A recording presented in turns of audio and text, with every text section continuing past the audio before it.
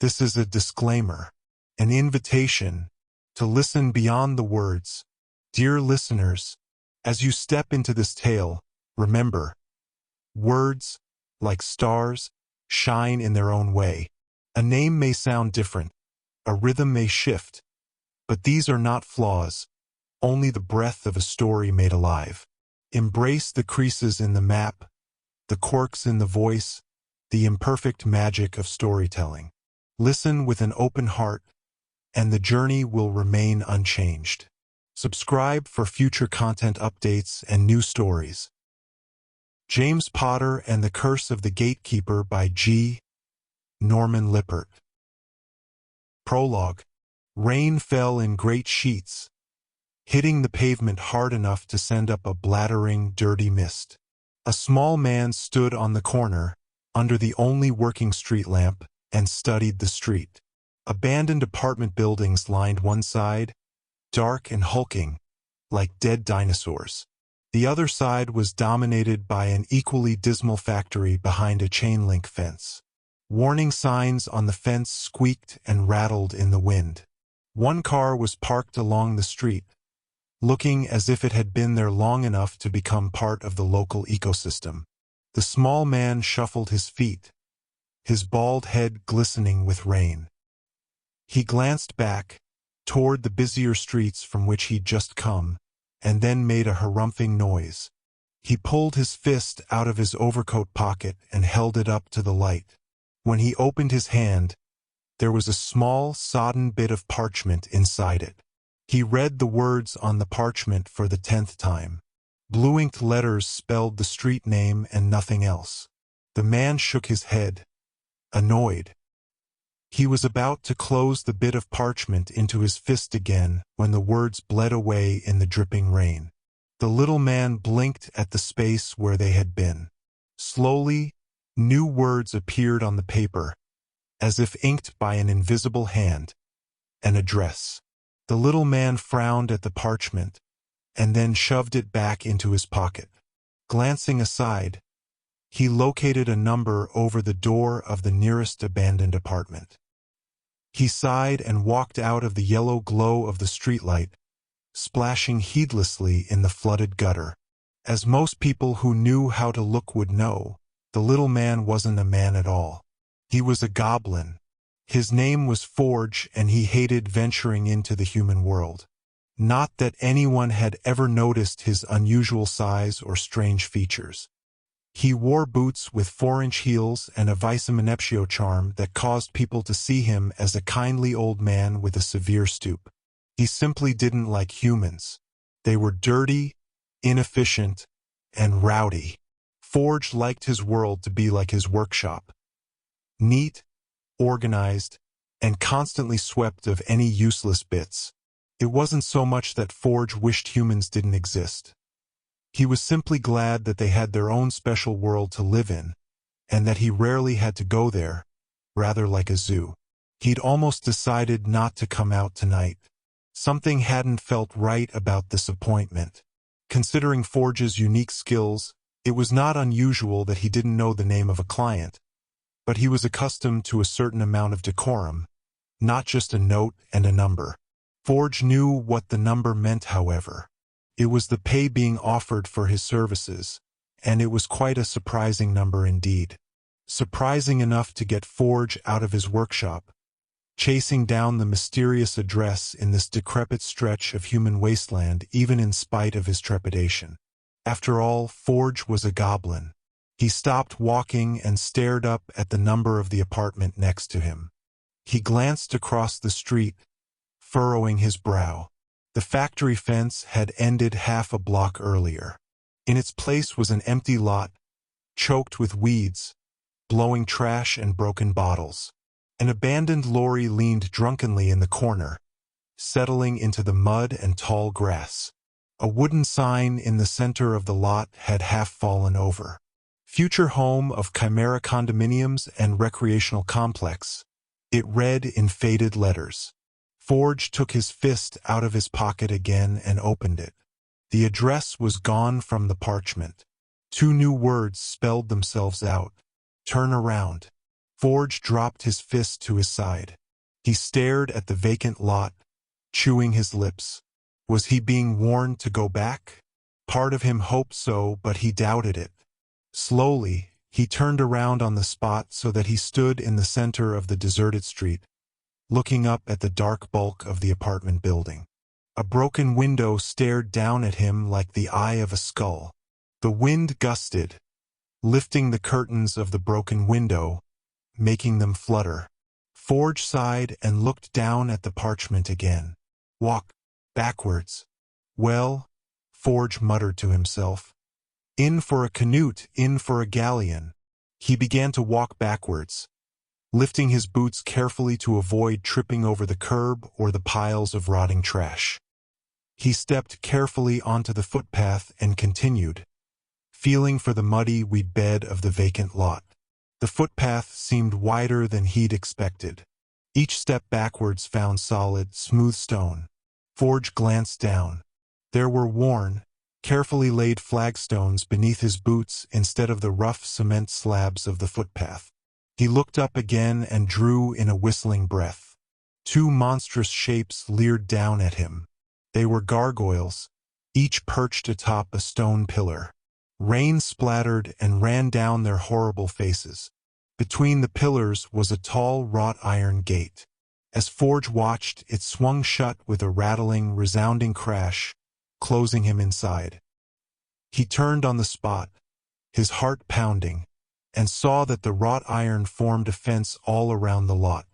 It was 6 feet tall and spiked with angry points. Nor was the lot any longer filled with trash. It was a lawn, carefully cropped, each blade of grass eerily sharp and exactly the same length as its fellows. The rain beaded on the grass like crystal. Where the abandoned lorry had stood was now a long, black carriage, immaculately shiny and covered with Gothic scrollwork. There were no yokes for horses on the carriage. Forge shuddered, and then looked up toward the center of the lot. In the place of the leaning sign was a house. It was not huge, but it was almost unnaturally tall. Its shuttered windows looked 20 feet high, and the mansard roof that topped it almost seemed to rake outward, like a vulture brooding. Pillars framed the front door, which was painted black and had a giant brass door knocker in the center. Forge swallowed, drew himself up, and approached the door.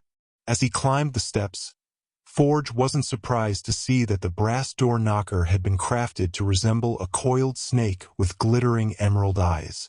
Nor was he surprised to see it stir to life at his approach. The head rose from its brass coils and flicked a golden tongue. "You bear the parchment?" the snake hissed. "You best believe I do. Open the door before I catch my death in this rain. Sheshawas. I didn't come all this way to argue with a bit of enchanted metallurgy. Open the blasted door and tell your master I've arrived." The snake's head rose very slightly so that it looked down at Forge's head. The eyes glowed green and the tongue flickered. "Show us the parchment." Forge looked up at the snake's head. It weaved slightly, flicking the air with its tongue. Forge had grown up with a metalsmith father and knew how enchanted ornaments were made. Even so, there was something about the weaving brass head and the flickering golden tongue that worried him. He stuffed his hand into the pocket of his coat and retrieved the parchment. "Here. See?" he said, trying to keep the tremor out of his voice. "Now open the door." The snake stretched out toward the parchment in Forge's hand. It reared, and then spat a bolt of green flame. Forge yanked his hand away, yelping as the flame consumed the parchment in midair. The snake's eyes glowed brighter as it uncoiled even further from the door, leaning out toward Forge's face. Forge wouldn't have thought it was possible, but the sculpture seemed to grin at him. "Proceed," it said. The door unlocked and swung ponderously open. Forge entered slowly, peering around. He found himself in a long hallway, laid with rich, if rather threadbare, red carpet. There were thick doors on either side, lacquered to a mirror-black shine. All of them were closed except for the one at the very end. Voices came from beyond, echoing so that Forge couldn't quite understand them. He opened his mouth to announce himself when the door suddenly slammed shut behind him. Startled, he glanced back at it, his eyes wide, and then listened again. The voices were still speaking. The masters of the house must have heard the slam of the door. Therefore, they must know he'd arrived. Water dripped steadily from the tail of Forge's overcoat as he walked quietly down the hall, toward the open door and the voices. Beyond the door was another dark room. There was a bench along one side and a long, ornately framed mirror on the other. A second open door showed a corner of a third room. Forge thought it looked like a library. Firelight flickered on the walls and shadows moved. The voices had become more distinct. "It is very dark," said a woman's raspy voice. "We are rather far away, my lord. It is impossible to be certain." "Pray do not say that," a man's voice replied. "Impossible is such a very final word. Perhaps you would care to be a bit more nuanced, madam." "Yes," the woman said quickly. "I err, my lord. Let me look again." There was a stirring, as of someone moving in a large chair, and a different man's voice spoke impatiently. "Just tell us what you see, woman. We will decide what it is." The woman moaned, either in fear or concentration. "There are 3 figures, small. No, they are not small. They are young. One is larger, another is fair-haired. There is commotion. Fighting." Forge listened, unsure of what he was supposed to do. He looked around the darker antechamber of the library and saw a coat rack standing next to the door. He shrugged off his overcoat and hung it there. Water pattered from it to the wooden floor. Apparently, he was meant to wait until this current interview was over. He approached the bench but did not sit on it. In the mirror across from the bench, Forge could see a reflection of the library beyond the doorway. 3 large chairs were turned to face the fireplace. He could only see their backs. "There is another figure," the woman's voice rasped. "Thin and tall. A wraith if I know my psychic signatures. The boys are fighting her. I see a cloud of embers descending. I fear I am losing the vision." "Let me look," the impatient voice demanded. "Be still, Gregor. Divination isn't your strong suit," the first voice said silkily. "Let the woman exercise her talents." In the mirror, Forge saw a hand moving on the arm of one of the chairs. It was very white and had a large black ring on it. The shadow of the woman moved on the wall of the library. Forge recognized the stoop and hat of a hag. She was bent over her crystal ball. "No," the hag breathed, now lost in her work. "This is not the fog of distance or any sort of confusion hex. This is something else. Something is descending on the place. Something is forming." There was a tense silence. Forge felt it, and knew that the 2 men were listening very intently. "The fight is done," the hag said in a sing-song voice, now completely immersed in her divination. "There is a ghost now as well. It is assisting the wraith, or perhaps it is the other way around. There is much conflict in the ether. But the fog has descended. It is forming. It is making The hag suddenly gasped. Forge saw her shadow lurch backwards, clapping her hands to her head. There was clatter and a crash as something fell. "Keep looking!" The impatient voice, Gregor, shouted. "Look and tell, or so help me." "Stop!" the other man's voice said, almost playfully. There was a smile in it. "Gregor, leave the poor woman alone. Obviously, she has seen something that has upset her a great deal." The hag was panting, and then, strangely, horribly, another voice spoke. It was very thin, high, cold, but nonsensical. Forge couldn't hear its actual words, but it seemed gleeful, somehow. The few remaining hairs at the base of Forge's neck stuck straight up. "What did you see?" Gregor demanded, ignoring the thin, muttering voice. "What was it?" "Let us not overtax the poor woman," the first voice said. "She has performed her services quite well. We shall see that she receives payment as agreed." "Thank you, madam." "It was a man," the hag panted, her voice trembling. "But then—" "Yes, thank you," the man's voice said soothingly. "I believe we've heard enough. Gregor, perhaps you'd be so kind as to show our guest." "Horrible!" She keened, and then sobbed hugely.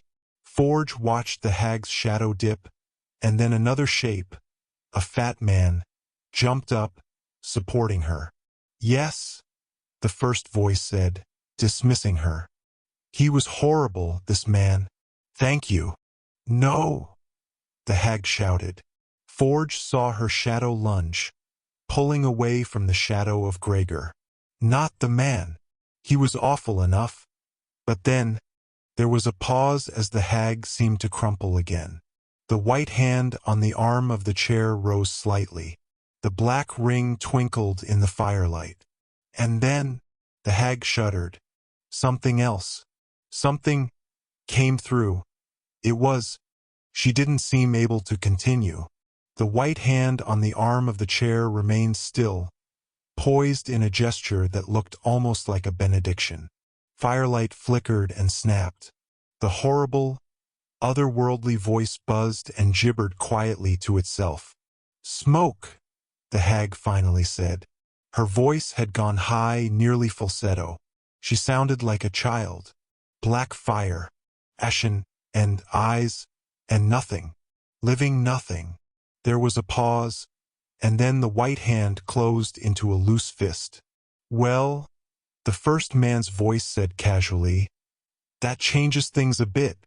Perhaps you should like to be paid here and now, madam. Tonight.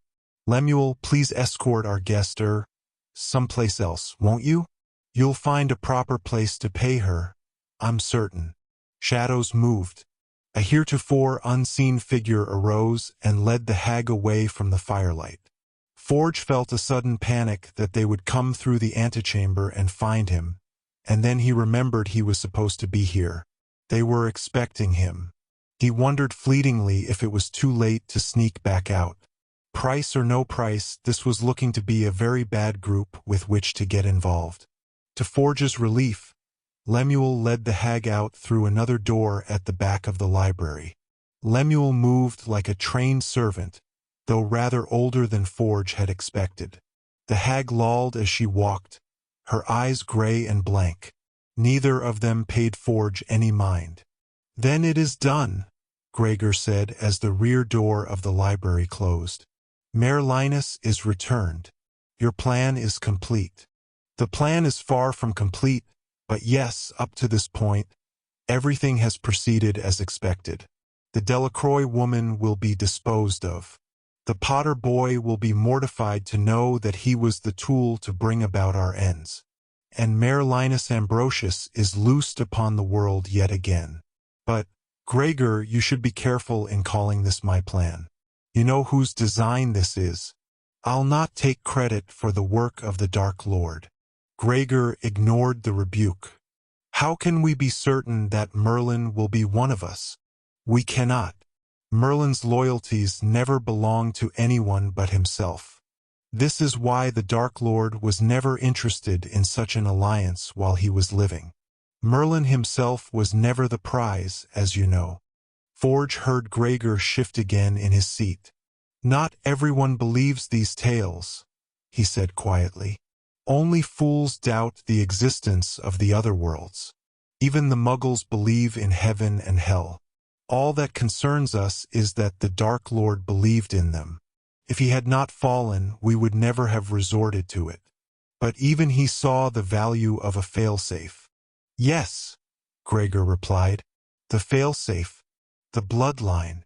"No," the first voice said quietly.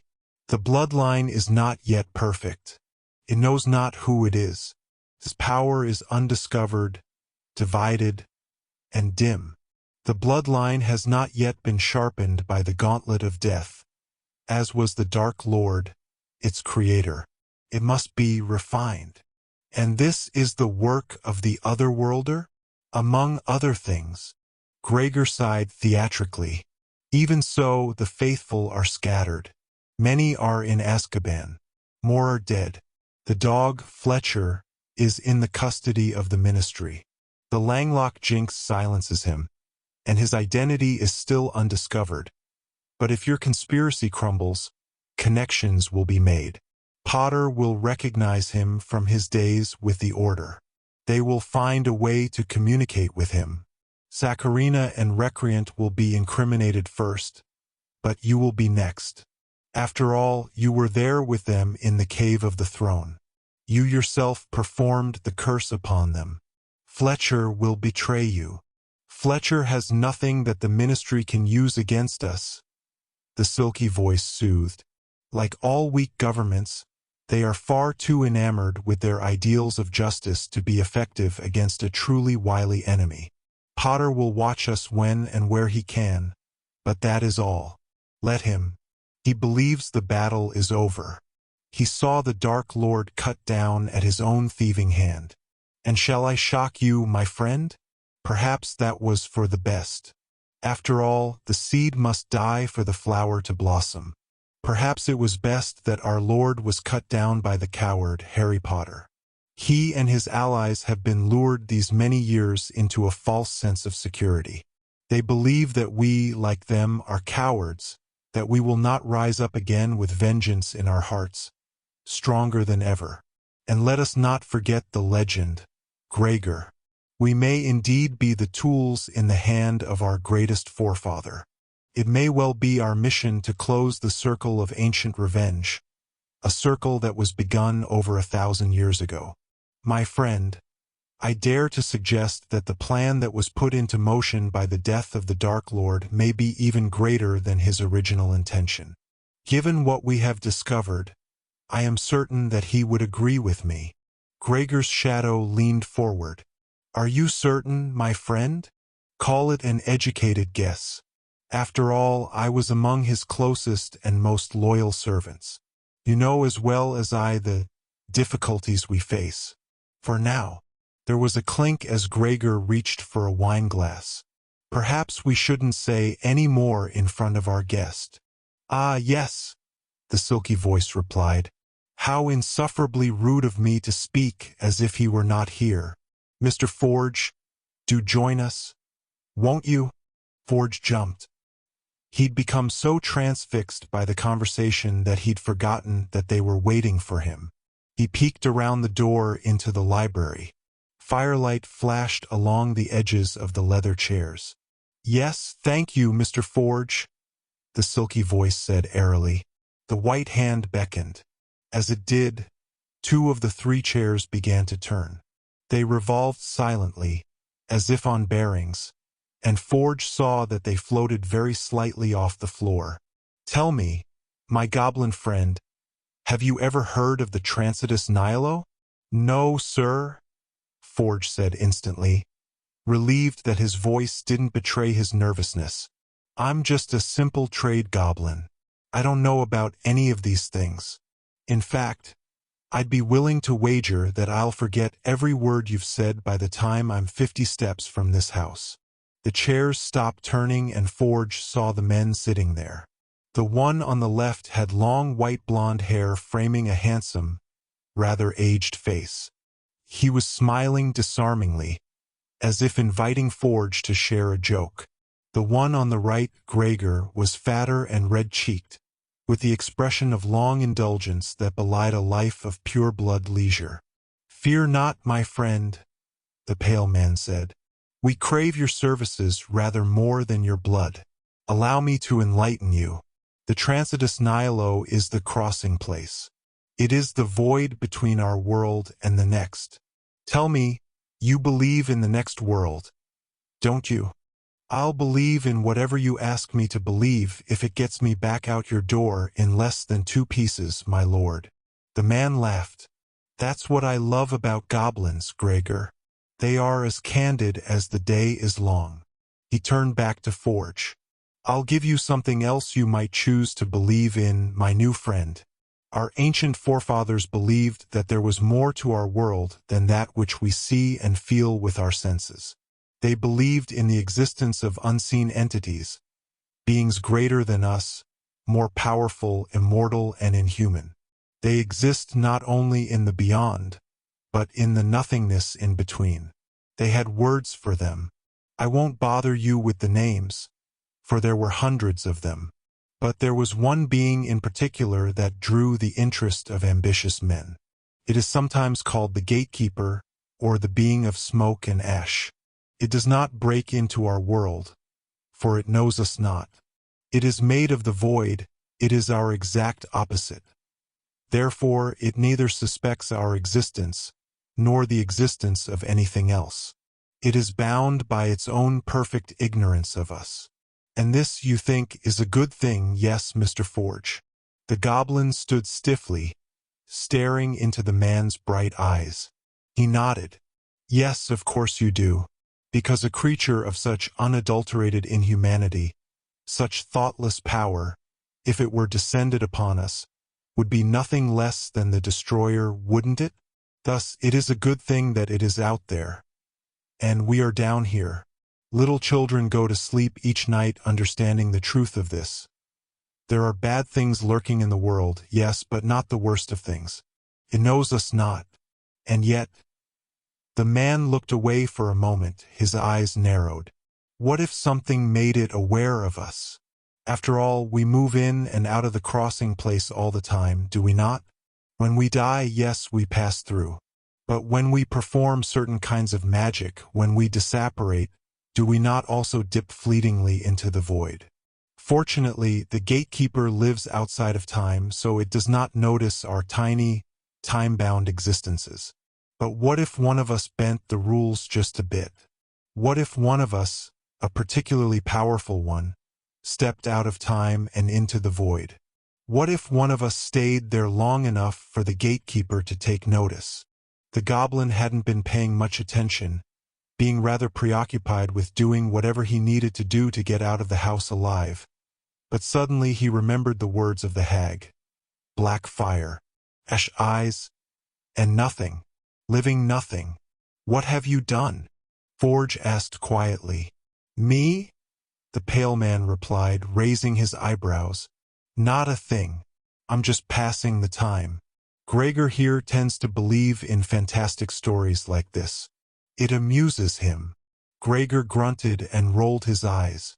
The horrible, mewling voice came again. It seemed to be coming from the chair that still faced the fire. Forge felt the skin of his scalp tighten. The voice was mad, chilled him. But let us get down to business, as it were. The pale man continued. Mr. Forge, we require your services. We understand that you are a bit of an expert on restoration. Would that be accurate? Forge shifted. I am just a simple trade goblin, sir. You are a master forger, the pale man said suddenly, his voice as cold as an ice pick. Tell me you are. I'd hate to think that I've summoned you here in vain. Why, yes, sir, Forge answered quickly, trying not to tremble. Excellent, the pale man replied breezily, leaning comfortably back in his chair. And I have come to understand that this expertise of yours extends to restoring portraits. Would that also be correct? Don't lie to me, Mr. Forge. I'll know. Forge gulped and glanced at Gregor. The man seemed to be paying no attention. He stared idly at the wine in his glass as he swirled it. Ah, yes, Forge said. It takes more time, of course. It isn't merely a matter of replacing the paint. The correct potions must be determined for each color. Unimportant bits have to be scraped and reused to get the proper compositions. It's very delicate, but I have achieved a level of success. That's very fascinating, the pale man said, his blue eyes boring into the goblin. He's mad, Forge thought. Completely nutters. I wonder if the other one knows it. I wonder if they are both mad, but in different ways. The pale man stood. We have a job for you, Mr. Forge. It will be rather difficult, I am afraid, but I suspect a goblin of your obvious skills will find it a worthy challenge indeed. It is a priceless family heirloom, you see. For the longest time, we believed it was lost. Funny, isn't it, how things tend to turn up when you need them most? It's been rather dreadfully damaged by, vandals. But if there was anything you thought you could do to help, we'd be most eternally grateful. The thin voice was gibbering again as the pale man began to turn the middle chair. Suddenly, Forge absolutely did not want to see what was there. He wanted to run or at least avert his eyes. He knew if he did, they would probably kill him. He watched and listened, and as the chair turned, the voice finally became intelligible. "Show me him," it rasped in its awful, tiny, broken voice. "Show him me." And it began to laugh, high and crackling. A thoroughly mad, fragmented, twisted laugh. The portrait was not large. It was almost entirely destroyed. Only a few shreds and scraps remained. The corner of the mouth, 2 fingers of a thin, pale hand, a single glittering red eye. It had been slashed. The back of the frame showed dozens of deep gouges and punctures. "Make him repair me," the portrait screamed in its thin, insectal voice. "Do it, Lucius. Make him repair me. It will be his pleasure, my lord." The pale man smiled, looking up at Forge, his eyes wet, glistening. "My lord," Gregor said, as if shocked to hear the decimated portrait speak so clearly. "You remain. But we thought—" "It matters not," the portrait of Voldemort cried. "The Gatekeeper is descended. The work of our forefather is at hand. Vengeance." Gregor seemed hopelessly at a loss by this sudden change of events. But how will we find it, my lord?" "We will not," the portrait hissed. The sound of its broken voice flapped a shred of the canvas. Forge dreaded the sight of the horrible thing, dreaded what they were going to make him do to it. But he dreaded most what he knew it was going to say next.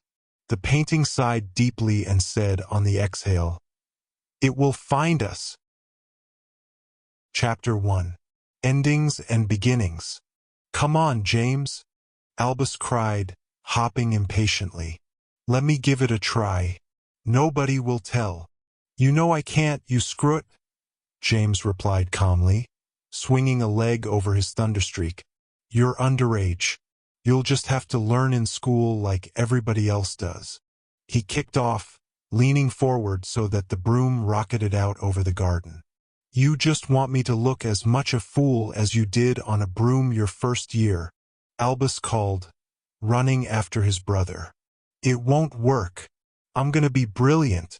I'll fly circles around you, you watch." James smiled as the wind whipped through his hair.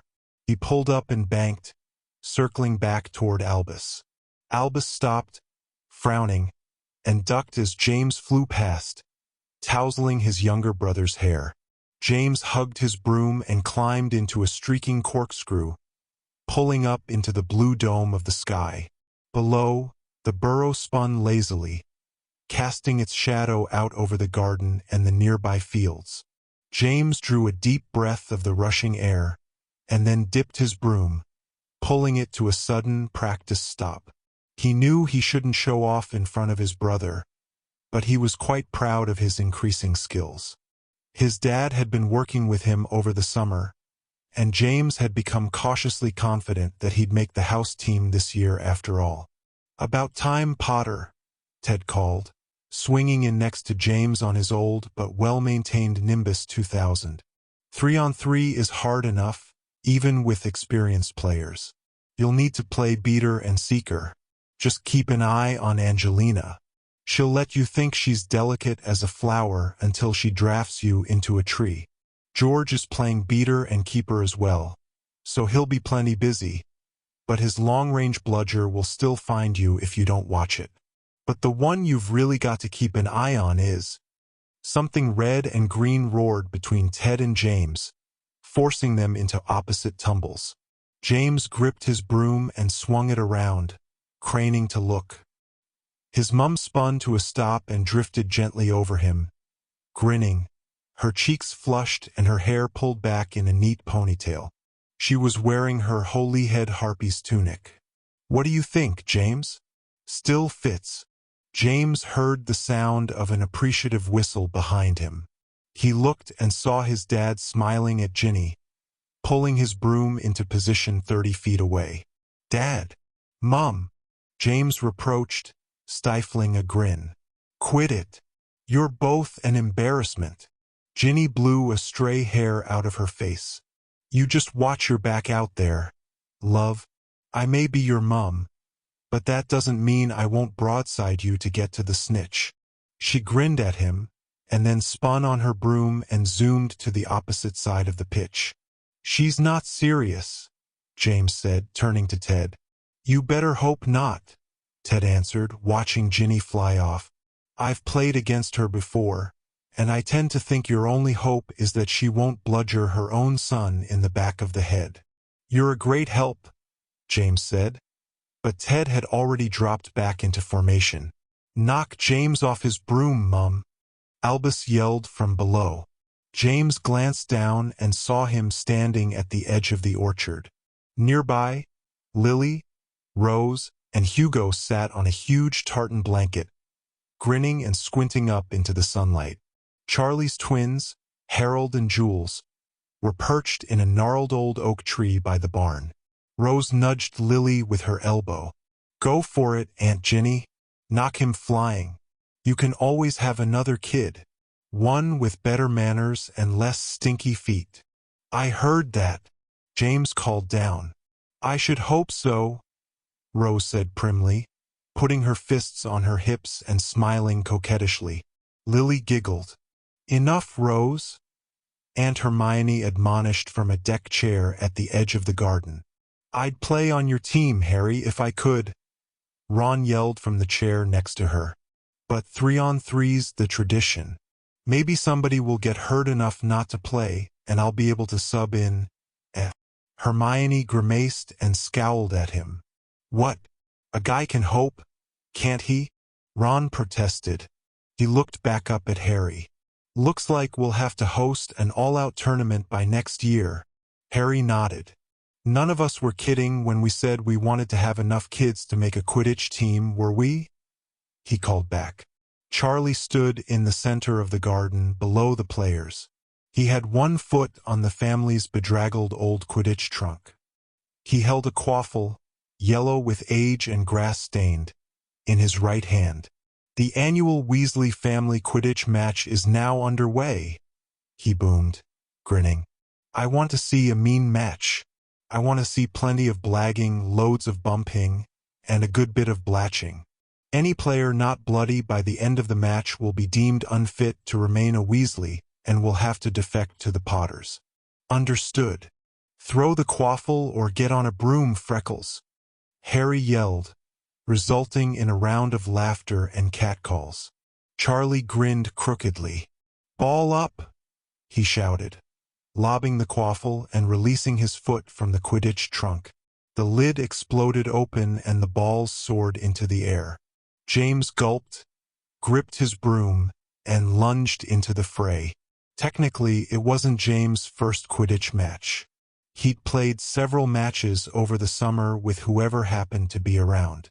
Granted, most of them had been 2-on-2 matches, sometimes using ghost players, which Ted provided from a small box he'd bought from George. Apparently, it was a Weasley's Wizard Wheezes test product. When the tiny wooden box was opened, it released 4 boggots, all of which had been specially hexed to only take the shapes of famous dead Quidditch players. They looked extremely convincing even if they were a bit transparent. The problem was that the boggots didn't have the slightest idea how to play Quidditch. Thus, despite their impressive appearance, they tended to simply swoop randomly over the pitch, their arms in the air, making ghostly noises. Also, bludgers flew right through them. Still, George had concluded, They do add a certain something to a match lacking the right number of players, don't they? None of the matches James had taken part in that summer compared to this, however. Not only did the Weasleys tend to be fiercely competitive, but all the players knew each other eerily well. This was sometimes a benefit, such as when George ducked beneath a bludger and lobbed the quaffle over his head, knowing Angelina would be directly behind him to swat it into the goal with her beater club. It was also sometimes a dread drawback, such as when Ginny predicted Ted's favorite maneuver and plucked the quaffle from beneath his arm the very moment he swooped to score. Despite the fervor of the match, there was plenty of laughter and hearty encouragement on all sides. James knew he'd probably influenced the match very little. He was mostly concerned with staying on his broom and not letting his own mum make a complete fool out of him in front of Rose and the rest. To his great pleasure, however, he did manage a few lucky swats with his club, sending the old bludgers careening into the fracas and even occasionally striking their marks. One of them caromed off of George's broomtail, sending him into a wild, momentary spin. When he recovered, he glanced back at James and gave him a huge, toothy grin. "Look at James," he called to the other players, giving the old guard a warning shot. "Next one will be my head, James? Nice shot." And he dove back into the melee. Ron couldn't help jumping up and down at the edge of the pitch, shouting instructions and warnings through cupped hands. "Dragon formation," he bellowed furiously. "Dragon formation, George at the wing. Harry's left is weak since that hit with Angelina. They've no defense against it. Ginny, you're drifting to the right. Fix your tail. Your tail. Oh, come down here and give me your broom." Right next to him, Albus matched him shout for shout, sometimes shoving his uncle aside with both hands. "They're planning a Waterloo skidoo, Dad.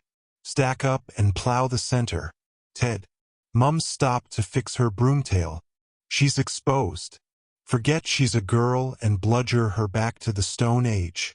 Hermione had moved to the blanket to sit with Fleur. The two of them were pointedly ignoring the match, lost in their own animated conversation. And then, just as the sun was beginning to redden, James caught a flash of gold flickering near the 5th story of the burrow.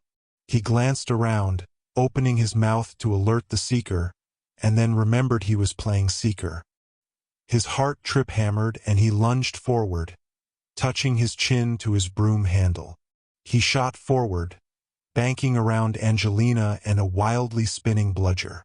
The rickety walls of the burrow swayed in front of him, its windows winking daggers of burnished sunlight at him, half blinding him. There it was again, the flash of gold, darting through a stand of birch trees at the corner. James leaned, and the thunderstreak responded with perfect control, ticking down and to the right, homing in on the snitch. He strained forward, nearly climbing off the end of his broom, and reached for the tarnished golden ball. The snitch suddenly bobbed upwards, just over James' reaching hand. He shot under it, swore loudly, and then tucked his head as he whipped through the branches of the birch trees. They tore at him, but he barely noticed. He leaned so hard that he nearly fell off his broom, slewing to a halt and craning his head back to find the snitch. The setting sun dazzled his eyes. James squinted and saw the tiny golden form of the snitch. It hung in the air near the corner of the burrow's roof, bobbing in the air like a bumblebee. A darker shape appeared behind it, blocking the sun. It was Ginny. She saw the snitch and then saw James. She grinned and hugged her broom, rocketing forward. "Oh no you don't," James growled. He lunged, forcing himself to keep his eyes on the snitch and not to check to see where his mum was. The snitch seemed to sense the pursuit. It zigged out over the pitch, threading through the players. James hugged his broom, willing it to go even faster, and was suddenly reminded that the thunderstreak was equipped with a rudimentary ability to read its owner's mind. It leapt forward, faster than James had ever gone before. He dipped under Ted and his dad, who had noticed the snitch flash past them. James heard them cheering him on raucously. A shadow fell over the end of his broom and James couldn't help glancing up. His mum was directly over him, swooping toward the snitch, her tunic flapping. James did the first thing that occurred to him. Suddenly, wildly, he steered to the left, away from the snitch, still reaching forward as if to grab it. Instantly, he corrected and threw himself forward on his broom. It had worked. He sensed the movement over him as Ginny feinted left, believing James had seen the snitch move aside. She'd been watching him rather than the snitch itself. The snitch didn't dodge away from him this time.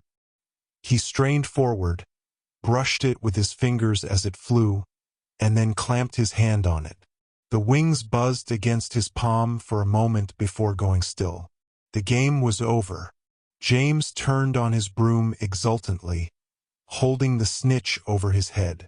Far behind him, Harry and Ted threw their hands into the air. They were shouting at him. A second later, James realized they weren't celebrating. They were making warning signs. James hadn't stopped his broom. He whipped around to see where he was going just as the gnarled apple tree at the back of the pitch loomed over him. The breath socked out of him as a branch swept him from his broom. There was a sickly sensation of weightlessness, and then he thumped to the ground.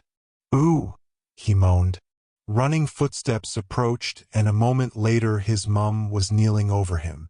"James, tell me you're all right," she commanded. Lily peered in next to her, her eyes wide. "He's all right, everybody," Ted said as he landed nearby, laughing. "He only dropped 8 feet. Besides, all those rotten apples broke his fall."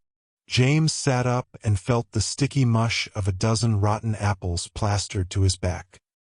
He moaned and shook his head, flinging gobbets of apple pulp from his hair. "Gah!" Lily cried, sputtering. "Warn me next time you do that, idiot." Suddenly, James remembered the snitch. He glanced down at it in his hand, and then showed it to his mum. A huge grin broke out on his face. Ginny smiled down at him crookedly. "Nicely done, son. Just don't expect to beat me twice." "Did we win, then?" James asked as Ginny gave him her hand and pulled him to his feet. "I hear Albus and your uncle arguing about it even as we speak, but I'd guess you did." In the near distance, James heard Ron and Albus heatedly arguing the final score.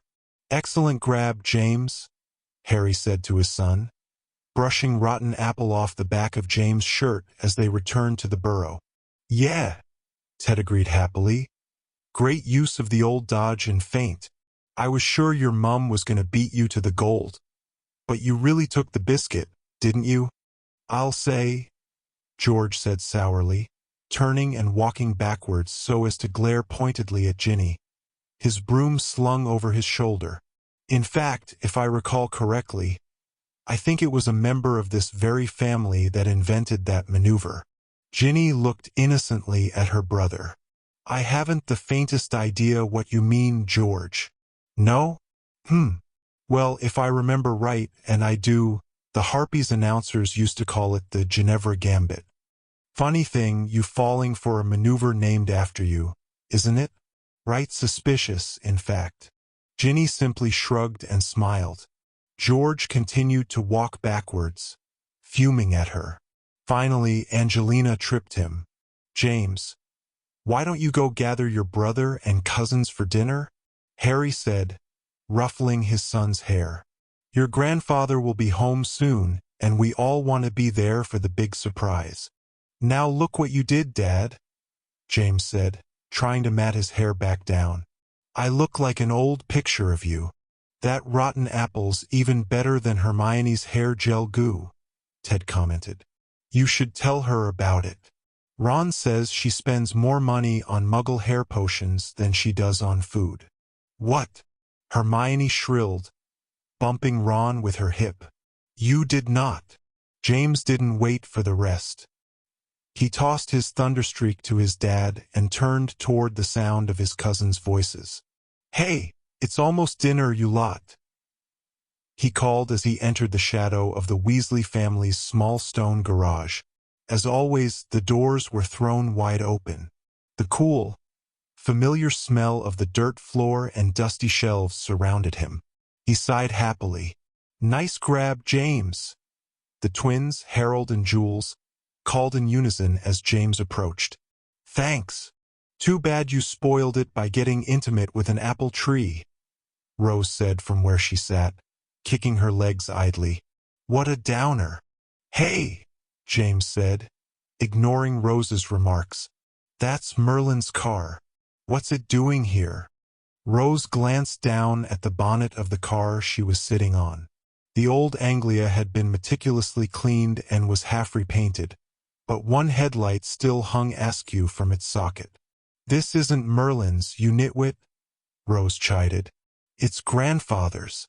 Don't you remember the stories about the flying Ford? Your dad and my dad took it for a joyride back when they were in school. They ended up losing it in the Forbidden Forest. All Merlin did was find it. When he discovered whose it was, he arranged to have it returned here. Grandfather's been getting it back into shape over the summer. He's making some pretty keen modifications to it too," Hugo announced, popping his head out the driver's side window. "Watch this." He disappeared again and the car rocked a bit as he and Albus moved around in the front seat. "That's probably not a good idea," James began, and then jumped back as a pair of wood and canvas wings shot out of the sides of the automobile, squeaking and ratcheting as they unfolded. They began to flap up and down violently, making the entire car bounce and rock. A moment later, they screeched to a stop. "It's a good thing you know how to turn those off," James exclaimed, his eyes wide. "I didn't," Albus answered, working buttons and levers on the car's dashboard. "They stopped on their own. Looks like they aren't quite finished yet. I hope we didn't break them." "Hey, Hugo, climb back there and jump on them a little, why don't you?" "No, let us," the twins cried, scrambling toward the wings. "No," James called, throwing up his hands. "Nobody jump on anything. Granddad will leather you with a hex if you break his stuff." Hugo scowled, ignoring James. "Too bad Uncle Percy and Aunt Audrey aren't here. Lucy's the mechanical one. I bet she could get this thing in the air." "I wonder why it needs the wings anyway," Rose commented. "I thought it flew on its own. Uncle Harry smashed it into the Whomping Willow at Hogwarts, remember?" Hugo called out. "Totally crippled it. That's why it ran off into the forest and turned all feral." "You've got it all wrong," Albus said. "Your dad was driving. If my dad had been behind the wheel, they'd have made a 4-point landing." "Yeah," Rose agreed. "Probably right through the windows of the Great Hall." The twins guffawed and ran around the car, pretending to fly and crash. Harold mimicked the Whomping Willow, thrashing at his brother, who feigned death and keeled over. "Anyway," Hugo continued, "everybody knows about the Alma Alarons and their flying cars. I bet Granddad wanted to see if he could make this fly even better." James grinned. "Come on, you lot. He'll be home soon. If we don't get inside, we'll miss the surprise." "And the cake," Rose added. That got their attention. Jules and Harold spun on their heels and darted past James, yelling and trying to push each other out of the way. Albus shrugged and followed Hugo out the driver's door of the car. Rose slid off the bonnet and brushed the dust from her bottom with her hands. "Grandfather's quite peculiar, isn't he?" she said, glancing around at the Anglia and the collection of mismatched Muggle objects that filled the shelves nearby. James had seen them 100 times, but there were always a few new things.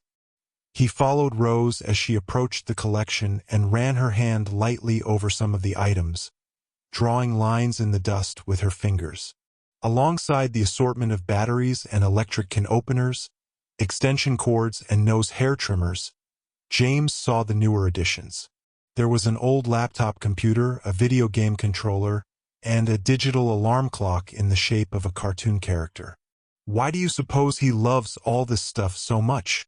Rose asked. "I don't know," James said. "I think part of it is because he grew up a wizard, not like us. My dad grew up with muggles. Your mum too. They brought a bit of the muggle world with them, so to us, it's no mystery. But for Granddad, the muggle world is as foreign as aliens would be to us. He just loves figuring out how it all works, and what they use it for. He could just take a Muggle Studies course nowadays, couldn't he?" Rose said as the two of them turned toward the door. "They didn't have classes like that when he was a kid." James shrugged. "I guess so. I don't think he wants to learn it like that, though. That's not the point for him. I don't really know what he thinks the point is, though." Rose tilted her head. "He just loves the mystery of it, don't you think?" "Well, what's the point of a mystery if you never find out?" James frowned. "You're such a boy, James. The moment the mystery is solved, it's not a mystery anymore. Granddad's a boy too, you know." "No, grandfather's a man."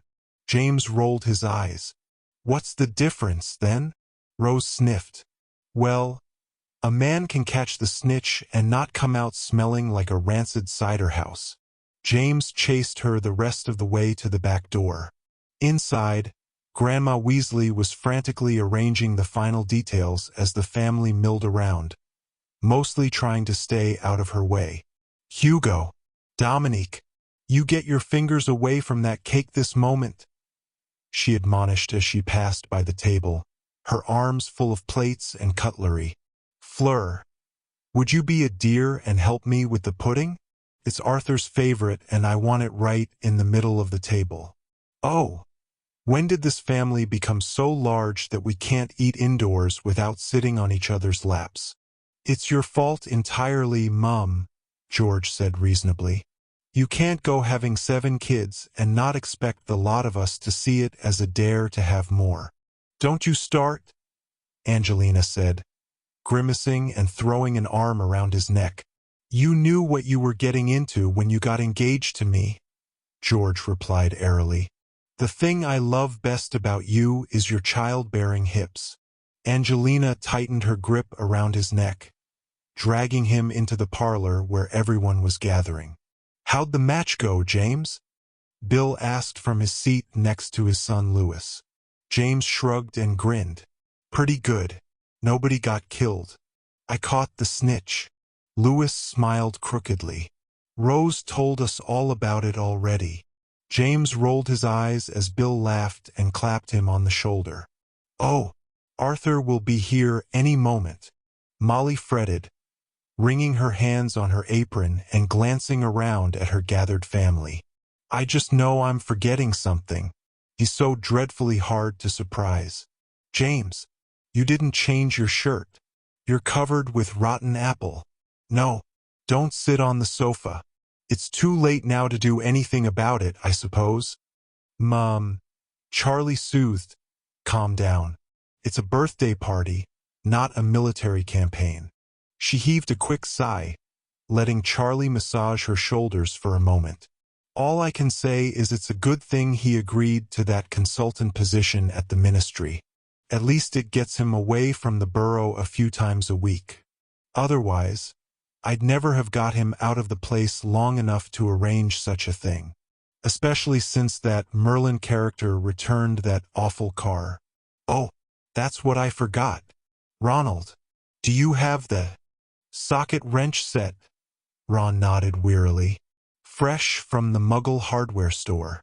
All wrapped and on the table along with everyone else's gifts. He'll love it, Mum. Calm down or George and I will have to break out the fire whiskey." "Shoo!" James' mum hissed, looking hard at the fireplace. "Here he comes." She leaned in, gripping Harry's arm and pulling him with her. The room fell silent as everyone drew their breath, preparing to shout. The ash in the fieldstone fireplace swirled, and then suddenly erupted into flame. It flared, and a figure materialized out of it, plopping onto the floor in front of the grate with a practiced hop. "Surprise!" everyone shouted. But the strength of the shout faded on the second syllable. The new arrival wasn't Arthur Weasley. There was a sudden, awkward silence as everyone stared at the unexpected form of Kingsley Shacklebolt. Kingsley's face was grave. He looked over the room, scanning faces, until he saw Molly. "Oh no," Molly said simply. Kingsley's face didn't change. Together, both he and Molly looked aside, toward the Weasley family. "Clock." "Oh no," Molly said again. She slowly raised her right hand to her mouth, her eyes wide, shining.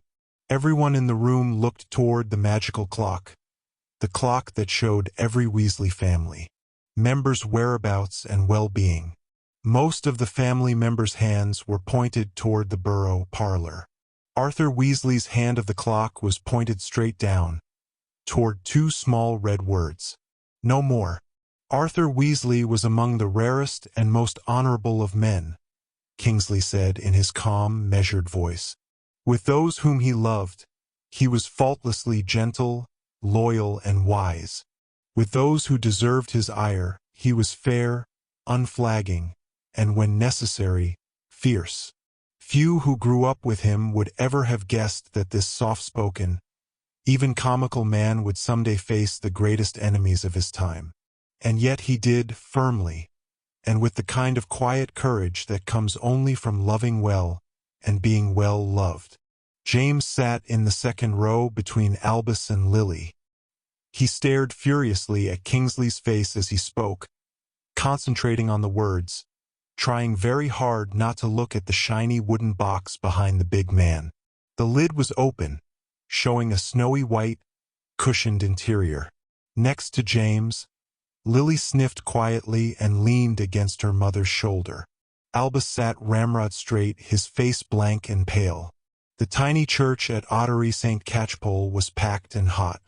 During Arthur's lifetime, Kingsley went on. He saw both great and horrible things.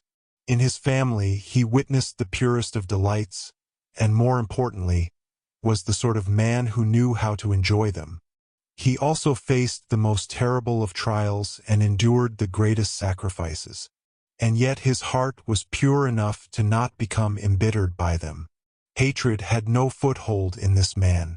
Viciousness knew him not. Corruption could not bend him. Dimly, James was aware of the many family members and friends who'd traveled from far and wide to be present. He'd seen Hagrid come in, and even now he could hear the half-giant blowing his nose in the row behind him. Luna was there along with her skinny new beau, Rolf Scamander, who in his brown suit and huge glasses looked, to James, vaguely like a human version of one of those insects cleverly disguised by nature to resemble a dried stick. Neville Longbottom was present as well as the Diggories, who lived nearby in the village. A surprising number of Grandad's co-workers from the ministry had also come, most straight from London. Directly in front of James sat his grandmother. Molly's shoulders shook, but she made no sound. Next to her, Bill put his arm around her. His eyes glistened. He frowned very slightly as Kingsley went on. There are men who devote their lives to fairness, who study and campaign and lead charges. There are men who seek power and influence, who arise to positions of great authority and make momentous decisions. And there are men who devote their lives to training for war, whose skills with the wand and the sword are legendary, who are the first into battle and the last to retreat. Arthur Weasley was not any of these men. He was better.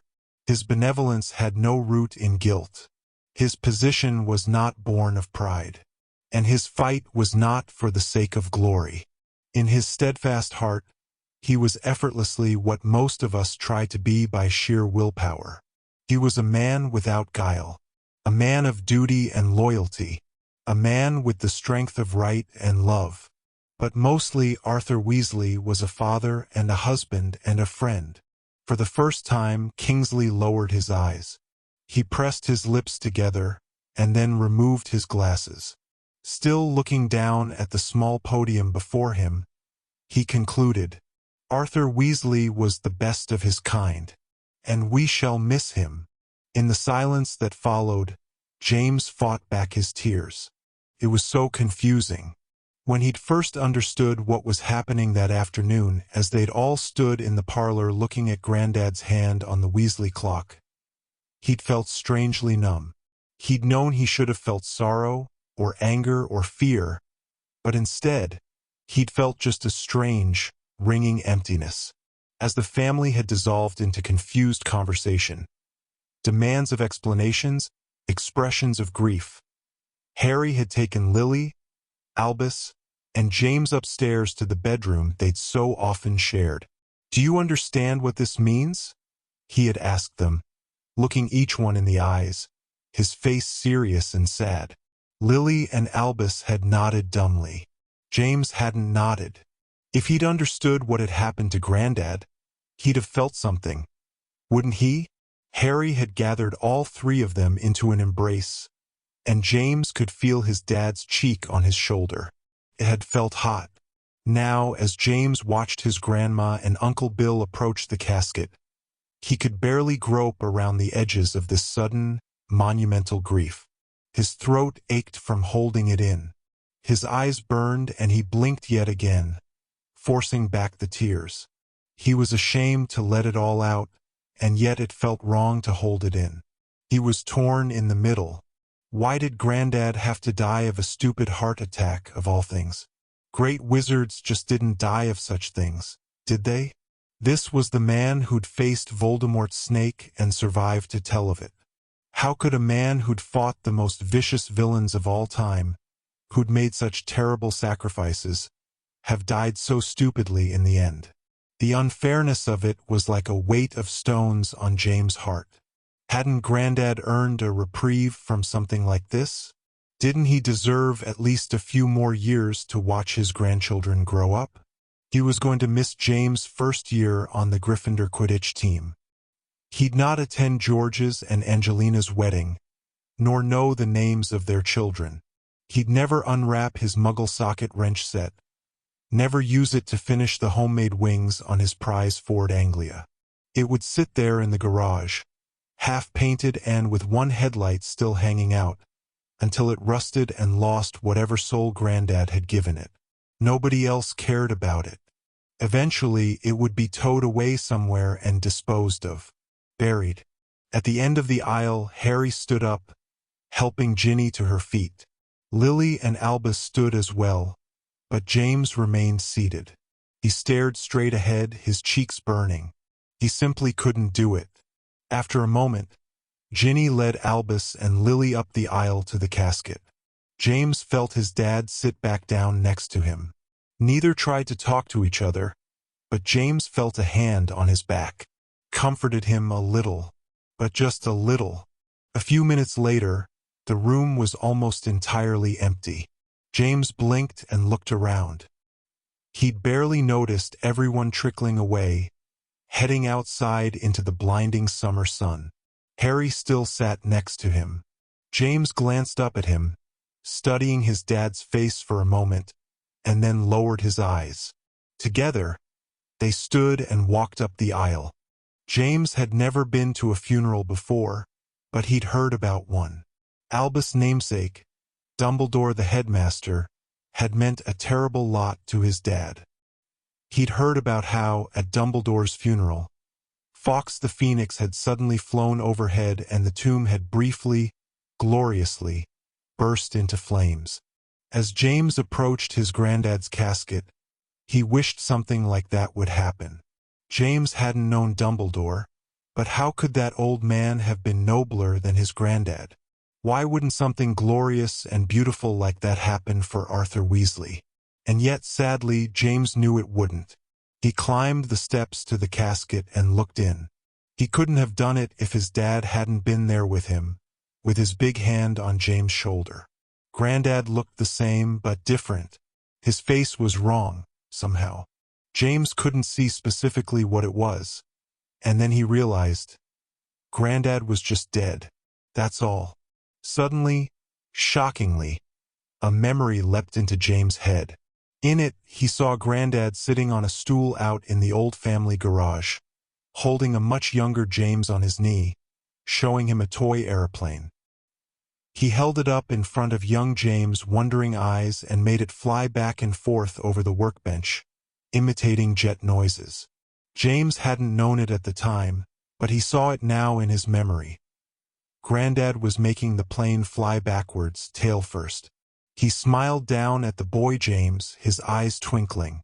"It's like a broom with 100 muggles in it," he said, chuckling. "You know, I've never actually seen one fly. I hope to someday, James, my boy. I truly do." James closed his eyes as hard as he could, but it was no use. He sobbed a great, dry sob and leaned on the edge of the casket. Harry Potter put an arm around his son's shoulder and held him tightly, rocking him slowly while he cried, hopelessly and helplessly, like the child that he still was. It wasn't really his birthday, of course. Molly was saying to Audrey, Percy's wife, as they stood in the sunlight of the Burrows' backyard, punch glasses in their hands. He was actually born in February. This was going to be his 78th and a half birthday party, more or less. Why, it was the only way we could surprise him. Of course, I should have known that he'd find a way to have the last laugh. God bless him. Oh, Audrey. James ladled himself a glass of punch and moved away from the table, not wishing to hear any more. Hagrid was seated rather uncomfortably on one of the tiny lawn chairs, pressing it into the ground. "I knew Arthur back when he was still in school, you know," Hagrid said to Andromeda Tonks, who was seated at the table with him. "Never knew of a gentler soul, did I? Always ready with a smile and a story, and sharp in his own way, sharp as a talon." James slipped past as inconspicuously as possible. He loved Hagrid, but he felt weary and washed out from his tears back at the church. He didn't think he could bear hearing any stories about his granddad as a young man just now. It was too sad. He saw Rose, Albus, and Lewis seated at one of the portable tables at the edge of the lawn and went to join them.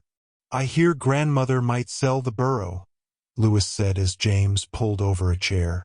"She can't do that," Rose said, shocked. "It's been the Weasley home since I don't know how long, but since before our parents were even born. It's like a part of the family." Lewis shrugged. "Dad says it's too big for her to manage all alone. I mean, the place is 7 stories tall, not even counting the attic and the cellar. Besides, it takes a lot of magic just to keep the place upright. Now that the kids are all moved out, and grandfather gone, it's just too much work for her all by herself. It just doesn't seem right," Rose insisted, kicking the table leg. She glanced up, widening her eyes. "So why shouldn't somebody just move back in with her? George could bring Angelina here when they get married. Couldn't he?" James glanced out over the yard at the knot of family and friends milling morosely in the sun. "George can't stay at the Burrow," he said. "He has the shops to run. Besides, Angelina's taking a tutoring job in Hogsmeade.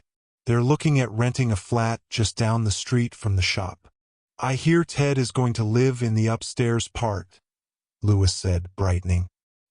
"He wants to try out for the national Quidditch team, so George said he could live with them and work at the shop while he trains." "He can't be serious," Rose grimaced. "Ted's all right, but does he really think he can make the national team?" Lewis shrugged again. "Mum says it's a mistake for George to take him in. She says that Ted just doesn't know what to do with himself, and that he should just buck up and find some regular work." "Aunt Fleur thinks that about pretty much everybody," Rose commented. "Are you two looking forward to starting school next week?" James said before Lewis could reply. "Is the main ingredient of halflinger root potion halflinger root?" Rose said, sitting up excitedly. James blinked. I assume the answer to that is yes. The new headmasters made some changes since last year, Lewis pointed out. No more sharing dorms between different years. Much more regulated class schedules. No more putting off secondary classes until your last year. He pretty much completely wiped out the changes made by that guy that was headmaster before McGonagall. Tyrum Wasname. I kind of liked having some of the other years in my dorm last year, James muttered. Yeah, well, Mum says it was Tyrum's forward-thinking business that led to the progressive element and all this reforming Voldemort rubbish, Lewis said wisely, raising his eyebrows. James didn't have a response to that. He wasn't surprised in the least, however, that Merlin had made some very conscious choices to take Hogwarts back to its pre-battle standards and procedures. What house do you think we'll get into, James? Rose asked. Dad thinks I'll be a Gryffindor, but what would you expect from him? Personally, I hope I get into Ravenclaw. I haven't the faintest idea what houses you'll be sorted to, James said. The sorting hat itself doesn't even seem to know until it sits on your head. I wouldn't be surprised if it takes one look at you and throws 11 OWLs at you. Rose arranged the napkin on the table in front of her. Just because I'm my mum's daughter doesn't mean I'm some unnatural genius, No, Lewis agreed. But the fact that you've read the entire encyclopedia of magical poisons and antidotes and can actually remember the exact page number for Bargulnarf salve does. That didn't actually happen, Rose insisted, her cheeks going red. Mum's been telling that story for months and it's pure rot. She bought me those encyclopedias for my 10th birthday, for Merlin's sake. The only reason I read them at all is because I wanted to learn how to make the draft of Lewis smiled politely and raised his eyebrows. The draft of? Well, it hardly matters, Rose said stiffly, still fiddling with her napkin. But I simply can't help it if I have a mind for details. Besides, it was just a cure for poison ivy. And I didn't remember the exact page. Just the chapter it was in. Well, that's different then, Lewis replied sardonically. Don't try that expression on me, Rose said, throwing the napkin at him and hitting him in the face. Nobody does it like Aunt Fleur. She was practically born with that look on her face. Well, I expect to get into Hufflepuff, Lewis said, tossing the napkin back to Rose and trying to look composed. It's the house most known for diligence and hard work. I plan to take school very seriously. Rose rolled her eyes and soundlessly mimicked Lewis's words. James smiled. What about you, Albus? Lewis said, nudging James' brother. Albus sat back and glanced around. What's it matter, really? What does it matter? Lewis repeated incredulously. It's only the single most defining thing about your school life. I mean, what if you get sorted into the wrong house? And what house would that be? Albus asked pointedly. Well, I don't know, Lewis answered, throwing up his hands. It's different for everybody, isn't it? Albus Severus Potter, Rose said meaningfully.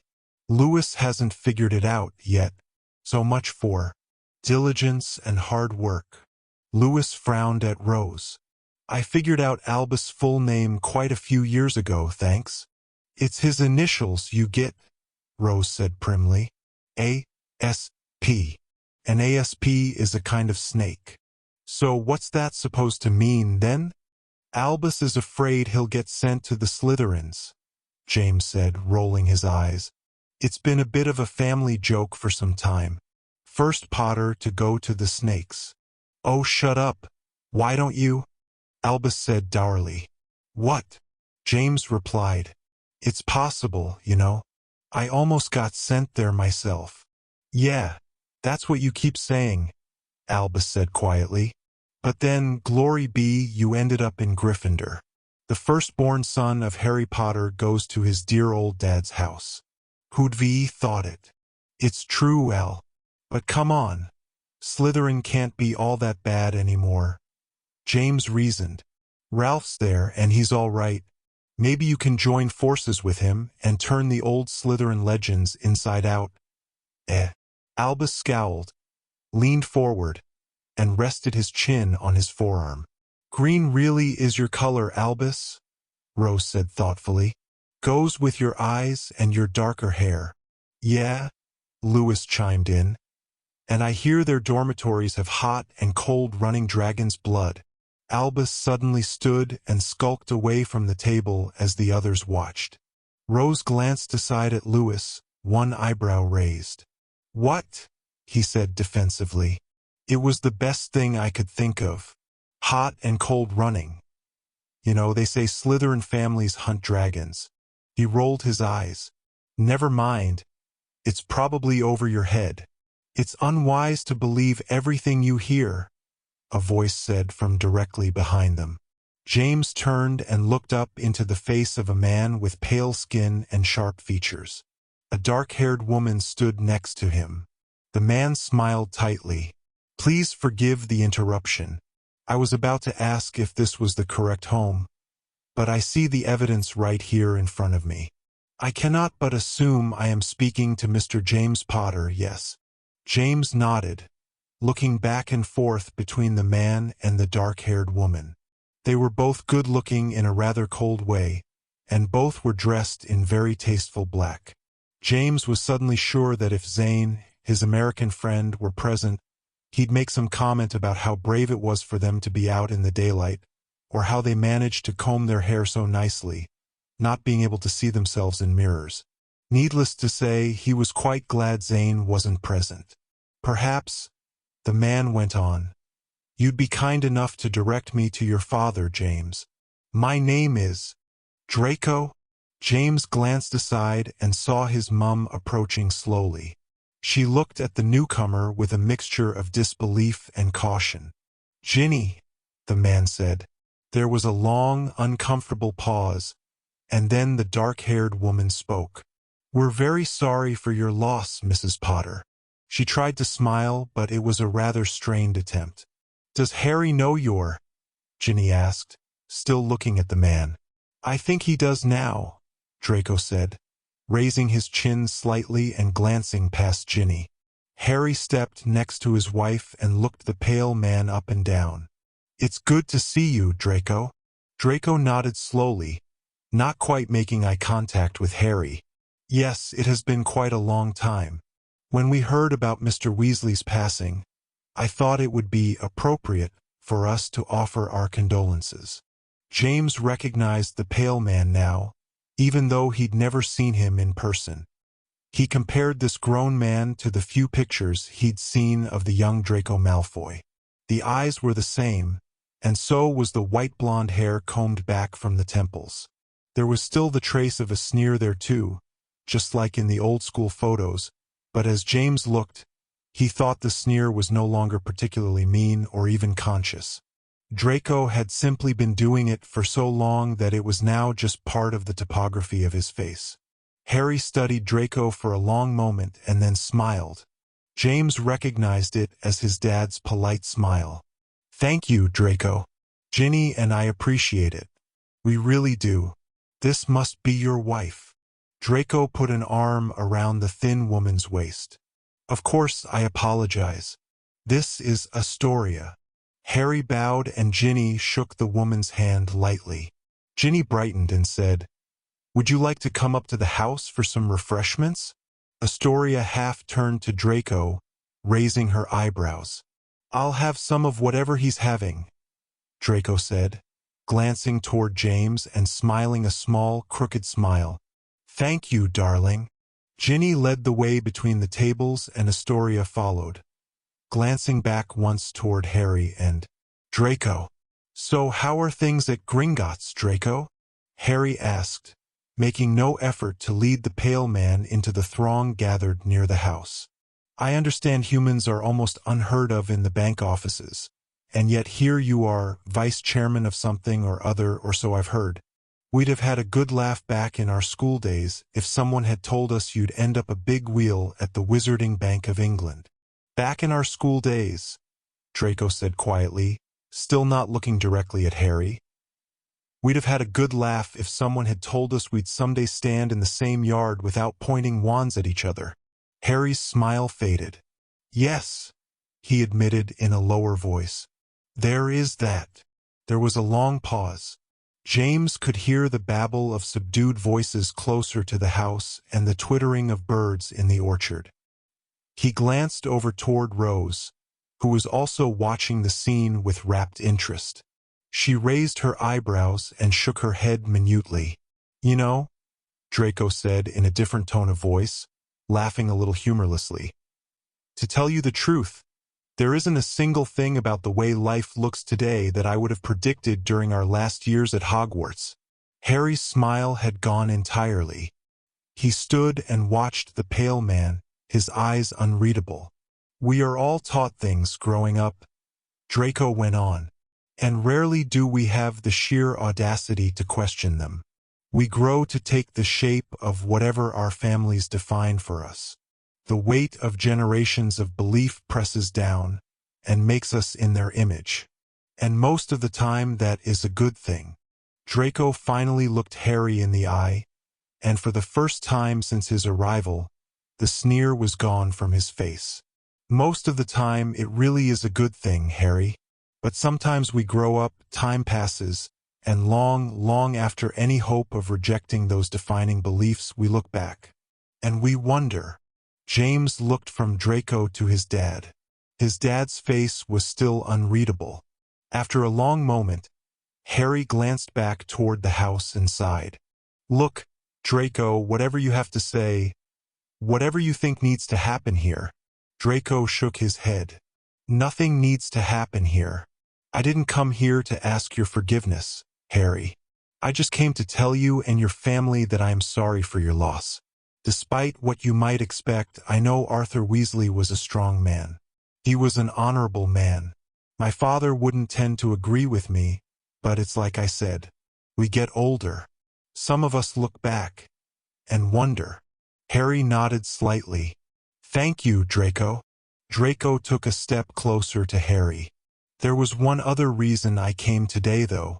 I think I should admit that to you. I came to prove something to myself. Harry didn't blink. What were you hoping to prove?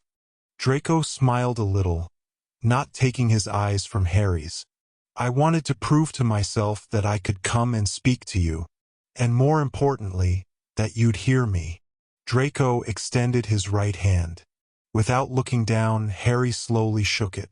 James could hardly believe what he was seeing, knowing the history of these two men. It was hardly a tearful reconciliation, and James had the distinct impression that if Draco knew anyone in his family could see it, he'd never have done it. But it was amazing nonetheless. The handshake was over in seconds, and less than 5 minutes later, both Draco and Astoria had left, driving away in their very large, very black automobile.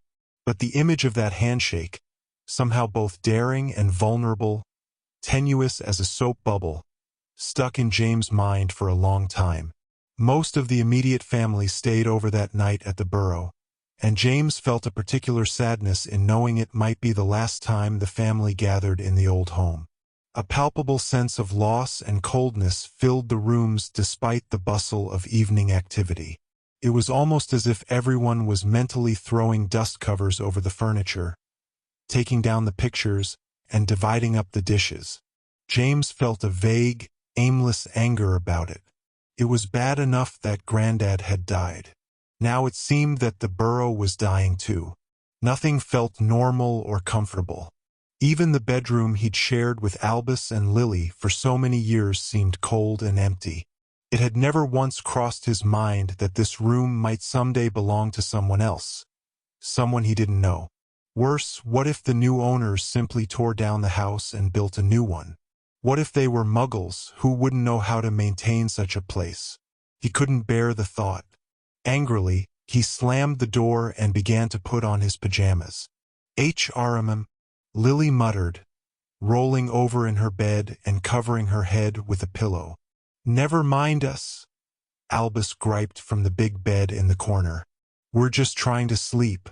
Let us know if we're bothering you. Sorry, James muttered. plopping onto the bed and kicking off his shoes. Albus sat up and stared at the door of the room. James glanced aside to where Albus was looking.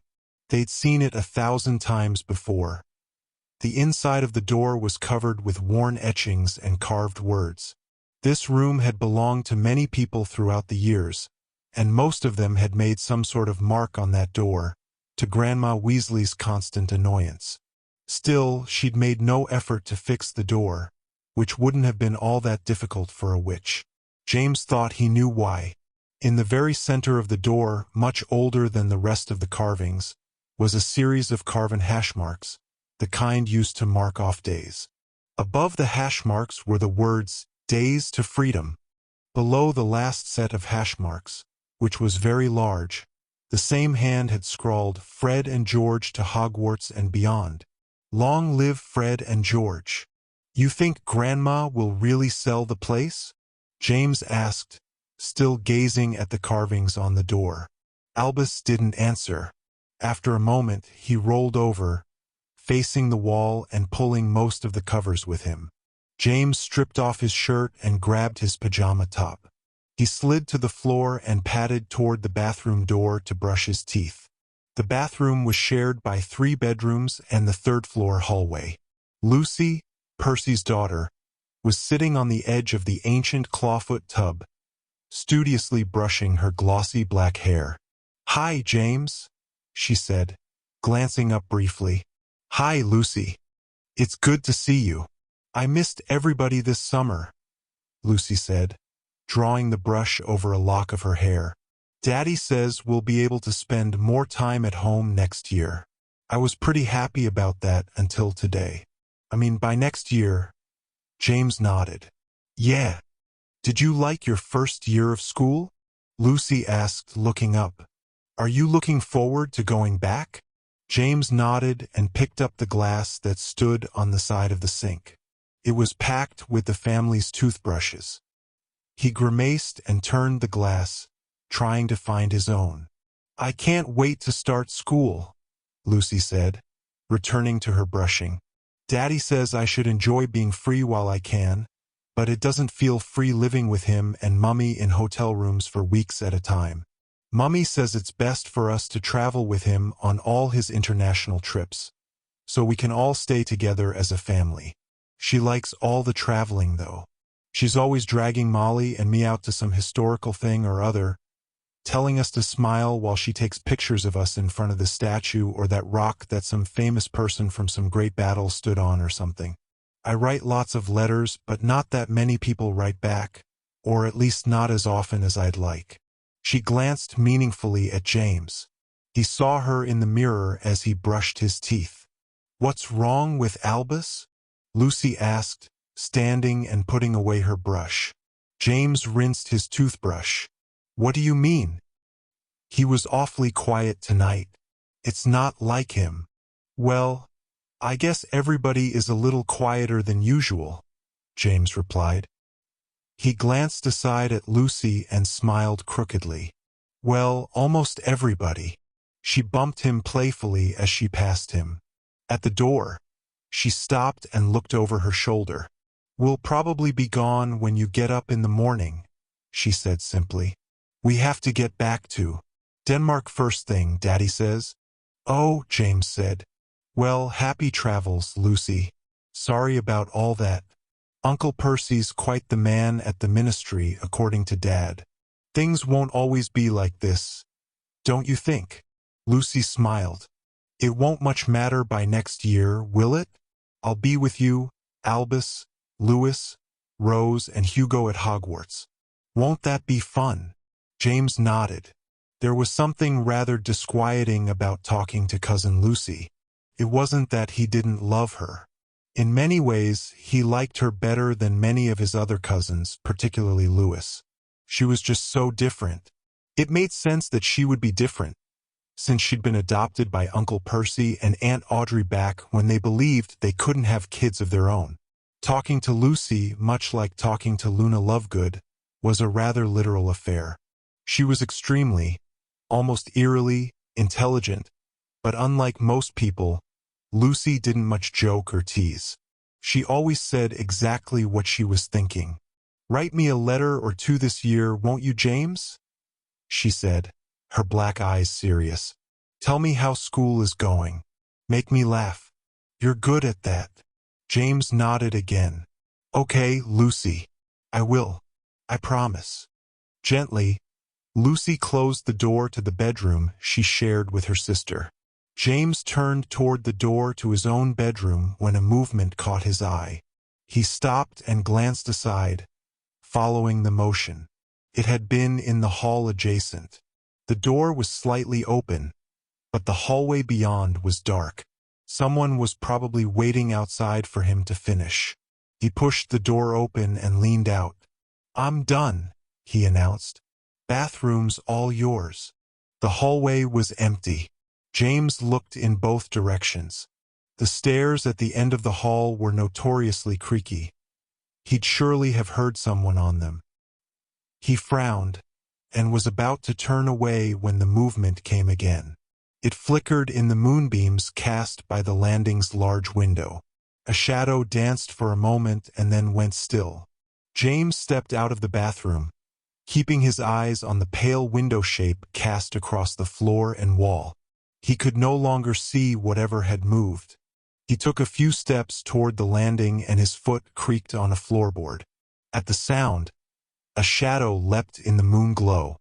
It scampered over the shape of the window like some kind of lizard, but with much longer, many-jointed arms and legs. There was a suggestion of a large head and pointy ears, and then, suddenly, the shape was gone. James stopped in the hall, the hairs on his arms prickling. The shadow had made a noise as it moved, like dead leaves blowing on a stone. As James strained his ears, he could still hear it. A faint scuttling came from the stairs below the landing. Without thinking, he followed. As always, the stairs were unbearably creaky. James had completely lost the sound by the time he reached the main floor. The Weasley family clock ticked to itself in the darkness of the parlor as he crept through, heading for the kitchen. One candle guttered in a volcano of wax on the windowsill. Moonlight played across the room, reflected from the dozens of pots and pans that hung over the counter. James stopped and cocked his head, listening. The scuttling came again, and he saw it. The tiny shadow flickered and jumped over the fronts of the cabinets, flashing in and out of the moonlight. It seemed to scamper up the pantry.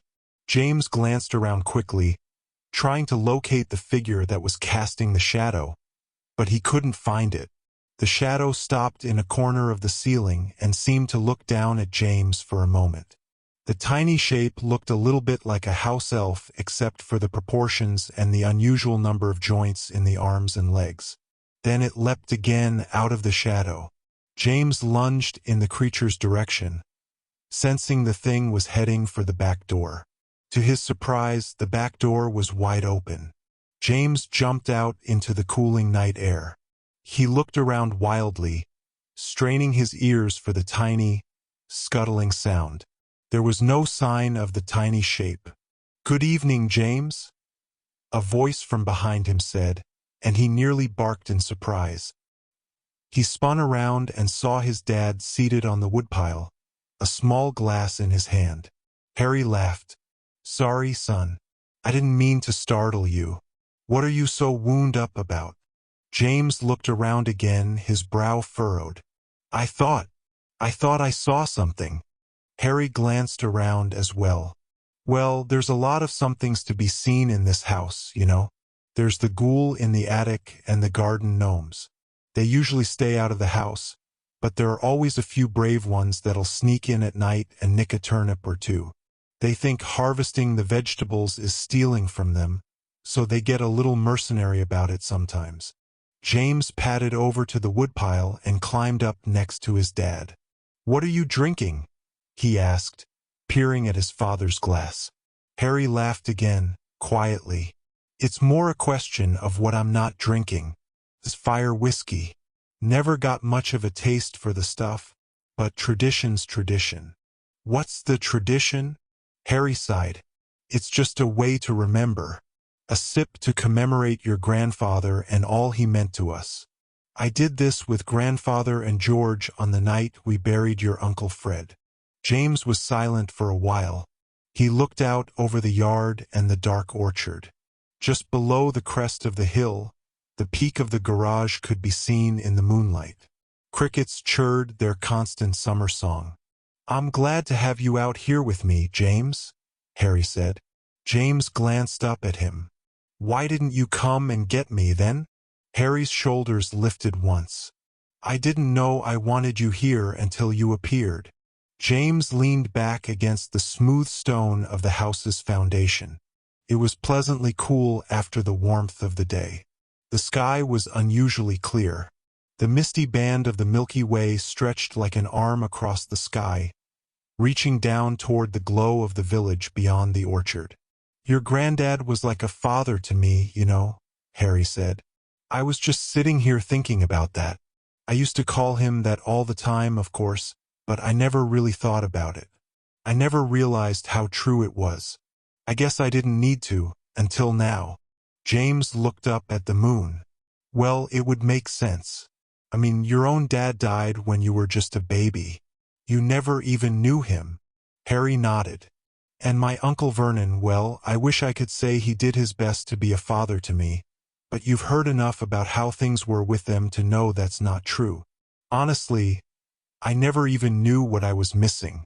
I just knew that things weren't the way they were supposed to be. Until you married Mum and became an honorary Weasley?" Harry smiled down at James and nodded. "I suppose." "You suppose?" The smile faded slowly from his dad's face. He looked away again, out over the darkness of the yard. "There was Sirius," Harry said. "He was the first father I ever knew. Technically, he was my godfather, but I didn't care. He asked me to come and live with him to be family. But it didn't work out. He ended up on the run from the ministry, moving from place to place, always in hiding. Still, he did his best. Bought me my firebolt, which is still my favorite broom of all time." Harry stopped. He reached up and took off his glasses. James remained silent. "So I was just sitting here thinking about how Granddad is really the third father I've lost, that I'm back to where I started. If you want to know the truth, son, I was sitting here feeling sorry for myself. Sirius was killed before we had the chance to take even a single family picture to remember him by. Sometimes I can barely remember what he looked like, except for in his wanted poster. But the hole he left in my heart has never been filled. I tried to fill it with my old headmaster Dumbledore for a while, but then he was killed, too. Granddad made me forget for a long, long time, but now even he's gone. I mean, honestly, this should be a bit easier for me. I've had practice. And yet, if you want to know the truth, I think your mum is handling it even better than me. I'm angry, James. I want the people back that I've lost. I can't seem to just move on like the rest. Just now, I was sitting here thinking that Granddad was just one too many. I didn't want to accept it anymore. But what could I do? There's no way to bring them back, and wishing for it just makes us bitter. I was thinking all those things, and then do you know what happened? James looked up at his dad again, his brow furrowed. What? Harry smiled slowly. You jumped out that door like a jack-in-the-box and scared me so that I nearly dropped my glass. James smiled back, and then laughed. So when you startled me, you were just getting back at me, eh? Perhaps, Harry admitted, still smiling. But I realized something in that moment, and that was why I was glad you came out here, that you sat down with me. I remembered that I have another chance at the father and child relationship, but from the other side. I have you and Albus and Lily. I can try my best to give you three what I missed for so much of my life. And you know what's really magical? When I do, I get a little of it back like a reflection from all three of you. James looked hard at his dad, frowning a little. He thought he understood, but only very dimly.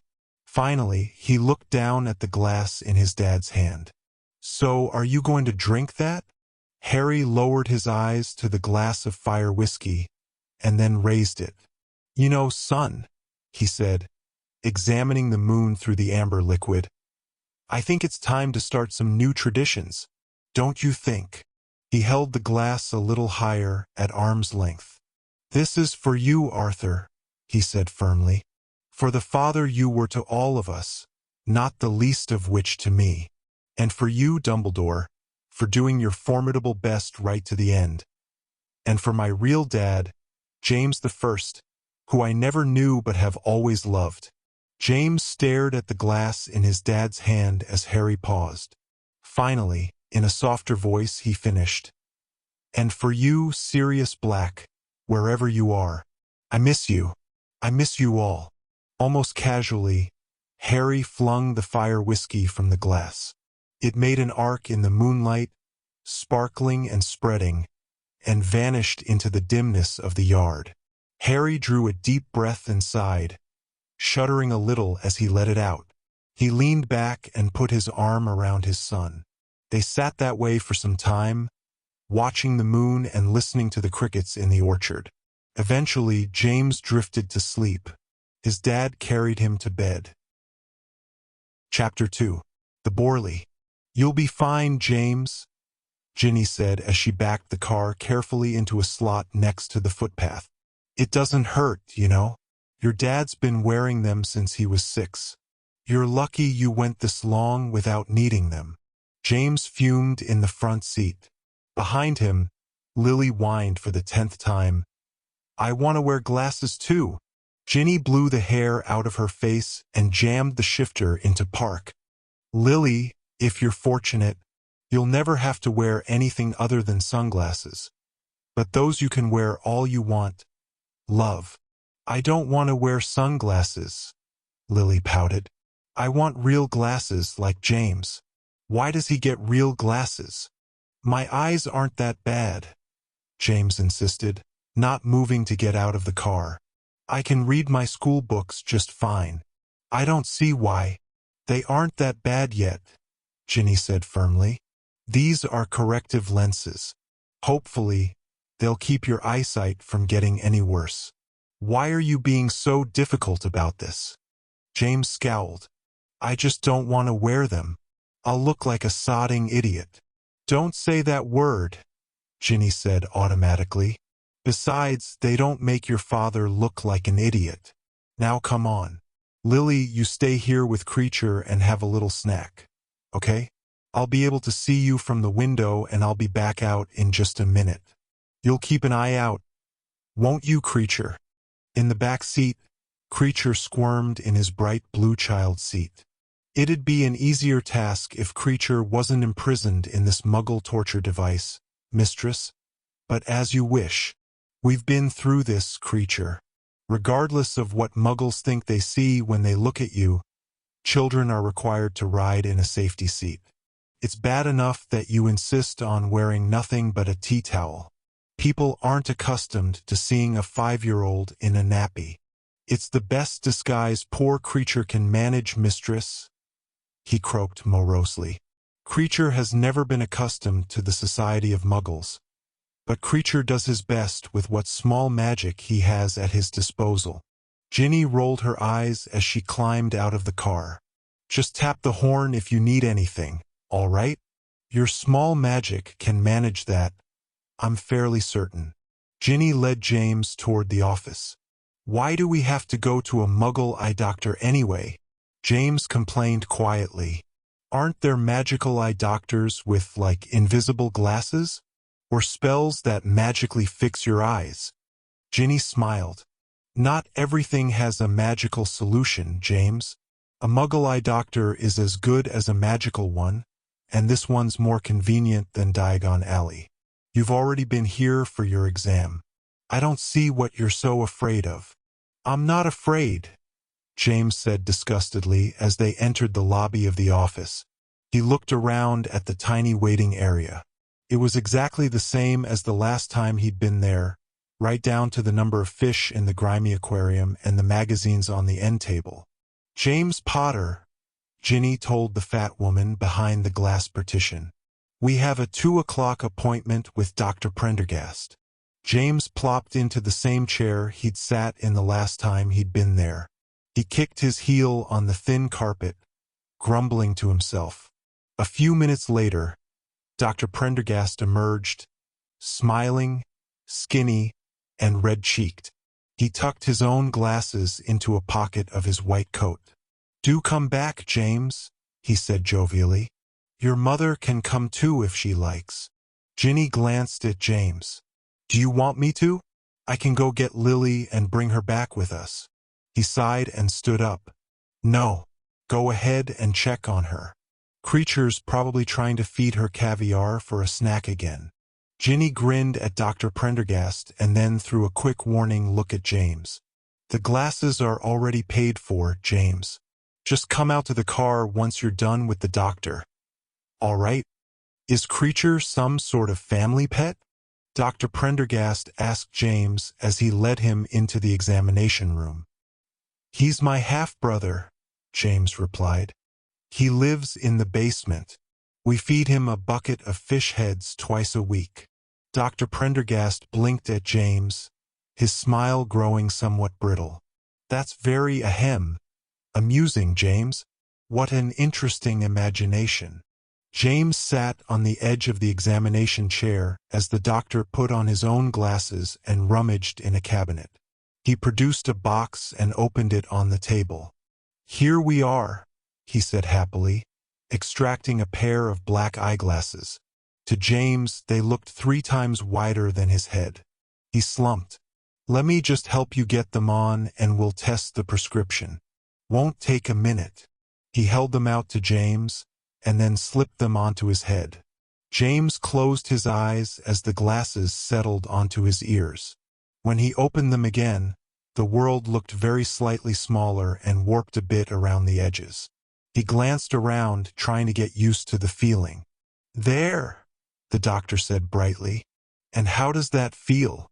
James sighed again. "All right, I guess. It's a little weird.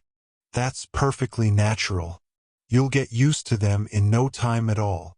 James had already determined that he would not let that happen. He intended to wear the dreaded glasses for his mum to see for the next 2 days, and then to stick them in his trunk the moment he got on the Hogwarts Express. He didn't really need them anyway. He was sure of it. Dr. Prendergast sat James on a stool in the corner of the examination room and turned him toward the eye chart on the opposite wall. James covered one eye at a time and read down the chart in a dejected monotone. The doctor nodded happily, removed his own glasses again, and opened the blinds of the small room, letting in the afternoon sunlight. "That's very good, James," he said, opening the examination room door. "We're mostly done. Just let me schedule your follow-up appointment and you can be off." When James was alone in the room, he stood up and approached the mirror next to the window. The glasses weren't really that bad, he thought, but they were bad enough. They felt heavy and clunky on his face. He scowled and took them off. In the mirror, something moved behind his reflection. James glanced up and then turned around. The sunlight poured into the room, brightening it considerably. James saw his own shadow on the wall, projected onto a large poster showing a diagram of an eyeball. Another shadow scampered past his. James recognized it immediately as the same shape he'd seen a few nights earlier in the hallway at the Burrow. Without thinking, he reached for his wand in his back pocket, but of course it wasn't there. He wasn't yet allowed to do any magic out of school, and his mum forbade him from carrying it when they were out in the Muggle world. The shadowy shape shimmied up the wall and leapt. James widened his eyes, surprised and bewildered, as the shadow seemed to come off the wall, leaping out of the beam of sunlight. It made a slightly darker shape in the room, almost invisible. The shadow wasn't being cast by the creature. Somehow the creature was its shadow. It landed on the small table next to the examination chair. To James' shock, it began to pick up some of Dr. Prendergast's tools and fling them around the room. They clattered and bounced off the walls. James jammed his glasses into the pocket of his jeans and jumped to catch some of the flying tools. "Stop!" he whispered harshly at the tiny shadow imp. "What are you doing? You're going to get me into trouble." James ducked beneath the examination chair, scooping up the scattered tools. Meanwhile, having cleared off the table, the shadow imp jumped to the stool and scampered up the wall. It reached the cabinet and darted behind a row of thick books. One by one, the books began to pop off the shelf. James dumped the tools onto the table with one hand and lunged to catch the first few books with the other. Unable to catch them all, James bent to scoop them off the floor. A particularly large volume struck him in the back of the head, making him drop the books he'd already collected. Angrily, he spun on his heels, looking for the creature, meaning to grab it if he could. It jumped from the bookshelf to the wall, snagging a corner of the poster. The poster popped free and fell like a sail, covering James' head. He struggled out from under it and lunged at the creature. It leapt to the ceiling fan and sat perched on one of the slowly revolving blades. It seemed to be taunting James. "This is a muggle place," James hissed at the creature. "But I'm a wizard. You can thank your lucky stars I don't have my wand with me." The creature recoiled at that, as if it had understood. It spun and jumped toward the window. James, still partly caught under the fallen poster, threw himself over the examination chair, reaching for the creature. He landed hard on the chair, which moved. It rolled on its casters, scooting across the floor and striking the wall below the window just as the door opened. James looked up into the face of Dr. Prendergast, whose eyes widened. "Look," James said quickly, clambering off the examination chair. "I don't know what it was, but it wasn't me. I didn't do any magic. I didn't knock all your books down, or tear your poster off the wall, or make any of this mess. All of this was done by some weird little shadow monster. You probably don't believe in shadow monsters, and that's fine because I myself didn't even know they existed until now, so that's all right, but we'll probably all end up obliviated anyway, so who really cares, right?" Dr. Prendergast's gaze remained locked on James. His eyes looked rather magnified behind his glasses. James took a moment to glance around at the mess that had been made of the examination room. To his great surprise, there wasn't any mess. The books sat neatly on their shelves. The poster hung on the wall, perfectly intact. The eye examination tools lay neatly on a cloth on the table in the corner. "Ah, ha ha." Dr. Prendergast laughed, smiling a little nervously. "This is like the story about your brother eating fish heads out of a bucket, I see. Like I said before, Mr. Potter, what a very, interesting imagination. Here is your reminder for your next appointment. I believe your mother is, waiting for you outside." On the morning of the 1st of September, James was feeling unusually surly. The weather seemed to match his mood, having turned cool and foggy, covering the city like a wet blanket. James stared through his reflection in the car window as the family wove through the city toward King's Cross Station. He'd made an attempt to tell his mom about the weird shadow creature he'd seen twice now, but she had been irritable and harried and had told him to save the inexplicable imaginary creatures for Luna Lovegood, who rather specialized in them. James had determined to ask Luna about it the next time he saw her, but for now, preparing for his return to Hogwarts and managing his strangely churlish brother, Albus, were enough to keep him busy. Soon enough, he'd put the shadow imp out of his mind. Things had begun badly that morning. James, excited about going back to school, had his trunk packed and ready, waiting beside the front door of the Potter family home. When he tromped back upstairs to collect his owl, Nobby, Albus was still sitting on the bed in his room, tying his shoes. His trunk sat open next to the desk, half-packed. "Come on, Al," James said, setting Nobby's cage on the desk. "Dad's already pulling the car around front." If we don't get packed and on the road, we'll be late. Albus made no effort to hurry. He slumped off his bed and stalked out of the room. James watched him go, rolled his eyes, and began piling Albus' school books into the trunk. Albus' new snowy owl, who was as yet unnamed, sat in her cage next to Nobby's, clicking her beak nervously. "At least you don't have anything to pack," he griped to the owls. "Or a troublesome little brother." "Albus," Ginny's voice called from downstairs. "James, it's time to go." James grabbed Albus' new robes and a handful of clothes from the closet, stuffed them into the trunk, and slammed the lid.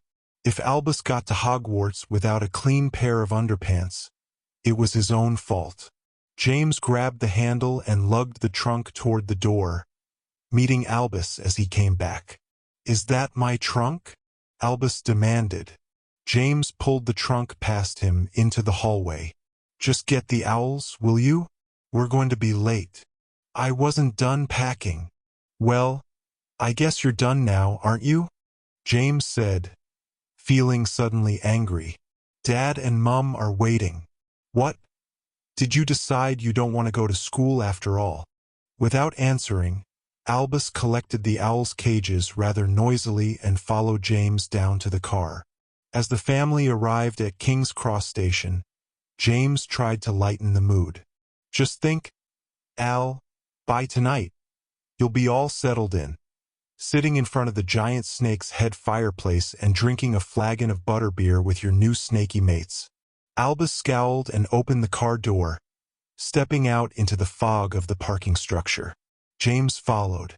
"Can I push a trolley at least?" Lily asked, displaying her best pout. "I'm sorry, Lily," Harry said, piling the trunks and owl cages onto 2 trolleys. "They're rather heavy, and we're in a hurry. You'll be seeing Hugo in a few minutes, though.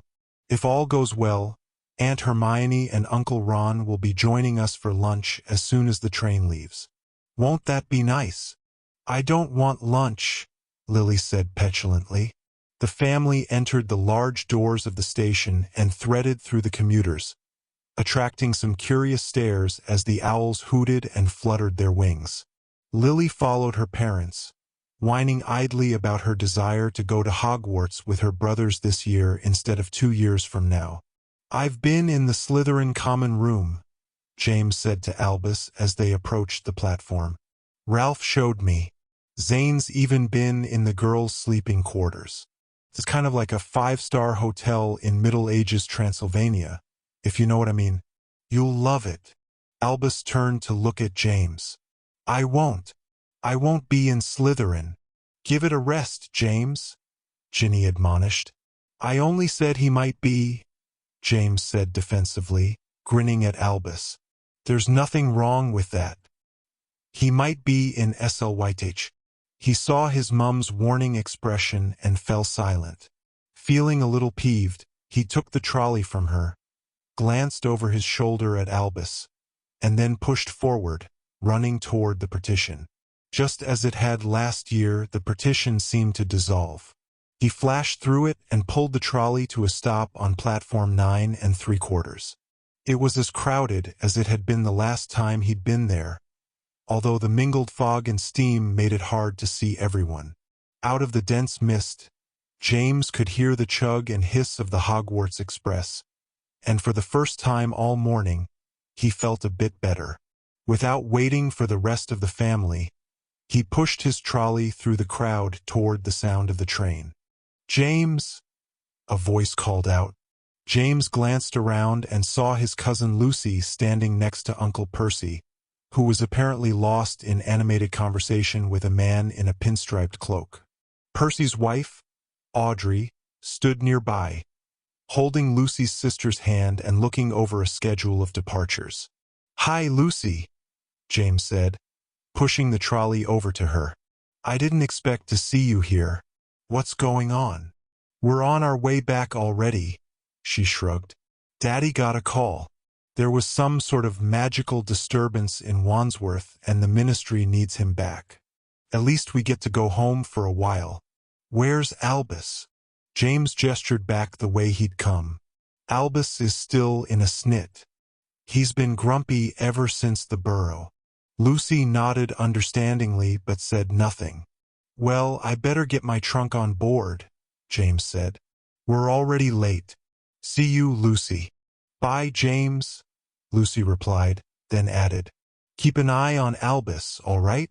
James felt a tiny twinge of guilt at that. He nodded. Sure, Lucy. I'm his big brother. Lucy smiled and waved. James turned and ran toward the train, pushing his trolley.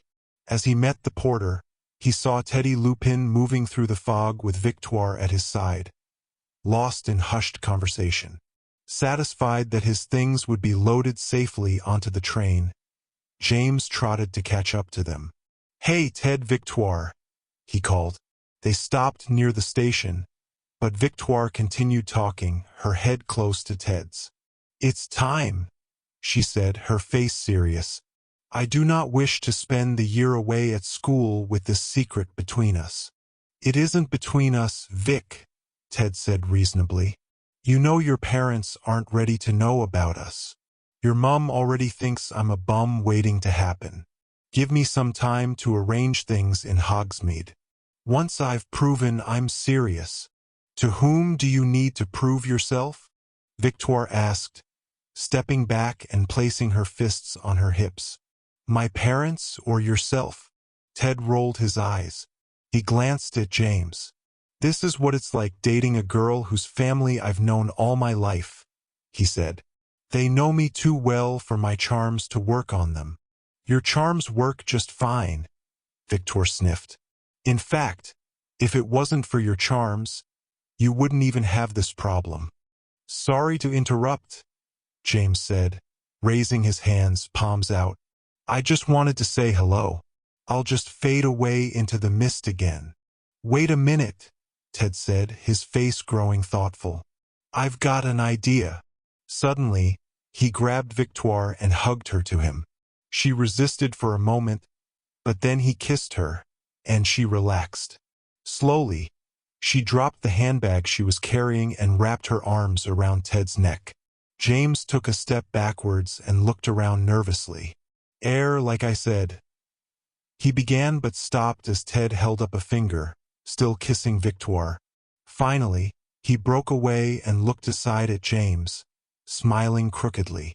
You saw that, right? He asked. I don't think I saw anything but that, James replied uncomfortably. Good. Now do me a favor. Victoire looked at Ted, her arms still around his neck. Teddy, no. Ted's smile didn't waver. Go tell everybody what you saw. What? James blinked. Just tell them. Say I came to see Victoire off and you saw us snogging right here on the platform. Say you interrupted us and I told you to shove off. It's the juiciest bit of gossip on the platform this morning, and you get to be the one to share it. It'll get the word out about us and we won't even have to say a thing. He turned back to Victoire. Happy. She tilted her head haughtily at him but smiled. You're a rogue, she replied. Ted shrugged. I'm simply good at coming up with reasons to kiss you. So what do you think, James? Are you up to the task? James grinned. I learned how to lie from Zane. I'll make it as juicy as possible. Excellent, Ted replied. And just to make it as realistic as possible. He made his face stern and looked at James. Shove off, will you? I'm busy. With that, he kissed Victoire again. She grinned and giggled, pushing away from him playfully. James turned on his heels and trotted back into the crowd. After a moment, he saw his family gathered with Uncle Ron and Aunt Hermione near the train. They were all looking back toward the station. James followed the direction of their gaze and saw Draco Malfoy standing with his wife and son near the partition. Draco nodded curtly in their direction, and then turned to his son. The son had the same sharp features and white blonde hair. He glanced toward James, seeming to recognize him. After a moment, the boy looked away again, as if bored. James remembered the news he was supposed to share. He ran toward his family, dodging and weaving through the crowd.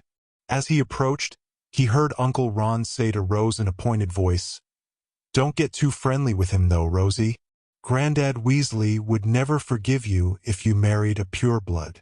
James was glad to interrupt the uncomfortable pause that followed. "Hey!"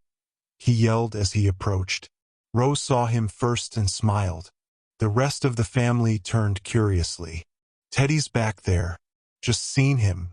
And guess what he's doing? Snogging Victoire."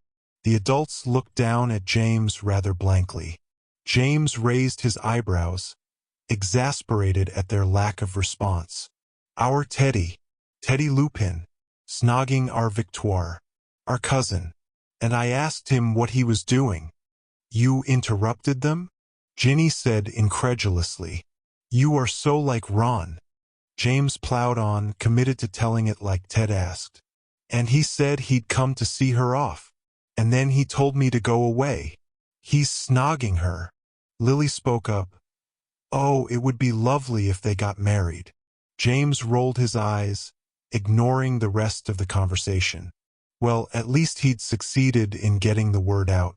Ted would be satisfied.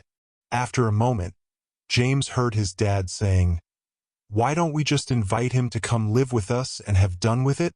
"Yeah." James agreed instantly. "I don't mind sharing with Al. Teddy could have my room." "No," Harry interjected. "You and Al will share a room only when I want the house demolished." He checked his watch and smiled. "It's nearly 11. You'd better get on board." James hugged his mum and dad and a minute later climbed aboard the train, leaving the noise and steam behind him. He clumped into the nearest compartment with Rose right behind him. She pushed the window open and leaned out to wave. James joined her and glanced out. Albus was still on the platform with their dad squatted next to him. James remembered Harry doing the same thing with him last year, and didn't doubt that Albus and he were having a very similar conversation. Ginny saw James and waved at him. Lily skulked nearby, loosely holding her mum's free hand. Albus disengaged from his dad, hugged his mum, and then clambered onto the train. A moment later, he entered the compartment with James and Rose. There was a commotion behind them as several other students crowded into the compartment, leaning toward the open window, chattering excitedly. "Why are they all staring?" Albus asked as he and Rose turned. On the platform, Ron shrugged and called up, "Don't let it worry you. It's me. I'm extremely famous." Albus smiled, and then laughed a little. Rose chuckled at her father. With a loud rattle and a jerk, the train began to move. James couldn't help noticing that his brother seemed to feel a little bit better. Albus smiled, allowing some excitement to show on his face as he waved. Alongside the train, their father walked, one hand raised and a wistful smile on his face. The train slowly gathered speed and James watched his parents get smaller and smaller on the platform. Rose leaned out the window and waved heartily at Ron and Hermione, then pulled herself in with a sigh, drawing the window shut. "Well," she said, plopping onto the seat across from James. "We're off." James nodded. Albus watched out the window until the platform was out of sight, and then joined Rose on the seat. He leaned back and watched the window as London began to stream past. "So what do you think, Al?" James asked, remembering Lucy's admonition on the platform. "Looking forward to your first year?" Albus looked at James for a long moment, and then sighed hugely. "I'd be looking forward to it a lot more if I knew you'd packed me some socks." James blinked, smiling a little, and kicked his brother's foot. "You never changed them anyway. I didn't think you'd need any more than what's on your feet already." "That's disgusting," Rose announced. There was a loud knock on the compartment door and the three looked up. Ralph leaned in, his face flushed and smiling. "Hi, everybody. Room for one more." "So Zane is going to Alma Alaron this year?" Rose asked, feigning disinterest. You knew he was ever since he visited with his parents last July, Albus said. Well, he wasn't completely sure then, was he? He said there was a chance his father might get his contract extended. No, Albus insisted. He said even if that happened, he'd probably end up going back to the States with his sister and Mum. You're just sweet on him and can't help thinking that one bat of your eyes should have been enough to get him to climb mountains and forge mighty rivers to be at Hogwarts with you this year. Rose rolled her eyes theatrically. That's patently ridiculous. I barely know him, and what I do know of him, I find completely insufferable. Insufferable enough to try to make the draft of an Amber? Albus grinned. Rose whipped her head around and gaped at Albus. I never. Albus shrugged, still grinning. You need to learn to lock your diary with more than the silly little forget-me-not charm that came with it. You of all people should know how easy those are to jinx open. Why, you rat! Rose cried, her voice rising so that it was nearly inaudible. If I knew how to perform any curses, I'd turn your head into a marshmallow. Is this what things are always like in your family? Ralph asked James, munching a licorice wand. Pretty much, James nodded. It's a good thing Lewis hasn't found us yet. He really brings out the worst in Rose. This isn't her worst? James dug in his bag and produced his wand. Finally, now that he was on the train, he was allowed to use it again. He was tempted to strike up a game of winkles and augurs with Ralph, but he knew that Ralph would defeat him easily with his unorthodox green-tipped wand. James would have liked to believe that Ralph's skills were only due to the fact that his wand had once been a part of Merlin's magical staff. But he knew better. Ralph was talented, and he probably didn't even know the limit of his own talents. Being beat by Ralph at winkles and augurs was particularly galling because Ralph tended to apologize for it. It is a shame that Zane couldn't come back with us this year, James said. It's going to be a bit weird without him. Well, it was always a bit weird with him too, Ralph said. So maybe it'll all even out. Besides, we'll still get to see him. He says that the Alma Alerons have some experimental new communication methods. He's going to be on the testing team for them. James nodded. Sounds like old Chancellor Franklin has been hard at work since he left. I'll say, Ralph agreed. Dad visited them over the summer and they took him on a tour of the school and grounds. The whole campus is packed into a single yard surrounded by a stone wall in some old neighborhood of Philadelphia. You'd never even notice it if you walked past it. Talk about unplotted space. They even have a time lock. James furrowed his brow. What's a time lock? Oh, it's totally cool, Ralph enthused. It's the only way into the school. It's kind of like an airlock. You know how when rockets connect to a space station, they have this locked-off chamber between them. James raised his eyebrows sardonically. Oh yeah, Ralph said. I keep forgetting you were raised by wizards. All right, an airlock is kind of a closed chamber between two places with really different atmospheres. It has doors on both sides. When you go into the airlock on your side, you bring your atmosphere in with you. Then the doors lock and your atmosphere is swapped out for a new one. That's the only way a spacewalker can get inside the breathable environment of a space station. James' expression didn't change. All right, Ralph said defensively. So I grew up watching science fiction films. Not all of us were born with a silver wand in our mouths, you know? James laughed. Go on, Ralphinator. So what's a time lock?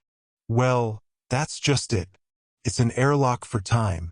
Not only is the Alma Aleron campus hidden inside some magical stone wall that makes it seem loads smaller than it is, it's hidden in time, too. You have to go in through the time lock to exchange your time for whatever time the campus is occupying on any given day. That's impossible, Rose chimed in, lowering the book she'd been reading. Time travel is not only highly unstable, but extremely risky. The Ministry has even outlawed time-turners because too many people were fiddling around in the temporal flux stream, making history all wonky. The temporal flux stream? Ralph repeated, blinking. Wonky? Albus grinned. Rose takes a little bit of getting used to, James said. But she's the person to go to if you need a cure for poison ivy. Or the occasional love potion, Albus added. It would have worked if I'd succeeded in getting him to drink it, Rose pointed out primly. And I was only testing it on him. I just find him slightly less obnoxious than any of you. What kind of wand did you get, Rosie? James asked, changing the subject. Only my dad's allowed to call me that, Jameson, Rose replied, reaching for her bag. James smiled. Jameson isn't even my real name. It's Willow, Rose said, flourishing her wand daintily and holding it up. 8 inches, with a Pegasus feather core. What about yours, Albus? Ralph asked, popping the last bit of licorice wand into his mouth. Albus' face changed a little and he shrugged. It's a wand, 8.5 inches.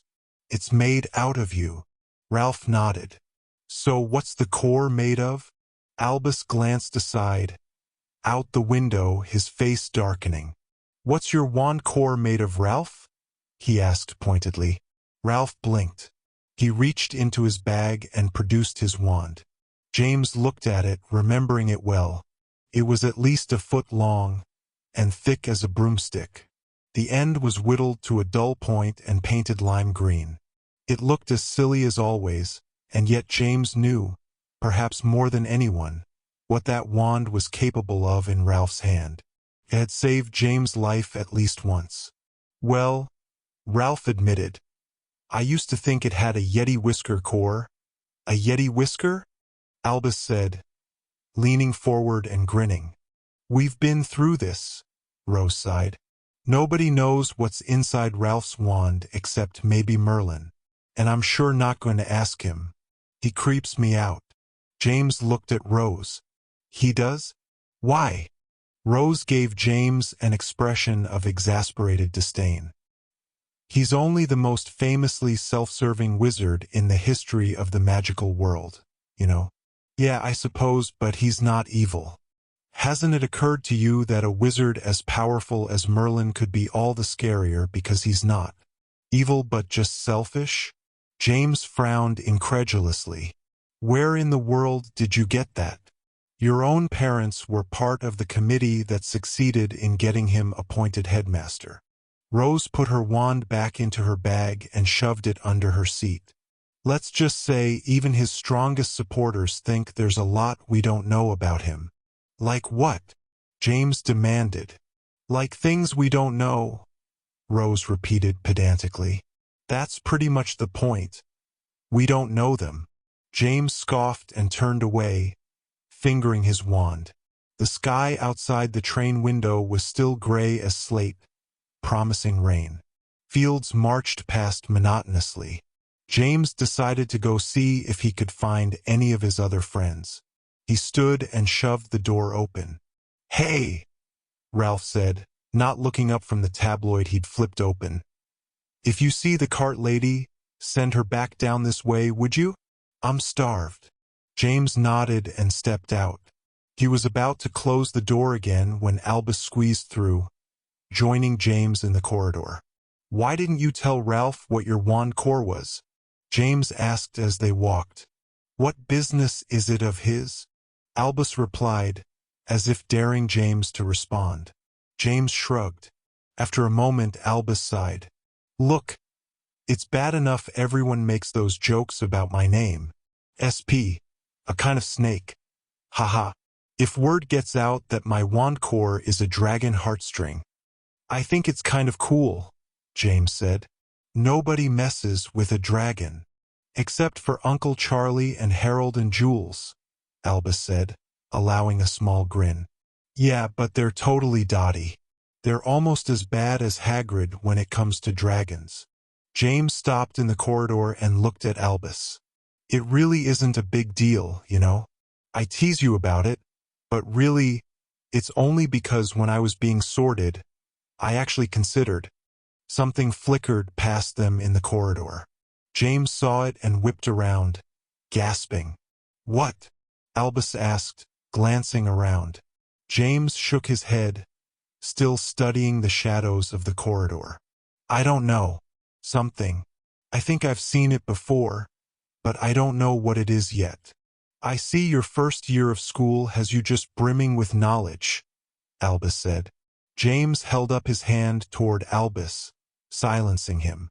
The light in the corridor was watery and indirect, full of flitting shadows as the train passed through a stand of woods. But James was certain he recognized the shape and movement of the tiny shadow imp. He was intent on finding it. There was a sudden noise and burst of air, making James jump. He glanced up as a large man with very short dark hair stepped into the corridor from the adjoining car. He slid the connecting door shut easily, slamming it into place. "Bitter day out there, boys," he boomed, stalking toward them down the aisle. "You'd best be getting to your compartments. It's not wise to be gallivanting about a moving train." "We're just, looking for our friends," James replied. "Same as me, then." The man grinned, sidling past. "Better luck finding them than I've had, eh?" The large man moved to the end of the corridor and yanked the door open, letting in another burst of air and noise from the connecting breezeway between the cars. A moment later, he slammed the door. "Was he a teacher?" Albus asked, looking after the man. "I've never seen him before," James answered, distracted. He noticed that the door through which the man had come was not entirely closed. It had slid slightly back open when he'd slammed it. A whistle of cool air pushed through it. The shadow imp suddenly landed in front of the door, examining the small opening. James saw it and his eyes widened. The creature seemed to turn back to him, as if daring him to follow. The crack was far too narrow even for the tiny shadow shape, but then it turned and squeezed through, pouring through the space like smoke. James bolted toward it. "What is it?" Albus said, following. "Did you see it?" James asked, trying to keep his footing on the swaying floor. "Yeah, looked like a shadow, but standing all by itself." James reached the door and yanked it open. Misty air and the deafening clack of the train's wheels poured in. The tiny connecting breezeway rocked disconcertingly, but the creature was there, capering in the alcove of the doorway leading into the next car. James reached for it, but it slipped beneath the door, making itself so flat as to virtually disappear. "Come on," James said, yanking the next door open. "I want to see what this thing is. I owe it a thrashing." The next car of the train was exactly like the previous. Compartments all along the right side were full of Hogwarts students, chattering and laughing. James ignored them as he chased the creature down the corridor. It scampered in and out of the shifting light, capering up the walls and leaping over the floor. James realized he still had his wand in his hand. Quickly, he tried to remember all the spells Professor Franklin had taught him last year in defense against the dark arts. "There it goes." Albus stopped, pointing. "It's heading for the engine. We can't go in there, can we?" James was determined to follow the shadow creature. He ran forward as it shimmied into the sliver of light between the door and the wall. James could see through the tiny window of the door. The next car wasn't a passenger car, but the coal car that fueled the engine. The noise of the crimson locomotive was noticeably louder here. He reached for the door handle and pulled, but it was locked. "Are you sure that's a good idea?" Albus said as James pointed his wand at the door. "Alohomora," James said loudly. There was a yellow flash and the door slid partway open. James grabbed the handle and yanked the door aside. Cool, misty air and bits of soot blew into the compartment. The coal car was a black iron wall on the other side of a connecting knuckle. Beneath the giant knuckle, the ties of the train tracks flickered past. The shadow imp danced on the knuckle, maintaining a dizzying balance in the barreling wind and noise. James pointed his wand. "What are you?" he called down to it. "What are you doing here?" The creature suddenly bent down. It wrapped its many-jointed arms around the pin that secured the knuckle together. It began to pull fiercely, trying to force the pin out and disconnect the train. "Stop it!" James commanded, trying to keep his wand steady in the push of wind and mist. "Stop it, or I'll stun you. I know how to do it." The creature increased its ferocity, yanking on the pin wildly. James drew his breath. "Stupefy!" He yelled at the exact moment that a large hand grabbed his wrist, pulling it up. The spell rebounded off the iron wall of the coal car and vanished into the blowing mist outside. James spun as far as he could, his arm still held upright in a vice-like grip. "That would not be a wise idea," Merlin said in his calm, rumbling voice. He was standing directly behind James, resplendent in his dress robes and oiled beard, his eyes locked on the shadow creature. He released James' hand but did not step back. James shifted aside as the wizard moved forward. Albus was standing nearby, his eyes wide. Merlin spoke to the creature. James couldn't understand the words but recognized the language Merlin had used when speaking to Headmistress McGonagall on the Sylvan Tower, the night after his arrival. It was a very dense language, full of corners and tongue-twisting piles of consonants.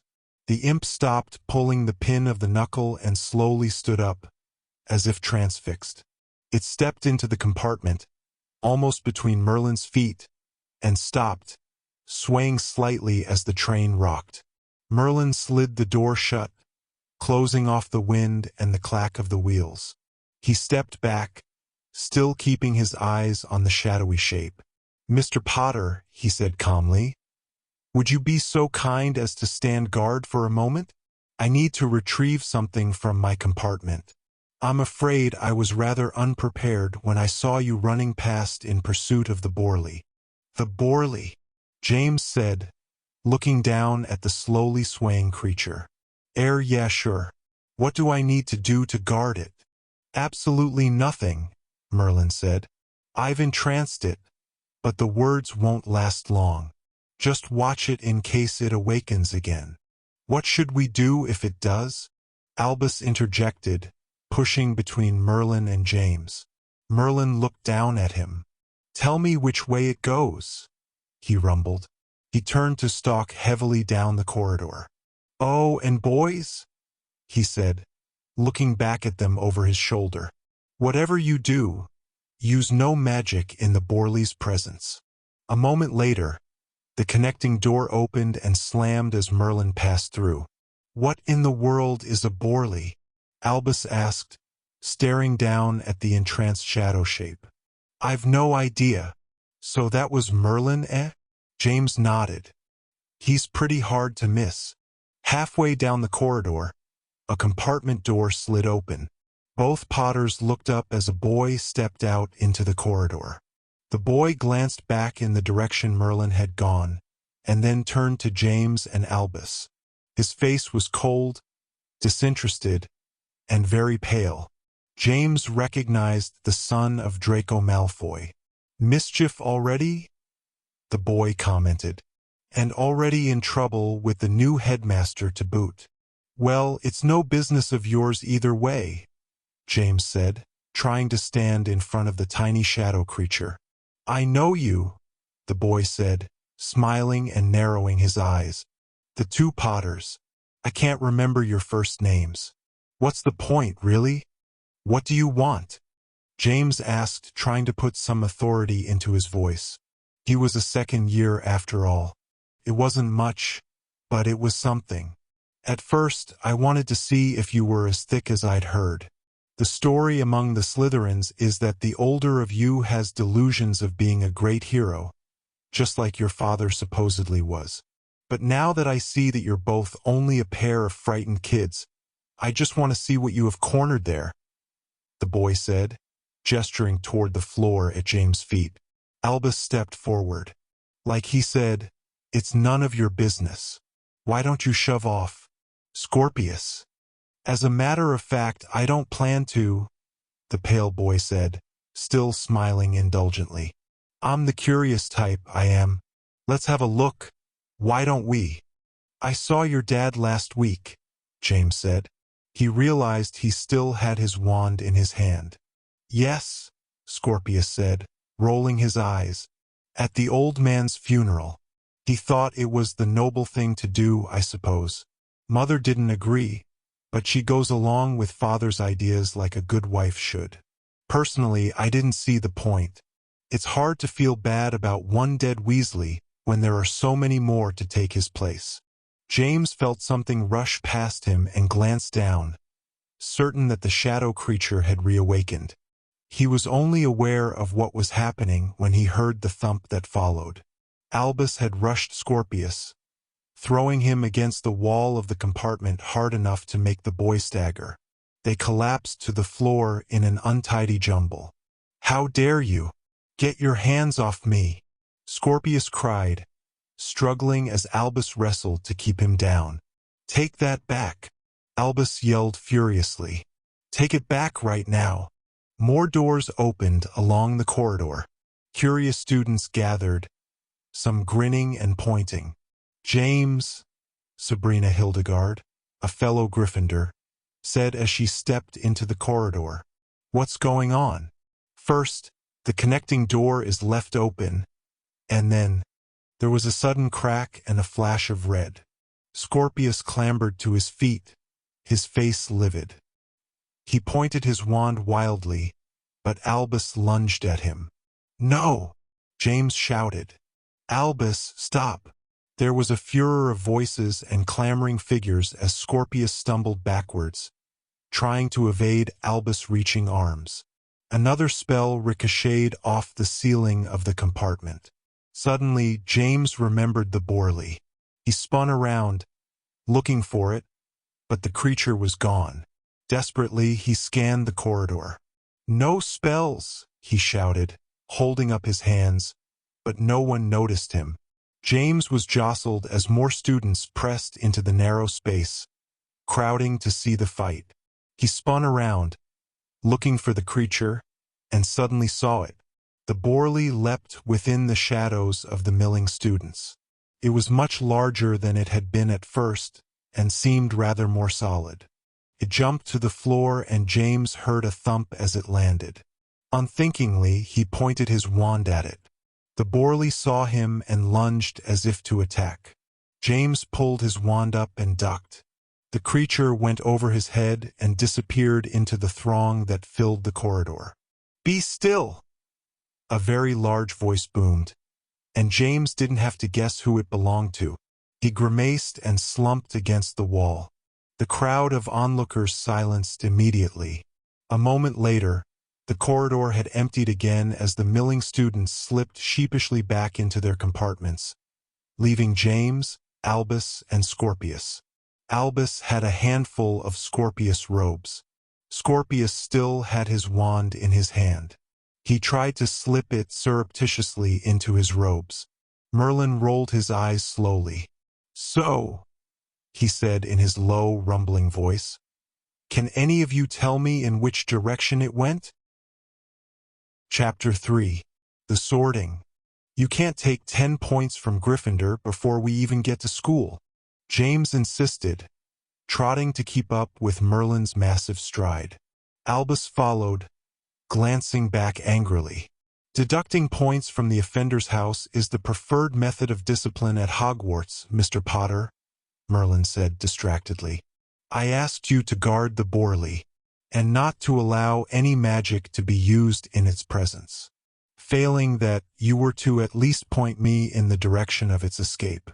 I'd not be fulfilling my duties as headmaster if I didn't mete out some form of discipline for your complete disregard of my direction." "But Scorpius did the magic," James insisted, jumping in front of the headmaster and forcing him to stop. "It's not my fault he's a hot-headed git. I did everything I could to stop him." Merlin was scanning the corridor slowly. Did you truly do everything you could, Mr. Potter? James threw up his hands. Well, I suppose I could have sat on Albus to prevent him from attacking the bloody loudmouth. Merlin nodded, and then looked down at James, giving him his full attention for the first time.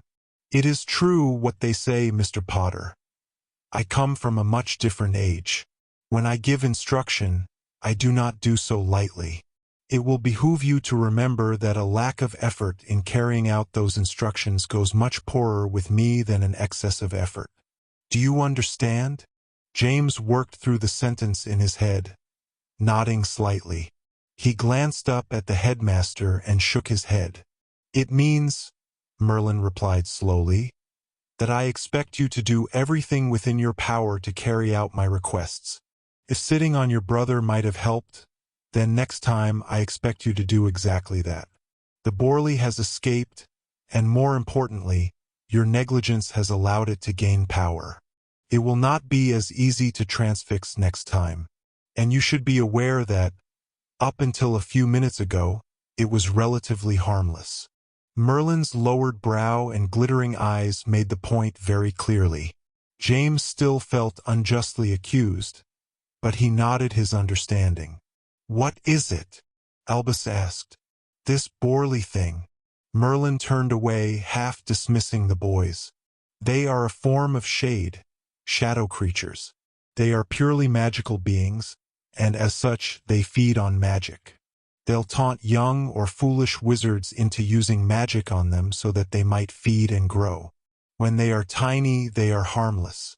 As they grow, James looked around the compartment following Merlin. What do they grow into? I believe, Merlin said gravely, that you call them dementors. Both James and Albus knew about dementors. James shuddered. I think I saw this same Borley a week ago, back at my grandparents' house, James commented.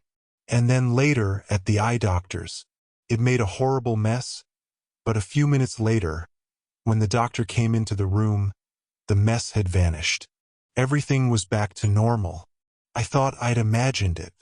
You didn't imagine it, Merlin said, stopping at the end of the corridor and turning.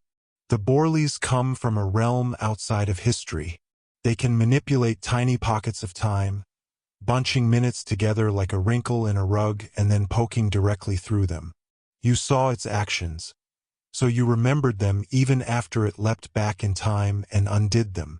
Albus screwed up his face in concentration. He shook his head. But why would it do that? It's a defensive reflex, Merlin said curtly. They use it to cover their tracks. It's somewhat akin to a squid squirting ink to confuse its enemy. Confused me all right, James nodded. So if you can't catch them using magic, Albus asked, how do you catch them? What do you do with them after you transfix them? You said you needed to go get something. Is it in that bag? Please return to your compartment, boys, Merlin ordered, turning and opening his own compartment. He shouldered the large, black bag. We will be arriving at the station soon. You should get into your robes. Yeah, but... Albus began but was silenced by the closing of the compartment door. The windows were smoked, blocking any view of the interior. Well, that was educational, Albus commented as they retraced their steps back along the train's corridors. James said nothing. He felt rankled by the way he'd been held responsible for the escape of the Borley. How could Merlin have blamed him and allowed Scorpius to get away without even a stern look? James had been looking forward to the start of the school year partly because he had a sort of rapport with Merlin, the new headmaster. After all, James had been inadvertently responsible for the famous wizard's return from the distant past. Also, they had worked together at the end of the last term to thwart a cunning plot to cause a war between the Muggle and magical worlds. And yet, even before their arrival at Hogwarts, James seemed to have gotten on Merlin's bad side. As he and Albus returned to their compartment, James remembered the words Rose had said at the beginning of their trip. A wizard as powerful as Merlin could be all the scarier because he's not evil but just selfish.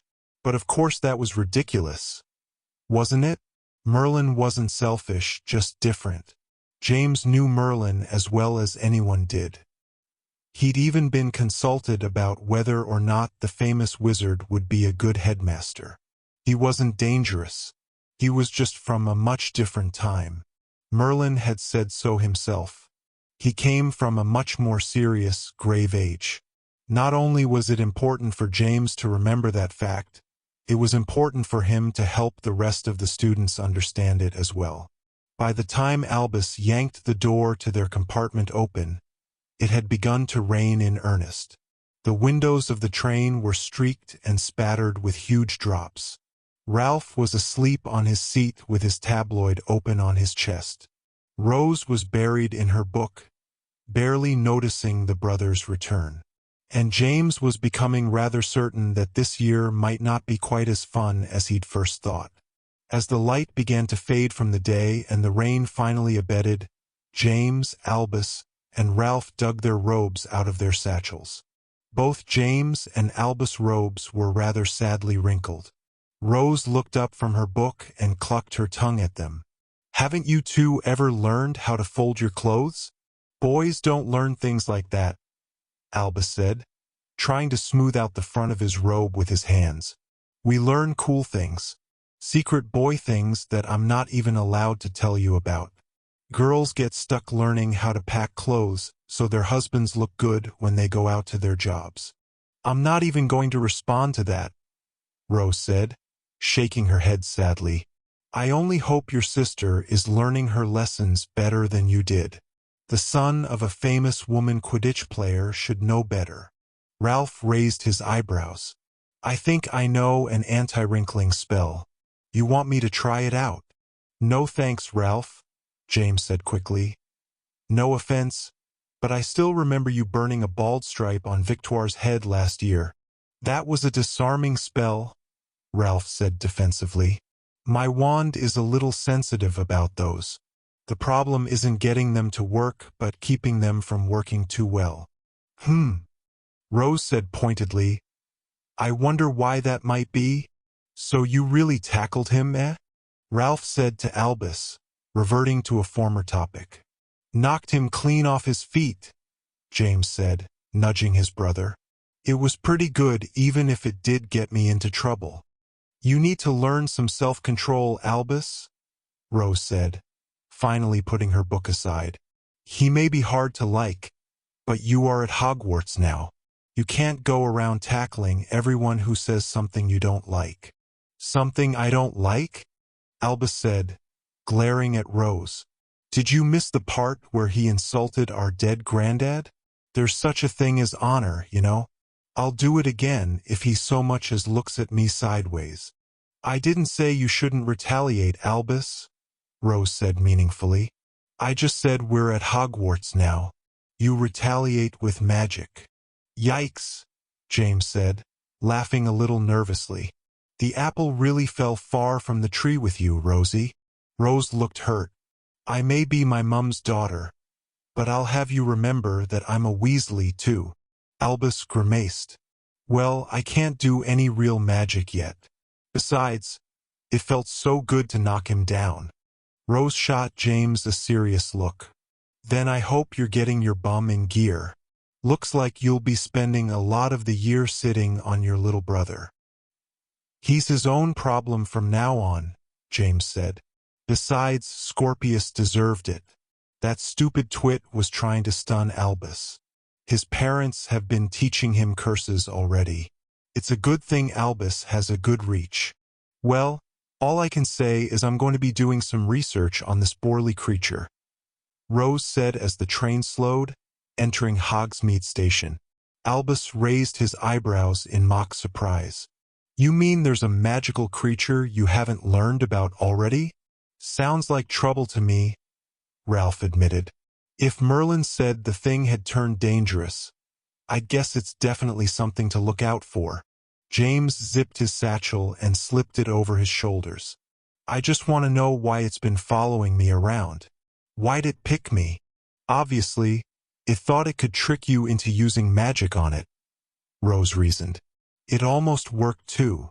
That's why it ran away when you threatened it at the doctor's office, Ralph added, raising his eyebrows. You said you told it you were a wizard, but that you didn't have your wand with you. It realized there was no point in making a mess if you weren't going to zap it, so it covered its tracks by jumping back a few minutes and undoing everything. Yeah. Well, aren't you all brilliant? James grumbled. I'd like to see how you lot would have handled it if you'd been there. Besides, it was Scorpius and Albus that finally allowed the thing to get a little magical snack and turn all scary. Don't blame me, Albus said, still trying to press the wrinkles out of his robes with his hands. If you'd have attacked Scorpius with me, you could have disarmed him before anything happened. I bet old Merlin would have approved of that. A few minutes later, the train shuddered to a stop. All around there came the sound of opening doors, footsteps, and chattering. Excited voices as the train's occupants filled the corridors, streaming toward the exits. James, Albus, Rose, and Ralph gathered their things and joined the throng. As they climbed out onto the wet platform of Hogsmeade Station, James caught sight of Hagrid standing under a nearby lamppost, barely fitting under it. First years, he called in his great, gruff voice. First years this way. The rest of ye go and find the carriages out front. If ye don't know where to go, follow the ones that do. Step lively now. James grabbed Albus' robe, stopping him. Hey, he said quietly. I mean it. Don't worry about the sorting, little brother. I'm not actually, Albus replied, shrugging. I remembered something Dad told me back at platform 9 3/4. James blinked. Well, good. What did he say? He said that the sorting hat will take my wishes into account. He said that if I really don't want to, the hat won't make me be a Slytherin. You a Slytherin? Scorpius' voice sneered behind them. James rolled his eyes. He should have known the little squid was the spying sort. Get away from us, Scorpius, Albus said, gritting his teeth. Or what?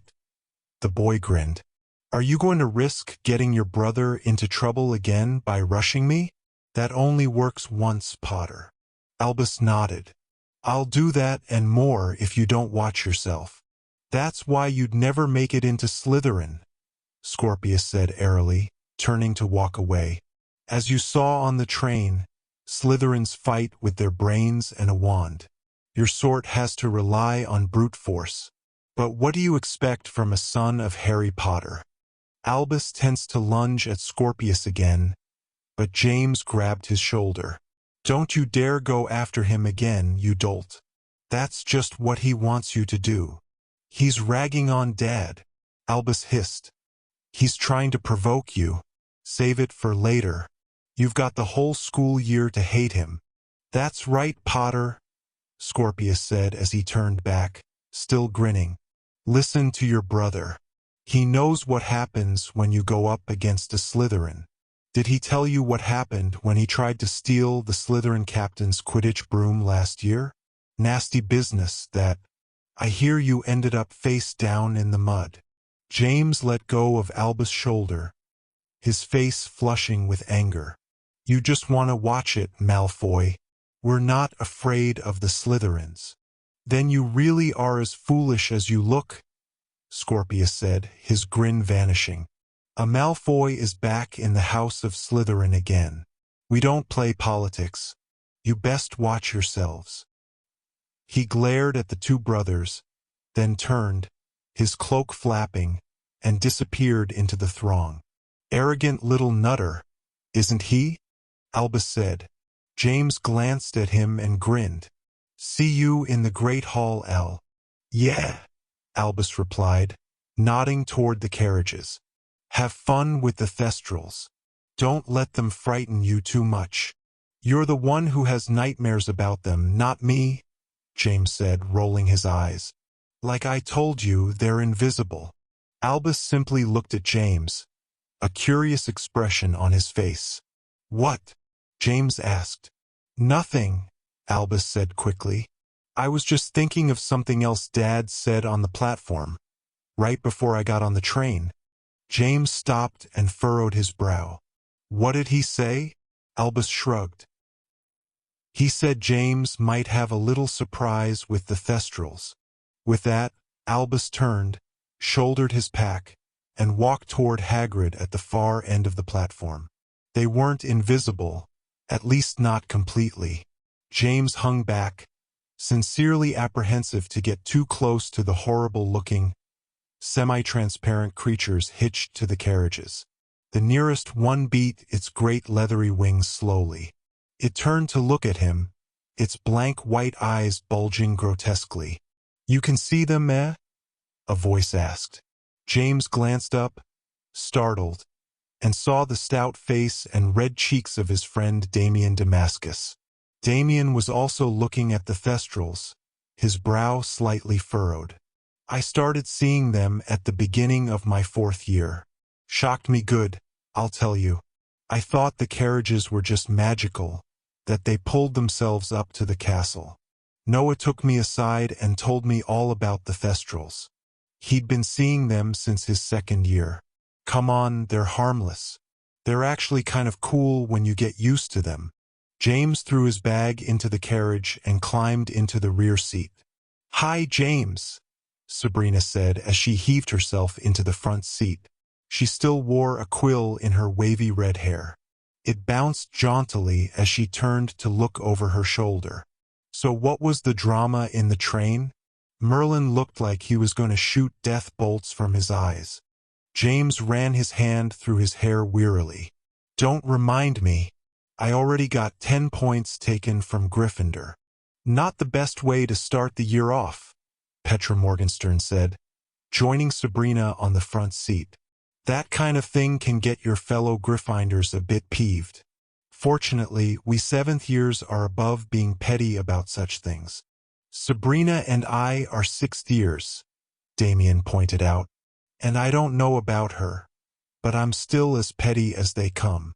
I haven't forgiven you lot for losing us the House Cup last year.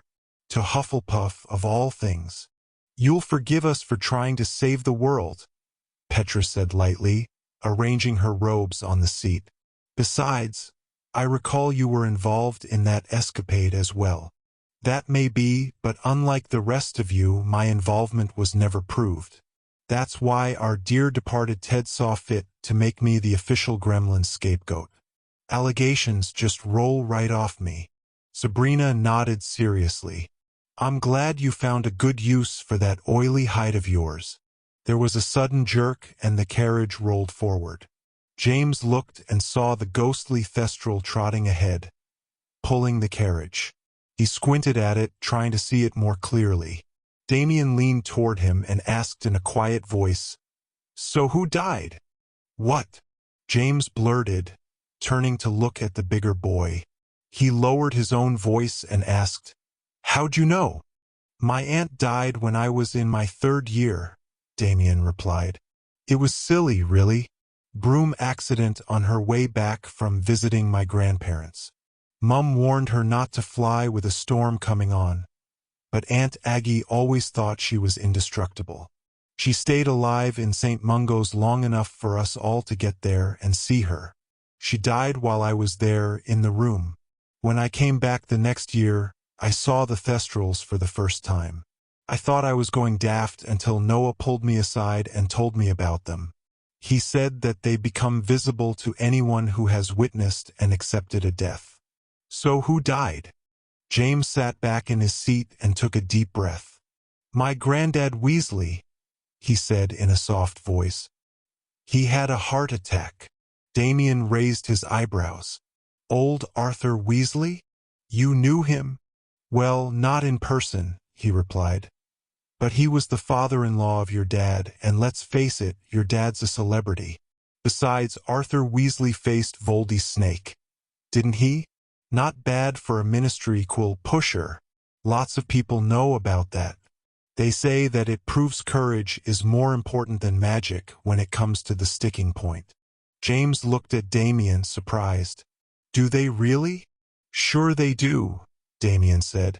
I mean, the people who say that are also the kind of people who buy hair growth charms and read the Quibbler, but still, yeah, they say it all right. James looked back out at the hazy shape of the thestral. It trotted along, pulling the carriage easily despite the fact that it looked skinny enough to break in half. Why is it only partly visible? James finally asked. Is it? Damien leaned forward. Looks solid enough to me. I can see the street right through it, James said, shuddering. Well, like I said, Damien replied, settling back in his seat as the great castle rose over the nearby trees. The thestrals become visible to anyone who has seen and accepted a death. It doesn't sound like you saw your granddad die with your own eyes like I did with my aunt, but he meant enough to you for it to mean the same thing. We were waiting for him to come home, James replied hollowly. We were just waiting for him to come through the flu. Somebody did, but it wasn't Granddad. It was the messenger telling us he'd died. So you went from believing he was right there with you to the knowledge of his death, all in a matter of seconds, Damien said, nodding. That was close enough to give you a half look at the thestrals. But I don't think that's all there is to it. Sounds like you haven't quite accepted it yet either. Have you? James sighed, not answering. Instead, he looked up at the sprawling, monstrous shape of the castle as it loomed ahead. Its myriad windows were lit against the misty, cloudy evening. James thought he could see the Gryffindor Tower, where his bed was waiting for him. It was nice to be back even if things did feel very different. It had felt that way ever since the funeral, just knowing that Granddad was no longer out there somewhere, like he'd always been. No, James realized, he hadn't accepted Granddad's death. Not yet. And what was more, he didn't want to. It didn't feel fair to Granddad. Accepting his death felt like giving up on him.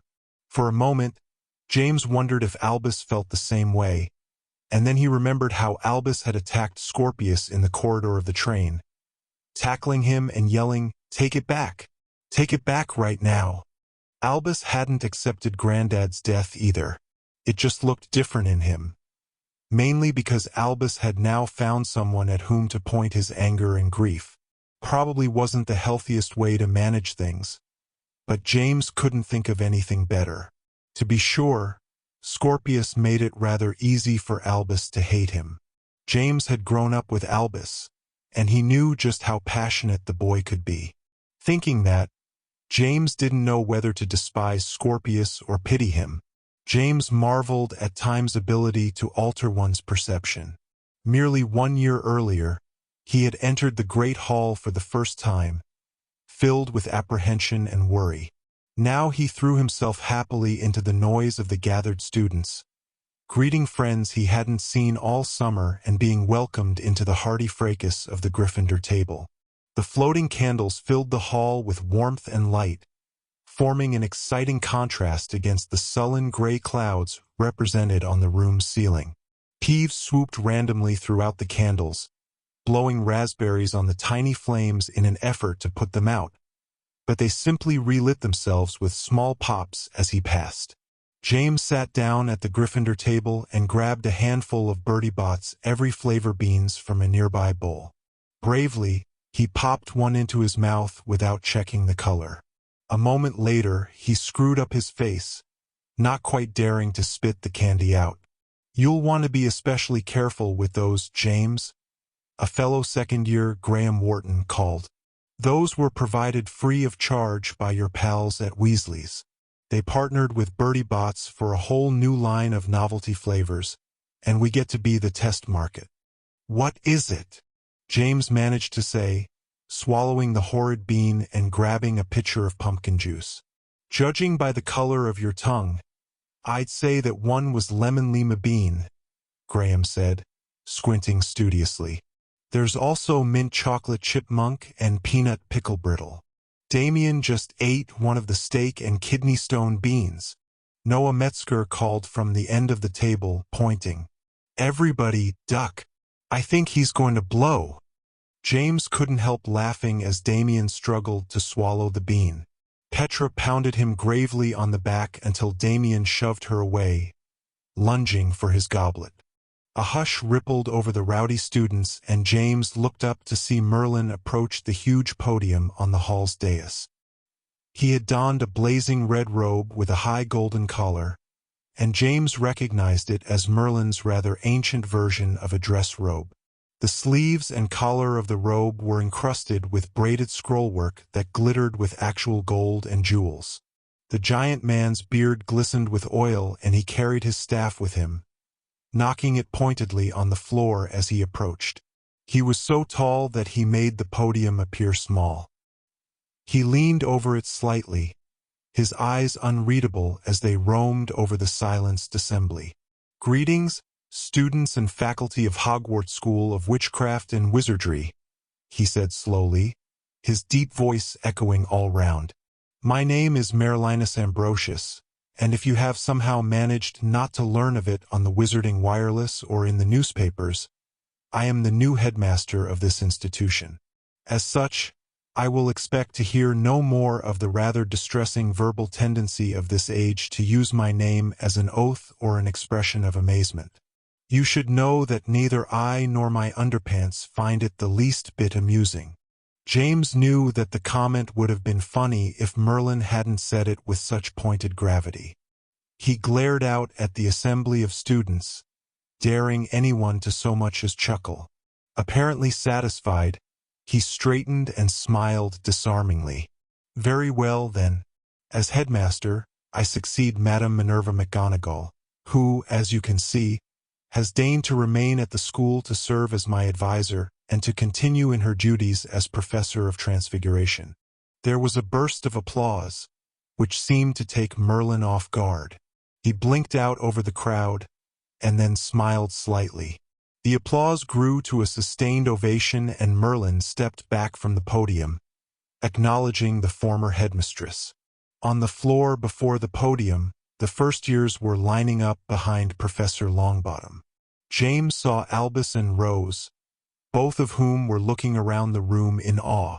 Rose glanced up at the dais just as the newly retitled Professor McGonagall pushed her chair back. She stood and raised one hand, smiling tightly. On the floor, Rose elbowed Albus and pointed. "Thank you," McGonagall called over the sound of the applause, trying to drown it out. "Thank you, this is all very kind. But I know you all too well not to know that at least some of you are applauding my long-awaited departure for your own reasons entirely. Still, the sentiment is quite appreciated." Laughter rounded out the applause as Professor McGonagall settled back into her chair. Merlin approached the podium again.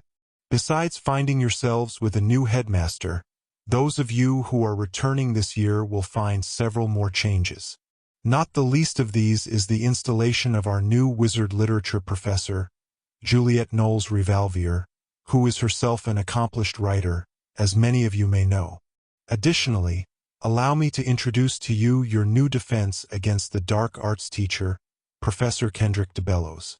A wave of awed whispering filled the hall as a large man half rose from his seat on the dais. He smiled a huge, winning smile and raised his hand. James remembered him from the train. He was the man who'd passed him and Albus when they'd been looking for the Borley. James hadn't recognized him then, but he did now. His hair was going gray and cut severely short, and he had gained rather a lot of weight in the years since his famous exploits as leader of the Harriers, the Wizarding World's elite Special Forces squadron. Across the room, at the Slytherin table, James saw Ralph looking puzzled. His friend Trenton was leaning over to him, apparently explaining who Kendrick de Bellows was. On the floor below the dais, James saw Scorpius Malfoy turn away, his face vaguely disgusted.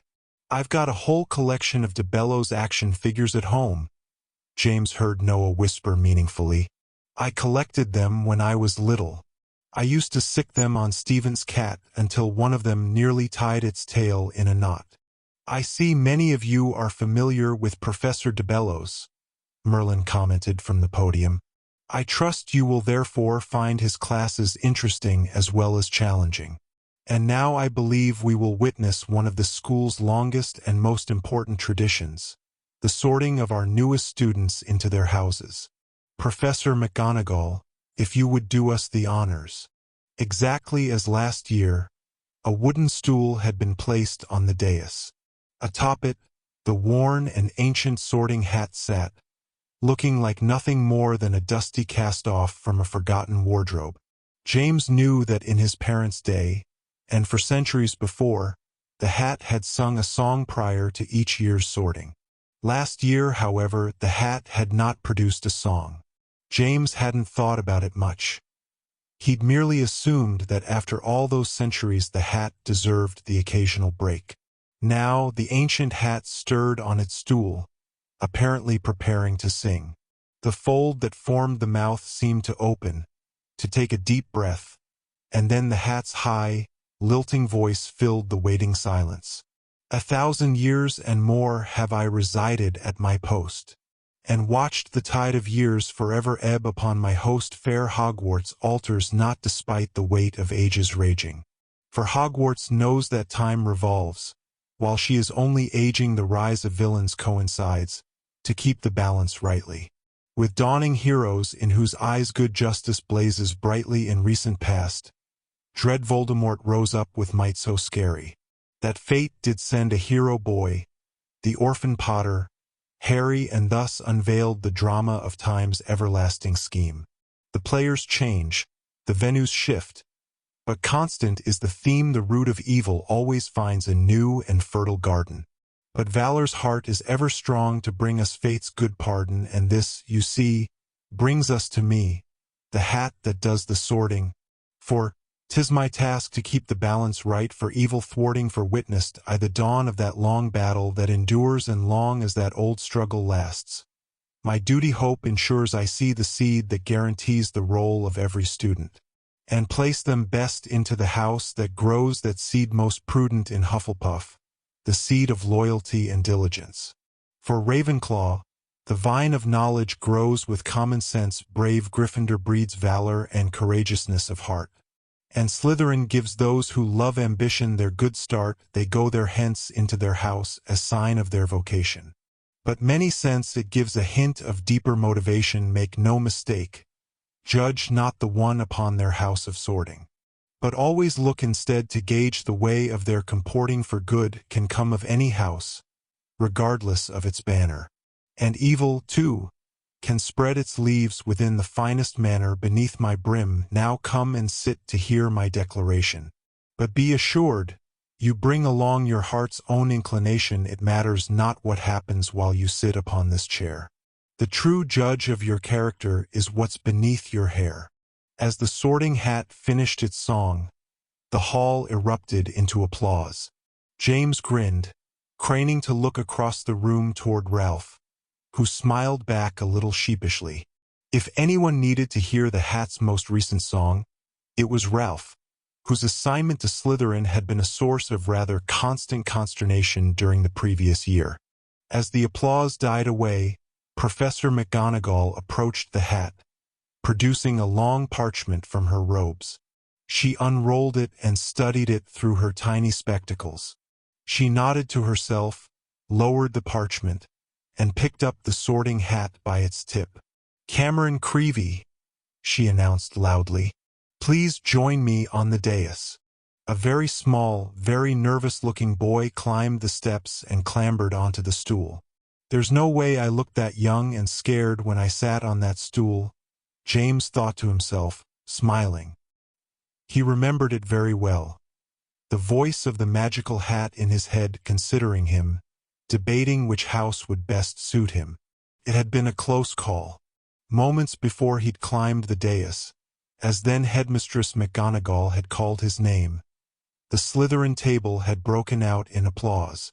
A beautiful, albeit severe-looking, dark-haired girl named Tabitha Violetus Corsica had led the applause, and as James looked back on the memory, he thought for the first time that the Slytherin's applause had merely been a ruse, intended to sway him into accepting an assignment to Slytherin. As scared as he'd been, As worried as he'd been about the responsibility of following in his famous father's footsteps, James had almost fallen for it. For a fleeting moment, under the brim of the Sorting Hat, James had considered becoming a Slytherin, and the hat had concurred. Only at the last second had James firmed his resolve, proving that he meant to be a Gryffindor, like his parents before him. "Gryffindor!" the Sorting Hat proclaimed. Professor McGonagall lifted the hat from Creevy's head as the Gryffindor table exploded into cheers. Cameron Creevy grinned in obvious relief as he ran down the steps. He crammed into the front of the table, sitting between Damien and a seventh-year named Hugo Paulson. "Thomas Danforth," Professor McGonagall called, reading from her parchment. A moment later, the Ravenclaw table cheered as the bespectacled boy smiled sheepishly, joining his new housemates. As the sorting continued, James glanced around the hall, picking out all the faces he knew. There was Victoire, sitting resplendently amidst her seventh-year Hufflepuff friends. Jennifer Tellis and Horace Birch whispered to each other at the end of the Ravenclaw table, and James remembered Zane telling him that they had begun seeing each other over the summer. Across the room, Tabitha Corsica sat smiling politely, her hands folded neatly on the table in front of her. On her left sat Philia Goyle, whose brick-like face was as expressionless as ever. Tom Squallis sat on Tabitha's right, his blonde hair combed neatly and his eyes almost unnaturally bright and alert. It almost looked like the trio of Slytherins were up to something, but James reminded himself that they always looked like that. They were probably just waiting for the sorting of their new mate. "Scorpius Malfoy," Professor McGonagall called, lowering her parchment and glancing down at the remaining first years. Scorpius curled the corner of his mouth as he turned. He climbed the steps and sat jauntily on the stool, one leg kicked out in front of him. The hat threw his face into shadow as Professor McGonagall lowered it. Several seconds went by. The room had become rather restless as the older students got bored with the ceremony, but they silenced again as the pause grew longer. The hat sat perfectly still on Scorpius' head. Scorpius himself didn't move. James looked around, surprised at the delay. Everybody knew that the Malfoys were Slytherins. Their family was known to have been among Voldemort's strongest supporters. Lucius Malfoy, Scorpius' grandfather, was said to still be in hiding for crimes he'd committed as a Death Eater, although James' dad had denied it. "He just likes to believe he's the most wanted man in the wizarding world," Harry had chuckled to Ginny one morning over breakfast.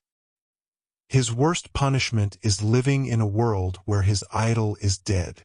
Still, there couldn't be any question about a Malfoy's house, could there? They nearly defined what it was to be a Slytherin. Perhaps something was wrong with the hat. James nudged Graham, who glanced at him and shrugged curiously. "Gryffindor," the Sorting Hat suddenly sang out, pointing its peak at the ceiling. Complete, stunned silence filled the hall as the hat was lifted from Scorpius' head. His chin drooped and he closed his eyes. After a long moment, he climbed off the stool and clumped slowly down the stairs. The Gryffindor table remained absolutely silent as Scorpius approached it. He passed the head of the table, where most of the newly named Gryffindors sat staring wide-eyed. James watched as Scorpius stalked the entire length of the table, not raising his eyes. When he reached the end, he stopped for a moment, apparently unwilling to actually sit down. Finally, he slumped onto a bench on the end. He raised his eyes, and James saw that they were tinged with red. Scorpius glared at James. After a long moment, he pressed his lips together and turned his gaze to the front of the hall. "Albus Potter," McGonagall called into the silence. James couldn't help glancing aside at the Slytherin table. Tabitha wasn't rising to applaud this time. Strangely, though, she was still smiling her polite smile, apparently completely unperturbed by Malfoy's sorting. Albus looked back over his shoulder as he climbed the steps to the dais. James assumed he was looking at him. He smiled encouragingly and nodded to his brother up on the dais. Albus showed no sign that he'd seen him. He approached the stool and stared down at it for a moment. Professor McGonagall nodded curtly to him. Albus squared his shoulders, turned, and sat down. There was no idle chatter now as the sorting hat settled onto Albus' head. Every eye in the room watched. Everyone knew that Albus was going to go to Gryffindor. James had only ever joked about it because he was so sure it was only a joke. A Potter could never really be sent to Slytherin. But as James thought that, he remembered the look of hate on Albus' face when Malfoy had insulted him on the Hogsmeade platform. Albus had always been a passionate boy. That could be a very good thing, a beautiful thing. But, as James had very recently thought, it could also be a little scary. Too late, James realized that Albus had not turned to look back at him. James, when he'd climbed the stairs to his sorting, he turned to look back at Scorpius to make sure he was watching. He wanted to make sure Scorpius wouldn't miss what was about to happen. "Slytherin!" the hat proclaimed loudly. There was a sustained, collective gasp, filling the hall. Professor McGonagall raised the hat from Albus' head, and even she seemed surprised at the pronouncement.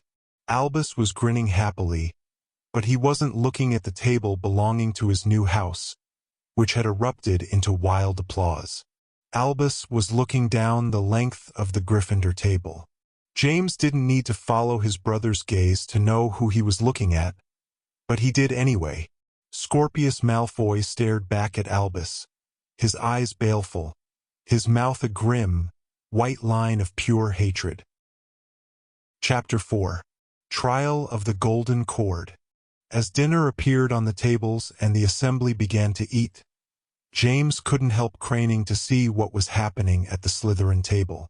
Albus was seated next to Ralph, but he was deep in animated conversation with Trenton Block, Ralph's best Slytherin friend.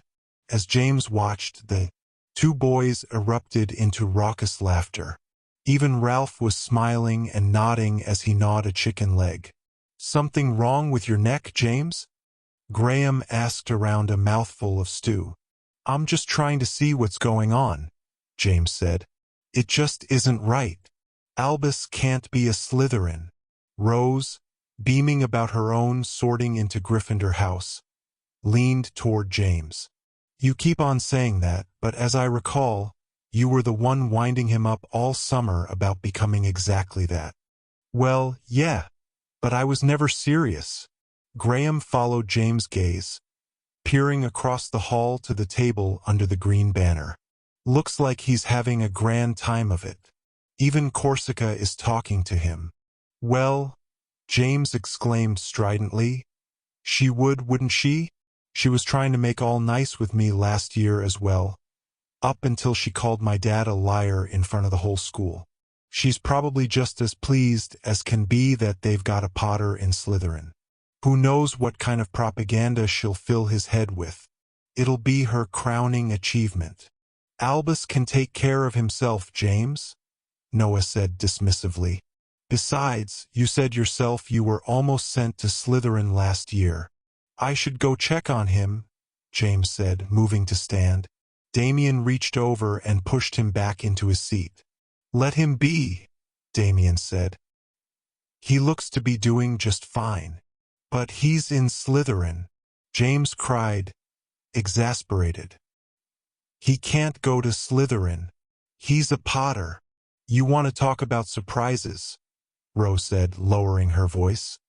"Even as we speak, a Malfoy is sitting at the end of the Gryffindor table."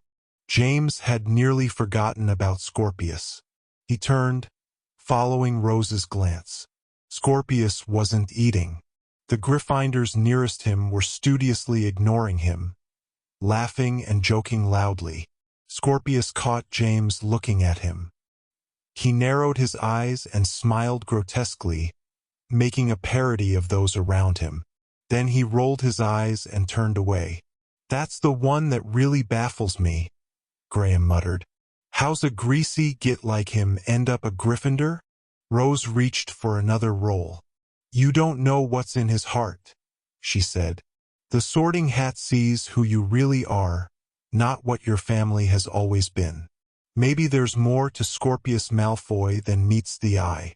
James shook his head. Not a chance. I heard the way he talked about Granddad. He's horrible. Besides, he was as proud as a peacock about his Slytherin heritage. None of that makes him a Slytherin, Rose commented carefully.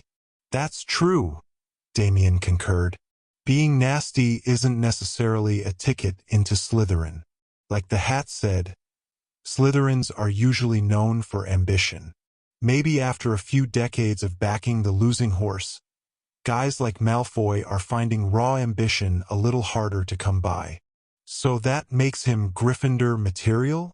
Graham asked disgustedly. I can barely stand to look at him. What's Gryffindor about him? Nobody had any response to that. James couldn't help glancing aside again, looking down the length of the table to where Scorpius sat.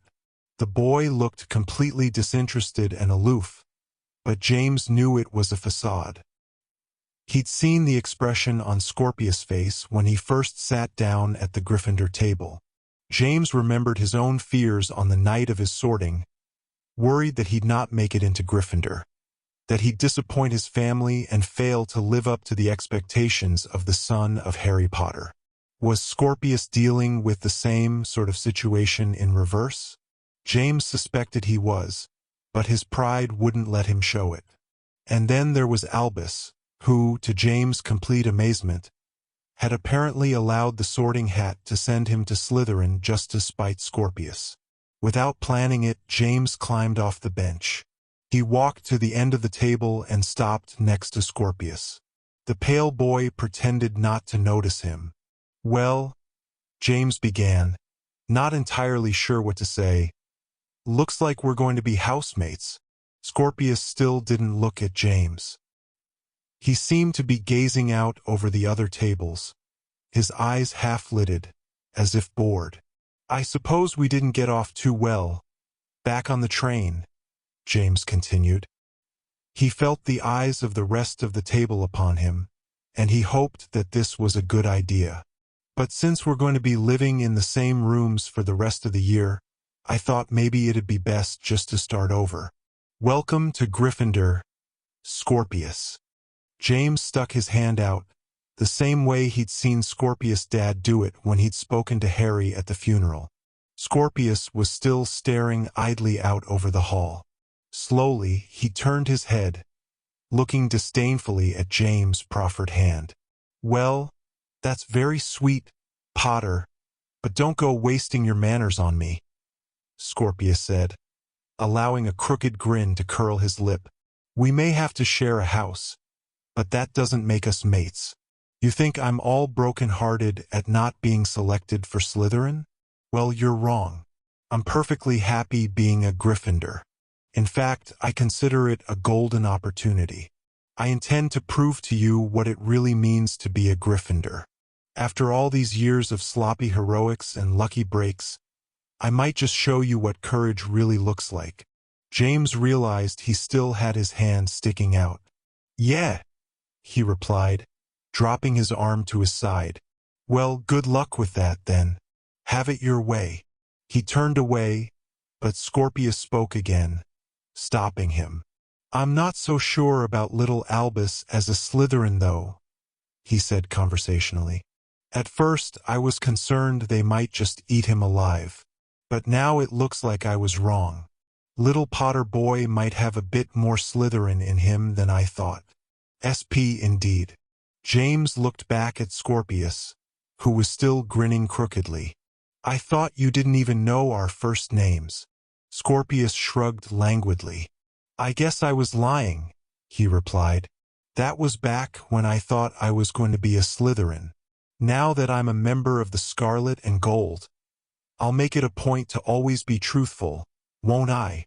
Amazingly, a few of the Gryffindors chuckled at that. Scorpius reached for his goblet and raised it, as if saluting. Here's to new legacies, he announced, raising one eyebrow sardonically. There's a toast you can agree with, right, Potter? James finally caught up with Albus as he was leaving the great hall in the company of his new housemates. Albus appeared to be quite popular among the Slytherins as they gathered around him, laughing raucously. Really, it's not all it's cracked up to be, Albus was saying. I mean, sure, growing up the son of the most famous wizard in the world has its perks, but it doesn't get me any special privileges here at Hogwarts. Especially with you lot. There was another round of laughter. Obviously, Albus was making the most of his rather shocking house assignment.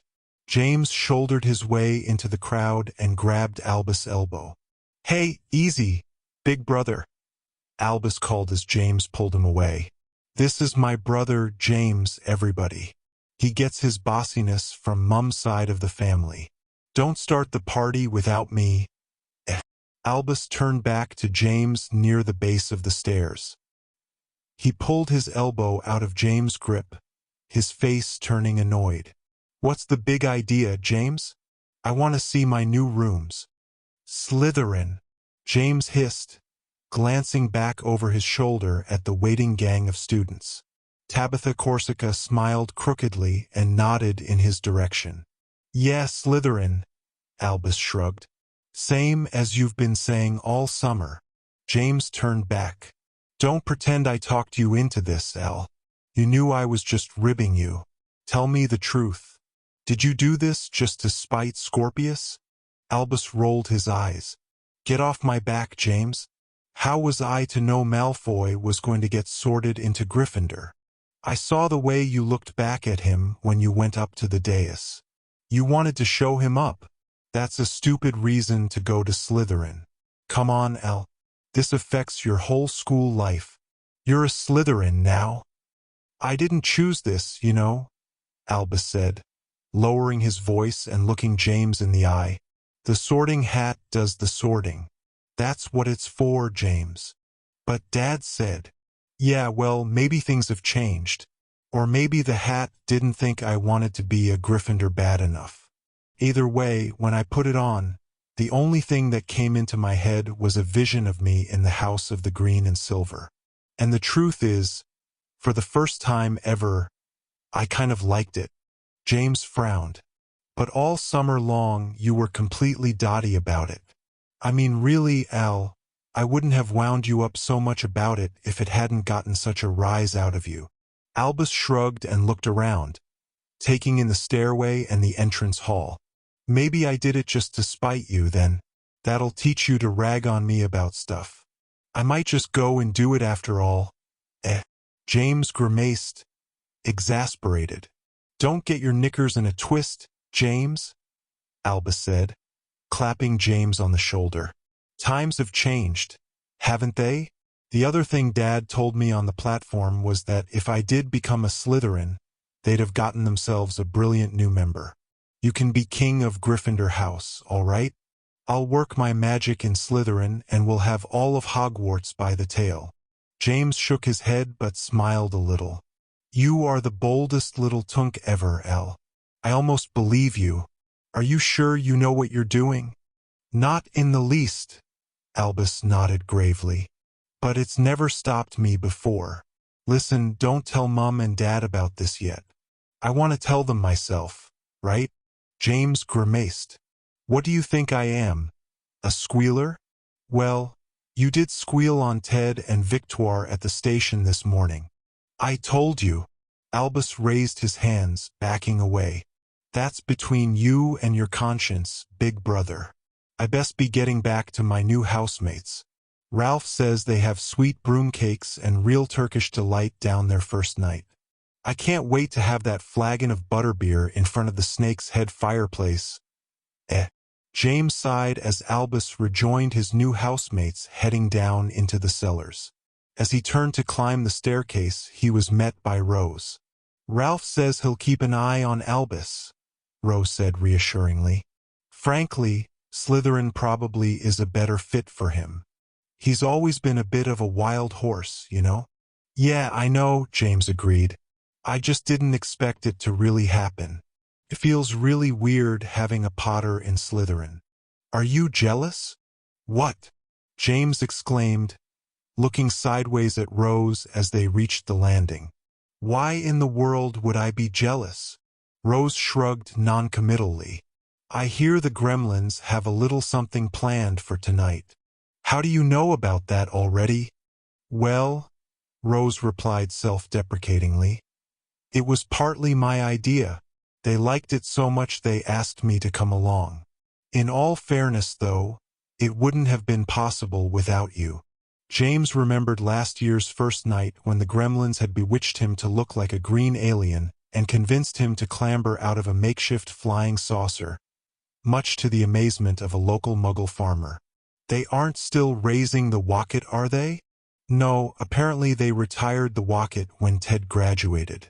Muggle baiting is pretty tasteless, really, and besides, it's not much good now that the headmaster has seen it and knows where it was hidden. You sure know an awful lot about this, Rose. Apparently, being a Weasley carries a lot of weight in certain circles, she replied happily. As they entered the common room, James couldn't help smiling. The familiar babble of laughter and conversation filled the room like a cauldron. The bust of Godric Gryffindor swooped dangerously overhead as a group of 5th and 6th years played Winkles and Augurs with it. Cameron Creevey had already arrived and was sitting with a few other new Gryffindors on a sofa near the crackling fireplace. Cameron noticed James and his eyes widened a little. He nudged the girl next to him. Hey, James. Hey, Thomas, one of Gryffindor's beaters, called from across the room. You gonna try out for the Quidditch team again this year? We're taking odds on how big a hole you'll make in the pitch. I'd be careful getting in on that action, James replied, grinning. I've been practicing this summer. Right? Graham interjected. Whenever you weren't grounded from your broom by your dad, I hear. This was greeted with hoots of good-natured laughter. James made a sarcastic mime of laughing along. The truth of it was that he enjoyed the ribbing. He was looking forward to the tryouts. The more they expected him to repeat last year's performance, the better he'd look. Noah, Petra, Damien, and Sabrina were crowded around a table in the corner of the rowdy common room. Damien and Sabrina were busily hunched over a large sheet of parchment, quills in their hands. They appeared to be arguing in hushed tones, pointing at bits of the parchment.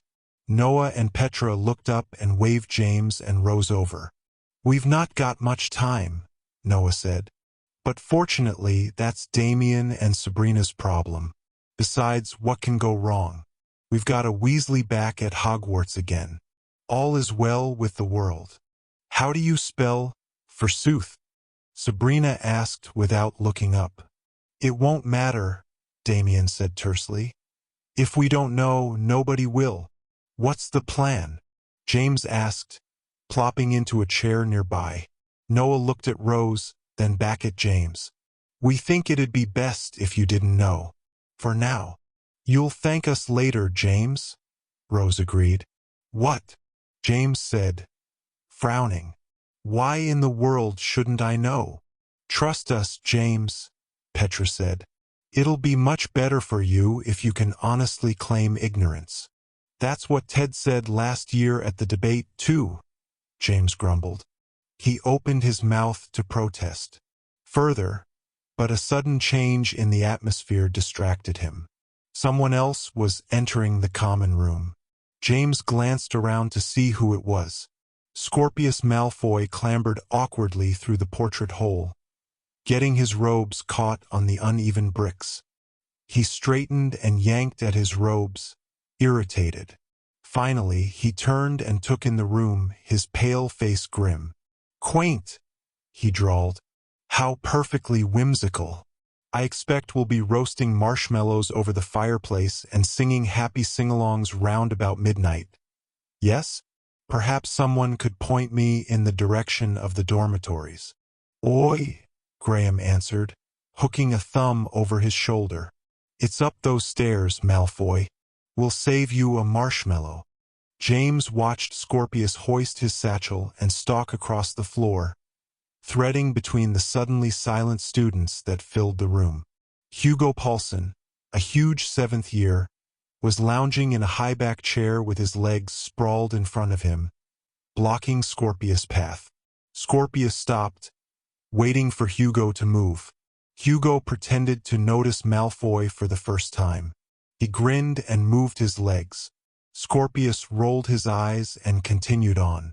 James knew he should warn Scorpius, but he couldn't quite bring himself to do it.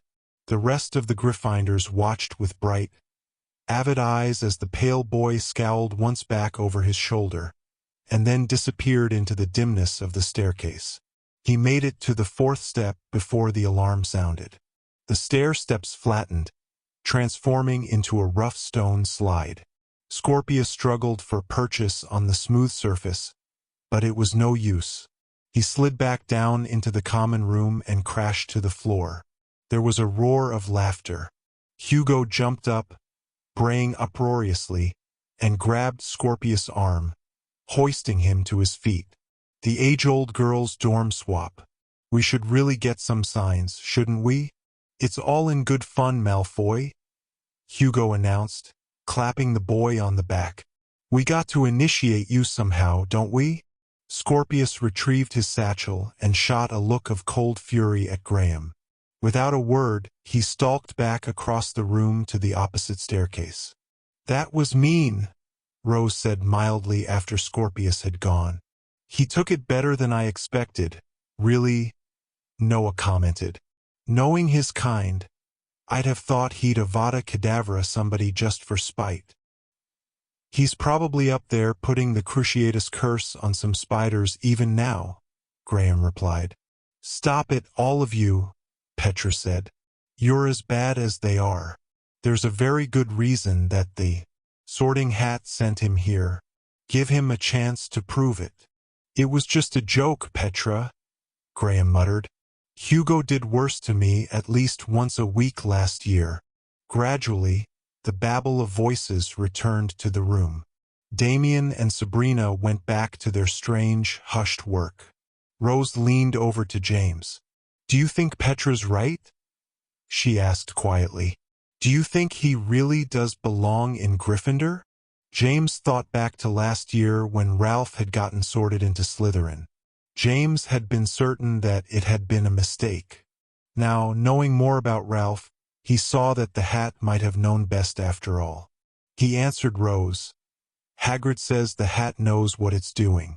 I mean, you can't fool the Sorting Hat, can you? Rose didn't seem convinced. Somebody fooled the Goblet of Fire back in our parents' day. Anything's possible. But why would he want to come to Gryffindor? Rose shrugged. I just hope he really is the real thing, because if he's not, things are going to get very ugly, especially after tonight. What's that mean? James asked suspiciously. Rose ignored him. Why don't you run up and check on him? Blimey, Rose. First, Cousin Lucy guilts me about how I'm supposed to look after Albus. Now you want me to go nursemaid Scorpius bleeding Malfoy. Just do it, James. By the time you come back, I bet Damien and Sabrina will be done, and it'll be time to go. Sheesh, James said, climbing to his feet. I'd never have pegged you for fancying the bad boy type. I don't fancy him, she frowned. Just make sure he's going to be busy up there for a while, why? Don't you? James grumbled to himself as he crossed to the boys' dormitory stairs. It's just James. Don't stun me or anything, he called up as he climbed the steps. To his surprise, he found Scorpius in the 2nd year's dormitory rather than the 1st year's. Hey, that's my bed. James stopped at the top of the staircase, pointing. Scorpius had shoved James' trunk aside haphazardly and put his own trunk at the foot of the bed. He glanced up dismissively as he unpacked his things. Is it really? Scorpius replied indolently. Does it have your name on it? As a matter of fact, it bloody well does, James exclaimed. I carved it right there on the headboard plain as the nose on your pasty white face. Where? Scorpius said, squinting at the headboard. He produced his wand from his robes and aimed it lazily with his wrist. A flash of purple light burst across the head of the bed. When it was gone, James' name had vanished, buried under an ugly black burn mark. I don't see it. Maybe you're a bit confused. Scorpius turned, looking about the room. He pointed his wand again, producing another flash of purple light. There, he said, turning back to his trunk. Now that bed has your name on it. Happy? James stalked over to a bed on the opposite side of the room. Glowing purple letters were scrawled across the headboard. In Gothic script, they spelled, "Whiny Pottergit." Look, you can't just, James began, and then stopped, leaning in toward the letters. And how'd you even do that? That was a non-verbal spell. Is this better? Scorpius asked, pointing his wand once more. Mobili Arca. James' trunk shot across the floor, barely missing his legs. It struck the bed and burst open, belching half of James' things. Scorpius grinned crookedly as he levitated his books out of his own trunk. He floated them neatly into position on the windowsill. James spluttered, "Look, Malfoy, this isn't even your dorm. You're a first year. You can't just move in wherever you want." "Seems that the first year's dorm is unusually full this year," Malfoy replied without looking at James. "My fellow first-year Gryffindors informed me that I'd have to find lodging elsewhere. Frankly, I don't care where I stay in this benighted tower, but if my being here annoys you, then I believe I'll stay. If you don't like it, speak to the headmaster. He's a mate of yours, after all, isn't he? They were just winding you up, you prat," James exclaimed hopelessly. "Is it time for the sing-along yet?" Scorpius asked, finally glancing at James and pocketing his wand. "Or did you just come up to see how a wizard unpacks?" James turned on his heels and tramped angrily down the stairs. "If whatever you have in mind has anything to do with Malfoy," he said as he plopped back into the chair near the table, "it's probably too nice." "That's the spirit," Damien replied without looking up from his parchment. James peered at it. He could see that Damien and Sabrina were drawing something, but it was covered in arrows, geometric scribbles, and scrawled notes. "We can thank old Professor Stonewall for this one," Noah grinned. "Who says technomancy has no practical purpose? Come on, it's time. If we still had your dad's cloak, we wouldn't need a lookout," Damien explained reasonably. "But since we don't, that's your job." Sabrina was virtually bouncing with excitement. The quill in her thick hair wobbled. "I'm going down to the landing," she announced quietly. "Catch up as soon as you can. You have to do the scripty part." Damien nodded. Noah, Rose, Petra, and Sabrina darted down the stairs at the end of the corridor. James sighed. "Fine, I'm the lookout. What do I do if somebody comes?" "All right, this is your story. You were going to the bathroom and you got lost," Damien replied. "Pretend that you're doubled over with the runs or something. Groan a lot really loud. We'll hear you and know someone is coming." James was appalled. "That is so wrong on so many levels. For one thing, I'm a second year. How is it I got lost on the way to the bathroom?" "Use your imagination," Damien said blandly. "Maybe you have to go so bad that you're delirious or something. Just be sure to groan really loud so we can hear you." James opened his mouth to protest, but Damien was already trotting down the stairs as lightly as he could. Resigning himself to his duty, James leaned against the wall and watched. He still didn't know what the gremlins were up to, but he knew it had something to do with the new Heracles window. That was what Rose had meant when she'd said they couldn't have done it without him. He had broken that window last year, knocking a muggle intruder through it during a midnight chase. Filch had fumed that there'd be no way to replace the window, and he'd been right. Fortunately, magic being what it is, it wasn't necessary to manufacture a perfect duplicate. The school had simply procured a special kind of stained glass window with magically imprintable glass. Petra explained that the window could be charmed so that the glass represented any desired pattern. Filch, being rather a traditionalist, had seen to it that the window represented the old Heracles window right down to the crack in Heracles' right little finger. James determined to get a peek at what the gremlins were doing to the window. Carefully, he straightened and tiptoed to the edge of the staircase. He could hear Sabrina and Damien whispering animatedly, but he couldn't see anything. James turned to go back to his hiding place and ran face first into Merlin's beard. "Blee!" James spat, recoiling. "What are you trying to do? Sneaking up on a bloke like that?" Merlin's face was as impassive as ever. "I take it you are on sentinel duty, Mr. Potter?" James deflated. "I was until I got a face full of beard. What is that stuff you put in it?" "Smells like the stuff Mum cleans pots with." "Fear not, Mr. Potter. I shall assure anyone who asks that you were positively prostrate with bowel difficulties. I came to ask a small favor of you. You do not have to do it, but if you do, I will consider it compensation for the points that were deducted from your house." James scrubbed at his face, shuddering, trying to get Merlin's beard oil off. "Yeah, sure. What do you have in mind?"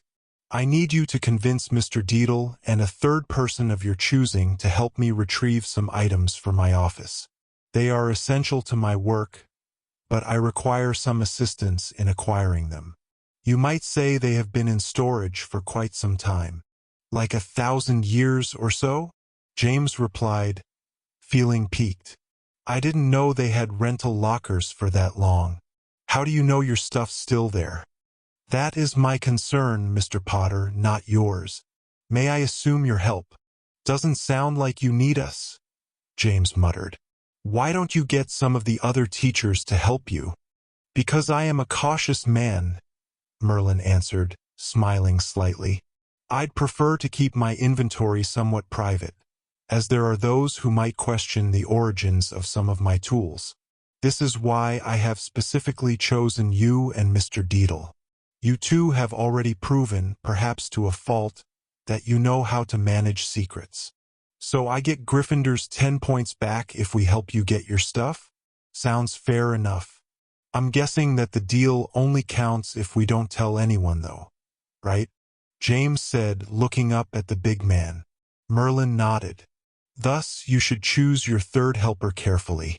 We leave tomorrow afternoon. Meet me at the entrance to the old rotunda, and be prepared to walk." Merlin turned to leave, his great robe swaying about him. Headmaster?" James called, keeping his voice low so as not to alert the gremlins in the landing below. Merlin stopped and half turned back to James, one eyebrow raised. James asked, "Any sign of the Borley?" Merlin shook his head. "But fear not, Mr. Potter. I have every reason to believe yours is the last one. It will show itself in due course. Perhaps next time, you will be better equipped to handle it." A moment later, the big man had gone, somehow melting into the shadows of the corridor, his footfalls making no noise whatsoever. There was definitely something creepy about the ancient wizard. He seemed to carry a sense of wildness and night air with him, even inside the halls of the school. Obviously, Merlin had secret ways of knowing what was going on in the halls. After all, he'd known exactly where to find James and what he was up to. It occurred to James that it'd probably be a challenge to sneak past Merlin even with the invisibility cloak on. Shortly, the gremlins tiptoed up the staircase again. Rose was the last up, and she was covering her mouth to stifle a giggle. As they threaded their way back to the Gryffindor common room, Petra asked, "Did you see anyone, James?" James glanced at her, considering. After a moment, he shook his head. No one worth mentioning. It was the closest thing to the truth he could think of. The next morning, as James was tramping down the stairway to breakfast, he was stopped by a noisy crowd gathered around the landing. Filch stood in the middle of it, staring up at the Heracles window. His cheeks were livid red and his eyebrows worked angrily. James could see the window clearly from his vantage point halfway up the staircase. The image of Heracles was gone. In its place was a fairly good representation of Salazar Slytherin. Strangely, he seemed to be grinning giddily and skipping down a winding path. He was arm in arm with a boy with unruly dark hair, Albus. A banner floated over their heads containing the words, "A match made in heaven." Worse, behind them, lying stricken on the path, was a pale boy with sharp features and white blonde hair. The caricature of Scorpius had a word balloon coming out of its mouth. It read, "Forsooth Salazar, behold mine breaking heart." "It's a line from a classic wizard love sonnet," Damien said smugly as he crowded in next to James. "1 in 10 people will probably get it, but it appeals to me somehow." "You are such a geek, Damien," Sabrina said affectionately. The sun presided over an unusually warm afternoon as James met Ralph near the great arch of the old rotunda. Beams of golden light made stripes across the marble floor and partway up the remains of the statues of the original founders. Nothing but their feet and parts of their legs remained after all these years. The broken bits were worn smooth from centuries of curious hands. "She's coming," James said as he trotted to a stop next to his friend. "She just takes forever to get ready." "What is it about girls and getting ready?" Ralph shrugged. "Fira Hutchins says that girls take longer to get ready because they actually get ready. She says boys just mat their hair down with spit, slap on some cologne, and call it done." "So what's wrong with that?" James muttered. Rose approached them from behind.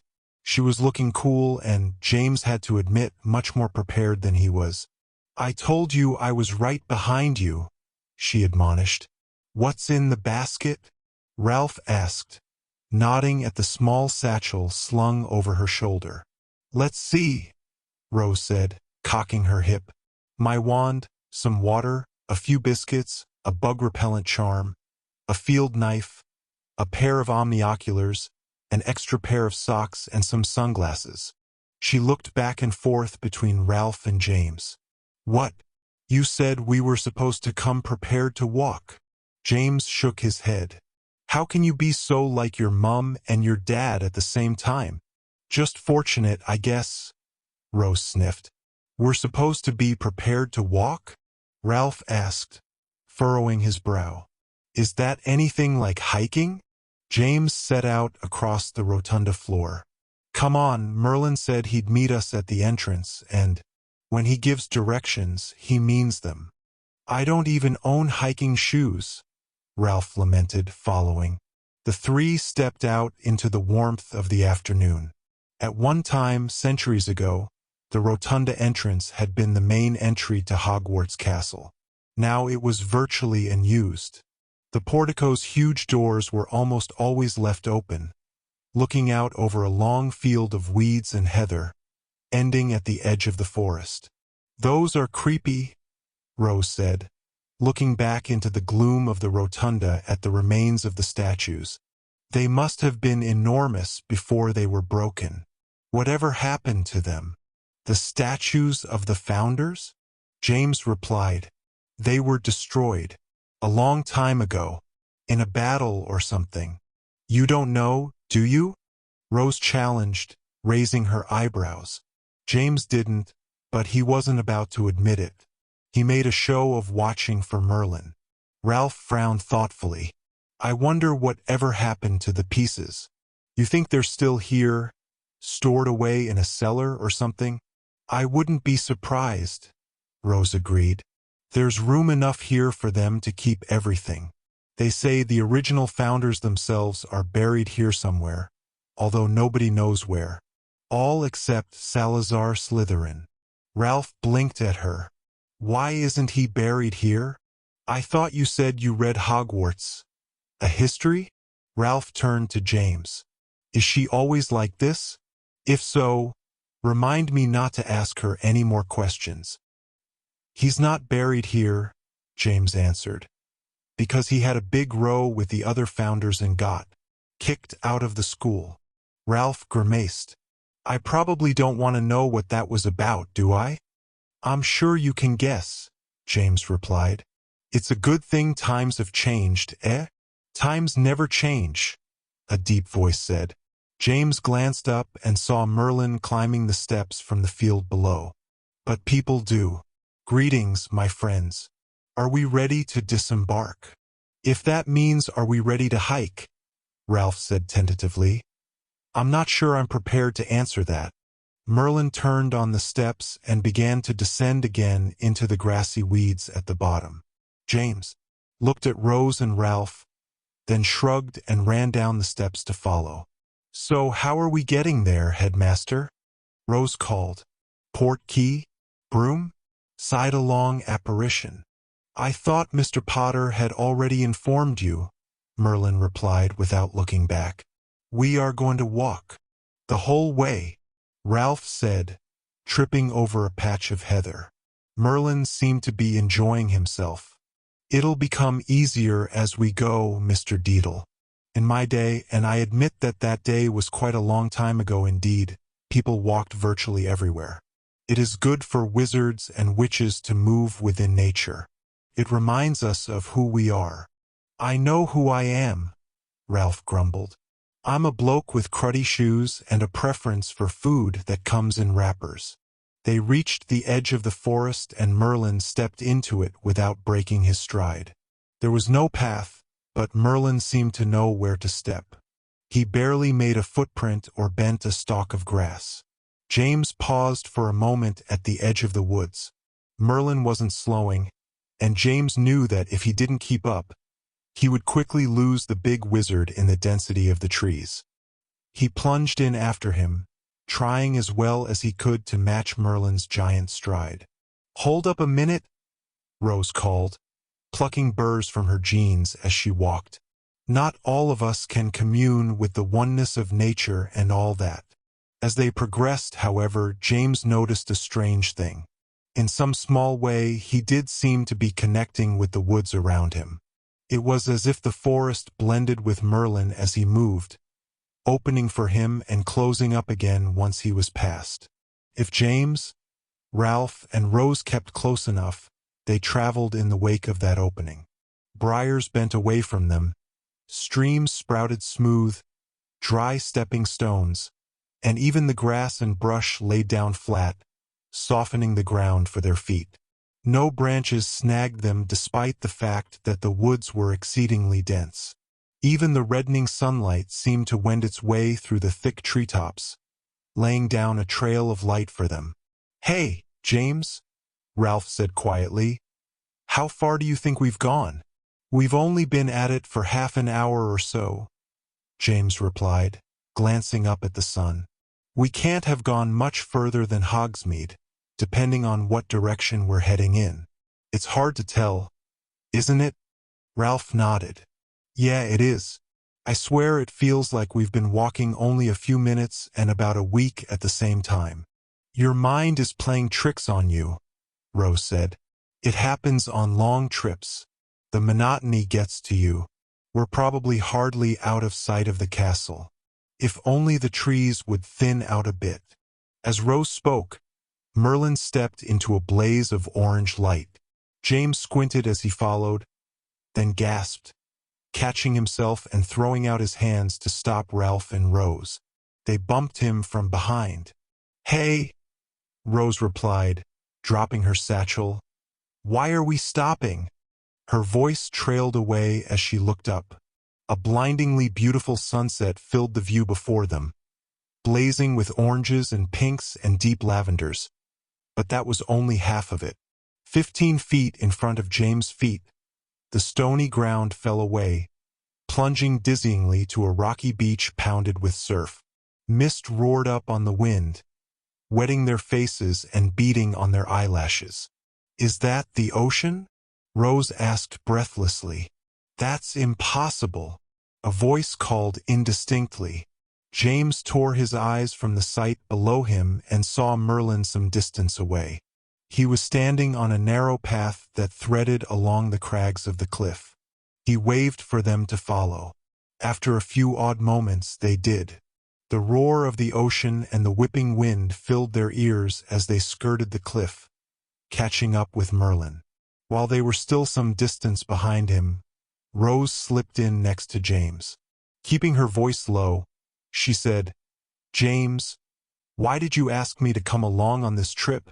"That's easy," James replied, treading as quickly as he could on the uneven path along the cliff. "I had to pick someone who could keep a secret. Besides, I knew you had some doubts about Merlin.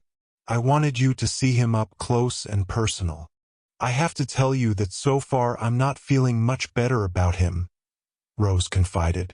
"Somehow, he just walked us about 100 kilometers in a half hour.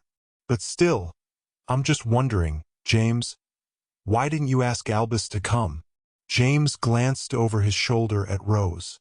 "I don't know. You were the first person I thought of.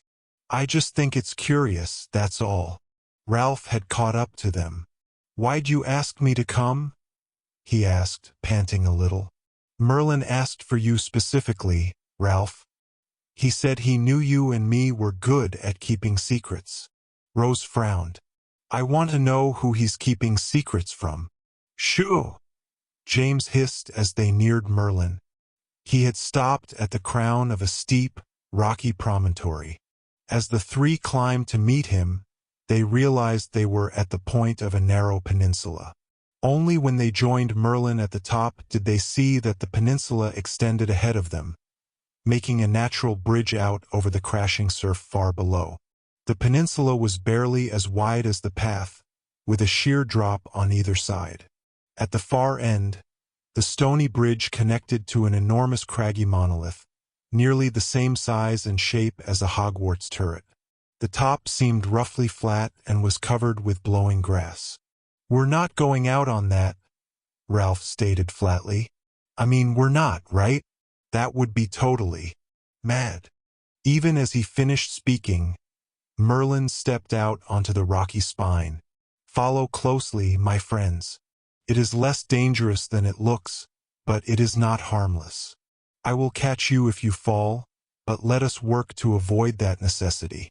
Fortunately, James wasn't particularly afraid of heights.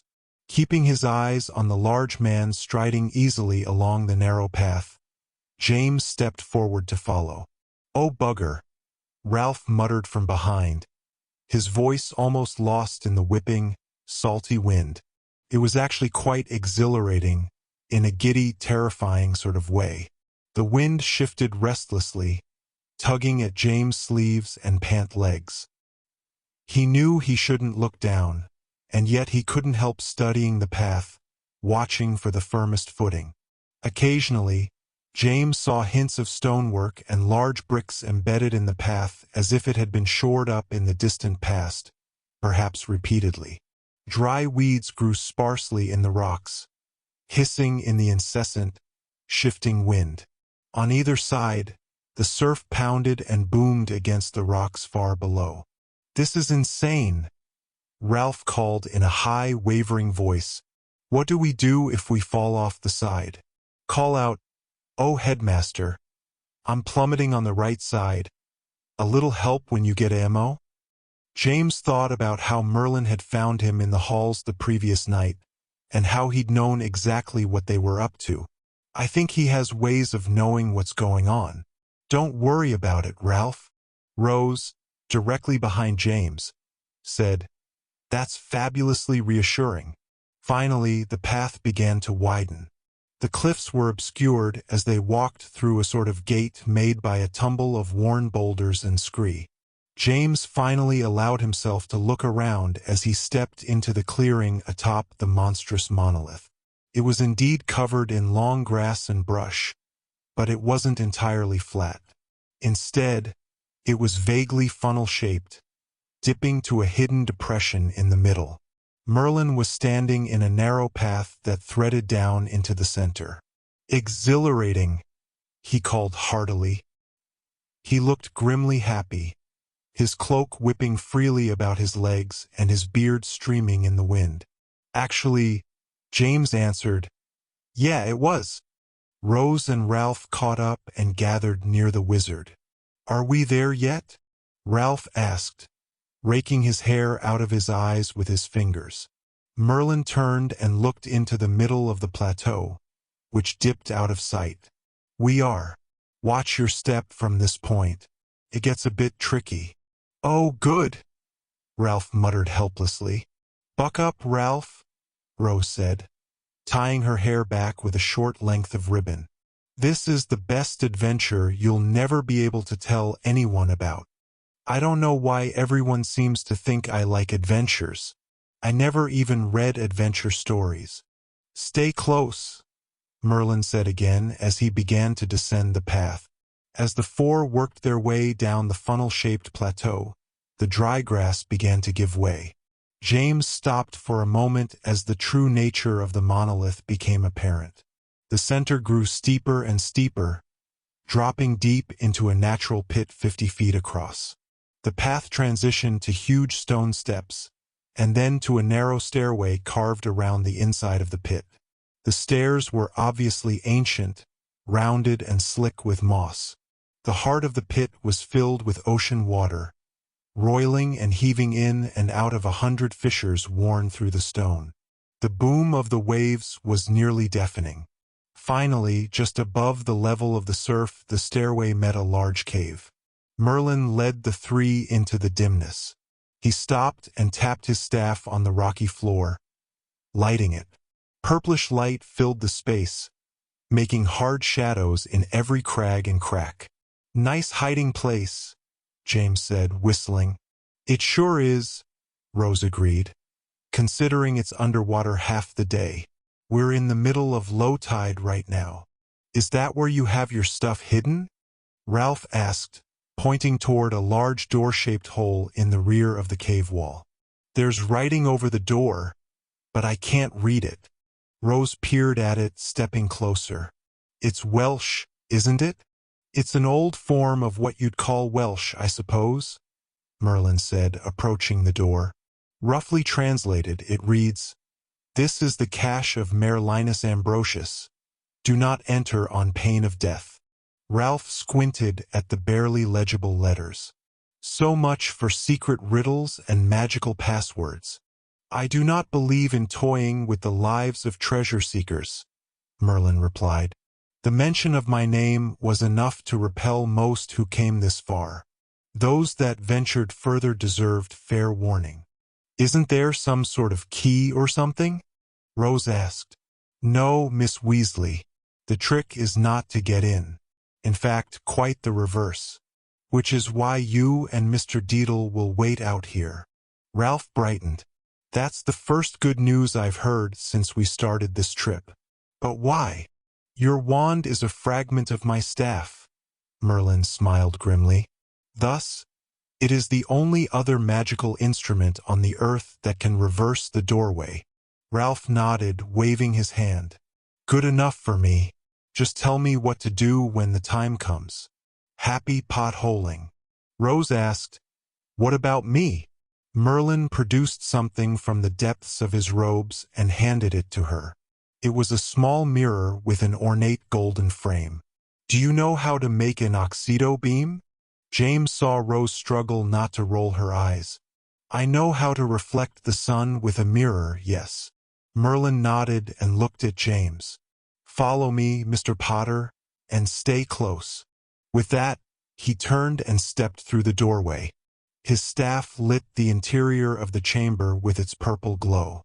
James glanced at Ralph and Rose, shrugged, and followed Merlin into the cavern. Immediately, his footsteps crunched unpleasantly. Ugh! He exclaimed. Bones! The floor was covered thickly with tiny skeletons. The remains of birds, fish, and rodents were piled several inches deep. Merlin didn't pay them any attention. An unfortunate cost, he said, moving deeper into the cavern. The one-way stone is rather unforgiving. My rune warnings are rather less effective now than they were a few centuries ago. You made warnings for the birds and rats? James asked. Merlin looked back at him. Of course, Mr. Potter. The creatures do not enter to thieve, but merely for shelter and food. I embedded a hex of dread in the stone of this place. It told their small minds that there was no good thing to be found here, and to stay away. I underestimated the longevity of those hexes, however. I am not happy to be responsible for the loss of these creatures. I will repay the earth for their sacrifice. What do you mean by one-way stone? James asked, but as he turned back toward the doorway, he saw for himself. The entry was gone, replaced by rough, seamless rock. By all appearances, James and Merlin were trapped inside a sealed cave. He shuddered and hugged himself, glancing around the dark, craggy space. Something caught his eye. Air, he said, trying to keep his voice calm. That's not the bones of a bird or a rat, is it? Merlin followed James' gaze and saw the human skeleton leaning against a dark alcove. The skeleton was draped with the remains of rough armor. A rusted sword lay near the skeleton's hand. I wouldn't get too close, Mr. Potter, Merlin warned mildly as James took a step nearer the skeleton, morbidly fascinated. Wow, James breathed. There are still rings on the fingers, and hair on the skull. Gah, there's the remains of a mustache. Who do you think? The skeleton suddenly lunged forward, throwing up its arms and waving the remains of the decrepit sword. James leapt backwards, tumbling into Merlin. Avaunt! The skeleton cried, waving its arms and swiveling its head. Reveal yourself lest I run you through for sport. It's all right, James, Merlin said wryly, helping James get his feet under him. Just stay back from it. Then, to the skeleton, he said, You cannot see us because you have no eyes, Farragon. Mare Linus, the skeleton cried. Where are you, you devil's son? How dare you trap me? How dare you breach my boundary and attempt to steal my cash, my old friend? Friend Pa! The skeleton spat. Its jawbone squeaked as it spoke. You were quit of the world. Dead. What good was it to you? You hoped I was dead, but you knew otherwise. My cash was bequeathed to no one but me either way. Ostromatics made you well aware of that. Ostromatics is a mongrel cur. The skeleton of Farragon growled. I'll put his head on my wall for this trickery. And what mean you that I have no eyes? It is merely dark. Light your staff if you are Mare Linus. Curse you. Merlin looked at James, his eyes hard. He will be released from his bond to this world when we leave. It was part of the curse of anyone who dared breach this place that they should remain until my return. Now that that time is come, the curse will end. Can you bear to wait with him? He is quite harmless as long as you keep your distance. James looked at the skeleton. It lolled against the wall, working to pull its leg bones together and make them work. It muttered squeakily to itself. James swallowed. Yeah, I guess. How long will you be? Mere minutes, Merlin replied. Then he raised his voice. Miss Weasley, can you hear me? Rose's voice came through the invisible entrance clearly. I'm right here. I'm looking right at you through the door. What's going on in there? Nothing consequential. Can you direct the Oxedo beam now? The waning sunlight should be finding its way through a large crack to the left of the cave mouth. James heard Rose's footsteps as she walked away. A moment later, a narrow beam of sunlight speared the dusty air of the cavern, penetrating the one-way stone of the doorway. Very good, Miss Weasley, Merlin said. Up just a bit, please. The beam of sunlight pierced the depths of the cave. It bobbed and roamed as Merlin directed Rose, carefully aligning the beam. Finally, It lit upon a shiny burnished symbol embedded in a far distant wall.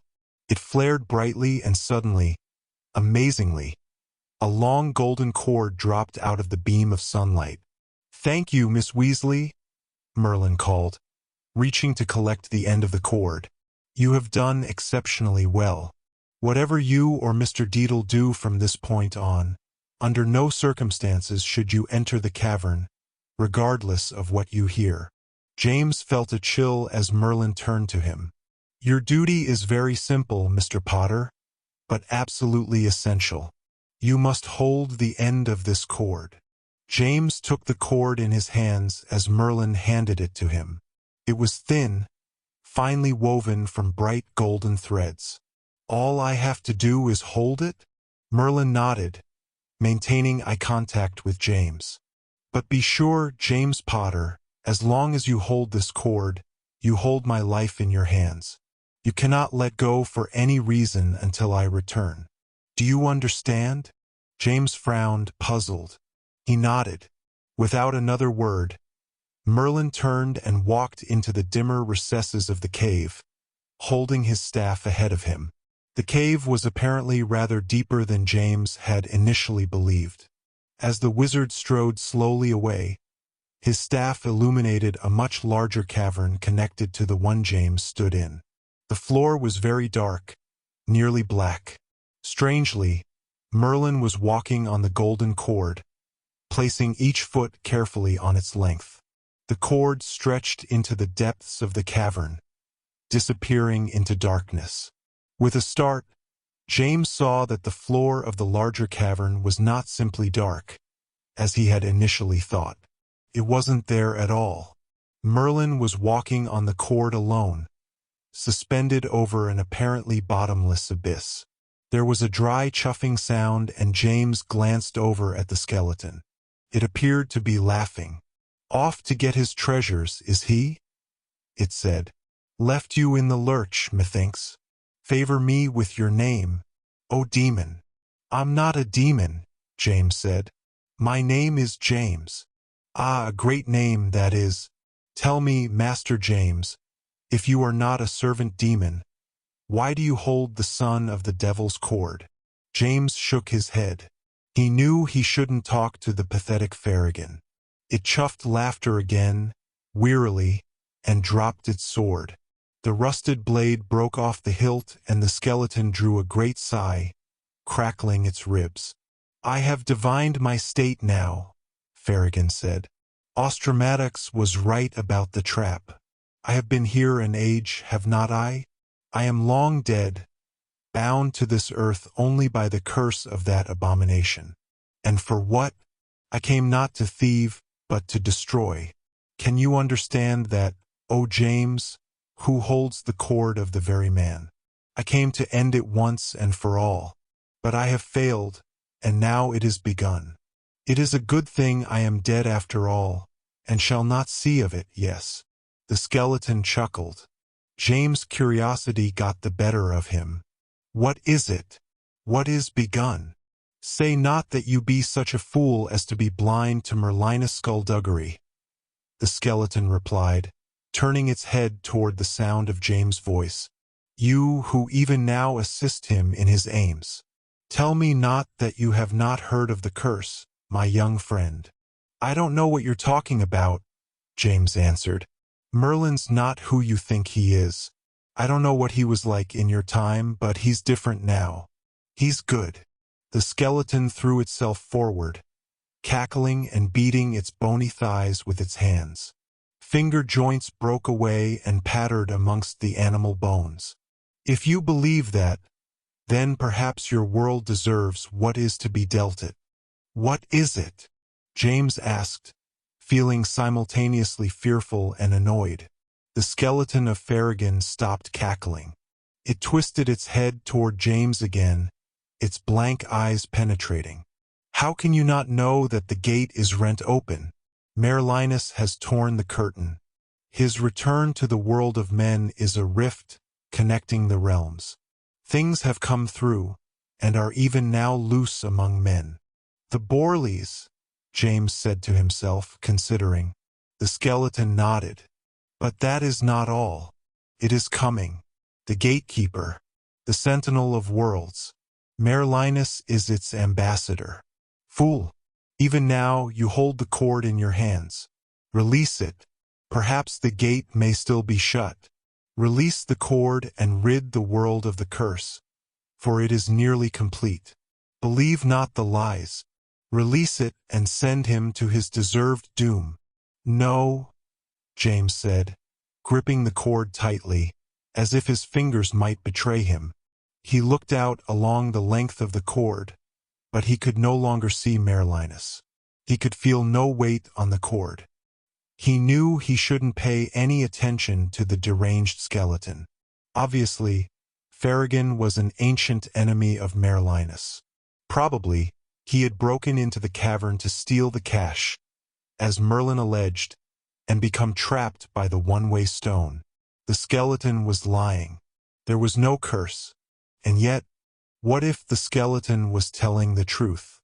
James had been responsible for bringing Merlin back into the world, duped by the horrible Madame Delacroix and her accomplices. He, James, had been consulted about whether or not Merlin should become the new headmaster of Hogwarts. If there was any truth to what the skeleton said, it would be entirely on James' head. Perhaps it was destiny, then, that had placed the cord in his hands, the cord that could cut Merlin off again, undoing all that James had unwittingly done. Perhaps now was his only chance to set things right again. "I sense your struggle, boy," the skeleton said quietly. "You know what your purpose is, do you not? Do it. How hard can it be? It is no effort at all. Simply let go. Your friends await you outside, ready to release you from this place. They need not know what became of the wizard. Tell them he simply fell and is no more. Only you will know what you have saved your world from. Do it now. Do it while you still can." James looked again. He could see Merlin now. He was returning along the length of the cord, a small box in one hand, his staff held aloft in the other. The cord was perfectly motionless as the big man placed his footsteps on it. James could still feel not the slightest tension on the cord. He squeezed it in his hands, thinking hard. Could he do it? Should he? Would he ever have such a chance again? "Do it, boy!" The skeleton of Farragon whispered harshly, leaning forward. "Close your eyes, do not watch, and let go." The cord was slick with sweat in James' hand. He almost did it. His fingers twitched. And then he remembered something Merlin had said the year before, shortly after he'd come back into the world. "You have rather a talent for looking beyond the flat of the mirror, James Potter," he'd told him. That had been a compliment, James assumed, and it meant that he was not easily fooled. Of course, Madame Delacroix had fooled him, but that had required the use of a very carefully hexed voodoo doll. Merlin had implied that words alone were not enough to dupe James. Thinking that, James turned to the skeleton one last time. "How do I know you are telling me the truth?" The skeleton seemed to sputter. "You know by the evidence of your own soul. You sense the rightness of my allegations. Now drop the cord. End it." James narrowed his eyes. "You know, I don't think I will. I don't know what things were like in your time, but in my world, we don't kill people just because somebody says they're troublesome." "Then your world deserves its own doom," the skeleton replied, rattling back against the cavern wall. "I wash my hands of you. The Doombringer is come." James decided it was best not to argue with the skeleton. Now that he'd made up his mind, he knew there was no point in it. He looked out along the cord and saw that Merlin was nearly back. His face was still grim, but there was a twinkle in his dark eyes. "Our task is complete, Mr. Potter," he said as he stepped onto the stone of the cave floor. "You may release the cord. We will require it no longer." James let the cord drop to the floor. It slithered away and dropped silently into the dark abyss. Sighing, James glanced over at the skeleton, but it didn't move. I'd expect to hear no more from him, Merlin said quietly. He has done what he remained to do. What's that mean? James said, turning to the wizard. Why did I have to hold that cord?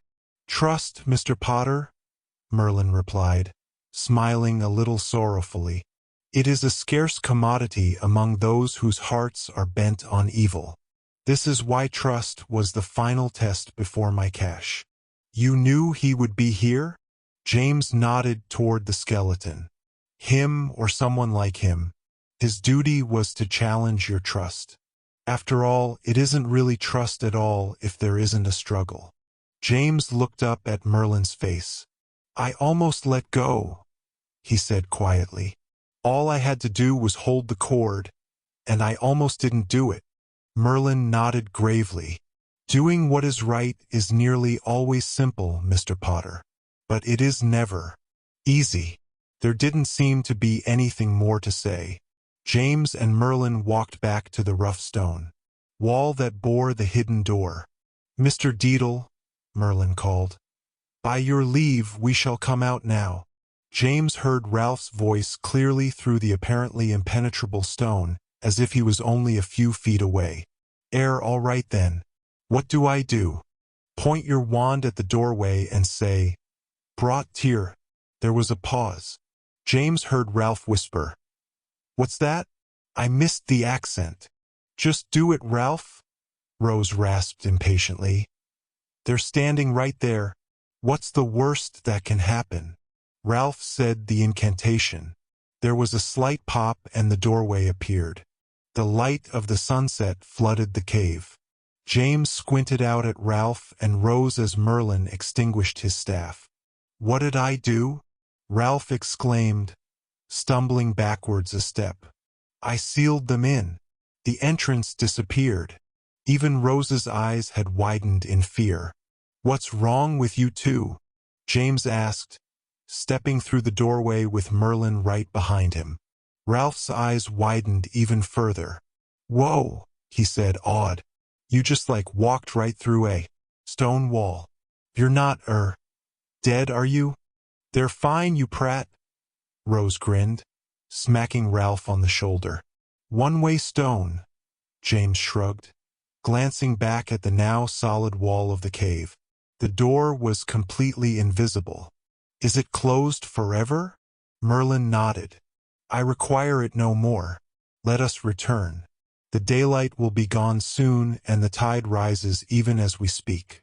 James looked and saw that the waves were slopping over the lip of the cavern mouth. Each wave pushed more water onto the rough floor. Merlin still carried the small box under his arm as he turned to lead them up the narrow, curving stairway. So that's it, Ralph called up from the rear. You have all your stuff in that little box? Are you surprised, Mr. Deedle? Merlin replied. Would you prefer to heft a pile of trunks? Ralph chuckled humorlessly. You'd be on your own if that was the case. I can barely manage to drag myself out of here. The return trip across the peninsula bridge was rather easier than it had been on their first crossing.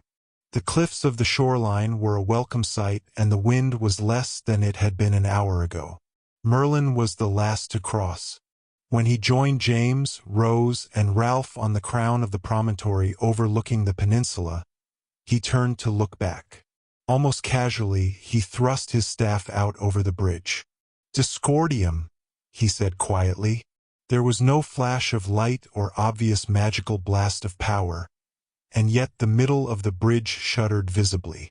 As if in slow motion, the spine of rock disintegrated and crumbled massively into the ocean below, sending up enormous, crashing geysers of water. Well, that's that then, isn't it? Rose said, impressed. Merlin smiled down at her. Finally, just as the sun touched its golden reflection on the ocean horizon, they turned to depart. As they made their way back, following in Merlin's enchanted path, Rose drew close to James again. Ralph and I heard you talking in there, she said quietly. But it didn't sound like you were talking to Merlin. Was there something in there we couldn't see from the doorway? James didn't answer right away. For some reason, he felt reticent to tell Rose and Ralph about the skeleton of Farragon.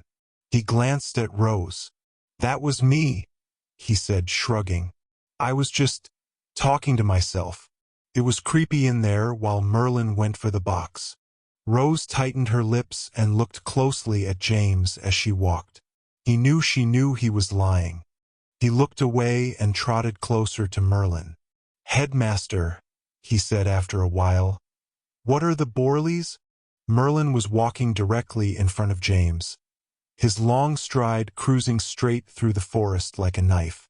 The last shreds of dusk on his robes gave him a vague, ghostly cast. "As I explained to you on the train, Mr. Potter, the Borleys are shadow creatures." "Yeah, I remember. But where do they come from?" Merlin's normally deep voice dropped a bit lower. "Your companion in the cave was talkative, wasn't he?" James followed Merlin closely. He wished he could see the wizard's face.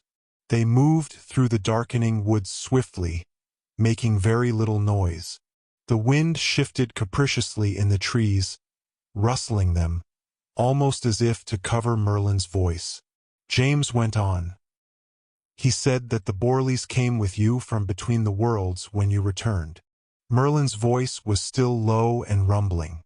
"There is a grain of truth in all fictions, Mr. Potter. Perhaps you know what barnacles are? Disgusting creatures that accumulate on the hulls of ships after a long sea journey. They weigh down the ship and must eventually be removed and destroyed. You may think of the Borleys as the magical equivalent." "So they did come back with you?" "This is so. I have been hard at work hunting them since my return. Most remained near me and were easy to capture. 2 followed Mr. Deedle and Mr. Walker. Those I was able to track and capture before either boy became aware of them. Yours, Mr. Potter, was rather wilier. I believe it is the last of them." James had been curious about something ever since that day on the train. "How do you catch them if you can't use magic on them?"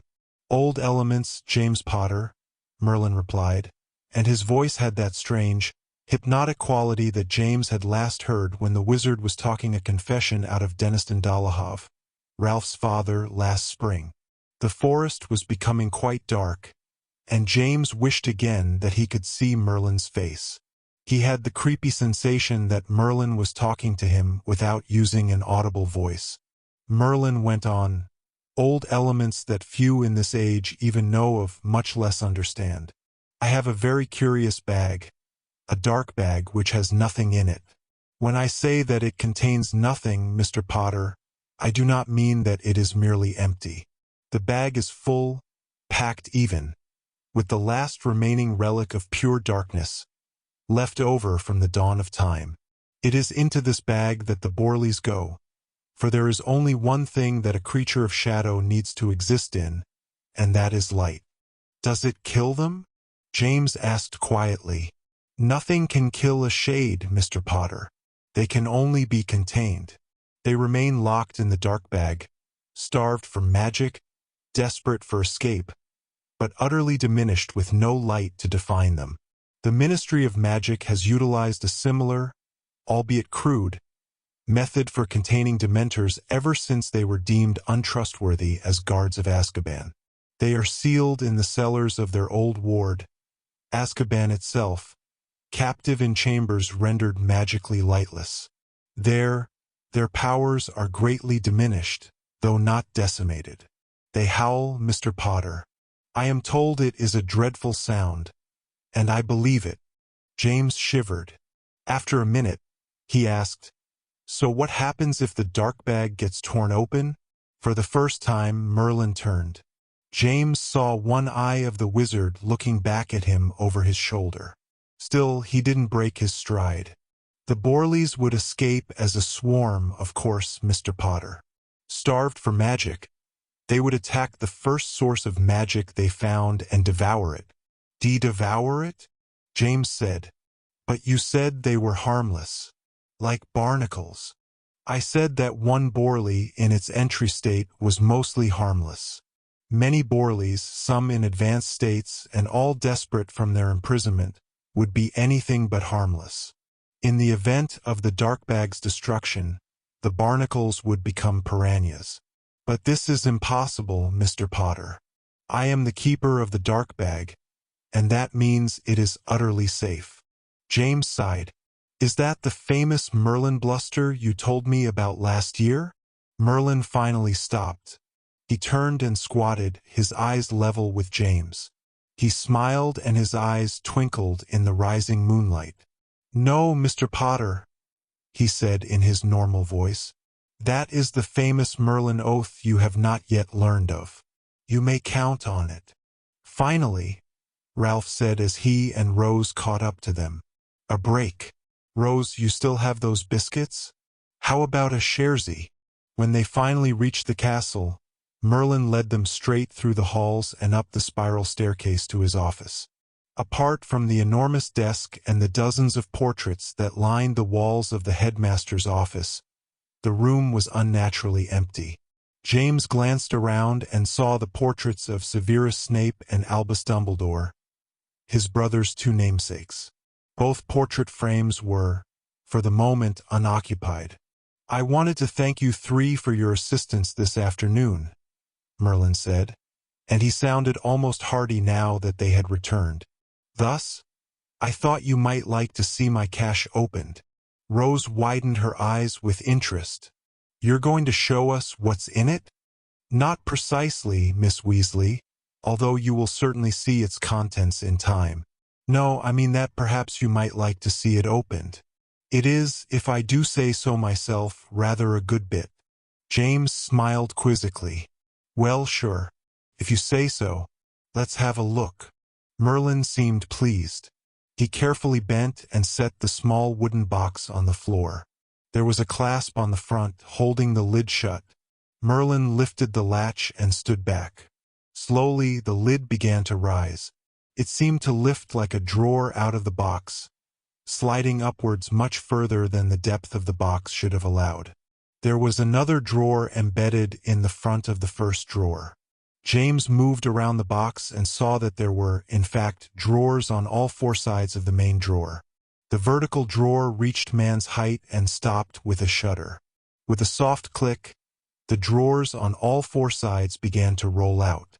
The sides of each new drawer bore yet more drawers. Slowly, they unrolled, each surface revealing more and more compartments. It was beautiful to watch, and yet it boggled the mind. James' eyes seemed to resist what they were seeing. They watered a bit as the box expanded, filling the center of the room.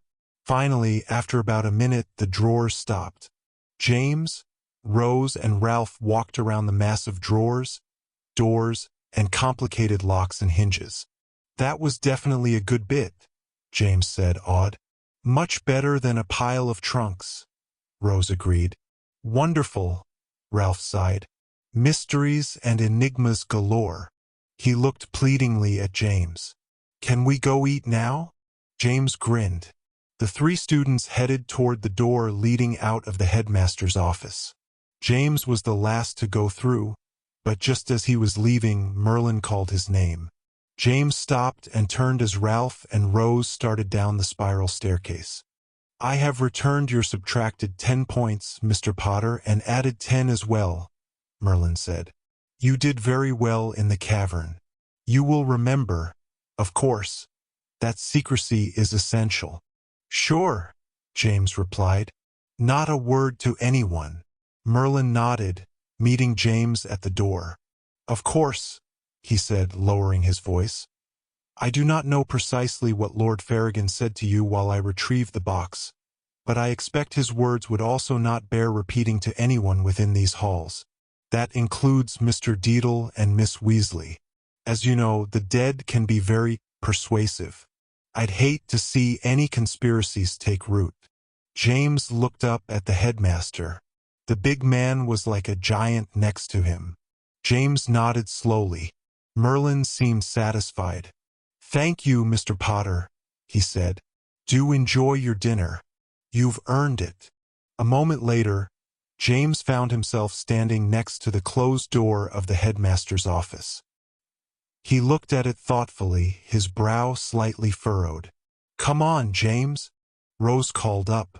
"The gargoyle says it's cherry posset for dessert tonight. I never get sweets like that at home." James shook his head slightly. If Merlin didn't want James to tell Rose and Ralph what the skeleton had said, then there was surely a good reason. But Merlin had only said he shouldn't tell anyone within the halls of Hogwarts. If it came to it, there was technically no reason James couldn't tell his parents, and they could tell whomever they wished, couldn't they? Satisfied with that, James turned and climbed down the spiral staircase to join his friends. Chapter 5. Albus and the Broom. James met Ralph at the base of the steps on Monday morning. The halls were already filled with the clamor and bustle of the start of school, and even though James knew he'd probably be missing the freedoms of summer by the end of his first week, for the moment he was still looking forward to classes. "Got my schedule all set," Ralph proclaimed happily as they entered the great hall for breakfast. "Got defense against the dark arts with that DeBellows bloke first thing this morning." "Check that," James said. "I'm there too." Strange that he didn't require a book. He must just be so smart about the whole thing that he doesn't need one. This should be excellent. "DeBellows rules," Graham said as James and Ralph plunked down at the table. "You know he once took on 2 vampires at once with only a beater bat and a muggle pencil." "A pencil?" Ralph furrowed his brow. "To stab them with, of course. It was the closest thing he had to a wooden stake." Ralph screwed up his face, thinking, that must have been one bloody sharp pencil. Rose had already finished her breakfast, having arrived earlier. "I hear that this is going to be a very practical defense against the dark arts class, even for first years. Apparently, DeBellows prefers a hands-on approach." "Well, just look at the fellow," Noah said, turning to gaze at the man still finishing his breakfast at the teacher's table. "He looks like he's ready to pounce even when he's sitting still." Sabrina leaned over the table and said in a stage whisper, "I think Noah has a bit of a man-crush on him." "Oh, shut up," Noah replied. "You didn't grow up collecting DeBellows Harrier action cards. I just can't believe he's going to teach us how to battle the dark arts. I hope he shows us how to do the Perseus pinch maneuver." "I had an action figure that did that," Graham nodded. "I tried to use it on my mum once. Got me in no end of Barney." "I have to wait until Wednesday for my first class with him," Rose complained. "Tell me how it goes tonight, won't you?" James nodded, his mouth full of toast. Across the room, James could see Albus sitting in the middle of the Slytherin table, smiling and laughing with his new friends. Strangely enough, most of those around him were older students. Tabitha Corsica and Philia Goyle smiled and nodded as Albus spoke. "Come on," Ralph said, pulling James' collar. "Let's get to class a little early. I want to see what this DeBellows is all about." "Hang on," James said, collecting his bag. He climbed off his bench and skirted the edge of the hall, heading around toward the Slytherin table. "Hey, Al," he called. Albus looked up, following the sound of James' voice. "Hi, James. Didn't see you all weekend. What's up? Can you spare a minute to walk with your brother to first class? I want to hear about your adventures in your new house." "That's sweet," Tabitha said warmly. "Go ahead, Albus. We'll chat again at lunch and make arrangements for Wednesday." "Excellent." Albus nodded happily. "All right, come on, big brother. I've got herbology with Neville first thing." As they broke away from the Slytherin table, Albus was positively bursting with excitement. "I got my ring key already, see? Spent the whole weekend getting the grand tour with the Fong and Talons. Did you know the Slytherin rooms have their own casting range? We can practice almost any spells and curses we want on these enchanted dummies. If you get a curse right, The dummy drops on the floor and does this hilarious imitation of the effect. Not that I'm any good at the wand work yet, but Tabby says I shouldn't rush it. James nearly choked. Tabby? Yeah, Albus nodded. Tabitha Corsica. She's the unofficial head of Fong and Talons. I mean, nobody is really an official anything in the club. It's really just a joke with the Slytherins. James looked back at Ralph, his eyebrows raised. Tabitha tried to get me in last year before the debate. It's kind of a secret society, although there's not much secret about it if you're a Slytherin. Tabby says it's fine for me to talk to you about it, James, Albus assured. But I'd keep it hush-hush if I was you. I mean, we don't want just anybody to know about it. What fun would that be? So what's going on with Tabitha this Wednesday? James asked. What? This Wednesday, James said, stopping as they reached the archway leading outside to the greenhouses. Tabitha said she'd make arrangements with you about something. Oh, that, Albus said, glancing out at the glass buildings twinkling in the morning sunlight. That's just for Quidditch tryouts. She says she'd love to see me get on the team. James smiled uncomfortably. But you don't have a broom or anything. Trust me, those house brooms are useless. I couldn't even fly in a straight line until I got my thunderstreak. That's not going to be a problem, Albus said, shouldering his pack and grinning. Tabby says she'll let me use her broom for the tryout. James' mouth dropped open, but Albus turned away before he could say anything. Got to be off, big brother, he called over his shoulder. Can't be late to first class. He strode out into the sunlight, joining a few other first-year Slytherins who'd been skulking nearby. James turned to Ralph, his mouth still hanging open. First I heard of it, Ralph said, raising his hands palm out. I'm not part of Tabby's crew, you know. But that broom, James sputtered. It's evil. Come on, Ralph said. Let it go for now. Class starts in 5 minutes. As James turned reluctantly to follow Ralph, he passed Scorpius on his way out to the greenhouses. Scorpius smirked at James and bumped him with his shoulder. James almost said something, but a nearby Slytherin beat him to it.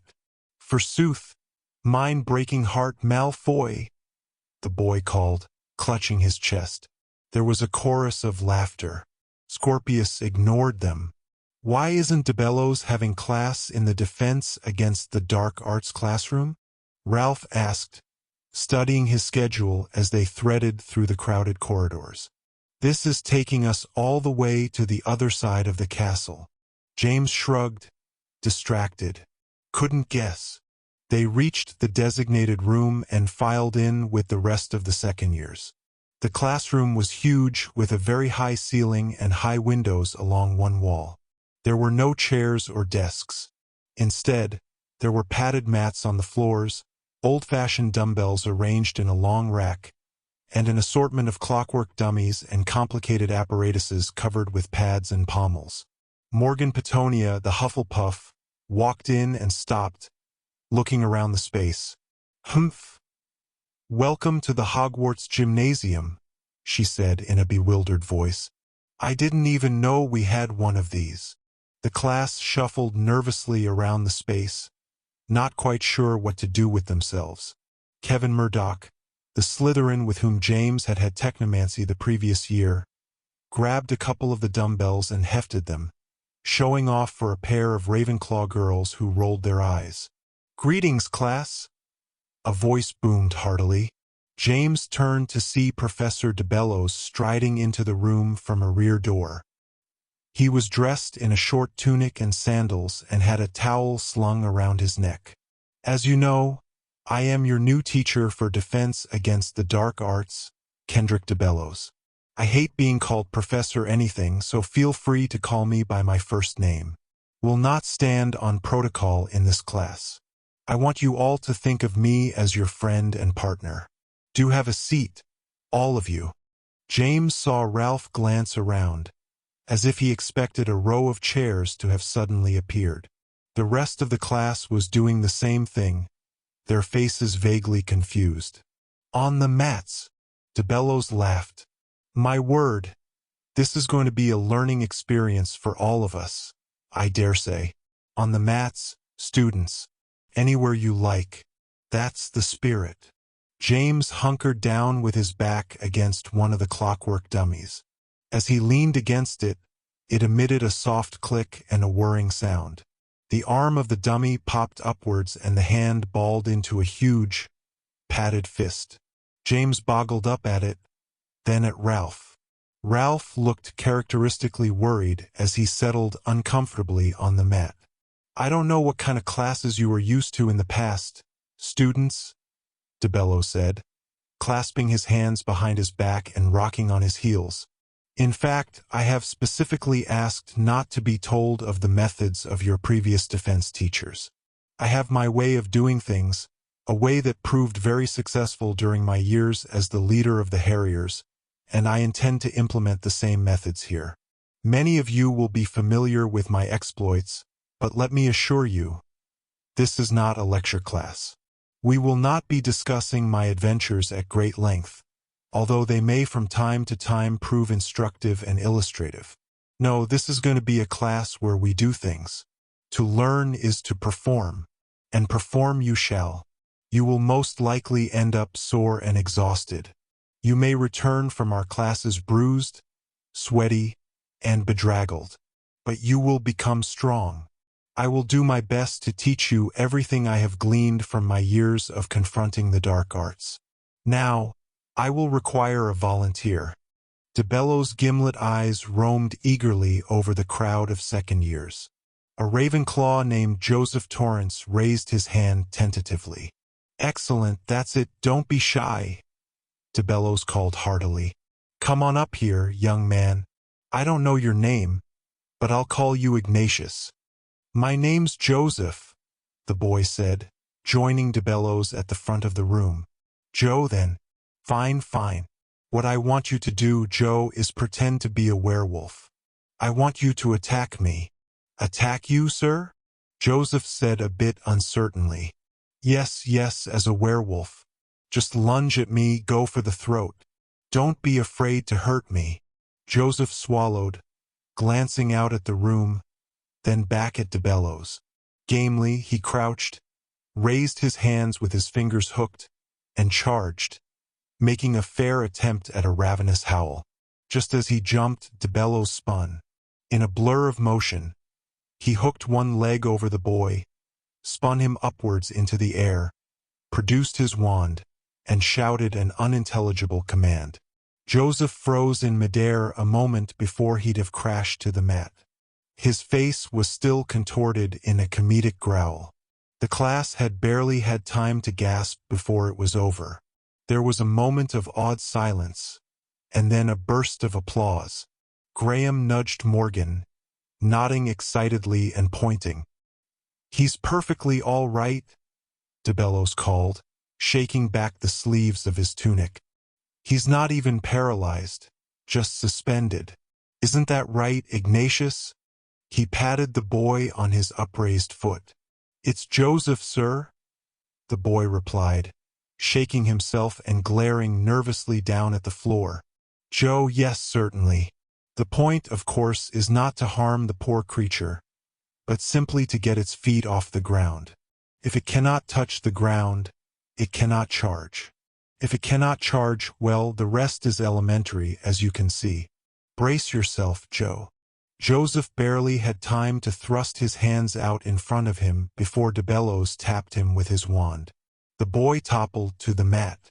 DeBellows looked brightly out over the students. Any questions? Graham shot his hand into the air. What was that incantation, sir? Tisk, TSK, TSK. DeBellows chided, ticking his finger at Graham. Let's not get ahead of ourselves, Mr. Young man. Stamina before spells is my motto. Did you happen to notice the maneuver I used to get the werewolf into the air first? That is the key to the entire affair. The spell work is merely the icing on the cake. No, in this class, we will apply ourselves to the discipline of physically preparing ourselves for the challenges we may face as defenders of right. Did you know, class, that a fit enough wizard may overcome even the Imperius curse if he has enough stamina and mental force of will? It is true. For too long, the focus of civilian defense against the dark arts has been quick and dirty spell work, protection charms, and tricky hexes. Here, I will not make you merely proficient in theory. Here, I will make you into warriors.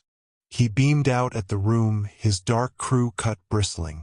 After a moment, Kevin Murdoch began to clap. The rest of the class joined in half-heartedly. I know you probably aren't excited about my approach, DeBello said, raising one hand.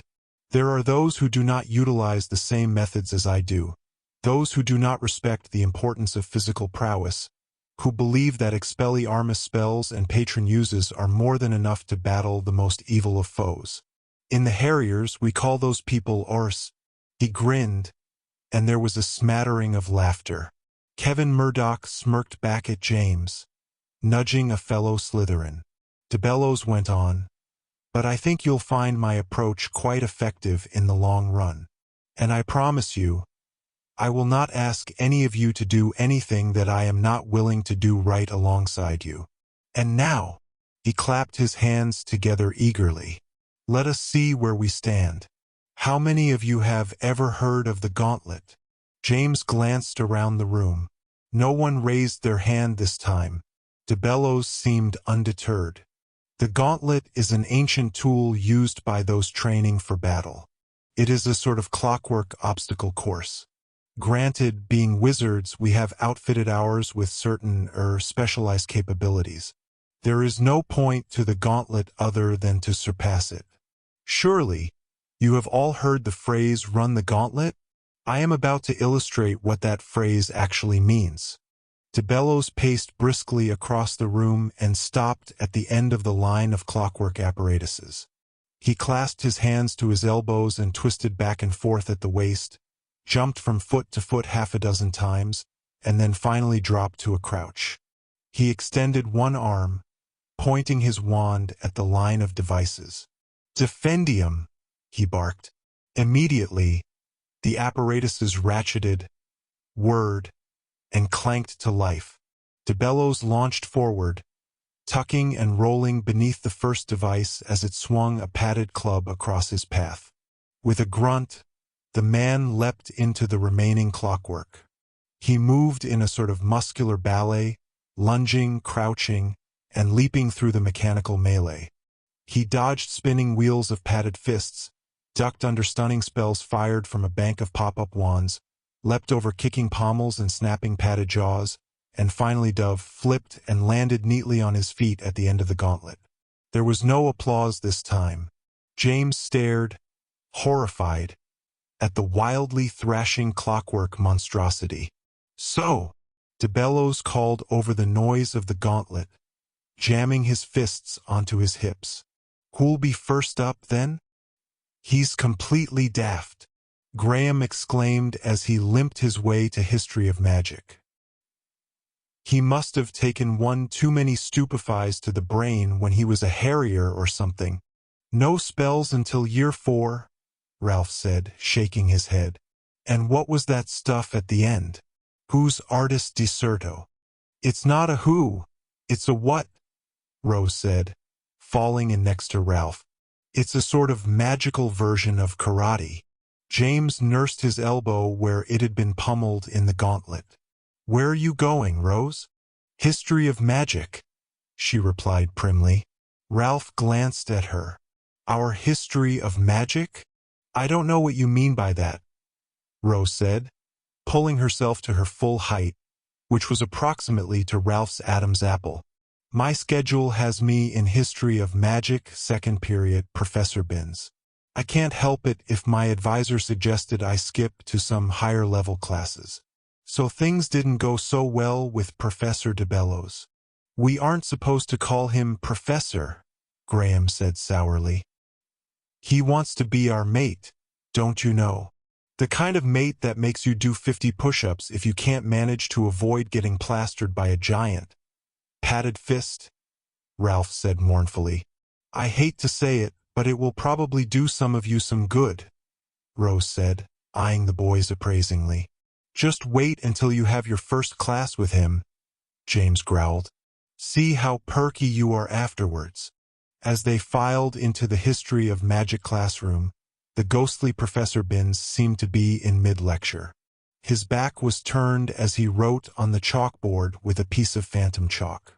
Strangely, he seemed to be writing notes on top of older notes, creating a nonsensical mishmash.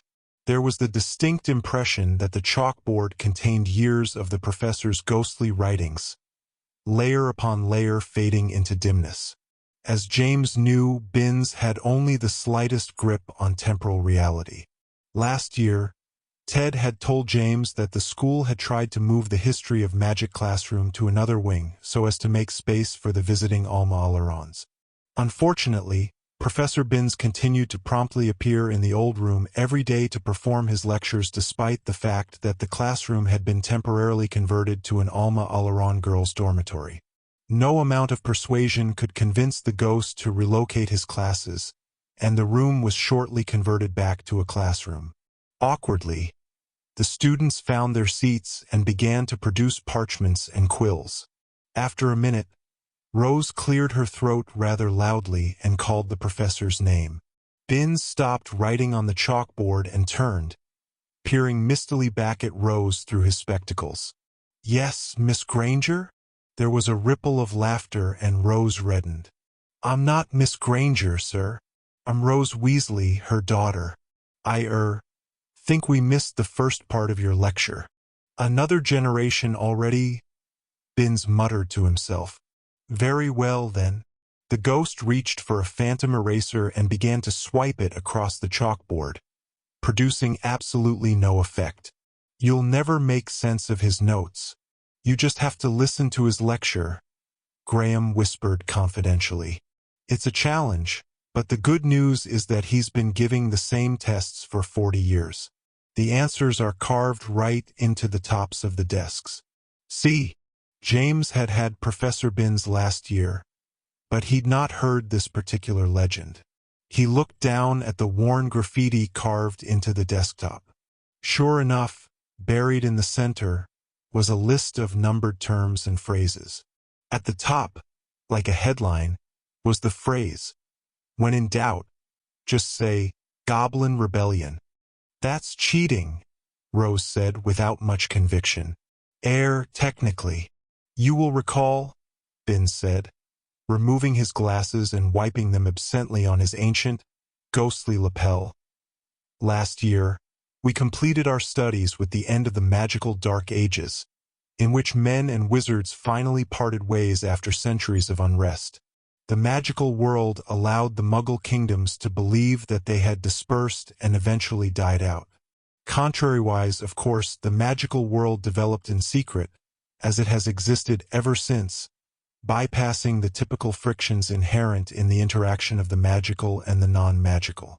This brings us to the very beginnings of the modern age of wizard history, in which strictly magical establishments came into existence. This year, we will study the histories of those establishments, from governments to economy to education. Initially, nearly all of those details were managed inside the same walls, and by the same people. You may be aware that this very castle was the center of the magical world for quite some time before it was exclusively classified as a place of learning. Rose studiously scribbled notes on her parchment. Ralph was watching her with curious fascination, either because of her persistence in taking notes or because her handwriting was so meticulously precise. James wished Zane was here to make an amusing drawing of Professor Binns. Idly, he doodled on his own parchment. Magical photography, Binns continued, while much older than the Muggle equivalent, was still in its infancy at the founding of Hogwarts. Here, in what was, at the time, still an experimental medium, we see the only remaining photographic representation of the original founders of Hogwarts. James looked up to see the professor pointing his ghostly wand at a small, framed picture on the wall. James squinted at it but couldn't quite make it out. He hadn't known there were any photos of the founders, and he was quite curious to see what they really looked like. He glanced around the room, but no one else seemed to be having any difficulty making out the ancient photo. James pressed his lips together. It was going to have to happen sooner or later. As quietly as he could, he reached into his bag and found the little pocket that held his new glasses. He slipped them out and, as surreptitiously as possible, put them on. Immediately, the ancient photo came into focus. Technically, it is not a photograph as we would know it, but a sort of flash painting created with specially hexed paints. In any event, the result is a faithful, if crude, image. Here we see all four of the original founders standing in front of their statues in the original rotunda. This was taken rather late in their careers, upon the occasion of the naming and dedication of Hogwarts as a school of witchcraft and wizardry over 10 centuries ago.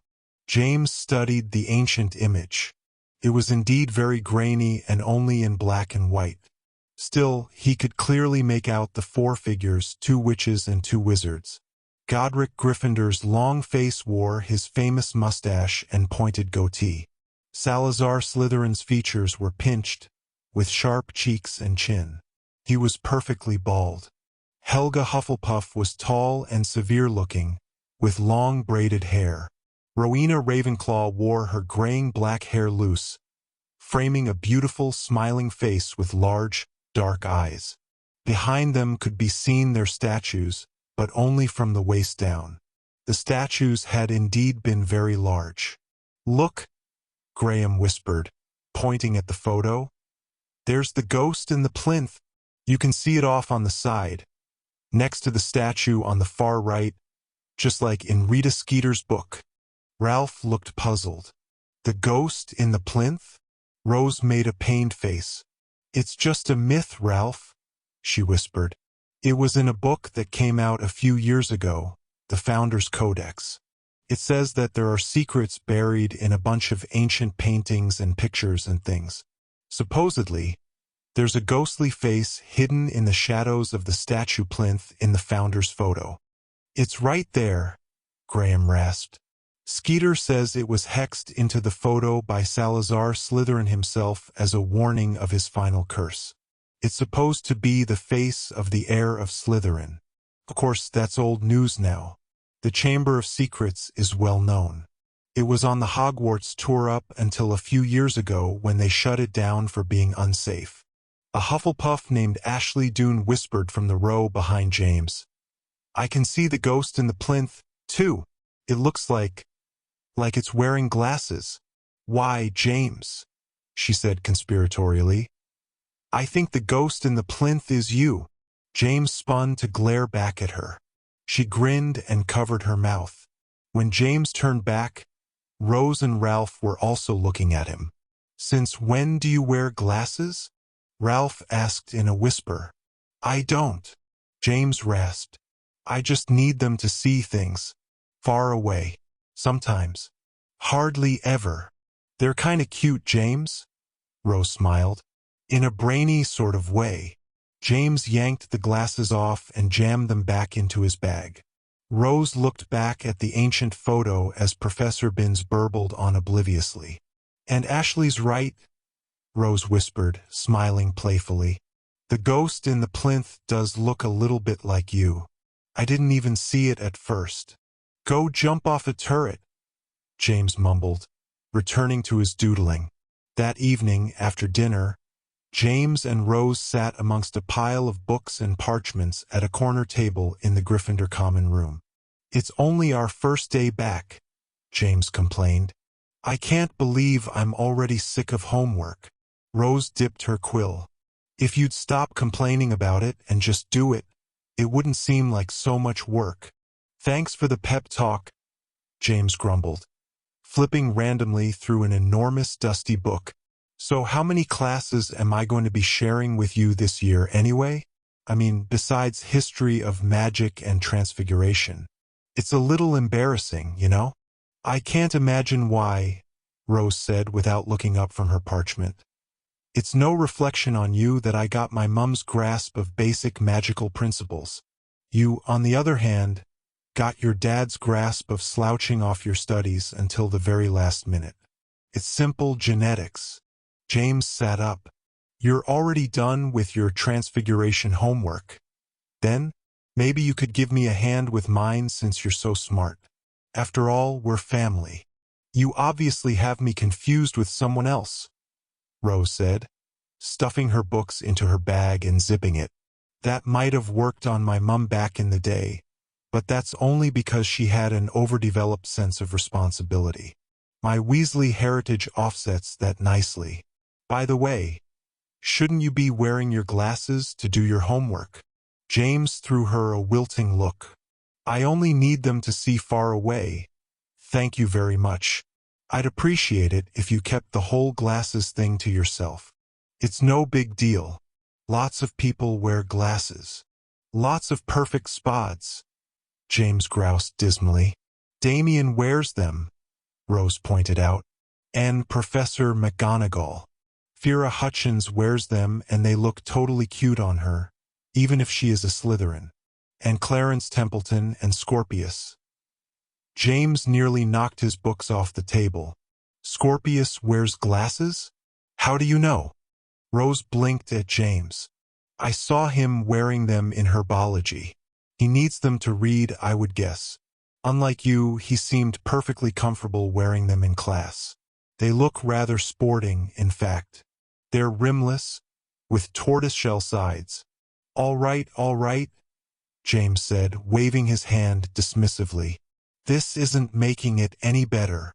Despite what you may think, Rose said, leaning in and lowering her voice. He's not stupid. He may not be the nicest boy in school, but he knows his stuff. He knows how to cast a few spells, big deal, James said, crossing his arms. His parents probably hired him one of those goblin tutors just to make sure he could show the rest of us up. Rose shrugged and looked pointedly across the room. Looks like he's done with his homework, at any rate. James followed his cousin's gaze. Scorpius sat slouched in the high-back chair near the fireplace. He was idly flicking his wand, floating a bit of paper folded to resemble a bat. It bobbed and swooped easily. Bloody show-off, James grumbled under his breath. Cameron Creevey saw James looking. He stood and approached the table tentatively. Hey, James, how was your first day? Lousy, James griped. You any good at transfiguration, Cameron? Cameron shook his head. I haven't even had my first class, sorry. I just wanted to ask you. Is it true about last year? About the aligning of the planets and how you were there for Merlin's return and all that stuff about how you sent that Muggle news fellow packing? Well, James began, and then shrugged tiredly. Yeah, sure, I guess. It's probably all true enough, but it wasn't like it sounds. I was trying to stop Merlin's return, you know. So really, it was all a big bust. Cameron grinned, showing a lot of pink gums.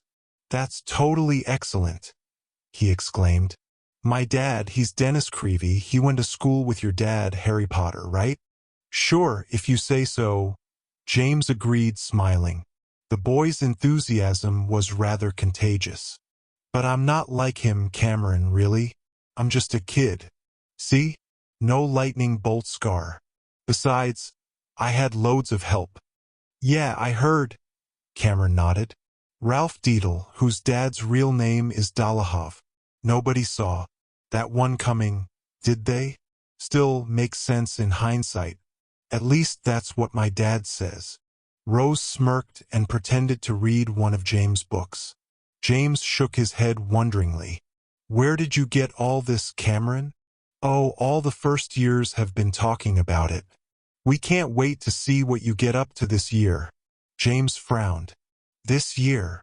Sure. Cameron enthused. I mean, it's just like in your dad's day. Every year he got in some great adventure, didn't he? We've got all the old Daily Prophet articles at home as well as the novelizations. I know the books are a little exaggerated, but my dad, he was there for some of it, and he says they don't even do the real stories justice. My favorite is the one about the Tri-Wizard tournament, especially the bits with the dragon. James held up his hands, stopping Cameron. Look, those books are about my dad, not me. Things are different these days, aren't they? There's no more Voldemort, no more big, scary, evil society bent on taking over the world. Last year was a fluke, all right? Besides, I wasn't a hero like my dad was. If I hadn't had Ralph and Zane. Zane? Cameron interrupted. He's the one from the States? Yes. James laughed, exasperated. James jumped as something rapped against the window behind him. He spun around, eyes wide. The window was perfectly black. He stared at his reflection in the old glass. What the? The rap came again, louder, shaking the window in its pain. A small object had thrown itself against the window from the outside. It looked like a moth, but with glowing green wings. James focused on it, furrowing his brow. What is it? Rose asked, coming around the table to join James. James shook his head. The moth threw itself against the window again, rattling the glass with its wings. It was remarkably strong considering its size. It's a lunar fly, Rose said, recognizing the flying shape. Let it in before it knocks itself senseless. They're harmless. James unlatched the window and swung it open just as the lunar fly dove again. It shot through the open window and past James. Cameron ducked as the glowing moth spun out over the room. It swooped wildly, flitting through the students scattered around the room, leaving a trail of faintly glowing dust behind it. Scorpius sat up and peered at the moth, narrowing his eyes as it wove and arced, drawing dusty greenish lines in the air. Finally, as if exhausted, the moth fluttered to a halt on the table, landing on James' pile of books. It folded its wings and twitched its antennae at James. Whoa! Cameron said excitedly. James raised his eyes. The lines of glowing dust had condensed into a shape. It floated in the air, drifting very slowly toward the ground. James recognized the shape. He grinned.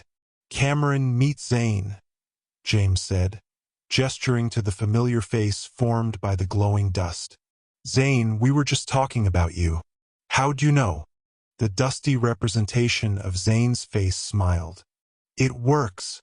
Hi, James. Hold on a second. Raphael, Anna, tell Professor Franklin it works. I'm getting through. They can see me. All right, anyway. Hey, everybody. Hi, Rose. Where's the Ralphinator? He and Albus are down with the Slytherins, James replied. Zane, what is this? Zane's shimmering face grimaced as if to say it's a long story. You ever hear the bit about the chaos butterfly? The one that flaps its wings in Paris and causes a hurricane in Los Angeles? Well, this is that butterfly.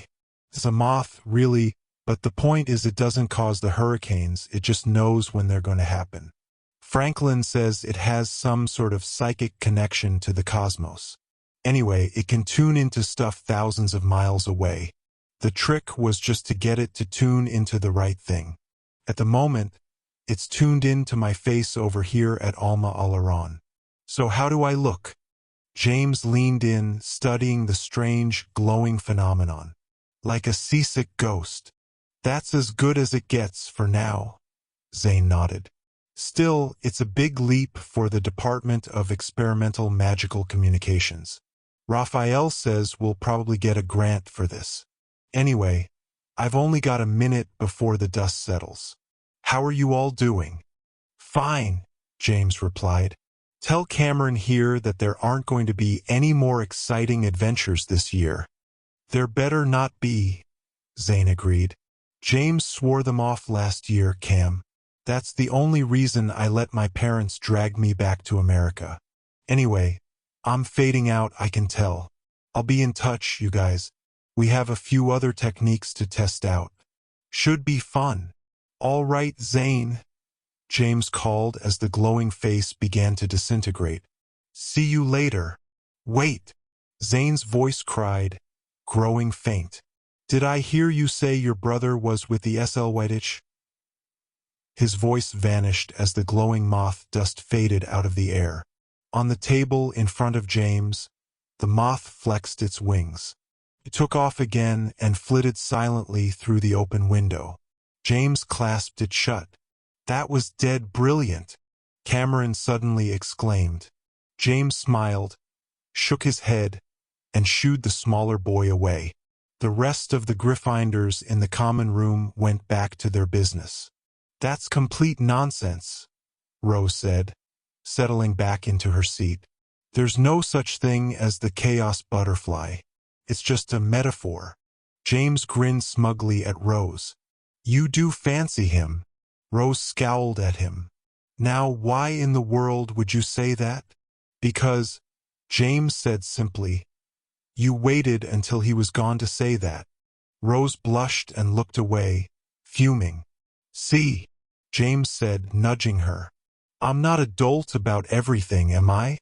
Rose harumphed and gathered her bag. Enjoy your transfiguration homework, she said, standing. And by the way, I saw your history of magic homework answers. You got 3 of them wrong, and I'm not going to tell you which ones. She batted her eyes and smiled sweetly. Good night, then. James slumped in his chair, watching her stalk up the stairs to the girls' dormitory. Across the room, Cameron grinned at him. No more adventures this year, James thought. That was a good thing, wasn't it? Of course it was. Besides, the trio was broken.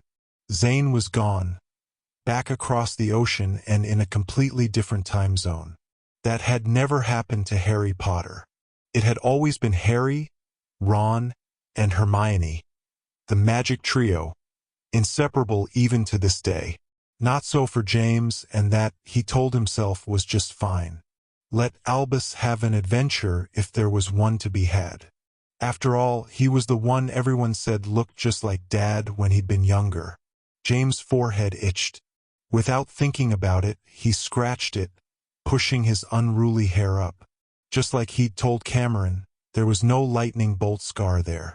James wasn't his father. When James lowered his hand, he saw Scorpius Malfoy staring at him from across the room. His face was inscrutable.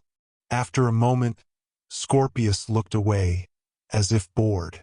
If there was any proof that the era of Harry Potter-style adventures was over, it was sitting right over there.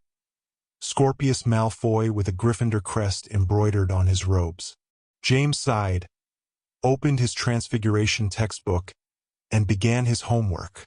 The first days of school passed in a blur. James attended his classes and made a concerted effort to take notes and tackle his homework. His diligence sprang partly from his own resolve not to get behind early in the year, but was also partly due to the presence of Rose in many of his classes. She served as a constant, disgruntled source of competition since James was determined not to allow his first-year cousin to outperform him despite her natural braininess.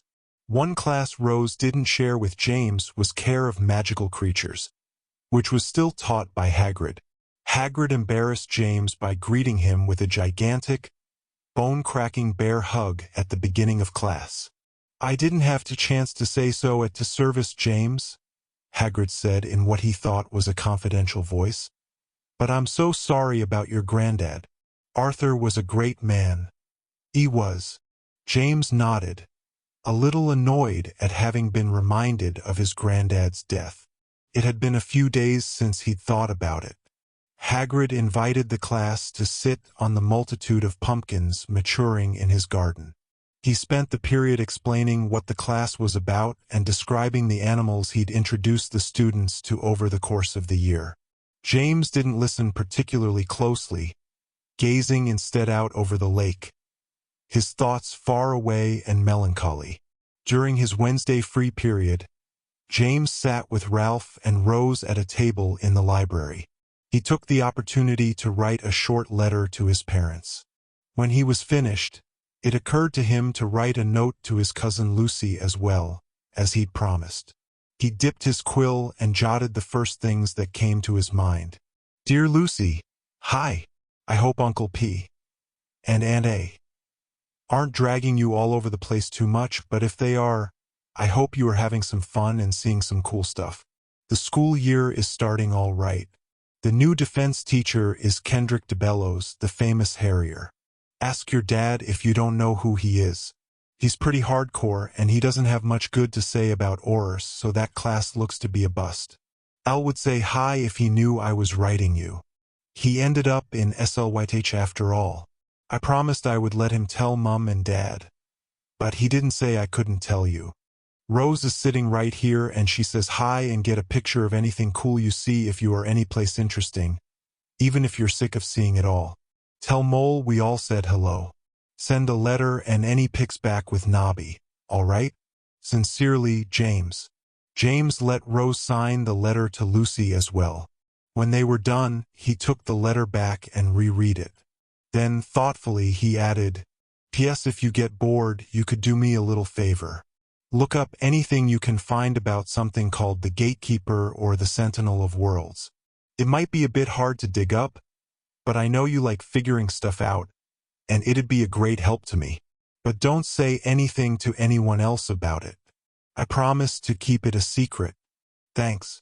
James finished writing, then quickly sealed both letters and stuffed them into his satchel. That afternoon, after their last classes, Rose and Ralph accompanied James to the Ollery. There, James attached the letters to Nobby's leg whilst Rose and Ralph stood near the door. I'm glad I brought a cat, Rose said, wrinkling her nose. This place is right rancid. Cats can't deliver post, James replied. Well, an owl can't snuggle up on your lap by the fireplace. Ralph nodded. Or cough a hairball on your shoe. Rose elbowed him. James finished attaching the letters to Nobby and stood back. Take Mum and Dad's letter first, Nobby. Lucy might send some stuff back. Nobby screeched agreement. He spread his wings, balanced on the perch for a moment, and then launched. James craned his head as Nobby thrust upward, past the ranks of his fellow owls, and disappeared through a window at the top of the Ollery. As the three students made their way back through the castle to dinner, James asked Rose pointedly, So how was your first defense against the dark arts class? Rose pressed her lips together and hefted her satchel. He wouldn't let me run the gauntlet. Ralph glanced at her. Well, that's a good thing, right? No, Ralph, it isn't. The boys all had to run it. DeBello says girls are too delicate for it. He set us up doing one-on-one drills with each other. None of the other girls take it seriously either. It was a complete waste of time. I hadn't really noticed it, James said. But now that you mention it, he doesn't have any girls run the gauntlet in our class either. Or face the clockwork ogre, Ralph added. That club may be padded, but it packs a wallop. You should be glad you're a girl then, Rose, James said fervently. It's your free pass out of that bruise factory. Rose shook her head, annoyed. You're both completely missing the point. Girls aren't any less capable than boys. I bet I could beat most of you through the gauntlet if I had a chance. James stared incredulously at her. You want to go through that thing? Well, she replied, hedging a bit. Not really. I mean, it does look pretty brutal. But it's the principle of the matter. Ralph shook his head. This is the first time in my life I wish I'd been born a girl. I'm going to write Mum and Dad about it, Rose declared firmly. When Mum hears that, Rose's voice trailed away as a cold push of air suddenly rippled her robes. James and Ralph felt it as well. The three stopped in the corridor, glancing around. James frowned. What was that? Neither of the others responded. There didn't appear to be any obvious source of the breeze. There were no windows in this section of the castle. Closed doors lined the walls, lit by a series of lanterns hung on chains. As James looked, the lantern at the end of the corridor winked out. James nudged Ralph and pointed. Ralph's voice wavered. Was that already burnt out, or did it just? The lantern next to it flickered and died, as if someone had blown the flame out. Maybe it's just the wind, Rose said uncertainly. Come on, let's. 2 more lanterns blinked out in quick succession. James glanced at Rose, then Ralph, his eyes wide. Suddenly, much stronger than before, a cold wind tore down the corridor, streaming through their robes and whipping their hair. It blew the rest of the lanterns out, throwing the corridor into murky darkness. Look! Rose cried breathlessly, her voice unnaturally high. James and Ralph followed her shaking, pointing hand. There was a figure moving down the corridor. It floated above the floor, its head lowered, obscuring the face. It drifted toward them swiftly and silently. James grabbed Ralph and Rose's sleeves, pulling them as he attempted to back away, but his legs felt frozen. The figure was moving too quickly. It was nearly upon them. Suddenly, just as it heaved directly in front of them, it raised its head. Ralph gasped. Rose uttered a little scream. James blinked. "Cedric?" he exclaimed, his heart pounding. "What are you doing?"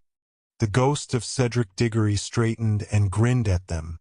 "I've been practicing," he said in his distant, ghostly voice. "Why, you know him?" Rose stammered, recovering a little. "Yeah, we know him," Ralph replied. "That wasn't right," said. "What was that all about anyway?" Cedric looked taken aback. "I'm the Spectre of Silence. I've been practicing over the summer, trying to create a little mystique." "What, was it too much?" James nodded, his eyes wide. "Yeah, I'd say it was a bit much. Can you fix the lights?" The ghost glanced back at the snuffed lanterns. "Actually, they're a lot easier to put out than to relight. Hold on." Cedric closed his eyes and screwed up his face. After a moment, 2 of the lanterns flickered back a light. "That's a bit better," Rose sighed. "But still, don't do that again, all right? At least not to me." Cedric smiled. "You must be Hermione's daughter. You have her hair, although it's a bit redder." "I prefer the term auburn," Rose said. "Anyway, yes, nice to meet you, Cedric. I remember hearing about you. Care to accompany us to dinner?" Cedric looked thoughtful. "I don't think so. It's not good for the mystique, hanging about in the Great Hall with everyone there." "All the other ghosts do it," Ralph commented. "The Bloody Baron's down there nearly every meal, waving his sword around and teaching the first year's bad words." "Yeah," Cedric agreed doubtfully. "That's fine for him. He's been around since forever." James narrowed his eyes. "How many people have seen you, Cedric? I mean, not counting us." The ghost floated nervously. "Besides you? Does the portrait of Snape count?" James shook his head. "What about the Muggle intruder?" "No."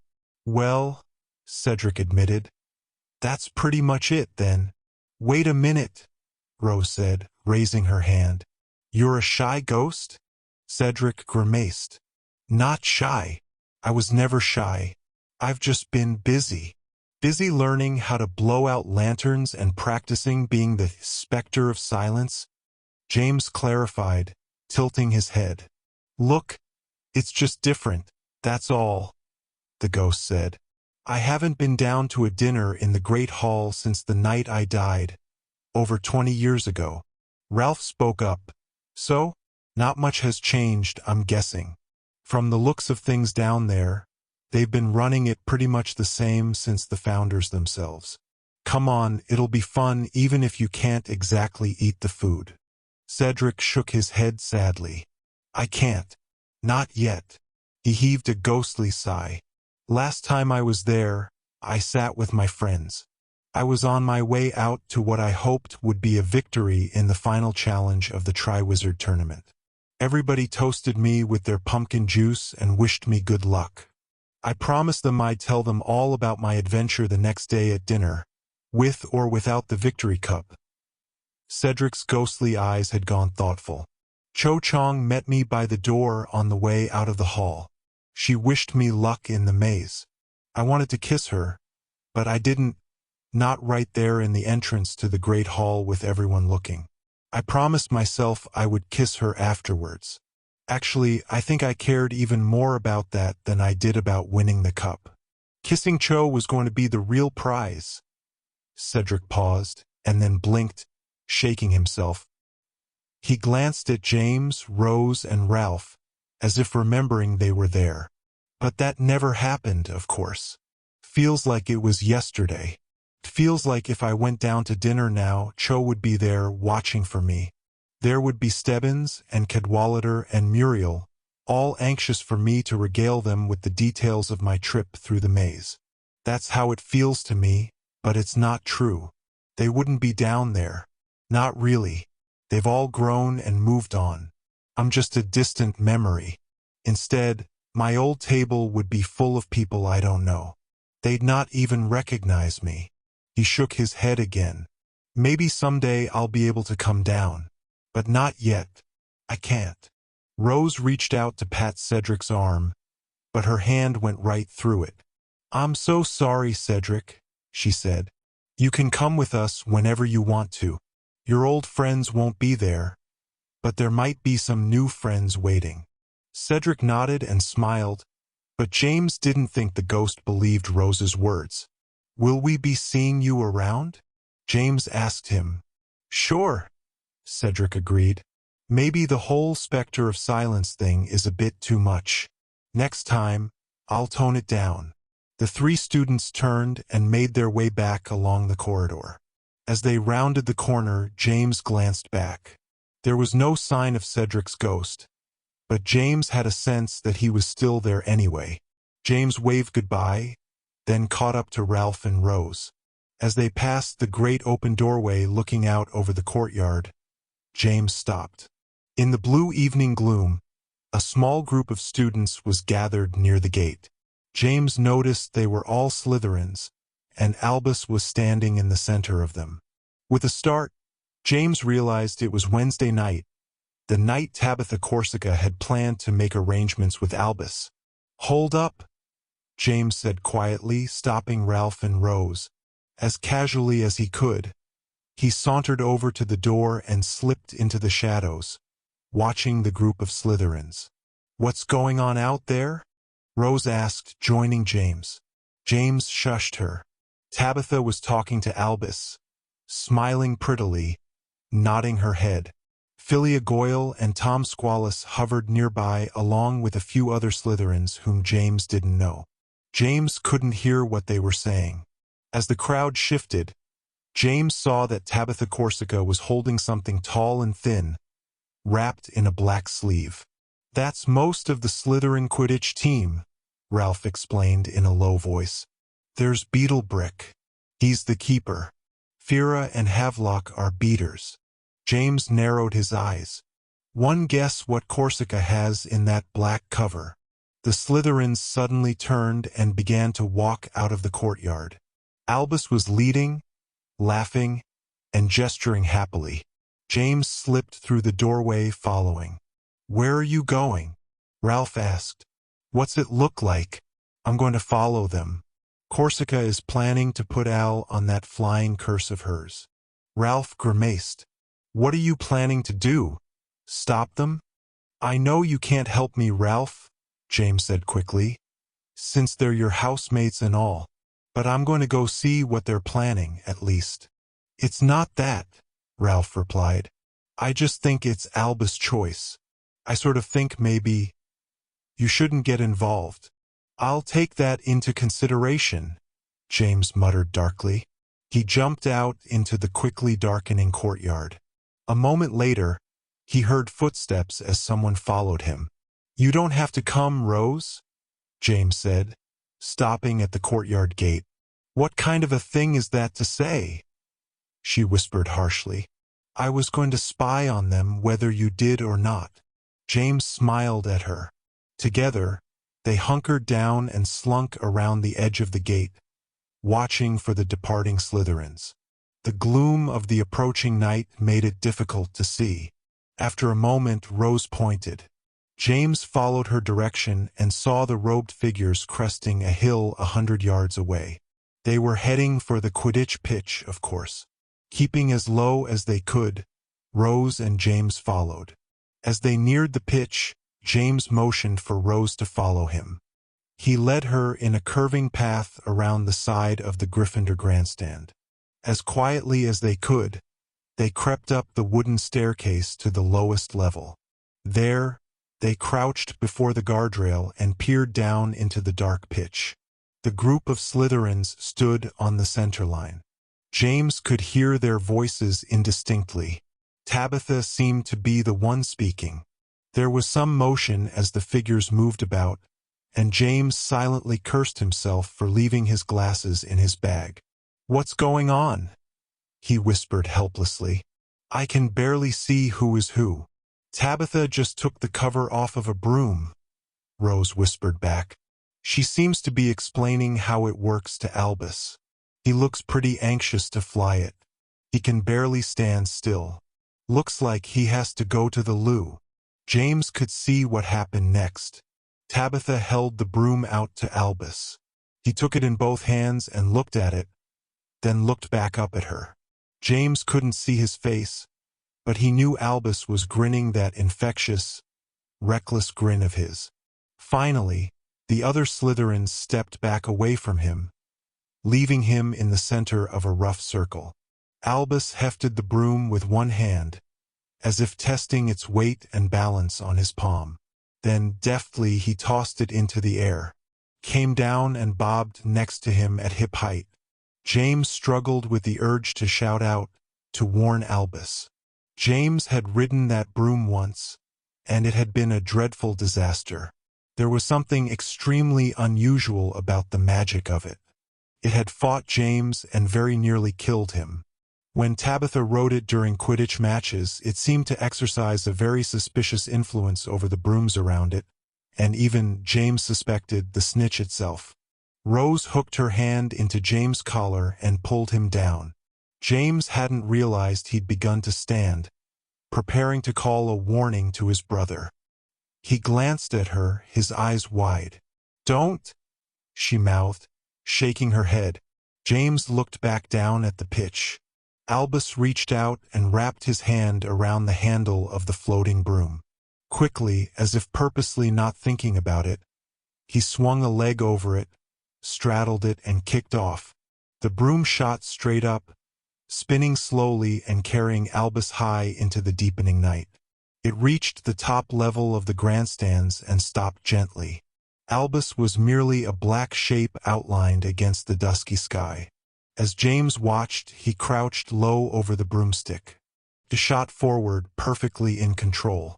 Distantly, Albus ballyhooed happily, his voice echoing over the nearby hills. Rose leaned toward James. "I had flying lessons with Albus on Tuesday," she whispered. "He couldn't fly like that then." James pressed his lips into a thin line. He glared down at the assembly of Slytherins on the field but couldn't make anything out. If any of them were directly influencing Albus' flight with their wands, he couldn't tell it. In the silence of the descending night, James could hear the swish and flap of his brother's inaugural flight. Albus flickered and swooped over the pitch and the nearby hills, whooping with delight. Finally, after a few minutes of random soaring, he dipped into a long, curving bank over all four of the house grandstands, picking up speed. James and Rose crouched as low as they could as Albus swept in over the Gryffindor gangway. He turned the broomstick easily and pulled it to a hovering stop near the flags that topped the grandstand. James held his breath, hoping that the shadow of the seats was enough to hide him and Rose. Albus took a deep breath, aimed the broom back down toward the pitch, and suddenly stopped. He seemed to be looking directly at James, but in the darkness it was very hard to tell. He was probably looking past James, down to the Slytherins standing in the center of the pitch below. Finally, Albus leaned forward. The broomstick pitched into a steep dive, sweeping over the rows of seats. James crouched as low as he could, fearing Albus might actually graze him when he passed over the guardrail.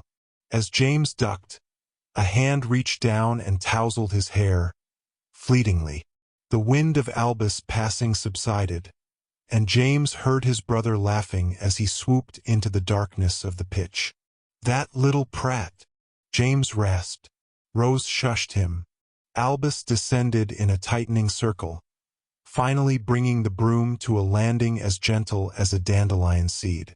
The Slytherins applauded and collapsed around Albus, congratulating him. "A natural," Tabitha's voice rang out on the breeze. "Just like your father." "Natural nothing," James hissed under his breath. Rose tugged at his robes, pulling him down into the shadows again. Together, they watched the group of Slytherins walk back across the pitch, their voices lost in the rising wind. As James watched, he saw Albus glance up at him and grin. After a minute, James and Rose climbed down from the grandstand and retraced their steps back to the castle. "You saw the way he operated that broom," James exclaimed, struggling to keep his voice low. "Or, to be perfectly accurate, the way it operated him." Rose answered thoughtfully, "I admit it looked a little suspicious, but you said yourself you could barely control a broom until you got your thunderstreak. Maybe Albus just needed to get on the right sort of broom to show his stuff." James shook his head, exasperated. "You don't understand. I tried to ride that broom myself once. It about murdered me." "Well, you weren't supposed to be riding it then, were you? Some new brooms are smart that way. Even yours has the extragestural enhancement option, doesn't it? Once it bonded with you, anybody else who tried to ride it would have serious trouble." "Look," James said, throwing up his hands. "You just have to trust me on this, Rose. That broom's cursed, somehow. And Tabitha is probably the one that cursed it." Rose looked sideways at him. "Why would you say that?" James shook his head. "It's a long story, but I'm telling you, there's something especially wicked about her. You probably wouldn't believe me even if I told you. Hardly anybody else does." "Well," Rose replied, keeping her voice as even as possible, "maybe there's a good reason for that. Whose side are you on anyway?" "Excuse me," Rose said, getting angry. "You mean am I on James Potter's side or Albus Potter's side? Because I didn't know I needed to choose." James sighed hugely. "Just forget it." "Sorry, Rose." Rose looked at him for a long moment as they neared the courtyard gate. "Flying runs in the Potter blood, James. You can't know that Albus isn't just that good by his nature. The whole reason first years are allowed to try out for Quidditch is because of how good your dad was his first year. But if there is something strange about that broom or Tabitha Corsica herself, I'll be the first one to help you tell Albus about it." "All right." James smiled wanly. "You promise?" Rose nodded. Together, they entered the courtyard and climbed into the light of the main hall. Ralph was sitting on the bottom of the main staircase, waiting for them. James smiled. "He flew it, I'm guessing," Ralph said, getting up to join them. "How'd you know?" Rose asked. "Albus and the rest just passed me on the way in to dinner," Ralph said. "Albus came over and told me to give you a message when you came in. He said he might just steal your place at the next family Quidditch match." James rolled his eyes and glanced at Rose. "Don't you laugh," he said, pointing a finger at her. "I didn't say anything," she replied, covering her mouth with her hand. "Come on, let's get inside for dinner before they close the doors on us." Chapter 6. The King of the Cats. Thursday morning, James and Ralph's first class was wizard literature. The classroom was a semicircular gallery attached to the rear of the library. Windows lined the curving wall, filling the room with morning sunlight. The new wizard literature teacher, Juliet Rivalvier, sat at her desk, leafing through a large book as the students found their seats. Compared to most of the Hogwarts teaching staff, Professor Rivalvier was relatively young and petite. Her dark blonde hair was cut shoulder length, framing an open, friendly face. With her reading glasses on, James thought she looked a bit like a brainy pixie. "Not you again," Ralph whispered as Rose slipped into the seat next to him. "I specifically asked to test into this class if I could," Rose explained, pulling her Quizlet textbook out of her book bag. "I've got all of Rivalvier's books on the classics of magical literature. You know, she even wrote a few novels herself a couple of decades ago, although they were mostly marketed to muggles under a made-up name. It was all a bit controversial." "Yeah, I know about those," James said, remembering Cameron Creevey and his mention of the novelizations of the adventures of Harry Potter. "That was her, was it?" "Well, her and a few other people. It was a test project, spearheaded by one of the big wizard publishing companies. I think the problem was that it was, if anything, rather too much of a success. The ministry ended up getting involved and there was quite a hoo-ha. Apparently, publishing true accounts of the wizarding world as fiction in the Muggle world is a violation of the law of secrecy, although the Wisengamot never convicted her of anything. She was stripped of most of her royalties, which explains why she ended up here, teaching." As if on cue, Professor Rivalvier closed her book and stood, tucking her reading glasses into her robe. She consulted the clock on the back wall of the room and cleared her throat. "Behold, what manner of worlds are these," she said, smiling a little and letting her gaze roam from face to face across the room, "that conjure from the souls of men so readily the primest keystones of the heart? How were wrought these realms that no hand can touch, yet spear to the foundation of all that is most genuine? Dare I declare the pedestal upon which these kingdoms arise and the bricks its walls comprise? Not stone nor wood nor precious jewels can stand the trials of time, further than the realms begotten of words and thoughts and rhyme." The professor took a deep breath, then, in a different voice, said, "That was a quote from one of the magical world's oldest and most revered ballads, the Heraldium. There is no record of the author of that work, nor any reliable date of when it was penned.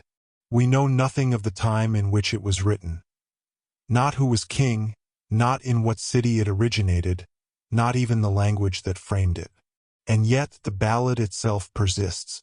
If there was any proof of the theme of the ballad, that there is no kingdom more beautiful, effective, and everlasting than the kingdom made of words, then that proof is the Heraldium itself, which has long outlasted the civilization that birthed it." Out of the corner of his eye, James saw Rose scribbling notes feverishly. This, he knew, was just the sort of stuff she lived for. He looked down at his own parchment, which was still blank, and wondered if it was worth the effort to take his own notes, or if there was any hope of Rose letting him crib off of her. The magical world is very old, and therefore has a very rich literary history, as evidenced by the library adjacent. Rivalvier went on, gesturing toward the packed bookshelves lining the back of the room. "We have no hope of exploring even a tenth of that history. We will, however, choose major works representative of each age, and by digging into them as deeply as we can, seek to better understand the times from which they come. Many people find literature boring. Those unfortunate people have simply never had the stories open well for them. I will do my best to open these stories well for you, students. With any luck, we will see these tales come alive. And not just the tales in the special section of the library where the books must be chained to the shelves to keep them from escaping." There was a ripple of polite laughter. Rivalvier accepted it with a deprecating smile. "We will begin our exploration of the world of magical literature with a challenge. Rather than a famous classic or a revered ballad, let us begin with something a bit more accessible. Let us have some volunteers. Will someone tell me, Please, what was your favorite bedtime story whilst growing up? James looked around the room. A Ravenclaw girl named Kendra Corner raised her hand. Rivalvier nodded at her encouragingly. Like, any story? Kendra asked. Even if it's short? Rivalvier smiled. Especially if it is short, Miss Corner. Well, Kendra said, her cheeks reddening a little. My favorite story when I was little was The Three Foolish Harridans. Very good, Miss Corner, Rivalvier said. I imagine many of us have heard that account of the three old women taking their goods to market. A very old story and an excellent example. Anyone else? Graham answered next. The story I remember most is the one about the giant and the beanstalk. Some muggle kid finds some magic beans, and then climbs the magical beanstalk that grows out of them. A giant lives at the top, and the muggle kid tries to pinch the giant stuff, but the giant catches the kid and smashes him up into bread. The moral was about how careless magic brings trouble for everybody. Another classic example, Mr. Wharton, Rivalvier agreed. Although yours illustrates how stories tend to evolve over time, based on shifts in culture. Several others described their favorite stories, ending with Rose, whose favorite story, not surprisingly, was one of the tales of Beetle the Bard. Babbity Rabbity and Her Cackling Stump. My mum read it to me from a very old version of the book she got from a former headmaster, Albus Dumbledore, she said with some pride. Certainly, most of us are very familiar with the tales of Beetle the Bard, Professor Rivalvier said, leaning comfortably on her desk. Though not all of us were fortunate enough to be read them from such an illustrious source. Indeed, these are all very good examples of classic wizarding literature. They all have some very important things in common. They are all quite old. They are all primarily passed on by word of mouth. And they are all meant to teach important life lessons. Less obviously, these stories tell us subtle things about the times in which they were created. For instance, the days of frail old women pushing cartloads of goods to market are long past, and yet they seem familiar to us because we all grew up with the story of the Three Foolish Harridans. The beauty of great literature, even in the form of children's stories, is that they teach us things about life, history, the world we live in, and even about ourselves without us ever knowing it. The point is, the very best lessons in life are the ones we are not aware of learning. These are the lessons literature can teach us. Let us look at another example, one which was not mentioned so far. When I was a little girl, my favorite bedtime story was a tale called The King of the Cats. Do any of you know that story? Tentatively, Ralph raised his hand.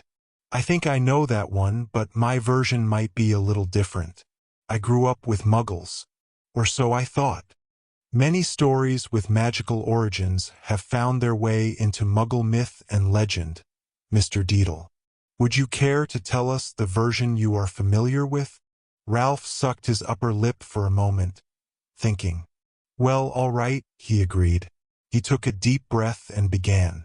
This man is going for a walk in the country one day, really far away from where he lives.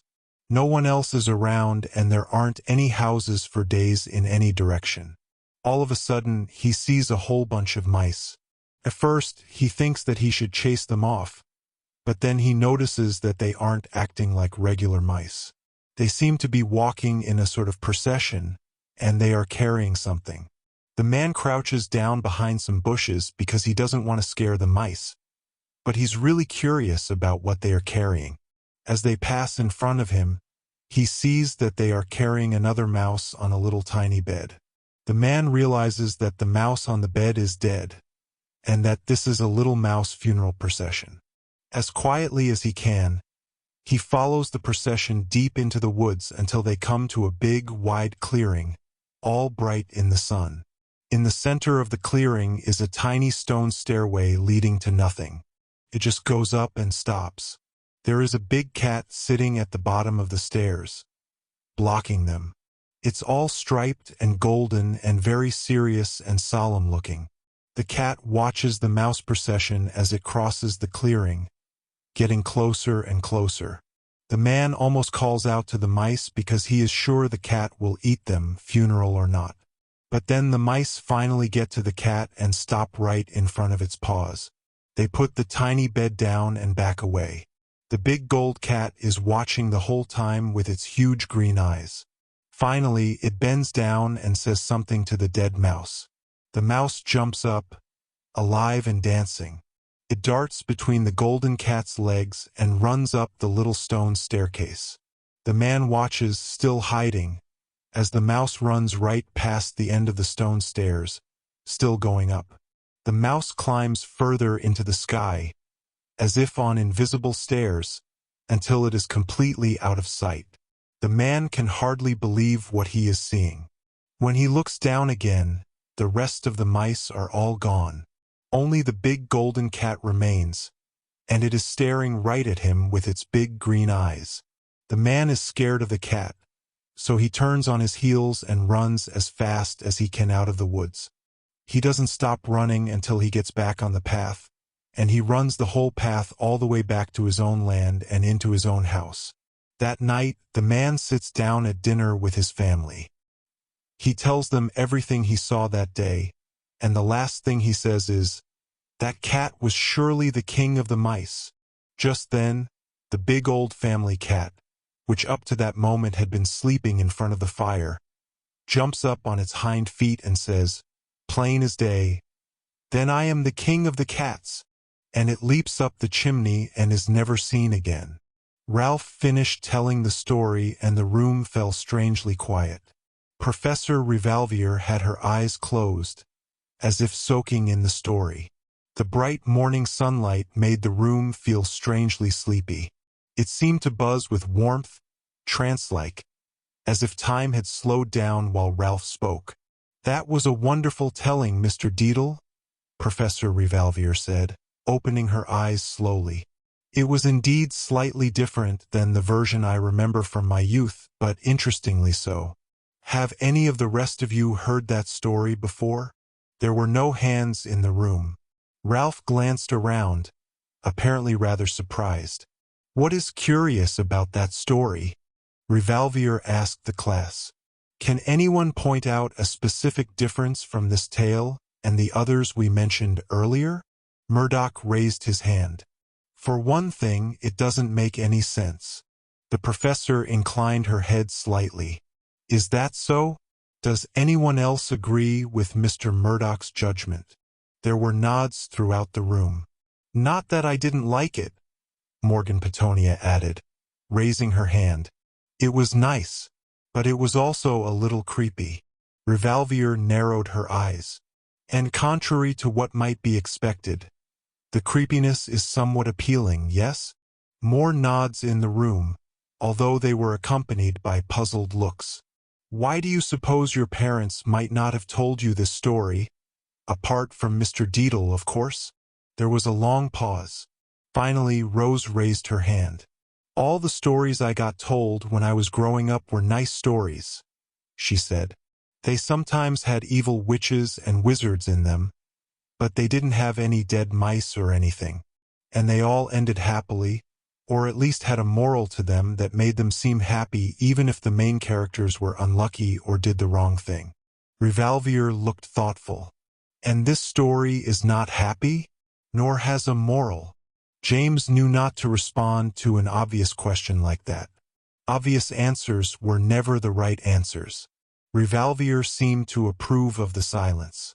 "Tonight's homework, students, is for you to write down the story of the King of the Cats," she said, walking behind her desk. "I'd prefer that you not consult each other about how the story went. The point of this exercise is not to perfectly repeat the story as told by Mr. Deedle, but to write it as you remember it. If your version is somewhat different, all the better. Looking at how magical stories change through retelling is a very interesting way to learn things about the teller of the story. In this case, the teller is you yourselves. We shall see after you have finished this task if you still feel that the story has no moral." Rivalvier sat down behind her desk and put her reading glasses back on. "You are exempted, of course, Mr. Deedle. a reward for your delightful recital of the story. And now, class, please turn in your textbooks to Chapter 1. The remainder of the class was spent in a lecture about the historical background of the golden age of magical literature, from which sprang some of the most well-known and least-read wizard classics. Rivalvier assured the students that she would do everything necessary to make the stories relevant to them, and James had some hope that she might actually succeed in that endeavor. He was quite curious about how she meant to do it, and looked forward to finding out. As they left the class, James said to Ralph, "Nice work speaking up like that. You saved yourself an essay." Rose asked, "Did your dad really tell you that story when you were a kid?" "Actually, no," Ralph admitted. "My grandma did whenever I went to stay with her." James glanced at Ralph. "I assumed it had been your dad too. After all, he had the wizard background growing up." Rose commented, "Well, it's just like Professor Rivalvier said. Lots of wizard stories leak out into Muggle culture as legends and myths. Obviously, the King of the Cats is like that. That's how Ralph's grandma knew it." Ralph nodded. "She was full of stories like that. They were all a little weird and eerie, but I liked that about them. They were sort of magical. I had really mad dreams whenever she told me those stories. Not bad dreams exactly, but—" He shook his head, unable to find the right word. "That happens to me whenever I eat my Uncle Dimitri's special paprikash," Graham interjected. "He makes it every Christmas. He says the magic ingredient is powdered mandrake root, but Mum says the magic ingredient is a pint of goblin rum." James had expected the Quizlet essay to be fairly easy, but as he sat in the library that night with his quill and parchment, he found himself staring out the window at the moon, tapping his quill idly. Finally, he shook his head as if clearing it. "It's really strange," he commented to Ralph, who was bent over his arithmancy problems. "I can totally remember you telling us the story in class. I could probably sit here and tell it back to you right now. But when I try to write it down, it goes all murky in my head." Ralph sat back and stretched. "What do you mean? If you could tell it, why can't you write it? Beats me. I mean, I know it starts with a guy walking through the woods. I write down that much, and suddenly, I can't remember if it's day or night when he's walking. I start to imagine where he might be walking to. Why is he so far away from his own home? And why is it no one else lives anywhere around for miles and miles? It's mice he sees, right? Only when I start to write, I keep imagining squirrels. Or voles." "Voles?" Ralph repeated, making a face. "What in the world is a vole?" "I don't know," James said, throwing up his hands. "Some kind of little animal, I guess. But that's just the thing. The story sort of squirts away whenever I try to write it down. It's like it wants to become something else entirely." Ralph thought about it and finally shook his head. "That doesn't make a bit of sense. You want me to tell you how it goes again?" James sighed. "No. Rivalvier said we're not supposed to do it that way. She made it sound like we were supposed to write it down however we remembered it. I just didn't expect it to fight back. I mean, it's just a bedtime story." Ralph shrugged. "Well, it is a magical bedtime story." "Not your version," James replied. "Your Muggle grandma told you. I figured it had to be your mum's mum because as far as you knew, your dad was an orphan." Ralph nodded but remained silent.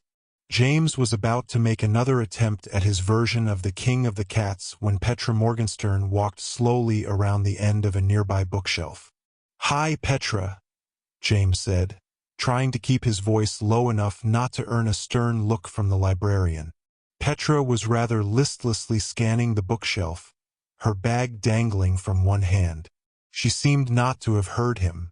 "I say hi, Petra," James repeated, framing his mouth with his hands. Petra turned and raised her eyes.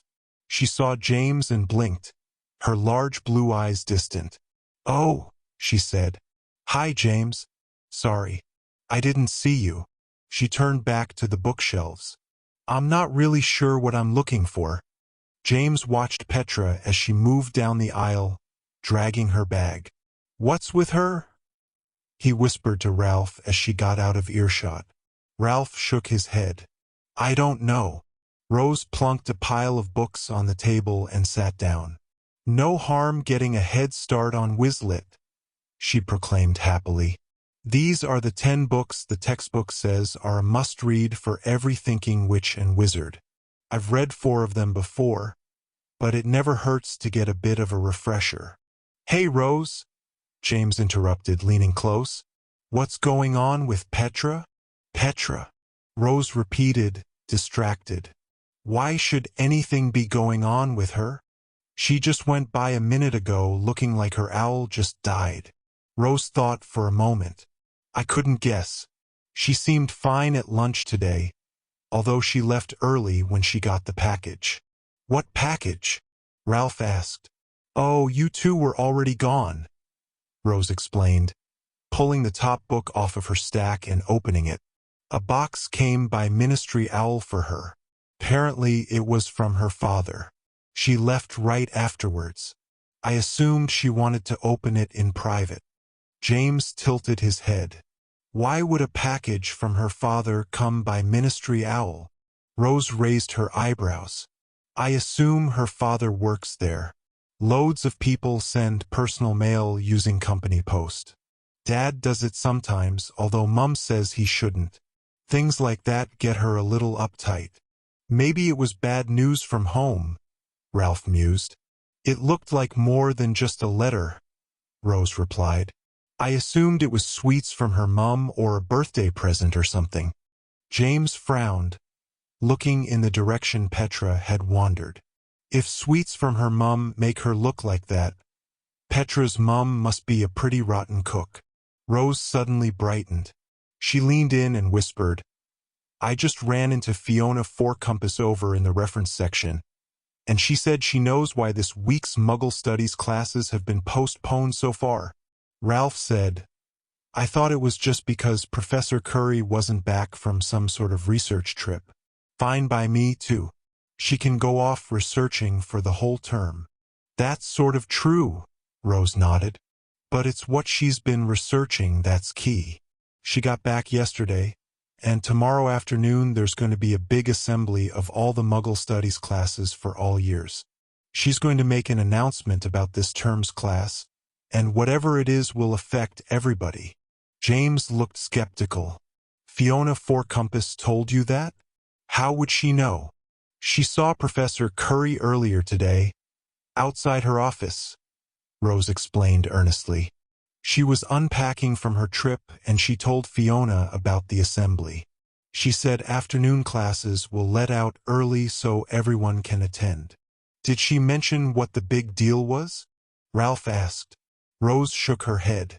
She didn't say, and Fiona didn't ask. I'm really curious, though.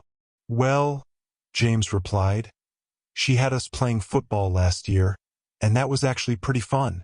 Maybe it'll be something like that. But why the whole school at once? That'd be quite a football match, Ralph agreed. A little while later, James, Ralph, and Rose noticed it was getting rather late. Most of the other students had gone and the librarian was blowing out the lanterns near the deserted tables. The three packed their books, quills, and parchments into their bags and threaded their way through the bookshelves. Hey, Rose, James asked, have you started your Quizlet homework yet? The King of the Cats essay? I finished it first thing. Why? James glanced at her. Just curious, that's all. It wasn't difficult. Rose shouldered her book bag. Man walks through the woods, sees a bunch of mice having a funeral procession, follows them, so on and so forth. Easiest homework I had all night. James frowned thoughtfully. Oh, well, good. I got a little confused when I got to the part with the skunk, though, Rose added, angling toward the library doors. The skunk? Ralph asked, blinking. Yeah, I couldn't remember if it was in front of the stairs or sitting on them. I forgot the color of its stripe too. It was green, right? Ralph stared at her and then looked back at James. James shrugged and shook his head. As they left the library, James saw that there was one other person still there. Sitting at a table in the rear alcove, alone in a pool of lamplight, was Petra. Her head was lowered, her long dark hair hanging on either side of her face like a curtain. On the table in front of her was a single piece of parchment. James waited to see if she'd look up, but she never moved. It pained him a little to see Petra so suddenly melancholy. He considered calling to her but decided not to. Most likely he would see her later in the common room anyway. Perhaps she'd be in better spirits then. James said goodnight to Ralph as they parted ways at the stairs. Rose accompanied James to the common room where they sat by the fireplace and watched a Rowdy Winkles and Augurs match for a while. Finally, they headed up the stairs to their respective dormitories. Scorpius was already in bed. He was sitting up, reading a book called True Stories of Dragons and Dragon Hunters. He was wearing his rimless spectacles, and they did, in fact, manage to make him look more dashing than dorky. He glanced over his glasses as James entered the room. "Nice bedtime story," James muttered. "Would you prefer The Three Foolish Harridans?" Scorpius drawled, turning a page. "Or maybe one of Rivalrie's old bedtime stories about your father?" James threw back the blankets on his new bed. The words "Whiny Potter Git" still glowed a faint purple on the headboard. James' efforts to remove them had been entirely unsuccessful. He dressed in his pajamas and climbed under the covers, throwing a disgruntled look at Scorpius. "I hear your brother is looking good to make the Slytherin Quidditch team," Scorpius commented, his eyes still on his book. James sat up again. "You keeping close tabs on your dad's house, Scorpius?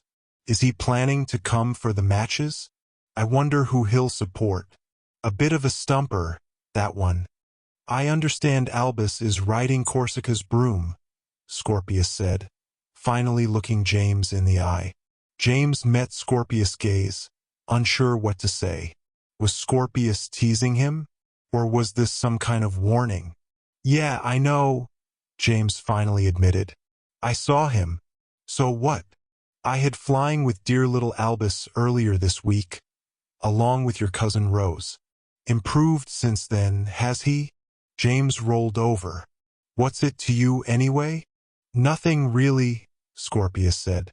"Just trying to make a little conversation. You intend to try out for the Gryffindor team, I assume?" "Maybe I am," James admitted. "Are you?" Scorpius didn't answer right away. James looked back over his shoulder. Scorpius glanced up from his book again. "No, Potter," he said, sighing. "Organized sport is so parochial. Let's just say I'll be using my talents in less obvious ways." James rolled his eyes and flopped over onto his side again. Scorpius was just trying to pique him. That's what his talent was, and apparently James was his favorite target.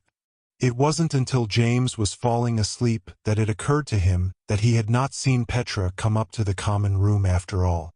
James was just finishing his breakfast the next morning when Nobby swooped over him and dropped a letter onto his plate. James scooped it up quickly and waved at Nobby, who banked and flapped upwards through the rafters, disappearing through a window along with the rest of the morning's owls. The letter was from Lucy, and it was surprisingly fat. "What's that?" Rose asked, leaning toward James. "A response from Lucy," James replied, quickly stuffing the letter into his bag. "So read it already," Rose said, reaching for another piece of toast. James clambered over the bench and stood. "Can't. I have to get to class. I've got to get to the North Tower. Divination this morning." "I'm in the same class, James. We have plenty of time. I left my homework in the dorm. I better go and grab it." Rose glared suspiciously at James, but he turned and trotted away before she could argue. He took a rather circuitous route in the direction of the North Tower, but stopped at an empty stairway. He sat on the bottom step and retrieved Lucy's letter from his bag. As he tore it open, he saw that the parchment was wrapped around a folded newspaper clipping. He read the letter first. "Dear James, thanks for writing. We're currently at home, which is very nice for me, but not so nice for getting any pictures of anything interesting for Rose, sorry. I had a feeling about Albus. Really, I don't think anyone will be very surprised about his ending up in Slytherin. I wondered if I might end up there myself. Is that awful of me? I do hope it's not. Daddy told me all about your DeBello's teacher. He seems quite impressed with him, and is very proud to have met him a few times. I looked up the Gatekeeper like you asked.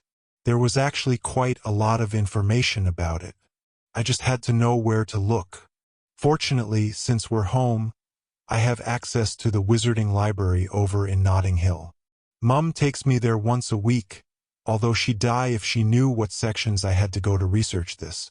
The Gatekeeper has loads of names, and all of them are pretty scary, which makes sense once you know what it is. According to the old myths, the Gatekeeper is the guardian between the worlds of the living and the dead. It lives in something called the Transitus Nihilo, the void between the worlds, and is a purely magical being. Basically, it's just this huge, lurking entity because it has no body and no boundary since it lives in pure nothingness. Supposedly, it doesn't even know about Earth or humans because it is too arrogant to assume that there could be any living thing other than itself.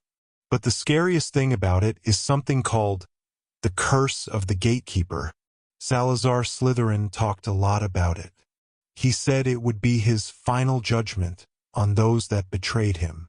Basically, the curse says that someday the Gatekeeper will be summoned by a person called the Ambassador, who is a wizard powerful enough to travel into the void. The Gatekeeper follows the Ambassador back, and its descent is a sign of total doom. Once it's here, the Gatekeeper feeds on horror and pain, sucking it out of people like a vampire sucks blood. The legends say it will study humans, learning how best to terrify them, and in the greatest numbers.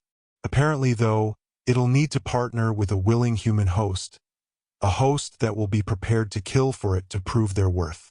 All the prophecies say this host will be a child of tragedy, probably meaning an orphan, somebody with nothing to lose.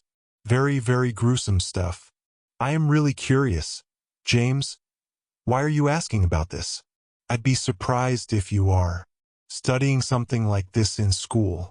Why do you need to keep it a secret? This is seriously scary old magic. The book I read about it in nearly nipped my thumb off. Tell me. Okay? Love, Lucy. P.S. This is a clipping from a Muggle newspaper I saw on the way home from the library. It's probably nothing, but I couldn't help noticing it after what I just read about. It's not connected, do you think? James slowly folded the letter, his eyes wide. A cold sweat had beaded on his forehead. Lucy's words were eerily similar to some of the things Farragon, the skeleton in the cave, had said. But surely, Merlin couldn't really be the ambassador of such a horrible creature. Could he? At least not knowingly. But either way, what if his long trek into the void had summoned the thing called the Gatekeeper? James shook his head fretfully. The newspaper clipping slipped off his lap and fell onto the floor. James peered at it. He could tell by the colors and typeface that the clipping came from a Muggle tabloid. Reluctantly, he picked it up and unfolded it. He read the headline, grimaced, and then plunged into the article. Entire family terrorized by alien ghost demon, 2 driven insane. The quaint seaside village of Kensington Flats was rocked early this summer by rumors of a ghostly creature residents came to call the creature of smoke and ash. Recognized by its fantastic appearance, the entity appeared on several occasions over the 3rd week of May. In one instance, no less than a dozen villagers claimed to witness the entity in the Colt and Cockerel, a small pub on the village's outskirts. While none were willing to speak directly to Inside View, Earlier reports claim that the entity exuded a palpable air of horror and panic, resulting in a sense of spreading, even contagious, insanity. These visitations culminated on the night of May 17th when the home of Herbert Bleecker was terrorized for as long as 3 hours by the entity. Neighbors claimed to hear unearthly noises coming from the house as well as all manner of shrieks and strange lights. Mr. Bleecker, a grocer, along with his wife and adult son, Charlie, were inside the home at the time, although neighbors were apparently too frightened to check on them. The next morning, all 3 Bleeckers were found on their front lawn, looking, as one witness described, like they'd had their brains scrambled. Later checked into an asylum in neighboring Dunfief, the Bleeckers were described as unresponsive and delirious. 24 hours later, Charlie Bleecker began to respond to doctors. He described the visitation of the entity as an evening of freakish terrors. It was like it was dissecting our brains from the inside out. Bleecker is heard to have said, "It was like we were radios, and it was tuning us, trying to make us feel the worst horrors imaginable. It was monstrous, terrible, like it didn't even know what we were but wasn't going to stop until it found out." Mr. Bleecker slipped back into incoherence after this short outburst, although he appears to be responding moderately well to treatments. His parents, however, remain virtually comatose. Professor Liam Kirkwood of the Department of Paranormal Research at the University of Northern Heatherdown says such manifestations are on the increase. Similar reports have emerged all across the country and beyond. Most likely, this is the work of an alien species, researching humankind for its own unknowable reasons. We can only hope that whatever it is, its goals are not as frightening as it initially seems. Inside View will follow these occurrences, providing further updates as circumstances dictate. Slowly, James folded the tabloid clipping. He stuffed it and Lucy's letter back into the envelope. Couldn't be connected, he told himself. It was just a tabloid story. A lot of them were rather sensational, weren't they? Aliens and monsters and saints' faces being burned onto toast. Even so, the thought of the creature of smoke and ash made him shudder. What if it was the Gatekeeper? What if it was already loosed on the earth and Merlin didn't even know it? Or worse, what if he knew it and was responsible for it? Simply couldn't be. It was too horrible. James determined he would have to find out one way or another. He didn't know how he'd do it, but he would find a way. Having decided that, he felt a tiny bit better. He put the letter back into his bag, shouldered it, and ran the rest of the way to the North Tower. "Hup, hup, students!" Kendrick DeBellows cried heartily, pacing the length of the promenade overlooking the lake. "It's not even October yet. The water's still balmy. It's best if you jump in directly. Take it all on one shot and you'll be used to it in no time." James stood between Ralph and Graham, his toes curled over the edge of the deck.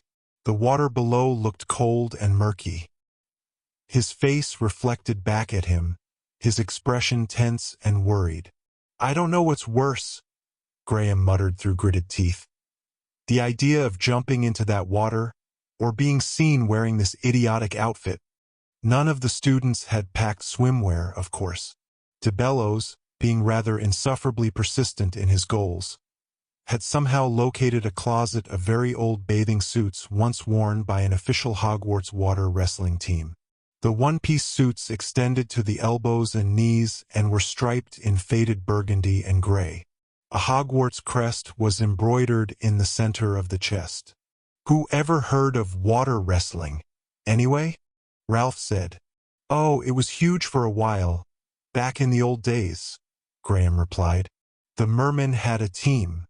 You wouldn't think they'd be all that strong, looking at them, but I guess they were really wiry." "Students wore these to wrestle mermen?"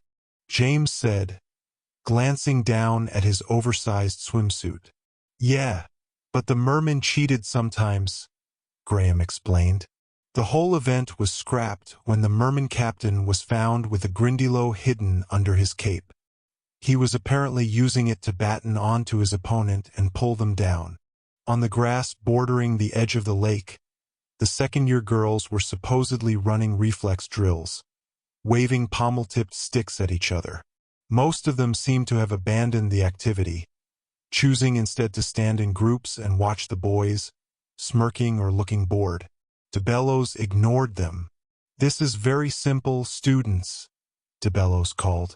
"Jump in, swim out to the buoy, circle it, and swim back to the promenade. It may look far off, but I assure you it is quite manageable. I did it myself 6 times just this morning. Brisk, it was. Now, does anyone else not know how to swim?" The boys stared grimly, none daring to raise their hands. A few minutes earlier, Ralph's friend Trenton Block had admitted he had not yet learned how to swim. This had seemed, to James, a potentially inspired way to get out of the dip into the gloomy lake. Rather than excusing Trenton, however, DeBellows had produced a set of inflatable rubber arm floaties.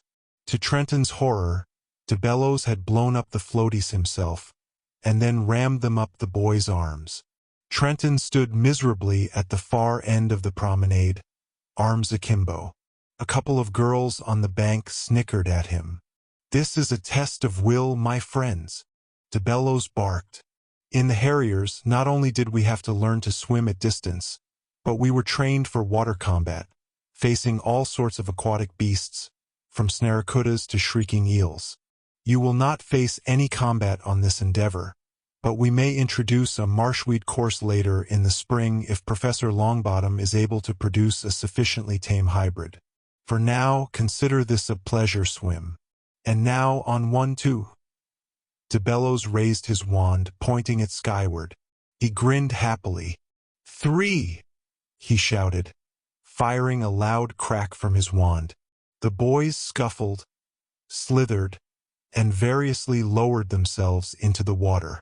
Their splashes were accompanied by a chorus of groans and complaints. "Are there still mermen in here?" Ralph hissed through his teeth, lowering himself into the cold, black water. James nodded.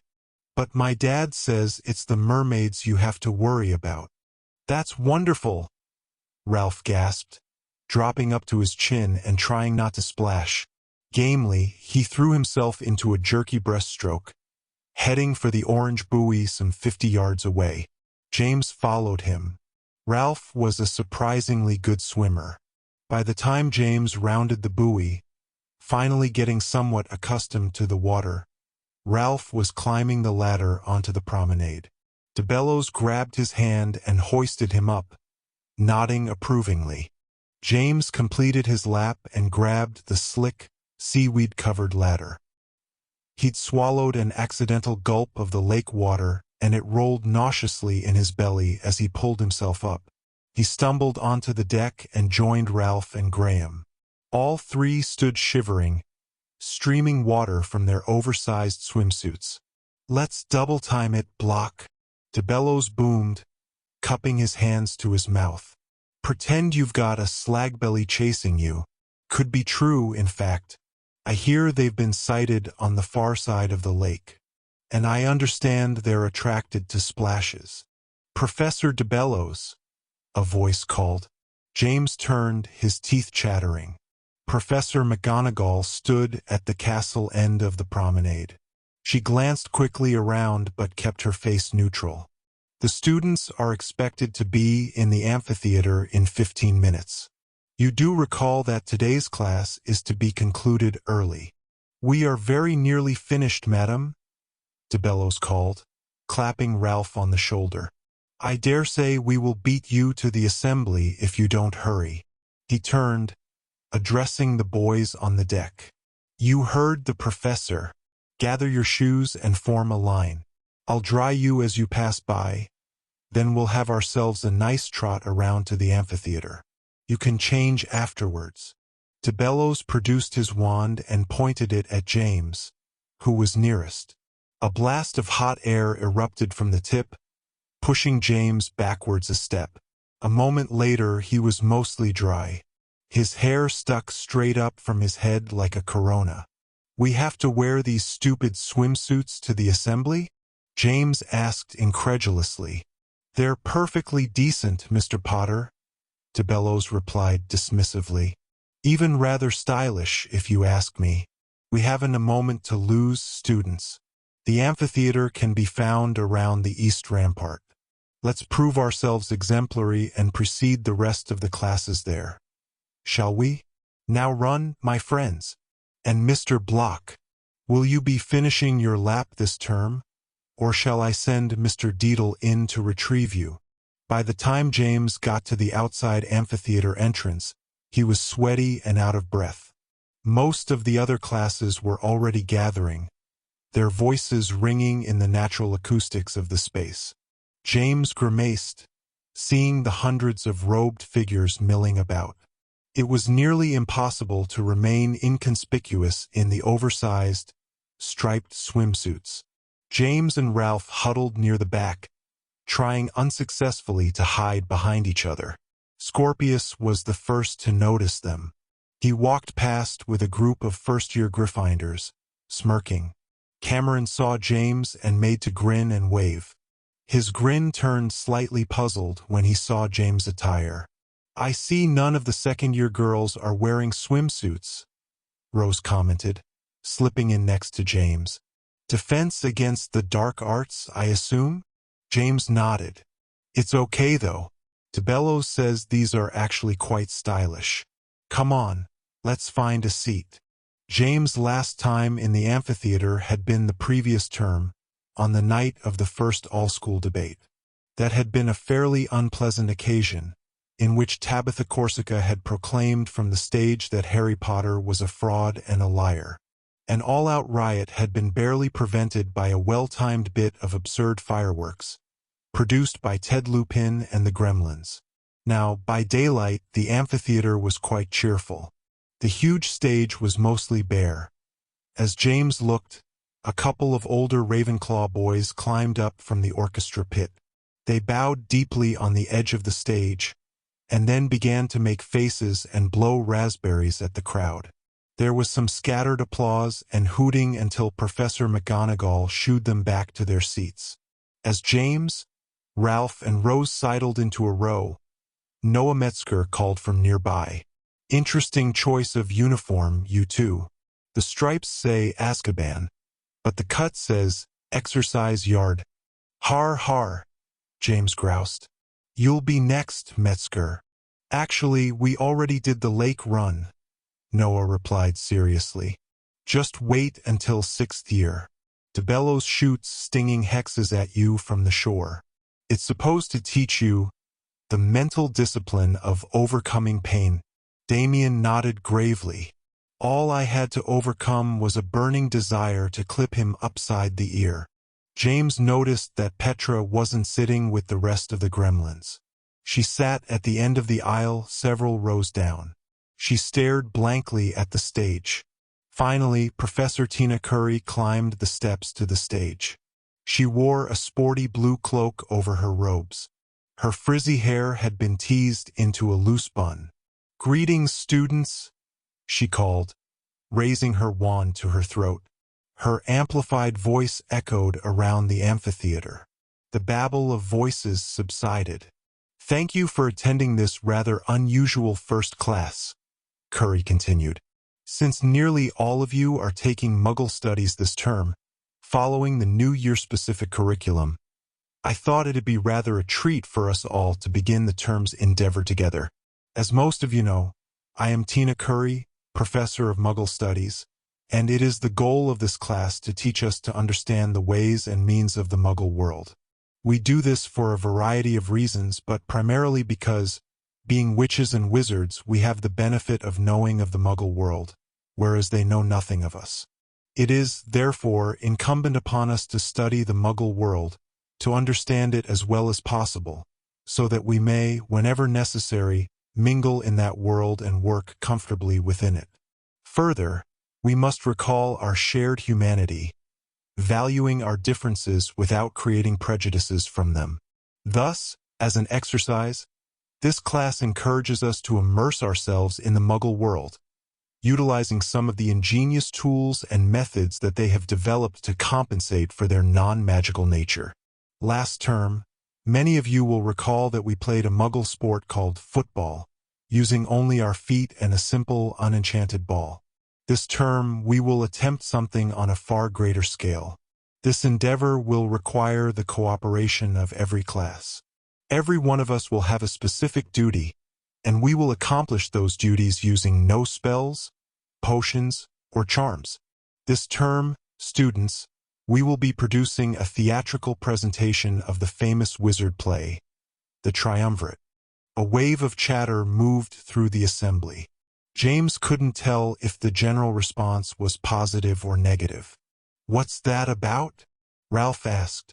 Rose whispered, "It's a story about a love triangle between a young witch princess named Astra and two wizards, Trues and Donovan. Donovan's older and richer, Trues is younger, a captain in the king's army. I saw it with my mum once when I was little. It's got a huge cast. Should be interesting." Near the front of the assembly, Havelock Baumgarten, one of the Slytherin beaters, stood up, raising his hand peremptorily. "Professor Curry, The Triumvirate is a classically magical production," he said in his cultured, rather smarmy voice. "By its nature, it is dependent on key magical elements. The dream sequence alone has the heroine flying, imagining phantom armies, and witnessing the predicted sinking of True's galleon in a hurricane. How can we possibly expect to remain faithful to the story if we insist on strictly Muggle methods?" "A legitimate concern, Mr. Baumgarten," Curry replied. "However, I have just returned from a tour of some of the Muggle world's better theater productions, and I must say that the sheer ingenuity and resourcefulness of those presentations amazed even me. In fact, you may be interested to learn that even Muggles refer to the magic of theater."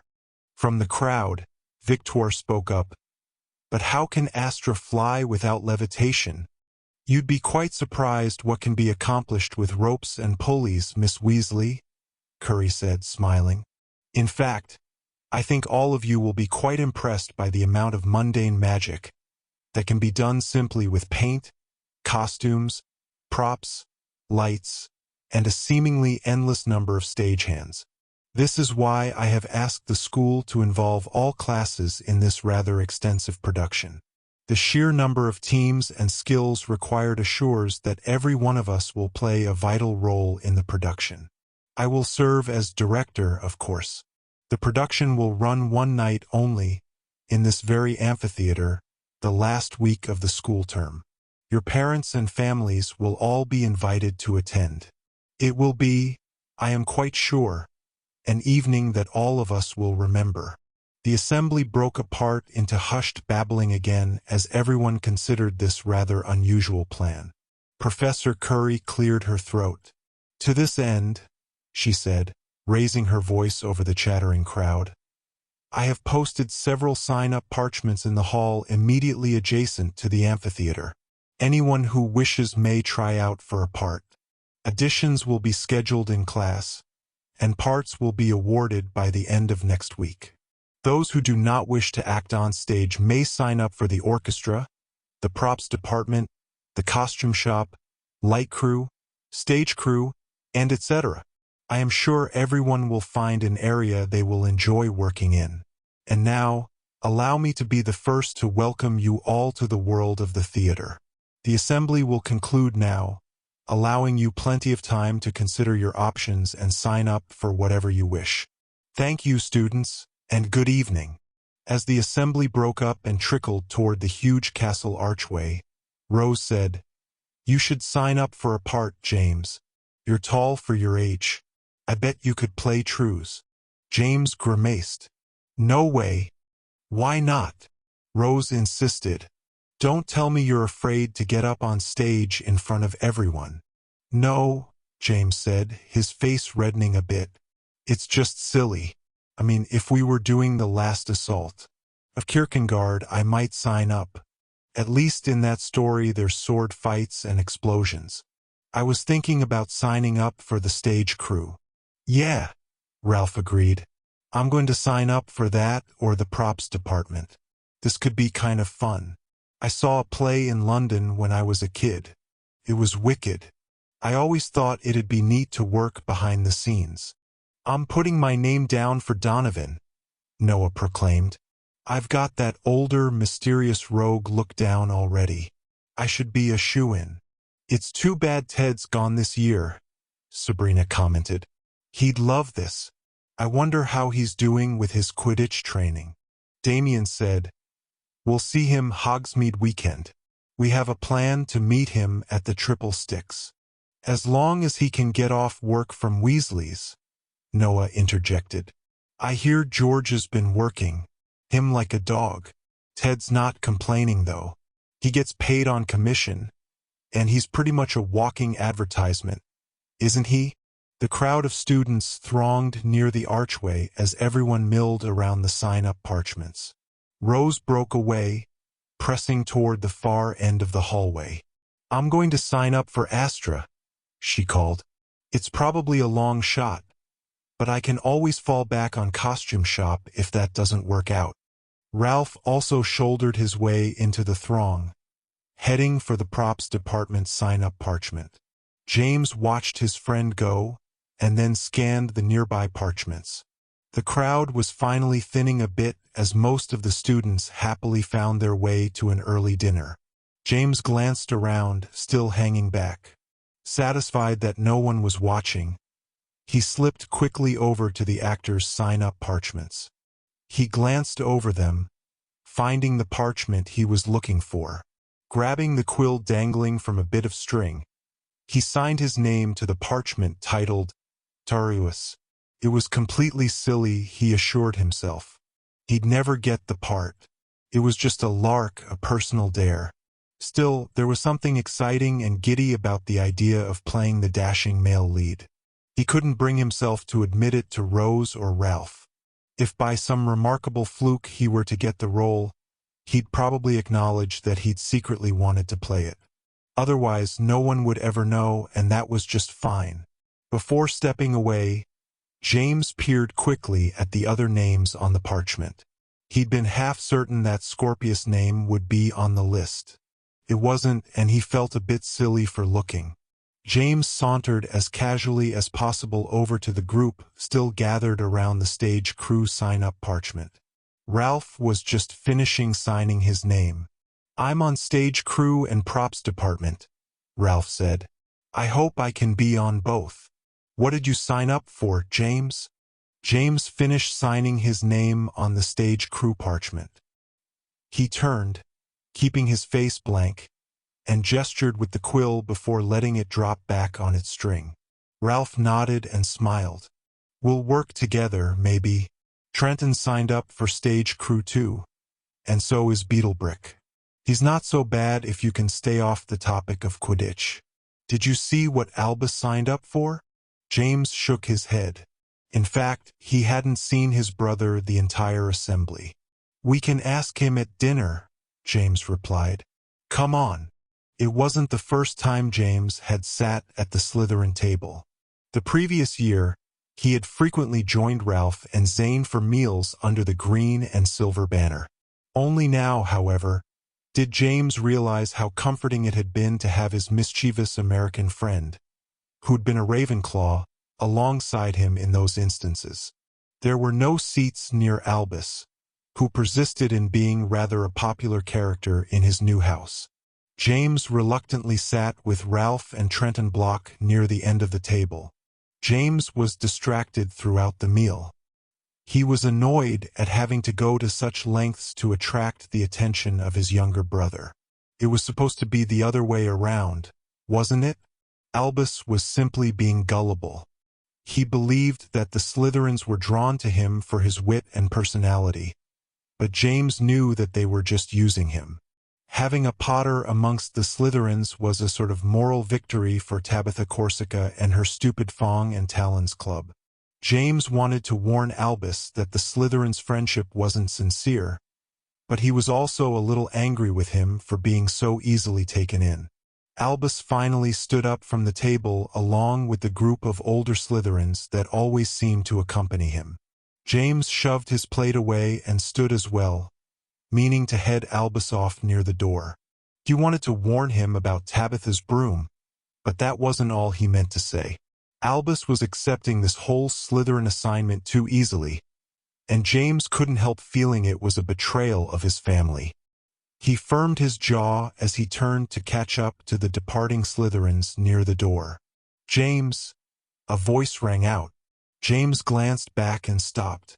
Tabitha Corsica was approaching him from behind, smiling pleasantly. She had apparently broken away from Albus' constant entourage. James merely looked at her. "I'm glad to see that you still feel comfortable dining at the Slytherin table," Tabitha said, affecting a warm smile. "I know there was some unpleasantness last year. I am glad to see that it hasn't strained inter-house relations." James shook his head, his anger rising. "Just stuff it, Corsica. There are no inter-house relations. Just because Ralph is my friend, it doesn't mean I'm all smiles about what you and your lot stand for. I haven't forgotten the debate. Nor have I forgotten that you attempted to steal my broomstick before the tournament match last year," Tabitha said, batting her eyes coquettishly. "But I've decided to let bygones be bygones. I'd have thought you might feel a bit different, considering everything. Considering that Albus ended up going to the Slytherins just to spite Scorpius?" James spat. "He doesn't know what he's doing, and you're taking advantage of him." Tabitha frowned slightly. "I'm sorry you feel that way, James.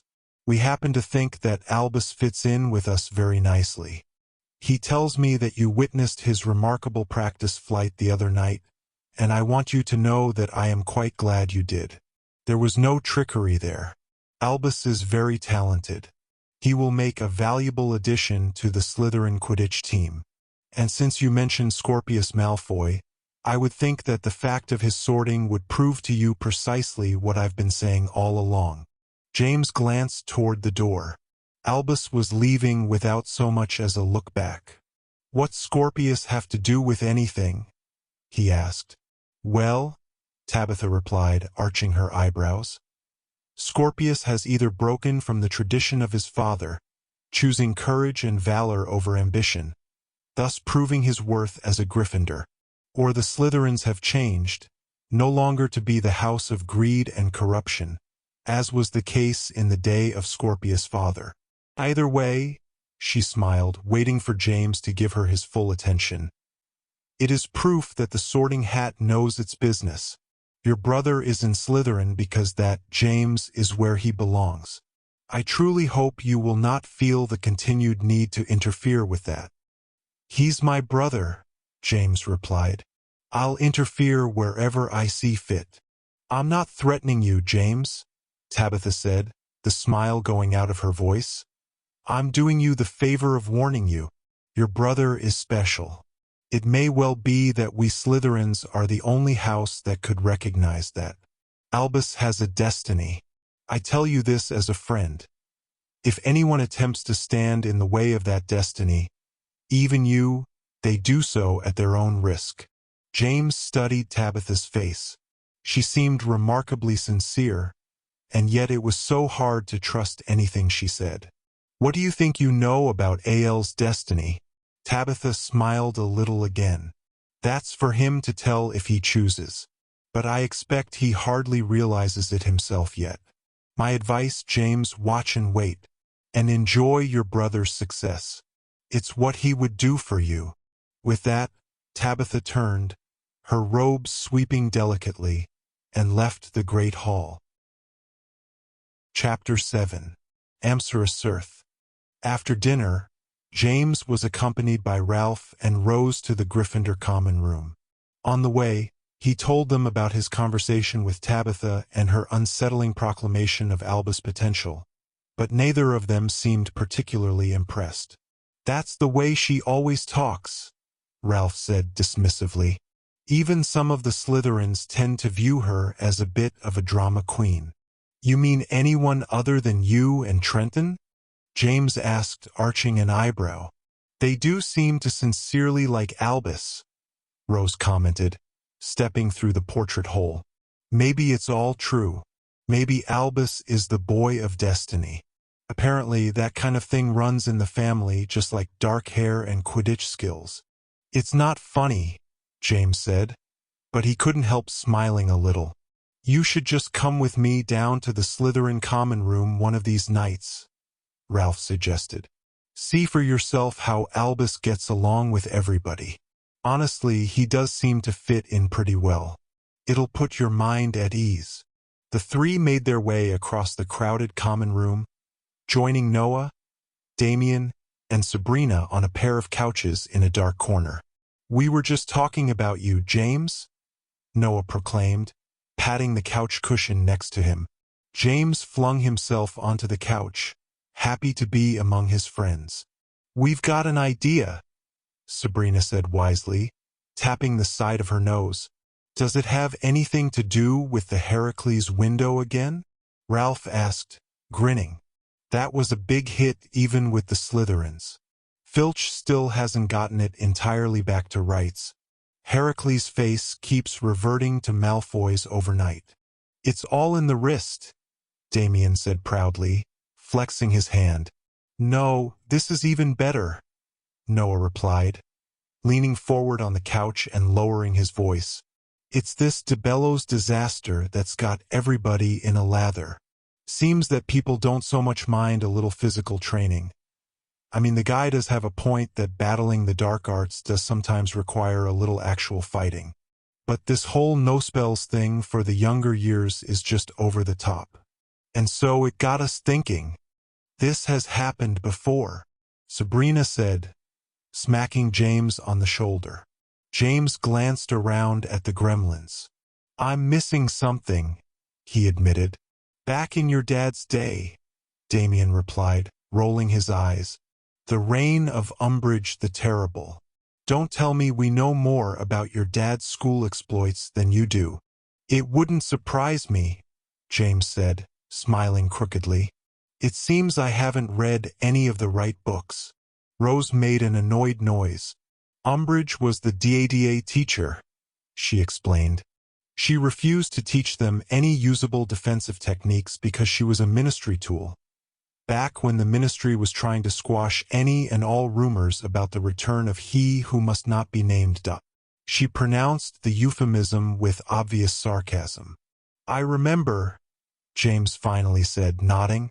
But that's not what DeBellows is about. Sabrina cut James off. It amounts to the same thing. So your plan is to solve it the same way. Oh no, James said, shaking his head. No way. I'm not starting up another Dumbledore's army. I just got done telling Cameron Creevey the other night that I'm not my father. I don't want people thinking I'm trying to relive all of his old adventures. Not to fear, Noah said, throwing his arm around James' shoulders. No one will be thinking that. For one thing, we can't use that name. Agreed, Damien replied. Too old school. Maybe Merlin's army? Sabrina shook her head. Too copycat. How about just the real DADA? Too long and too commercial, Damien replied. Look, Noah interrupted. The name doesn't matter. The point is, you lot need to know this stuff. If you don't get it until you're as old and excellent as we are, it'll be too little, too late. You need to take matters into your own hands. But I can't teach any of it, James exclaimed. I barely know any of it myself. Then I guess you need to find someone to teach it to you, Noah answered, shrugging. So why don't you three do it? James shot back. Can't happen, Damien said matter-of-factly. As great and inspiring as we may seem, we aren't teachers. You ever hear of muscle memory? It means that my hand knows how to cast an Expelliarmus spell, but my brain doesn't keep track of it anymore. It'd be like trying to explain how to walk. It's just second nature by now. No, you need a natural teacher. Someone like your dad. back with the original Dumbledore's army. James turned to Ralph and Rose. Shouldn't you two be speaking up, telling me what a ridiculous and irresponsible idea this is? Actually, Rose said thoughtfully, I think it makes a good bit of sense. I mean, it's true that we really aren't learning anything useful in DeBello's class, especially the girls. And honestly, Ralph added, I need all the help I can get with defensive magic. That's one area I've never really gotten a handle on. I'll say, James grudgingly agreed. But still, this could get us into a load of trouble. I don't see why, Rose reasoned. There are lots of extracurricular classes and clubs. It's not like in our parents' day when Umbridge forbade anyone from practicing defensive spells. It could be a completely sanctioned school club. All we'd have to do is get the headmaster's permission. You could ask James. Merlin owes you one, after all. James glanced at Rose. She shrugged. This leaves just one problem, Ralph commented. Who will we get to teach? You'd need somebody with a good, basic grasp of the defensive arts, Sabrina said. Someone who's a natural leader and teacher, with some experience in actual battle. An idea occurred to James. His eyes widened, and then he slumped slowly in his seat. What? Rose asked, frowning. I think I just thought of the perfect teacher, James replied dolefully. Ralph said, So why is that a problem? Because, James grinned crookedly, I don't think he'll ever agree to do it. Rose narrowed her eyes. After a moment, she smiled knowingly. Who? Noah asked. Can't tell, James answered. But if we can talk him into it, I'll let you know. The gremlins seemed a bit annoyed at James' secrecy, but were generally content that their idea had been adopted. After a while, the group broke up, leaving only James, Ralph, and Rose in the dark corner. Do you think Cedric would ever do it? Rose asked earnestly, keeping her voice low. Oh! Ralph exclaimed, smacking his forehead. I knew I should have known who you two were talking about. All we can do is ask him, James answered. People say he had natural leadership skills. He was good enough to get into the Triwizard tournament, and he made it through all the challenges, so he has plenty of experience. And from his perspective, it's all still fresh, Rose agreed. Ralph asked, But where can we find him? Last year, he just seemed to show up when he wanted to. We still don't really know where he hangs out. James looked hard at Ralph, thinking, Actually, I might have an idea about that. We should ask the headmaster first, Rose said. That way, we don't bother Cedric with it unless it's for sure. Let's all go together. Tomorrow after lunch.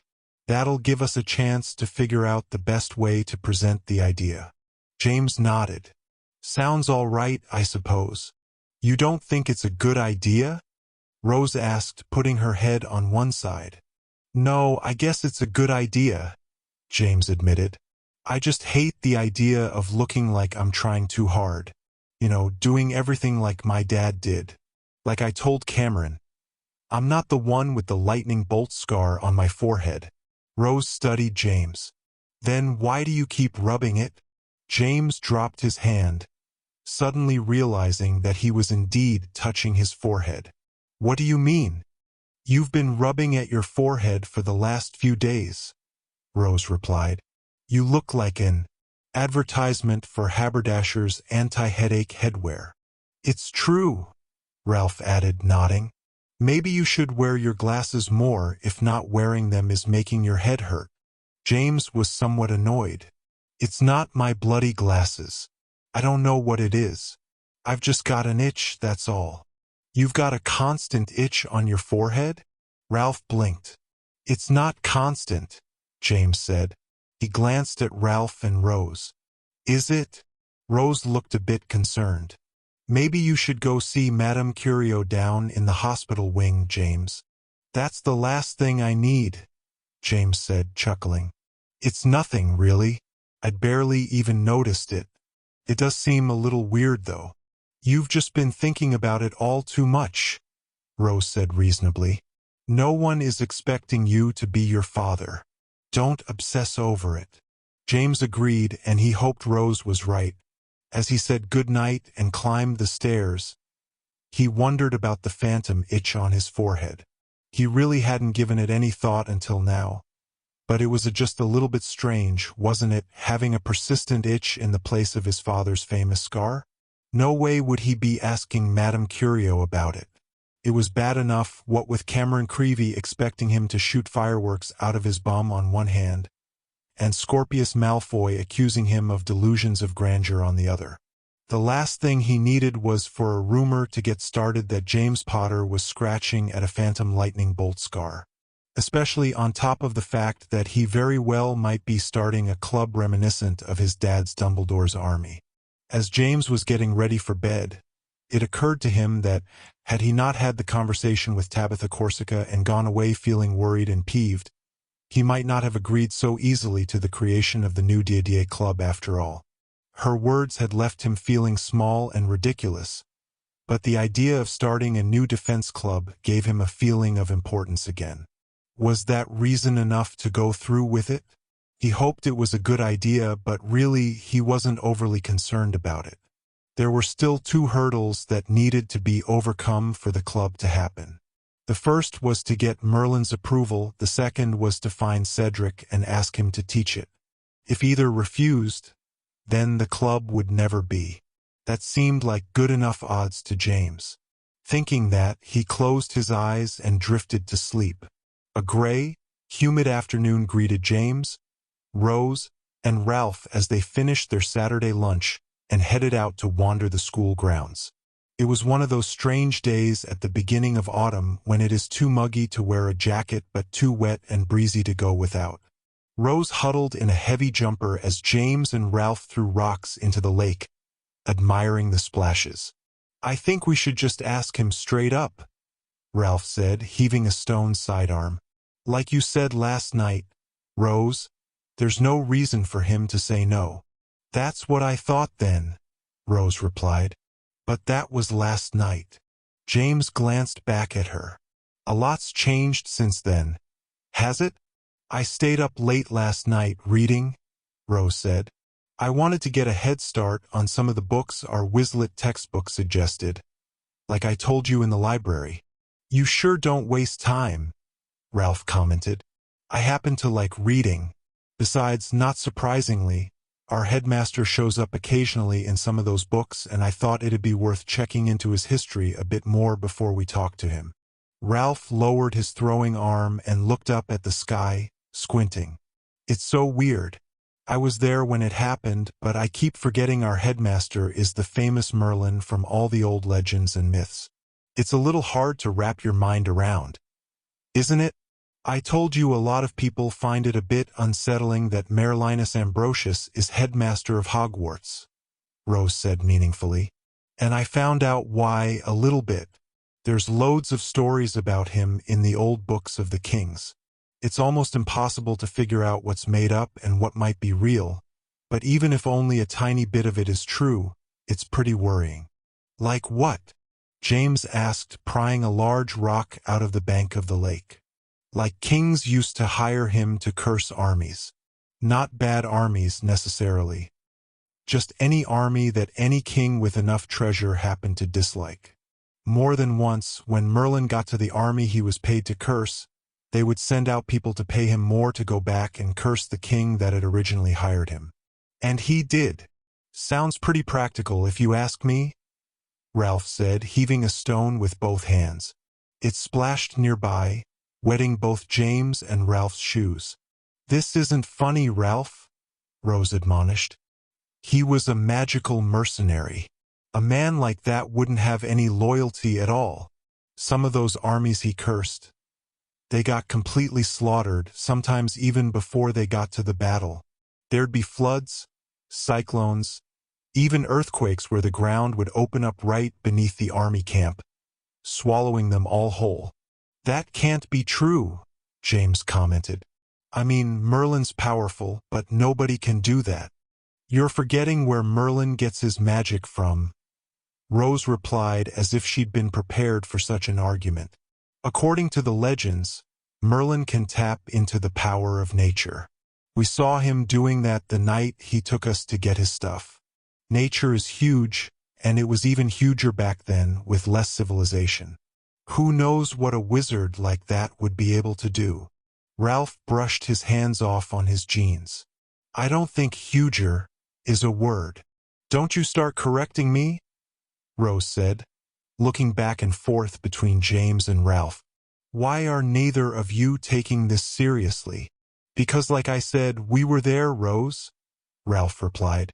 We saw the man reapparate from the Dark Ages. We worked with him in the days after. He helped us get rid of that muggle reporter who was going to blow the lid off the whole magical world. He was completely brilliant about it. He may have been a loose cannon in the past, but he's different now, isn't he? He's trying to be good, and he seems to be doing pretty well with it. Well, Rose said, it isn't just that he was a loose cannon. James plopped down on the grass next to her. What? Did he put ketchup on his eggs? Did he draw mustaches on portraits? Rose looked at him and then looked away. According to some of the legends, he was supposed to be the bearer of an awful curse. His returning was to be an omen of the end of the world. James felt a twinge of worry at that, but kept his voice even. This is the part where it's hard to separate the fact from the loony made-up stuff, right? Laugh if you want, Rose said. But the prophecy shows up in a lot of places. Some call him the harbinger of doom. Other places just call him the ambassador. Of what, it never says. It gets pretty creepy, she admitted, shuddering. Especially when you are reading it in the middle of the night. So far, he's just been the ambassador of an extra 10 points for Gryffindor and Slytherin because we helped him go get some magic box, Ralph said, shrugging. Come on, it's almost 2. He'll be expecting us. You coming, James? Rose asked, climbing to her feet. James glanced up. What? Oh, yeah, sure. The three plodded through the foggy afternoon, heading for the courtyard. In the distance, thunder rumbled like a veiled threat and the wind began to switch.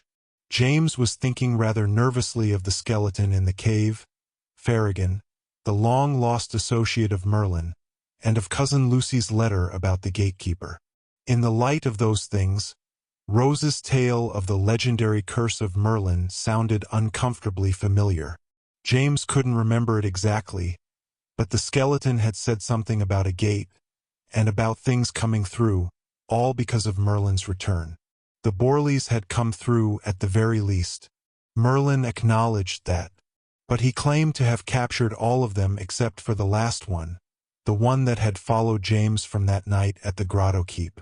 Merlin said he'd trapped them all in his mysterious dark bag. But the skeleton had warned of something else, something worse. Like the legends, it had also called Merlin the ambassador, but Farragon had identified the thing Merlin was supposedly representing. The guardian, the sentinel of worlds, the gatekeeper. Lucy's letter had corroborated those legends, and now Rose's studies were confirming them as well. James shuddered as he followed Rose and Ralph into the castle. They threaded their way through the weekend-empty corridors, passing darkened classrooms and halls. Finally, they reached the gargoyle which guarded the entrance to the spiral steps. You remember the password, Rose? Ralph asked. I couldn't even pronounce it, and you know how they are about writing things like that down. Rose screwed up her face, thinking. Finally, she carefully pronounced, Inoas Oisu. The gargoyle moved with the sound of millstones grinding. Stepped aside, revealing the doorway. What's it mean? James asked as he hopped onto the rising staircase. Rose shook her head. It's more of that ancient Welsh, I'd guess. Who knows what it means? They arrived in the hall outside the headmaster's office and James reached to bang the door knocker. Wait, Rose said, grabbing James' arm. Remember this morning? He told us to wait outside. He said he had another appointment before us. James remembered. He carefully lowered the knocker and the three settled onto a long bench situated across from the headmaster's door. On the wall next to the door, amongst an arrangement of old paintings and portraits, was a face James recognized. "Look," James nudged Ralph, pointing. "I remember him. Old Stonewall used him in technomancy last year to teach us about magical portraits." The portrait of Cornelius Yarrow, former Hogwarts bursar, peered at James over his spectacles. "I remember you too, young man. You had a rather unseemly number of questions regarding the subject. I hope you were satisfied." "I was," James answered. "I especially liked the part about how only the original artist can destroy a magical portrait. It was really wicked when Stonewall melted his painting of that horrid clown. Your Professor Jackson did leave out one small detail," Yarrow sniffed, chafing at the memory. "There is one other person who can destroy a portrait, although it has never been known to happen." "Seems like a pretty important detail to leave out," James frowned doubtfully. "Frankly, with all due respect, I trust him rather more on the subject than—" Two things happened simultaneously, interrupting James. The door to the headmaster's office unlatched and swung open, and a stab of pain shot through James' forehead. He clapped a hand to his head and squeezed his eyes shut, hissing in surprise. "James?" Rose asked, concerned. Almost as quickly as it had come, the pain vanished. James kept his hand to his forehead but risked opening his eyes. The first thing he saw was the view through the headmaster's open doorway. Merlin was standing behind his desk, his face grave and his eyes piercing. He was staring very hard at James through the doorway, but the look on his face did not seem worried or alarmed. If anything, he looked intently watchful, perhaps even wary. "Are you all right, James?" another voice asked. James lowered his hand and looked around. Petra Morgenstern was standing in the hall, having just exited the headmaster's office. She looked flushed, and her eyes were red, as if she'd been crying. "I'm fine," James answered. I should be wearing my glasses." He glanced at Rose and Ralph, warning them not to say anything. "Oh," Petra said, looking away. "Well, I'll see you later. I've got things to do." James watched her walk away, wondering once again why Petra seemed so melancholy all of a sudden. And what in the world had Merlin said to her to upset her even more? James stood, looking back into the headmaster's office again. Merlin was no longer staring at him with that hard, watchful look. He was turned to the side, studying a complicated brass device in his hands. "Come in, my friends," Merlin called without looking. As the three students entered the office, James couldn't help looking around in awe. Save for the old headmaster's portraits and the desk, the room was virtually unrecognizable as the same space McGonagall had occupied last term. A massive stuffed crocodile hung from the ceiling, looking like an exhibit in a museum. Bookshelves crowded the floor, crammed with enormous volumes in thick, leather covers. Alongside these were arcane tools and fixtures, none smaller than a cabinet, and all mind-bogglingly complex. Attached to the wall behind Merlin's desk was a glass case housing a thick black sack, hung on silver hooks. James recognized it as the mysterious dark bag. The centerpiece of the room, however, was a very large, long mirror with a rectangular golden frame. The silvered glass of the mirror only half reflected the room. Beyond the reflection, a swirling, leaden mist rolled and shifted. It was both beautiful and vaguely sickening. The mirror rested on a long brass easel in the center of the room, facing the headmaster's desk. "As promised," the headmaster said, "the contents of my cache. Not all of it, of course, but enough to make my job rather easier." There was only one chair facing the headmaster's desk. James, Ralph, and Rose gathered around it, though none chose to sit on it. They continued to look around the room in awe. "You've noticed my mirror, Mr. Potter?" Merlin said conversationally, still not looking up from the strange device he was holding. "Very curious, yes? I see that you wish to ask me about it. Please feel free." "What does it do?" James replied bluntly. "The real question, Mr. Potter, is what doesn't it do?" Merlin said, finally setting the strange brass device on his desk and looking up. "It is the legendary Am's Era Cirth, the quintessential magic mirror of time immemorial. With the help of its focusing book, it can show you the past and the future. It can show you places you have been and replay ancient memories. It can even tell you, if you so wish, who is the fairest in the land. I fail to see the practical purpose of such information, but the mirror's designer was a bit of an eccentric." Merlin stood and moved slowly around his desk, approaching the mirror. "Only 2 such mirrors were ever made. The sister of this one belonged to an associate of mine who, like all of my associates, is long since dead. That mirror, alas, is also lost to the mists of time." Rose stared at the swirling, silvery mist in the mirror. "Why were there only 2 ever made?" Merlin reached the mirror and pulled a braided cord. A thick black curtain dropped over the face of the mirror. "Such pieces are very difficult to create, Miss Weasley. More importantly, the world can only contain so many very powerful magical devices. They weigh heavily on the balance of the cosmos. Too many at any given time can cause wrinkles. Before my return, I lived at the tail of a much darker time when such wrinkles were commonplace. Fortunately, the age we now occupy is much better adjusted. Still, a few relics of the age of extraordinary magical devices remain." Merlin looked about with some pride. "Most of them are here in this very room." Ralph swallowed and said, "Is it all, safe?" "Of course not, Mr. Deedle," Merlin replied easily, returning to his desk. "Any more than a wand is safe. But it is contained, and that is the important thing." "Did you show Petra something in that mirror?"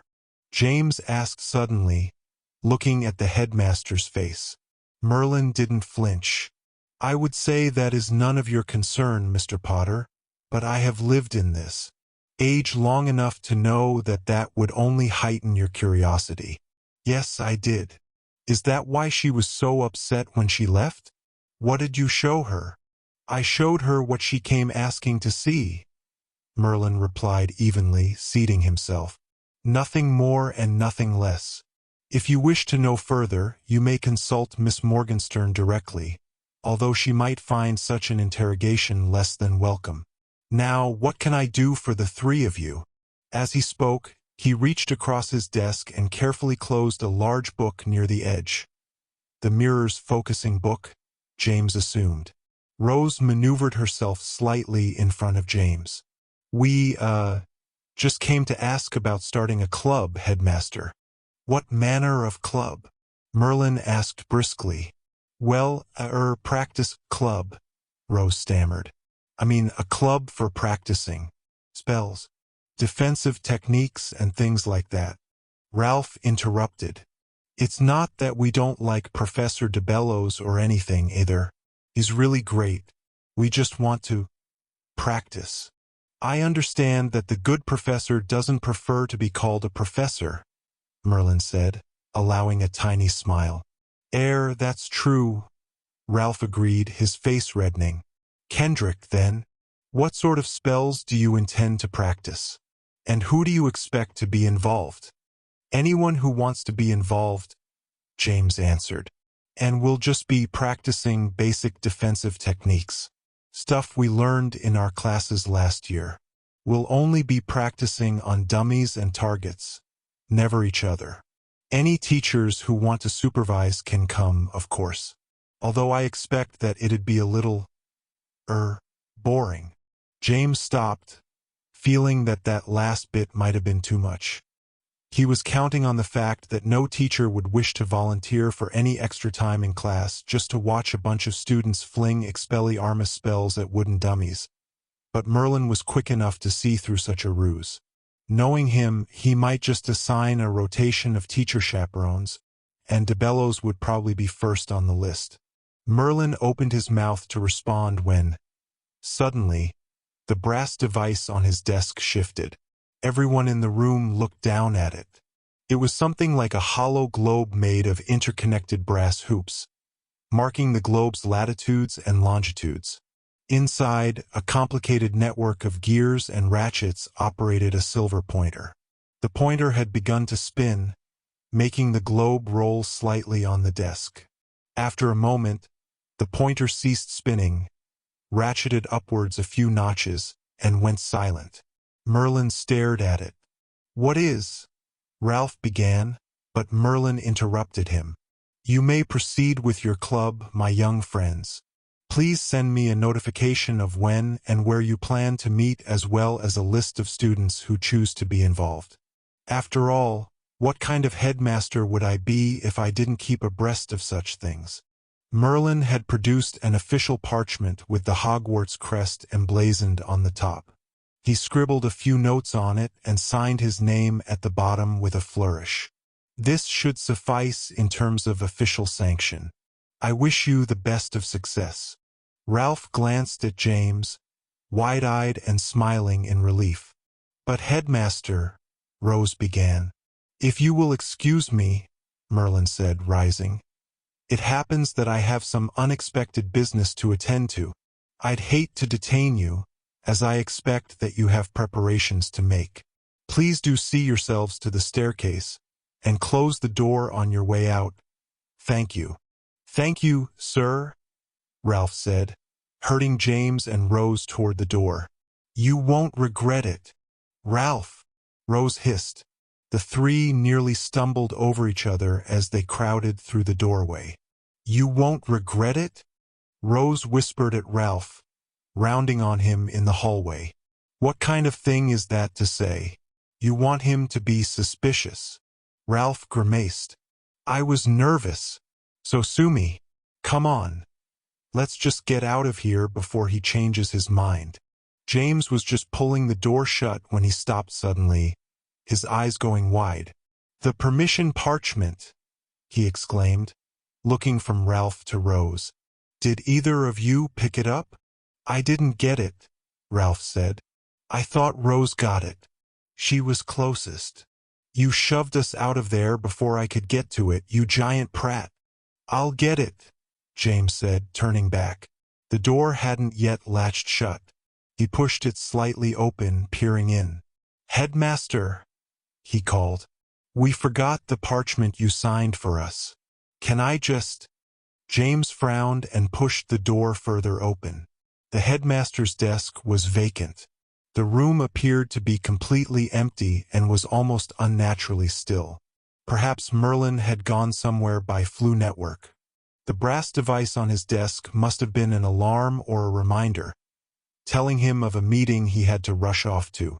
James walked across the office and grabbed the parchment from the headmaster's desk. As he turned back toward the door, a strange feeling came over him. With a sudden chill, he remembered the dart of pain that had shot through his forehead when he'd been waiting in the hall, right before he'd seen Merlin staring at him through the door. His heart quickening, James looked around and saw why the office seemed so unnaturally still.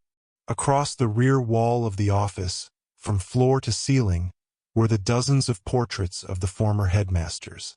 Among them, of course, were the portraits of Severus Snape and Albus Dumbledore, although as usual, Dumbledore's portrait was empty. Every portrait was perfectly still and silent.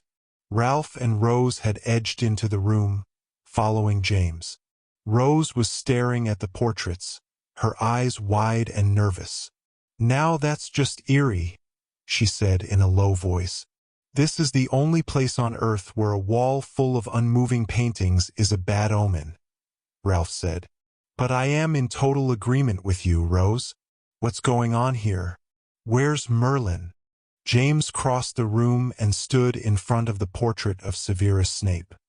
He had spoken to this portrait several times last term, and had been insulted by it on more than one occasion. Gingerly, he reached out and touched the portrait's face. He could feel the texture of the dried paint, feel the stroke that formed the man's hook nose. The face didn't so much as blink. Rose gasped.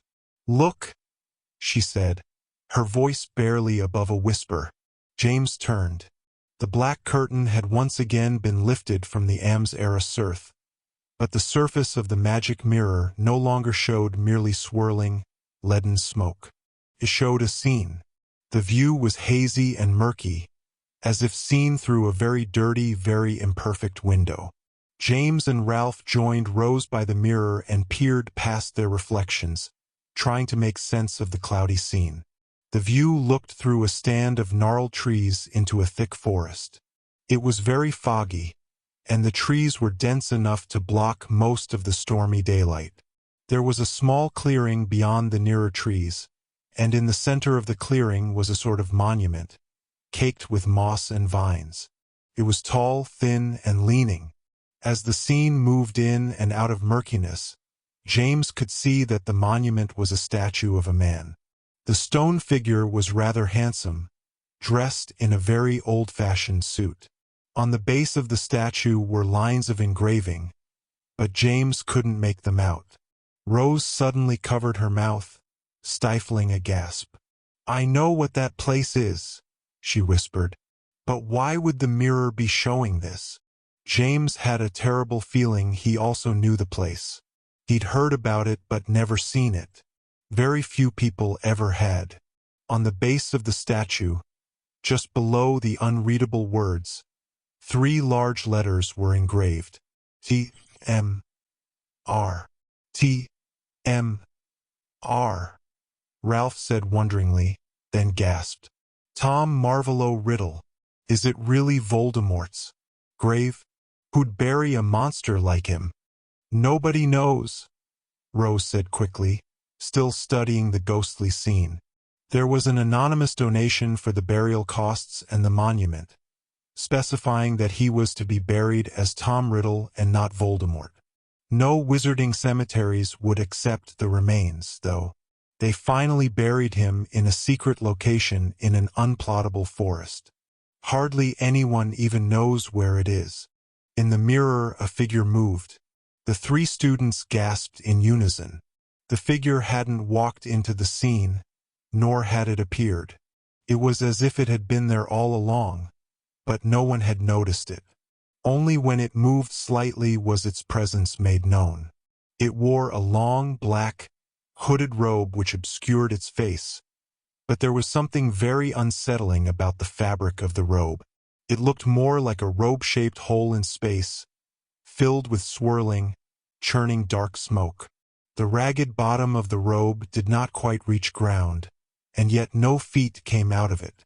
James shuddered at the sight of the awful figure, thinking of the tabloid clipping Lucy had sent him. It had referred to the creature of smoke and ash. Could this be that entity? Could this be the Gatekeeper? The figure raised an arm, revealing one thin, white hand. The hand seemed to beckon. A moment later, the statue of the youthful Voldemort shuddered. The proud expression went out of its face and the arms dangled like a puppet with its strings cut. And then, distantly, a voice spoke. It came out of the mirror very faintly, barely heard over the sound of the wind and the creaking trees. "Are you he whose echo has called to me?" The voice of the hooded entity asked. "He whose motives, more than anyone else's in this sphere, once aligned with mine? Reveal yourself."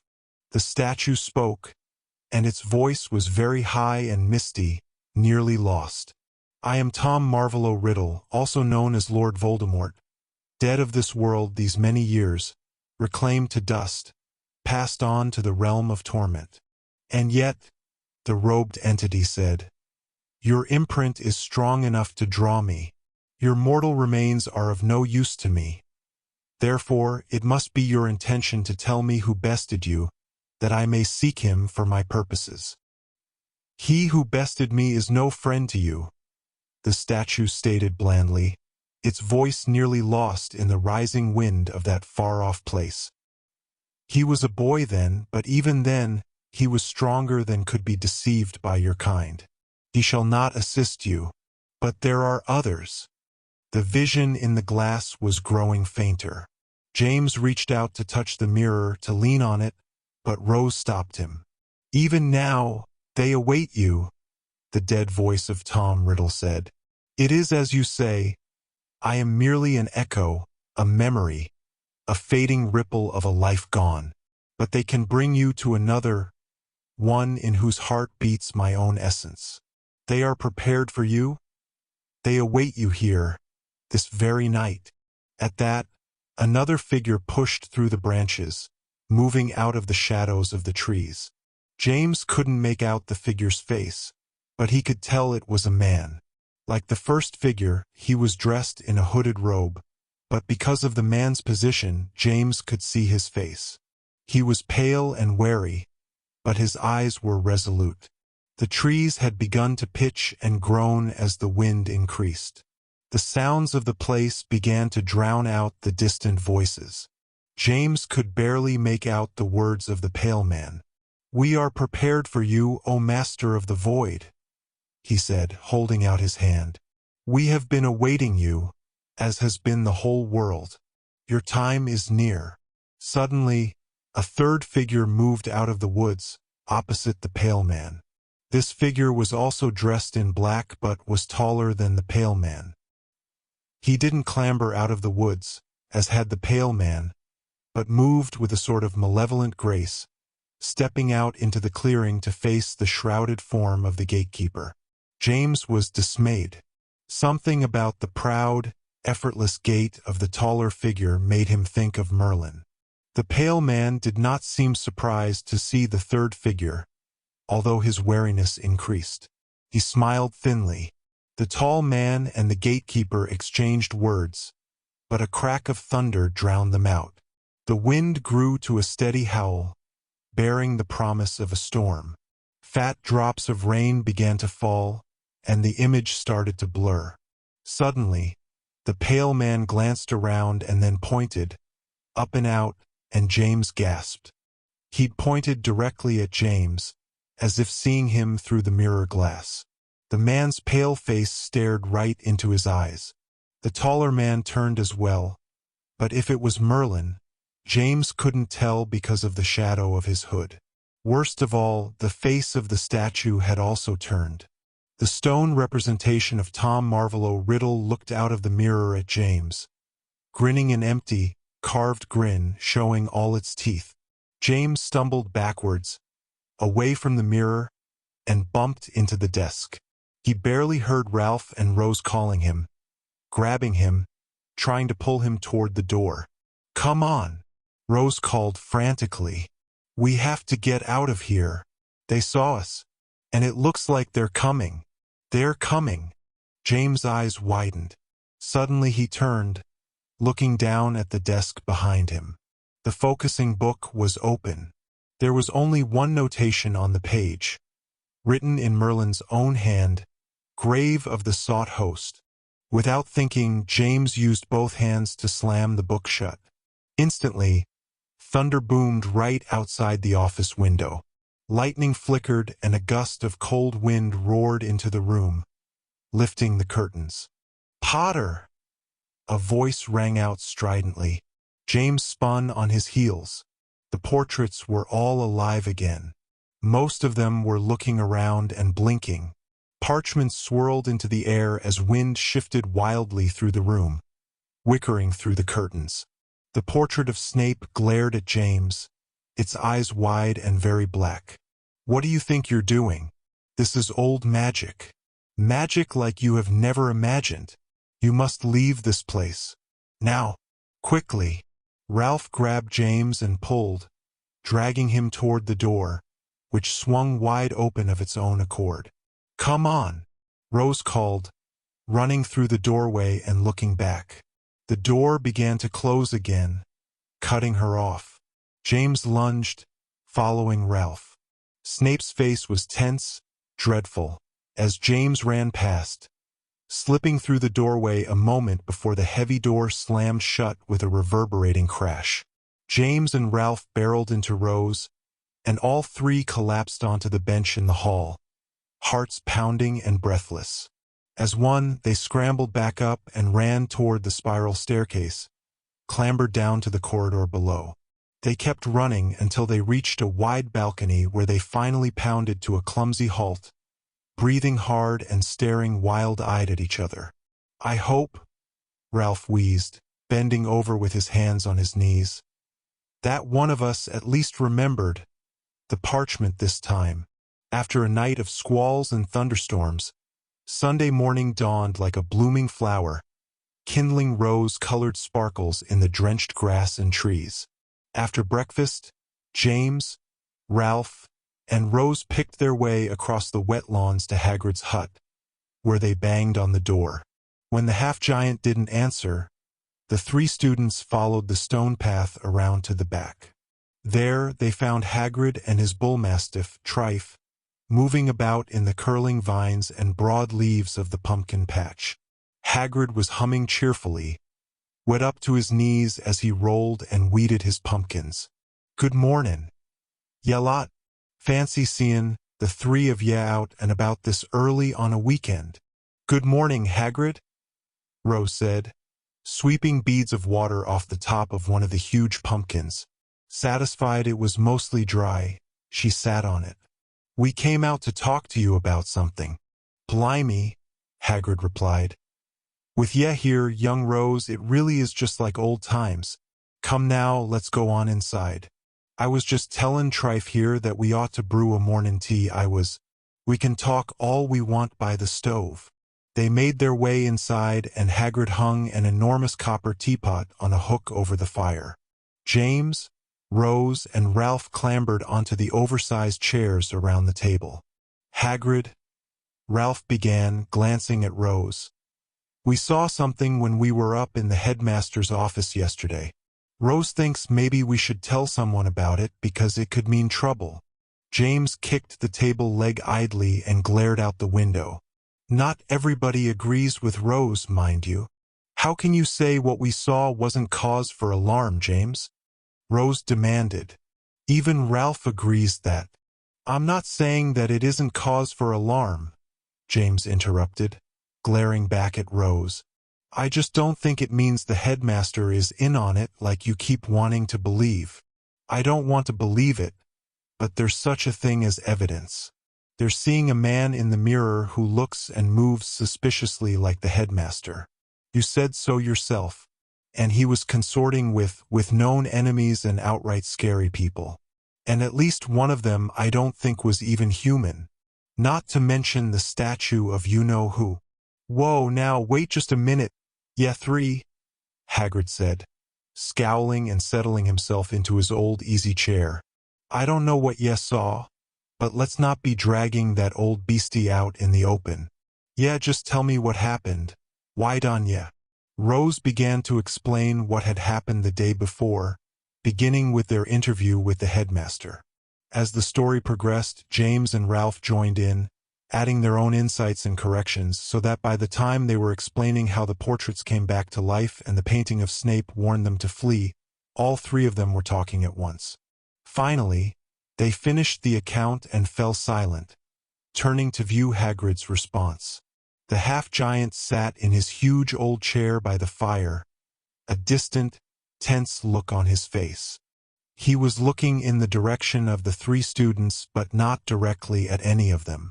James had been confident that Hagrid would simply dismiss the tale as wild exaggeration. He'd tell them that what they'd seen in the mirror had just been small-time shenanigans, engaged by men who refused to accept the fact that they'd long since lost the war. James knew from his father that while Hagrid may not always love the leaders of Hogwarts, he was loyal to the core. He'd defend Merlin, and assure them that there was absolutely nothing to worry about. That was partly why James had suggested they come out to the hut to talk to the big man. Now, as Hagrid sat in silence with that strange, tense look on his face, James wondered if it had been such a good idea after all. Suddenly, the teapot began to shriek, causing everyone in the room to jump. Hagrid shook himself, and then reached to pull it from the hook. He carried it to the table and clanked it onto a trivet. "Air," James said, prodding. "What do you think, Hagrid?" Hagrid glanced at him, wiping his hands on a huge towel. "Well, it's a bit difficult, innit? Who's to say? Could have been anything, I suppose. The headmaster, he's got some terrible powerful devices and all. Well, Professor Snape's portrait was prologue, right tellin'. Yeah, to stay well away. But Rose is saying she thinks it was Merlin that showed up by Voldemort's grave," James clarified, gesturing at his cousin. "Tell her she's daft if she thinks that. I mean, he's the headmaster, Hagrid." China clattered as Hagrid gathered saucers and cups, returning to the table with his arms full. "Right, yeah, James. He is the headmaster, and all I can say is if he did show up in that mirror, talking to whoever it was saw, then he must have had plenty good reason to. But it couldn't have been him," James insisted, looking to Ralph for support. "I mean, the thing in the swirling robe was obviously 10 kinds of evil, and that bloke that showed up first had to have been an old Death Eater. I mean, it was Voldemort's ruddy grave site. I'd appreciate it if ye didn't say that name at my table, James," Hagrid said gently, setting a cup and saucer in front of him. His hands trembled slightly. "I know the battle's long over, but old habits die hard. Yeah, understand." Rose stirred in her seat. "Hagrid, do you think it could have been Merlin we saw?" Hagrid poured steaming water into the cups before he answered. Finally, he settled himself onto one of the chairs, producing a strained creak. He looked hard at Rose, and then stirred his tea with surprising delicacy. "They say that the headmaster's a good man with a garden," Hagrid said, as if changing the subject. "I don't do a whole lot of reading myself, of course, but everyone knows that Merlin the Great was a keen one for nature and plants and such. I've been hearing stories about how he spoke to the birds and the trees since I was a wee lad. So when he came on as headmaster early this summer, I thought I'd go up and make my acquaintance. I invited him to come down to the hut so I could show him my own little garden. Next day, sure enough, he takes me up on the offer. He traipses all over the garden, not saying the slightest thing. He just walks up and down, in and out, tapping that big staff o' his on my pumpkins and squashes and cabbages.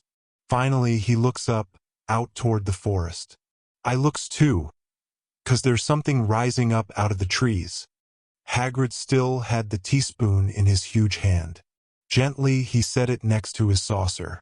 He looked at James, Ralph, and Rose one by one. It was a djinn, like a raven, but bigger. Black as night with glowing red eyes I could see from where I stood. I'd never actually seen one before, but I knew of him. Dark and mysterious creatures they are, portents according to legend. Very reclusive. I'd always been told they only come out at night, and if ye see one on your path, it's a sure sign to turn right back round and run home. For the djinn is supposed to be a warning of horrible danger for those ye love.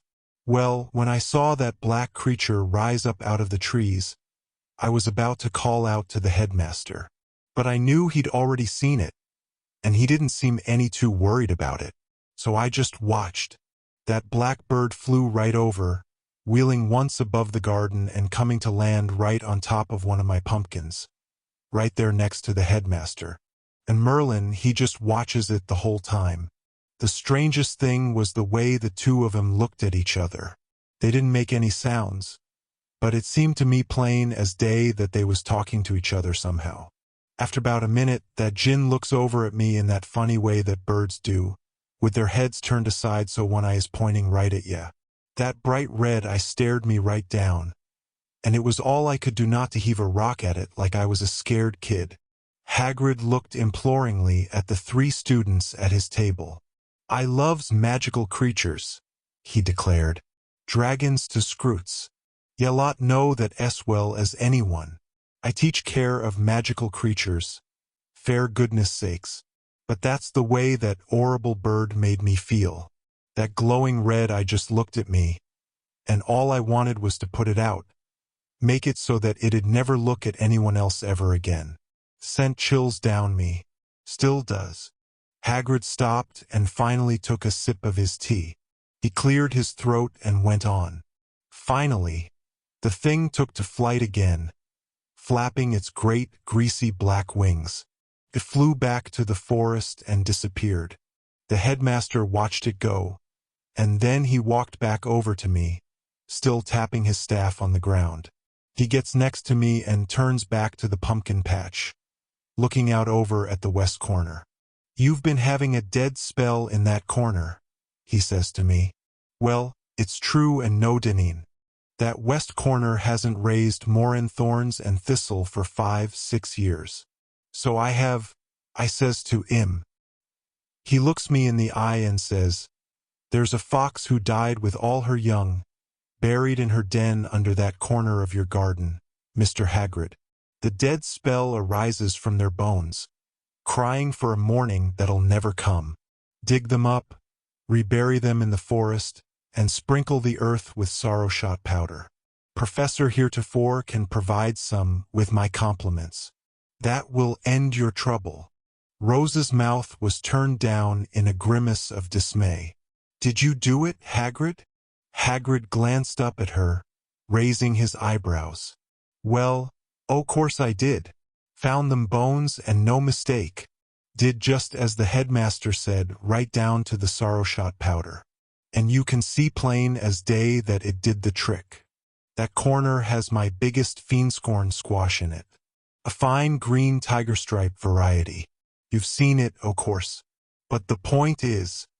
Hagrid stopped again and fiddled nervously with his teacup and saucer.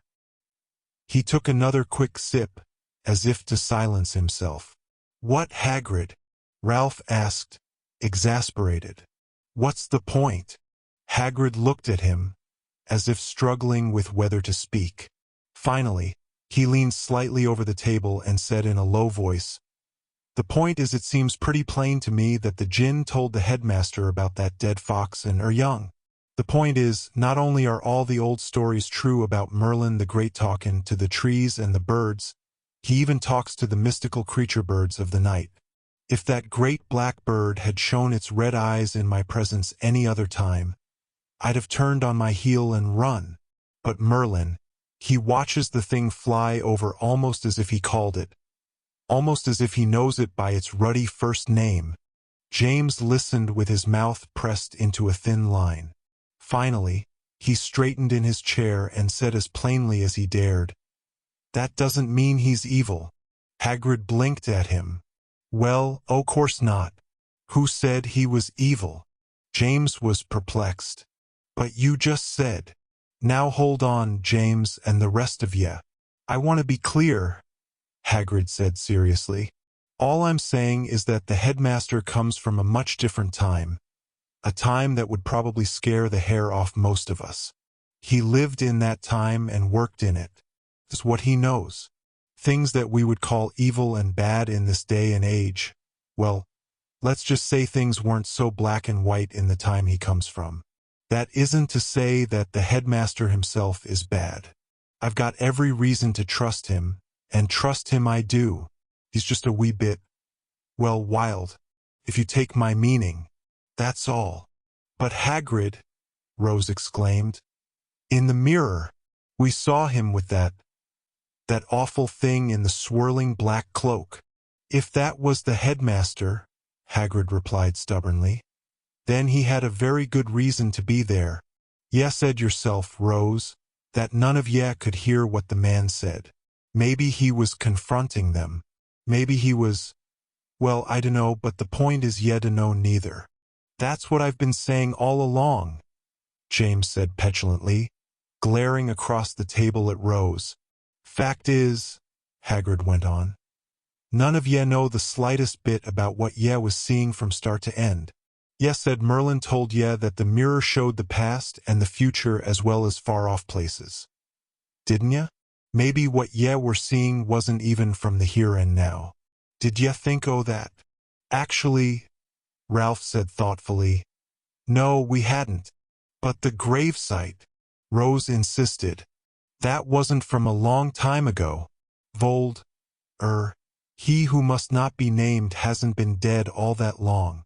But his grave was all covered with moss and vines, so it couldn't have been from the past.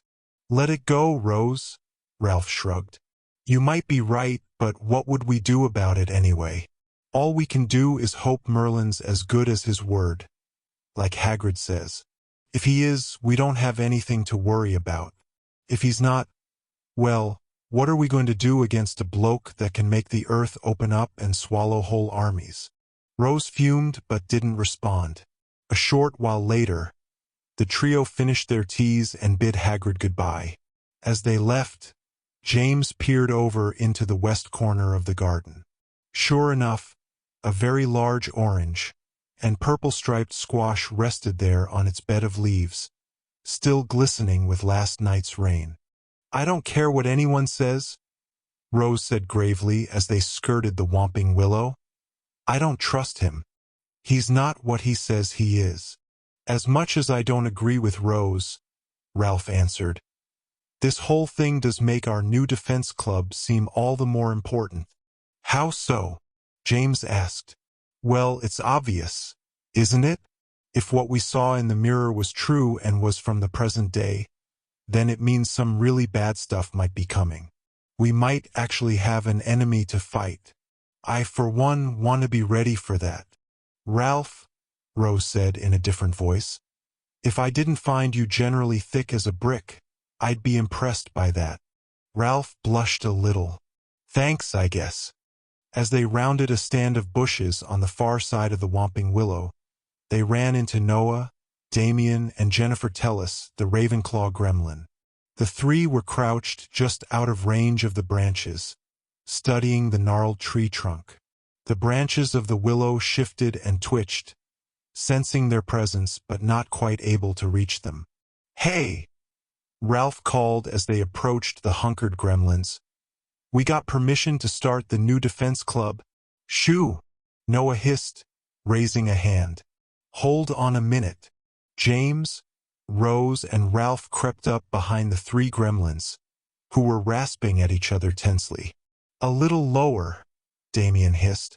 It's the big one that looks like an Adam's apple on a really skinny bloke. Noah shook his head. We tried that one time before last. I keep telling you it's on the other side, facing away from the castle. I remember from last year with Ted. Jennifer held a long stick. Biting her tongue in concentration, she held it out, reaching toward the tree trunk with the stick's tip. The tree leaned slightly and, almost lazily, whiplashed a branch at the stick. Jennifer exclaimed painfully as the stick was wrenched from her hand. It spun off into the thickets and the willow relaxed again, almost smugly. I told you to hold it lower, Noah exclaimed, stepping away from the tree and straightening. Look, you want to give it a go? Jennifer replied, looking back over her shoulder. Be my guest, but you'll need to go find yourself yet another stick. I can't help if you have longer arms than me, Noah proclaimed. It's not my fault you've got the reach of a wergorilla. I've got another stick, Damien said patiently. Here, give it another go. General will hit it eventually. James watched as Jennifer reached carefully toward the tree trunk again. The willow swung its branches, feeling for the stick but not quite reaching it this time. James asked Noah, What's this all about? Secret passage, possibly, Noah answered, wiping moisture and grass clippings from his hands. We've been coming out and testing it every year since I first came. It was Ted's idea. Hit the right knot on the trunk and the tree goes tame enough to get inside. Rose's eyes brightened. It leads to a secret passageway? But I thought all the old secret passages had been sealed off. Well, they're sealed off and they're sealed off, Noah replied. Thing is, Hogwarts being as magical as it is, the passages have ways of opening back up on their own after a while. Either that or new ones get discovered nearby. Petra discovered the Lochimigus passage just down the hall from the statue of the One-Eyed Witch, and that statue was supposed to lead to a secret passage back in your parents' day. I remember Mum talking about that one, Rose agreed. She said it went down to Hogsmeade. I was hoping that one still worked. I wanted to see Hogsmeade myself this year, even though first years aren't allowed to go on Hogsmeade weekends. Ah, Hogsmeade, Noah sighed. Making miscreants out of model students for as long as I can remember. Ted works down there now at Weasley's. We plan on getting him to buy us butterbeers at the Triple Sticks when we go. All of us except Petra, of course. What's going on with Petra? James asked suddenly. Noah glanced at James. Oh, nothing major. She just doesn't want to go because she and Ted used to be a bit of an item. Apparently, it all came to an end when Ted started seeing Victoire. They kept it secret most of the summer, but now the whole world knows about it. Somebody blabbed about it back at King's Cross. I didn't blab, James exclaimed before he could stop himself. Ted told me to tell. He wanted to get the word out but didn't want to make a big thing of it. That was you, Jennifer said, peering back at James over her shoulder. James rolled his eyes. So that's what Petra's all upset about? She hasn't said so, Noah said, sighing. Who can tell? She and Ted were never all that serious, if you ask me. I admit I expected her to end it first, though. Ted's just a bit too wild for a girl like Petra. She needs a different kind of man. A man whose initials are N.M. You think? Damien called, grinning. James felt his face heat. It bothered him that he might have inadvertently caused Petra's melancholy by revealing Ted and Victoire's relationship, even if Ted had asked him to do it. For some reason, it also bothered him that Noah might be interested in taking Ted's place. Nonchalantly, James asked Noah, "What kind of man does a girl like Petra want?" Noah shrugged. Well, Petra's smart. Smarter than most people know. She's going places. She needs a bloke who can hunker down and take life seriously with her. Ted, he's great and we all love him, but he's not the take life seriously type. Rose interjected, I heard Petra might get the part of Astra in the play. She'd be great for the role with her long dark hair and blue eyes. Noah nodded. If she can get her head around it. It's down to her and Josephina Bartlett, and Josephina really wants that part. It's just the thing Petra needs to get her mind off of Ted Lupin, Rose said emphatically. She's prettier than Josephina any day of the week. I'll help her prepare for the role if I can. She has one more audition, doesn't she? Later this week, Noah agreed. I hope she gets it. I'm still hoping to land the part of Donovan. And Donovan and Astra get to dance, Damien sang mistily. That's nothing, Noah replied. Astra and True's kiss at the end of the play, and the script calls it the kiss of true and everlasting love. They won't really kiss, Rose said, shaking her head. In plays, they just press their cheeks together with their heads turned. The audience just thinks they're kissing. Close enough for me, Noah muttered. How we doing with that secret knot, tell us? Don't hassle the maestro while she's working, Damien said, still hunkered down next to Jennifer. The willow was growing restless. Its trunk creaked ominously as it leaned, trying to lower its branches to walloping distance. Jennifer's stick weaved nervously near the leaning trunk. Ralph was looking apprehensively at the big, swaying tree. So you've already been down in the secret passage beneath the Whomping Willow? Where does it go? As of last year, nowhere, Noah admitted. It was all blocked off by a cave-in after a little way.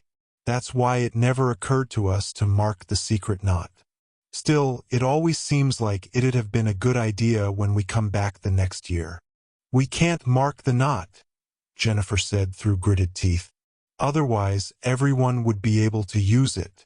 We have to just remember it. There. Jennifer jabbed the stick at the trunk, hitting a large knot near one of the tree's twisted roots. The tree suddenly straightened and went still. Come on, Noah cried, bolting toward the tree. We don't have long. James threw a look at Rose, then Ralph. Simultaneously, all three turned and ran toward the tree, following the three gremlins. Jennifer was the first to reach the trunk. She ducked and threw herself forward, disappearing into a deep crack between two enormous roots. Damien and Noah followed. James hoped there was room inside for 6 since he was the last in. As Ralph scrambled into the narrow space, James glanced up. He'd never been this close to the whomping willow before, and it looked huge and deadly as it loomed over him. As he watched, its branches began to move again.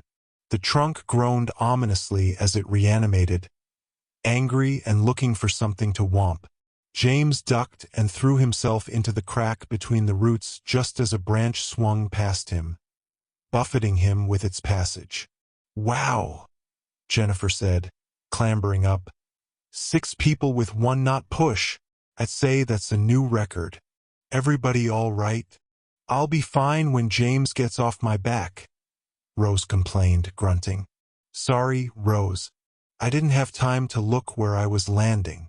Noah lit his wand and held it up. The space was low, ceilinged with the massive roots of the whomping willow. A stone-walled passage led down into darkness. The gremlins began to descend it, followed closely by James, Rose, and Ralph. After about 30 paces, the group came to a halt. In the lead, Noah held his wand higher, whistling through his teeth. Eureka! Damien said excitedly. What? Rose exclaimed, standing on her toes to see over James' shoulder. I can't see. What is it? Hogwarts finds a way, Jennifer replied. It looks like there was a flood down here last spring. Washed a bunch of the dirt and gravel away. Look, there's room to squeeze through if you don't mind getting dirty. Excellent, Noah proclaimed, his voice echoing from further ahead. There was a distant splash. The passage beyond is completely intact. There's a little water to slosh through, and some seriously busy spiders, but the wand light scares them away. I guess this goes straight on through from here. Are we going now? Ralph asked. I didn't really come prepared for any journeys. Don't get anxious, Ralphinator, Noah answered, scrambling back around the former cave-in. We'll go the rest of the way later. It's just good to know the passageway's back open again. And we're the first to find it, Jennifer added. So don't you lot tell anyone, Damien finished, stabbing a finger in the air and looking severely at James, Rose, and Ralph. Especially you, Mr. Slytherin. Easy, Damascus, Noah said. Ralph's loyal to the gremlin cause. Come on, let's get back out of here. So where does the passage go to? Rose asked as they retraced their steps. Our best guess is that it goes to Hogsmeade, Jennifer answered. So you might get your wish about sneaking in a visit this year. The passage goes to Hogsmeade? Ralph replied, a bit irked about Damien's lack of confidence. Where does it come up? Couldn't somebody just trace it back to Hogwarts? Worried that your dad missed another weak spot in the school's security perimeter? Damien asked, smiling crookedly. Don't worry. Old Daddy Dolahov's defensive perimeter is safe. Nobody will be coming back from the other side. Except us, hopefully. The passage doesn't go to Hogsmeade directly, Ralph, Noah said. They reached the bunker beneath the whomping willow. Carefully, Jennifer reached out and found the secret knot. The tree went still and she scrambled out. So where does it go to, then? James asked as the group climbed quickly out of the secret opening. Our best guess is it goes to a delightful place called the Shrieking Shack, Damien said, stopping. Outside the perimeter of the tree. Nobody ever goes there. I can see why, Ralph nodded. Does it, shriek? No, it's just a name, Ralph, Jennifer said, clapping the big boy on the shoulder. It hasn't shrieked in decades, although apparently it used to make quite a fuss. Didn't it? Supposedly. The whole place shook. Ralph looked back at James and Rose. Are they making fun of me? Yeah, Ralph, James nodded. But it's all out of love. Don't sweat it. Ralph accepted that, and the three began to follow the gremlins back across the wet grass. As they reached the castle, he asked, So the shrieking shack didn't really used to shriek? James shook his head. I didn't say that, Ralph. I just said they were making a little fun of you. It's best if you don't ask any more about it. Rose concurred. Really, Ralph? Trust us. Ralph opened his mouth, considered it, and then closed it again. He sighed, and the three students climbed the steps into the castle, following the smells of lunch. Chapter 8. The Audition. The next day's defense against the dark arts class was slightly more bearable than previous classes, if only because they had a guest teacher's assistant. The assistant was possibly even more of a celebrity than DeBellows himself, since he was not only the new leader of the Harriers Special Forces Squadron, but was also a former Bulgarian World Cup Quidditch player. Victor Crumb strode purposely into the gym as DeBellows introduced him, and the assembly of students applauded roundly. James knew Crumb very vaguely, having met him once or twice years earlier. Victor Crumb had, of course, competed in the Triwizard Tournament alongside James' dad, Aunt Fleur and Cedric. During that time, he'd also had a short, romantic relationship with Aunt Hermione as well, to the extent that on the few occasions that Victor had been in the same room with the Weasley family, Aunt Hermione had tended to look in the other direction quite a lot, and Uncle Ron had puffed his chest out and adopted an attitude of noisy surliness. Victor spoke to the class in his irrepressible accent, telling them how he'd trained alongside Kendrick DeBellows in his early years in the Harriers, and assuring everyone that he wouldn't be where he was today if not for the man's leadership and example. James was almost immediately bored. He liked Victor quite a lot, but he disliked DeBellows enough that the sight of the man absorbing his protégé's praise made James a bit ill.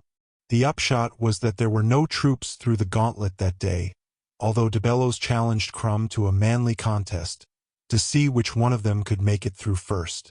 Victor had turned down the challenge, and James liked to believe it was because the younger man simply hadn't wanted to shame his mentor. As the class wore on, James saw that Ralph, who was only slightly more artistic than James, was doodling an idea for the new Defense Club sign-up sheet. As they filed out of the gym and made their way to History of Magic, James said to Ralph, we really shouldn't be putting those up until we know we have a teacher. That's your job, Ralph shrugged. I have to do my part. Besides, you'll talk Cedric into it. You're good at that. Yeah, well, I haven't talked him into it yet. You'd best get on it then, Rose said, meeting them at an intersection. The first meeting is tomorrow night. James nearly dropped his book. Tomorrow? Since when? Since I started spreading the word around the Great Hall at breakfast, Rose replied simply. I only meant to tell Henrietta Littleby and Fiona Fourcompass, but you know how Fiona is. The whole Ravenclaw table was talking about it by the time I left. There's a lot of excitement about it. Nobody likes the way DeBellows is running D&D, even though it was sort of sweet to see Victor in the halls this morning. But we don't even know where we're meeting, James exclaimed. I thought we talked about starting things up at the end of next week? That was before we talked to the headmaster and saw what we saw in his mirror. Ralph's right. Things seem a bit more urgent now. Besides, Rose sniffed, stopping at the door to History of Magic. We agreed I was in charge of scheduling. Yeah, I suppose, but the entire Ravenclaw table? Rose nodded. And Lewis is spreading the word with the Hufflepuffs. Lewis, James cried, raising his voice again. You got Lewis involved? He overheard me, so I thought I'd put him to work. What's the matter? I thought you said that anyone who wanted could be involved. Yeah. Well, James said, lowering his voice. Anybody we wanted to know about it. I don't think it works that way, Ralph replied. Besides, word's all over the school by now. James exhaled in frustration, but it was too late to do anything about it. He'd have to go and find Cedric tonight if he could. Thinking that, he turned and shouldered his way into the crowded classroom where Professor Binns was already burbling away, his back to the students as he made ghostly notes on the illegible chalkboard. James finally had the opportunity he was waiting for that night after dinner. Ralph said good night at the stairs and Rose was in the library doing some homework. Once Ralph had descended into the cellars, James turned away from the stairway and walked along the main hall toward the portico. He felt rather strongly that he had to do this by himself. As he turned into the corridor that bore the trophy case, he slowed, looking around. There was no one about, and the halls were quite silent as most of the students retired to their common rooms for the evening. James walked lightly along the display cases, passing the photos of ancient house Quidditch teams and displays of old game balls, plaques, and trophies. He paused for a moment in front of a Quidditch tournament trophy engraved with a list of names. It was rather old and tarnished, but the name near the bottom was still perfectly legible. James Potter Chaser. It read in flowing script. Here was the name of the grandfather James had never known. He felt suddenly very sad because it reminded him that he had no grandfathers at all anymore. The plaque was rather dusty, probably forgotten by most everyone that moved daily through these halls. James had a strong urge to reach into the case and touch the plaque, as if to make sure it was real. It was like an anchor that connected him to a person and a time he'd never known. James glanced around the corridor, assuring himself no one was looking, and then stepped toward the case. The glass door squeaked slightly as he opened it. He reached in and ran a finger across the name engraved near the bottom, drawing a faint line in the dust. He could barely feel the etching of the letters. Suddenly, for no apparent reason, James thought of the words his father had said to him on the night of Granddad's funeral. Granddad is really the third father I've lost. I'm back to where I started. This name on the trophy was where everything started. This trophy is from those last few years before everything changed, James thought, before Grandma and Granddad were killed by Voldemort. Before Dad's godfather, Sirius, was lost in the Hall of Mysteries. Before old Dumbledore was struck down on one of the roofs of this very castle. This was back before any of that had happened, when everybody was happy and nobody had had to die yet. If only, I remember seeing your dad standing there in front of that very plaque, a voice said quietly. James wasn't surprised. He didn't turn around as he said, I came down here to look for you. I had a feeling this is where you came when you didn't know where else to go. This is the first place I remember being after I died. The ghostly voice of Cedric Diggory said. There was a long, long time of nothing, although it sometimes felt only like minutes. Finally, here I was, looking down at my own picture by the Triwizard Cup. I spent a lot of time doing that. It was comforting in a way. I can't see myself in mirrors, you know. It's just one of the peculiarities of being a ghost. James closed the trophy case and turned to Cedric. You saw my dad standing here, looking at Granddad's name on the plaque? Cedric smiled at the memory. It wasn't just him. It was all three of them. Ron, Hermione, and Harry. It was their first year. I didn't know them then, but I knew who your father was.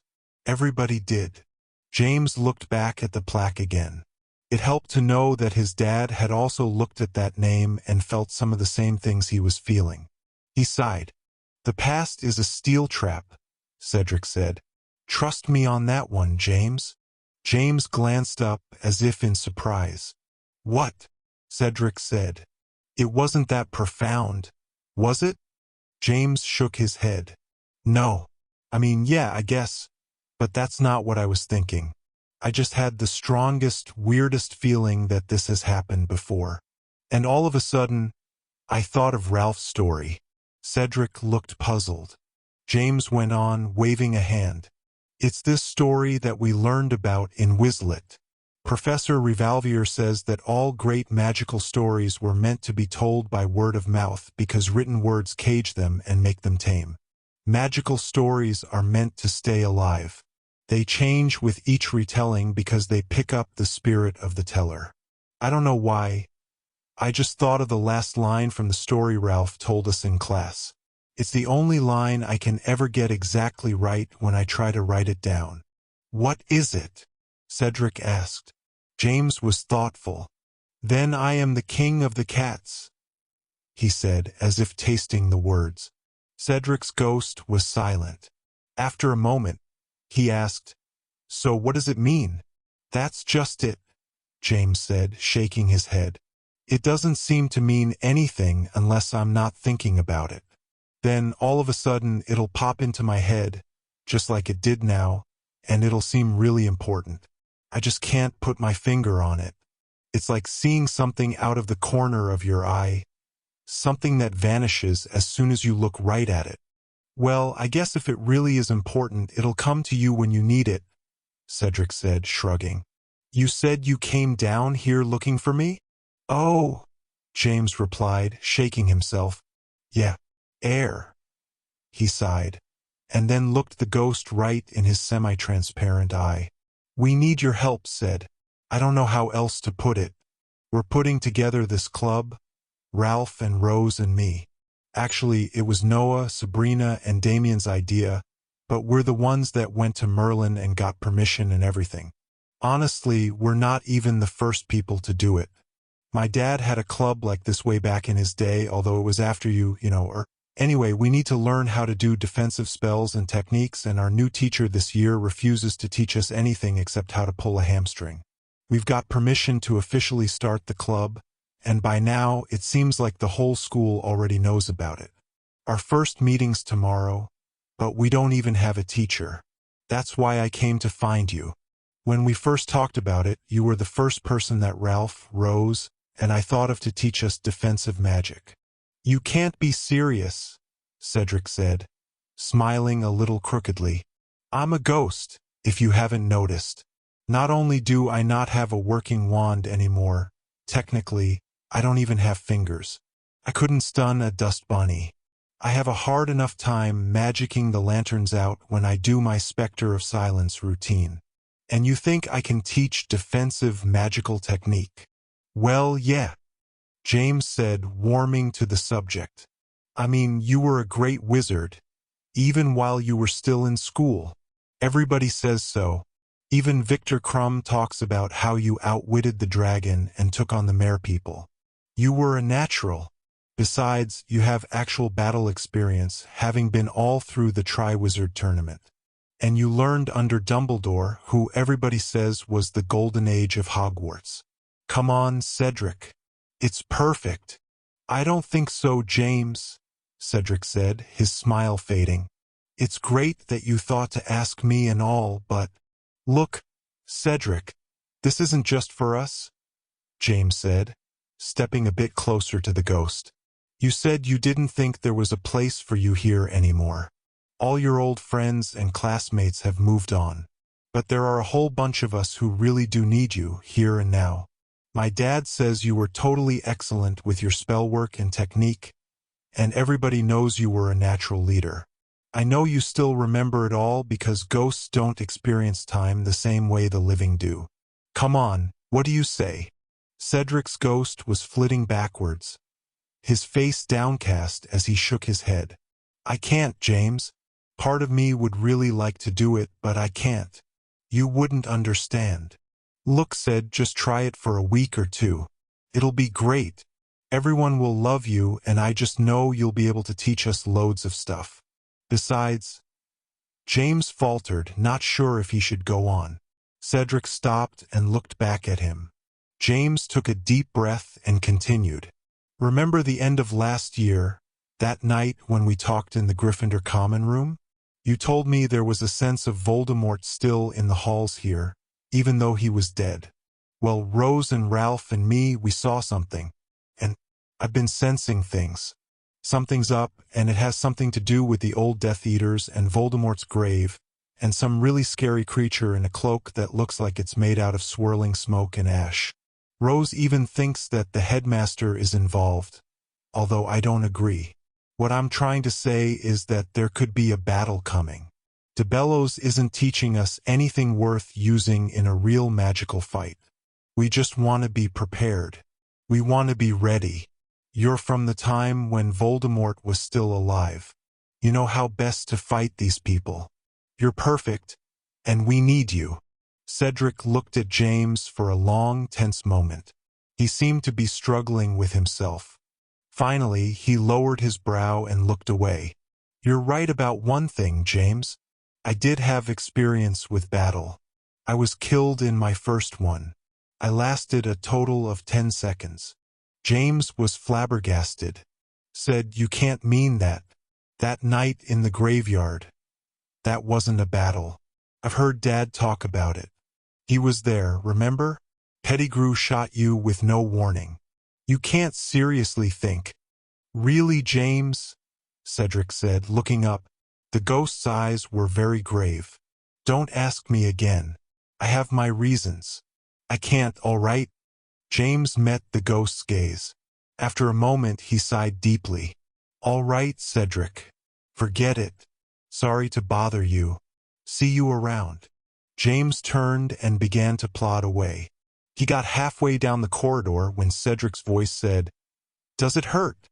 James stopped in his tracks and narrowed his eyes. He glanced back over his shoulder. "Does what hurt?" Cedric hadn't moved. He hovered near the trophy case, looking solemnly as James. "The mark on your forehead."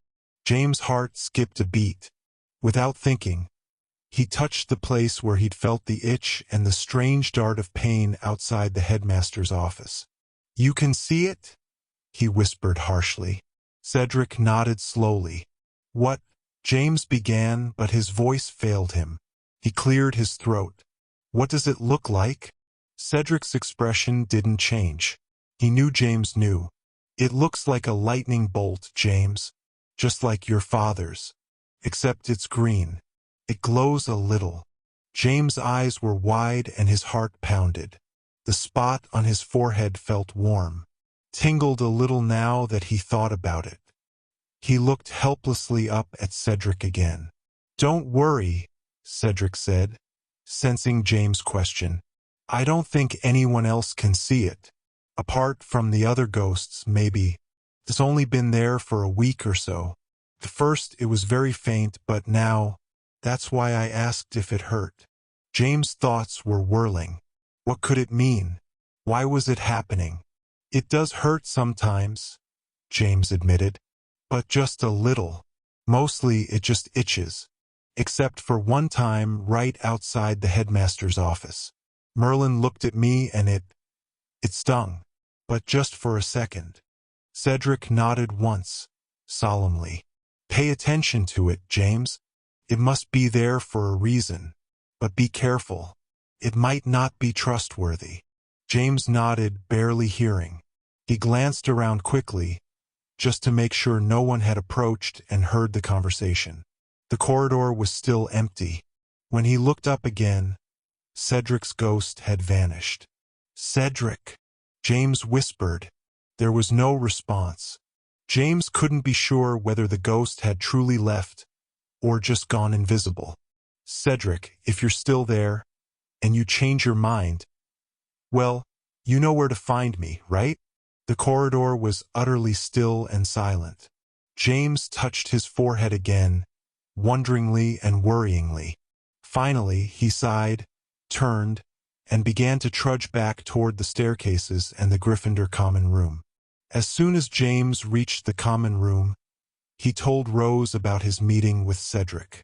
She was surprisingly understanding about the ghost's refusal to teach the class, remembering the conversation they'd had in the corridor a week earlier. He'll probably come around, she said, nodding. We'll just need to find somebody else in the meantime. It's fine, really. None of the students we talked to today knew anything about Cedric anyway. But who can we get to teach in the meantime? James fretted. People will be coming tomorrow with some expectations, Rose. We can't just tell them to open their defense textbooks and start trying out whatever spells they feel like. It'd be a complete mess. Rose looked thoughtful. We could ask Victor, maybe. He's going to be here until the end of next week. He certainly knows his stuff. He's too tight with DeBellows, James said. He'd tell him first off and we'd never hear the end of it. Rose had been scanning the room idly. Suddenly, her eyes widened. She glanced back at James, a crooked smile curling her lip. There is one person already among us who seems to know a good bit of defensive magic. The older years don't want to do it, James sighed. We've already been through it with them, Rose. Actually, Rose said, looking askance again, the person I was thinking of is a year younger than you. James followed the direction of his cousin's gaze. Scorpius Malfoy sat at a table across the room, idly flipping pages in a textbook. He glanced up, noticing James' gaze, and sneered slightly. Not in 1,000 years, Rose, James said flatly, turning back and crossing his arms. Not in 1,000,000 years. I'm just saying, Rose said innocently. You said he was using stunning spells on the train against Albus. And the other second years have been talking about what he did to your headboard, which is, you have to admit, pretty impressive. He knows levitation already, and— No, Rose, James hissed, interrupting. I'll take a term of DeBellows and the gauntlet before I'll ask him to teach me anything. Are you willing to speak for the rest of the club's members too? He's not a teacher. He's a stuck-up prat. He probably wouldn't even do it if we asked him. People like him aren't exactly the sharing type. Rose smoothed her robes primly. Well, you can't know unless you try. Really, James? Do we want a teacher or not? James shook his head. We want a teacher, not a smug little twit who's learned a few tricks. If you want him to teach, you ask him. I might just do that, Rose replied breezily.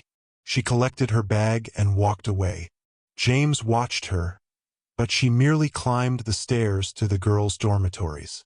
If she meant to ask Scorpius to teach the new defense club, she apparently wasn't planning on doing it tonight.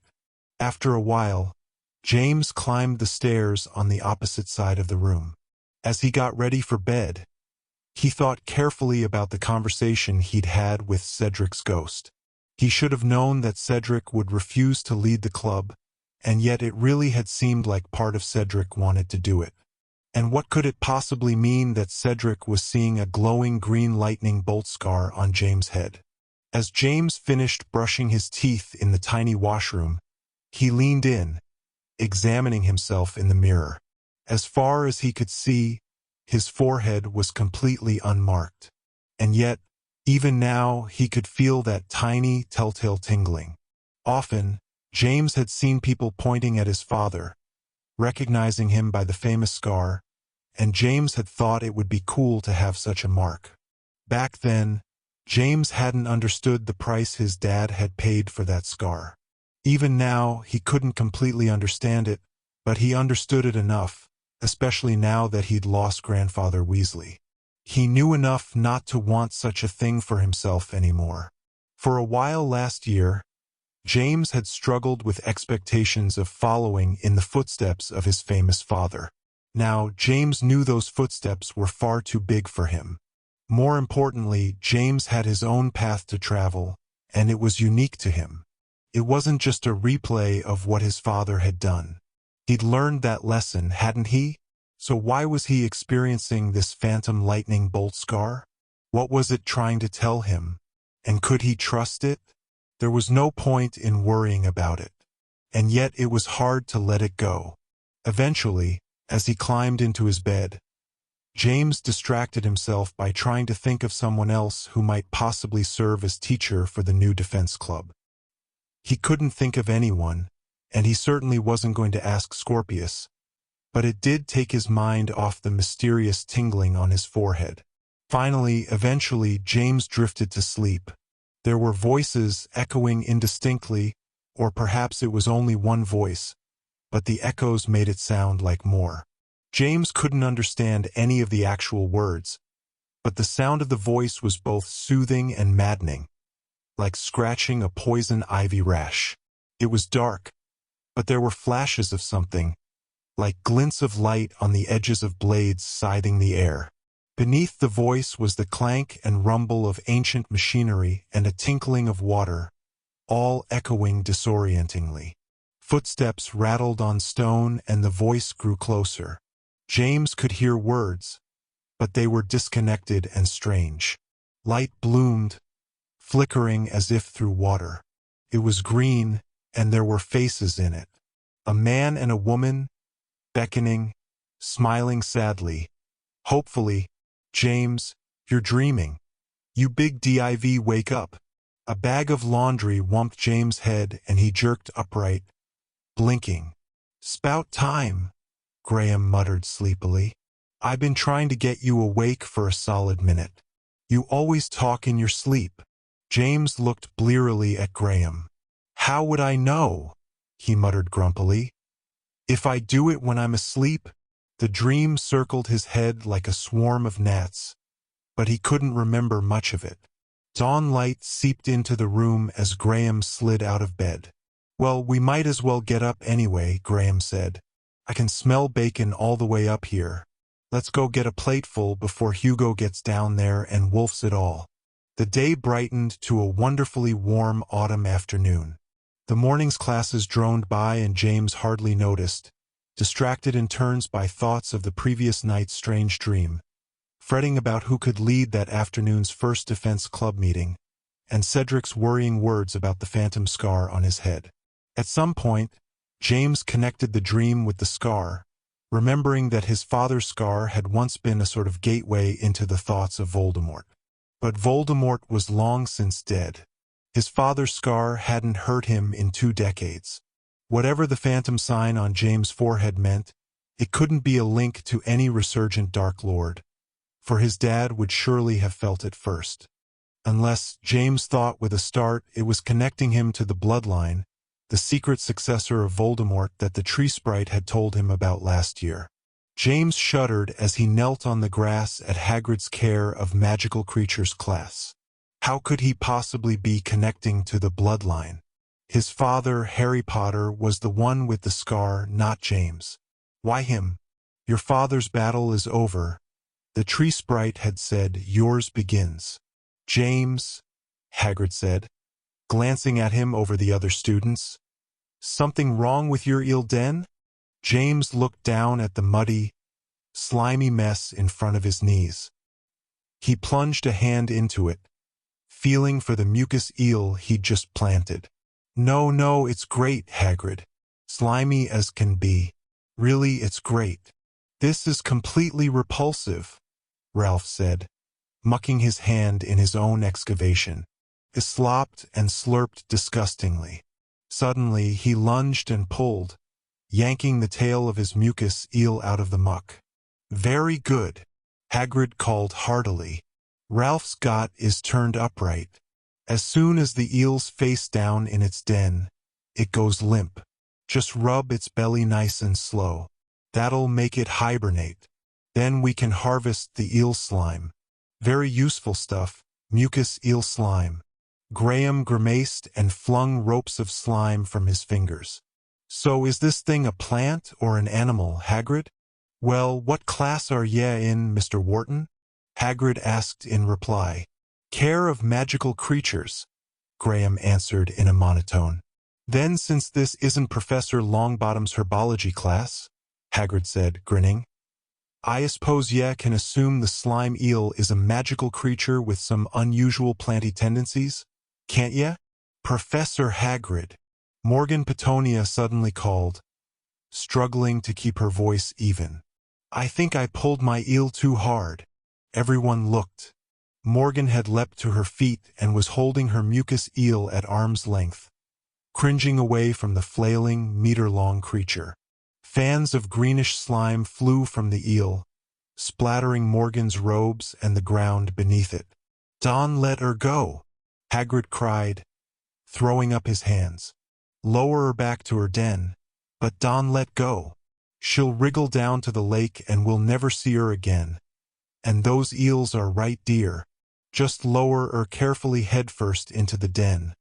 That's the way, Miss Petunia." Ralph watched Morgan dip the wriggling eel back to the mess of slimy dirt.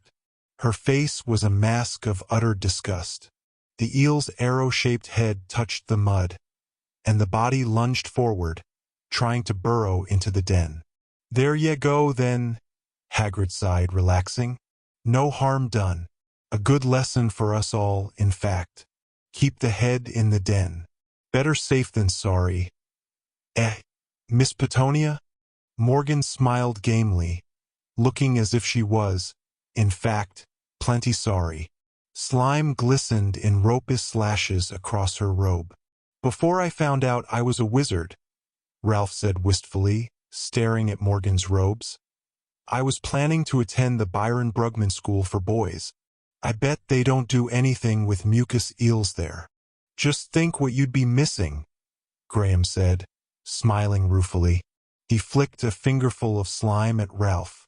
Later that day, James was making his way through the crowded halls, glancing surreptitiously around, as if worried he was being followed. The afternoon free period had been co-opted by Professor Curry's drama editions, and James was on his way to the Muggle Studies classroom. At a cross corridor, James met Rose and Ralph, who were talking animatedly. "What are you two doing?" James asked, stopping and glancing at each one in turn. "Well, I was coming to watch Petra audition for the role of Astra," Rose replied. "If that's all right with you, cousin. And I'm just going along because the alternative is to go start my charms homework," Ralph replied. "Rose says she'll help me with it if I wait until tonight. It's a no-brainer. What about you?" "Me?" James said, his voice squeaking guiltily. "Nothing, really. I just... Same reason. Come on, let's go then." As they entered the Muggle Studies classroom, James' face was beet red.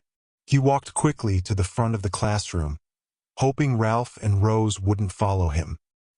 He angled into the second row, and was annoyed to see that both of them were filing in after him. "What's with you, James?" Rose asked, sitting down and frowning at him curiously. "Did you find a place for the defense club to meet?" James replied, changing the subject. "Yeah," Rose said slowly, still studying James' face. "The gymnasium isn't being used in the evenings, so I've gotten us permission to meet there.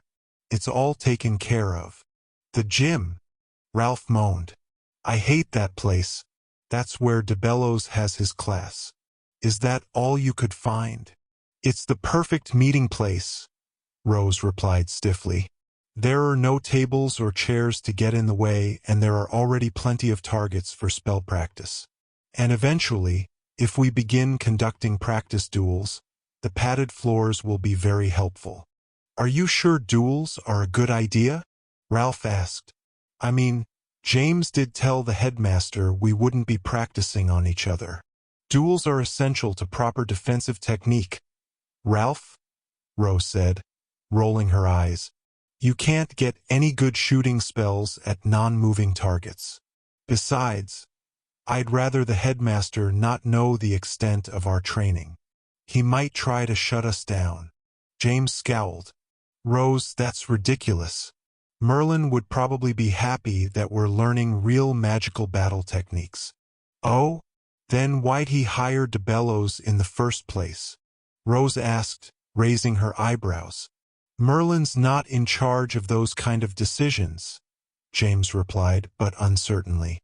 "My mom and your dad both work at the ministry, James. We both know that the headmaster has final verdict about faculty. Besides, Merlin isn't the kind of man to let other people make decisions for him. DeBellows is here because Merlin wants him here." Ralph said, That doesn't mean he's trying to keep us from learning anything useful. No, Rose agreed easily. But if he was, DeBellows is a great way to make sure we didn't. And after what we saw in the mirror, I'd rather not take any chances.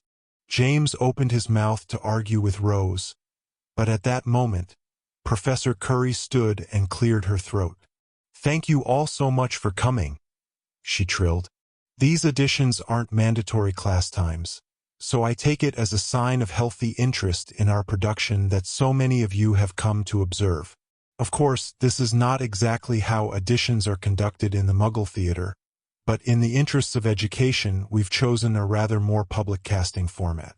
Today, we'll be completing auditions for the role of Astra, Trues, King Julian, and the Marsh Hag. Final decisions will be made by myself and the elected representatives from the major theater departments.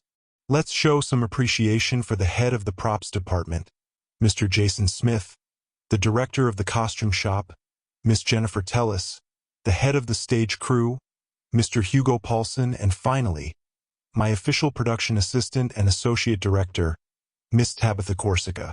The 4 representatives were seated at a long table arranged in a front corner, positioned at an angle so that it faced both the classroom and the area designated as the audition stage.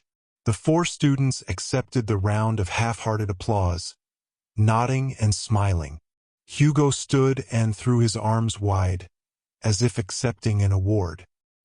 He bowed deeply and Jennifer Tellis yanked him back into his seat, rolling her eyes. At the end of the table, Tabitha smiled inscrutably. Briefly, she made eye contact with James and winked. James frowned at her. First up, Professor Curry said, consulting a sheaf of parchment in her hand. We will be viewing the final 2 candidates for the role of Astra. Miss Josephina Bartlett, 7th year, Ravenclaw, will read first. Please, as always, silence from the gallery is appreciated. That means no applause, thank you. Miss Bartlett, whenever you are ready. Josephina Bartlett virtually pranced to the front of the room, her robes bouncing around her and her long blonde hair catching the sunlight from the windows.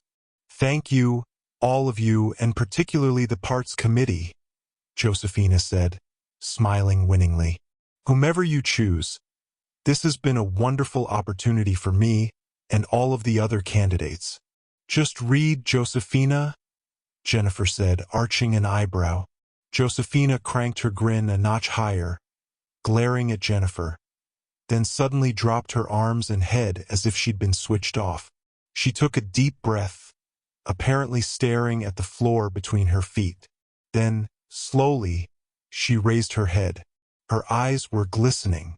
She stared out over the assembled students, a look of beatific anguish etched onto her face. Behold!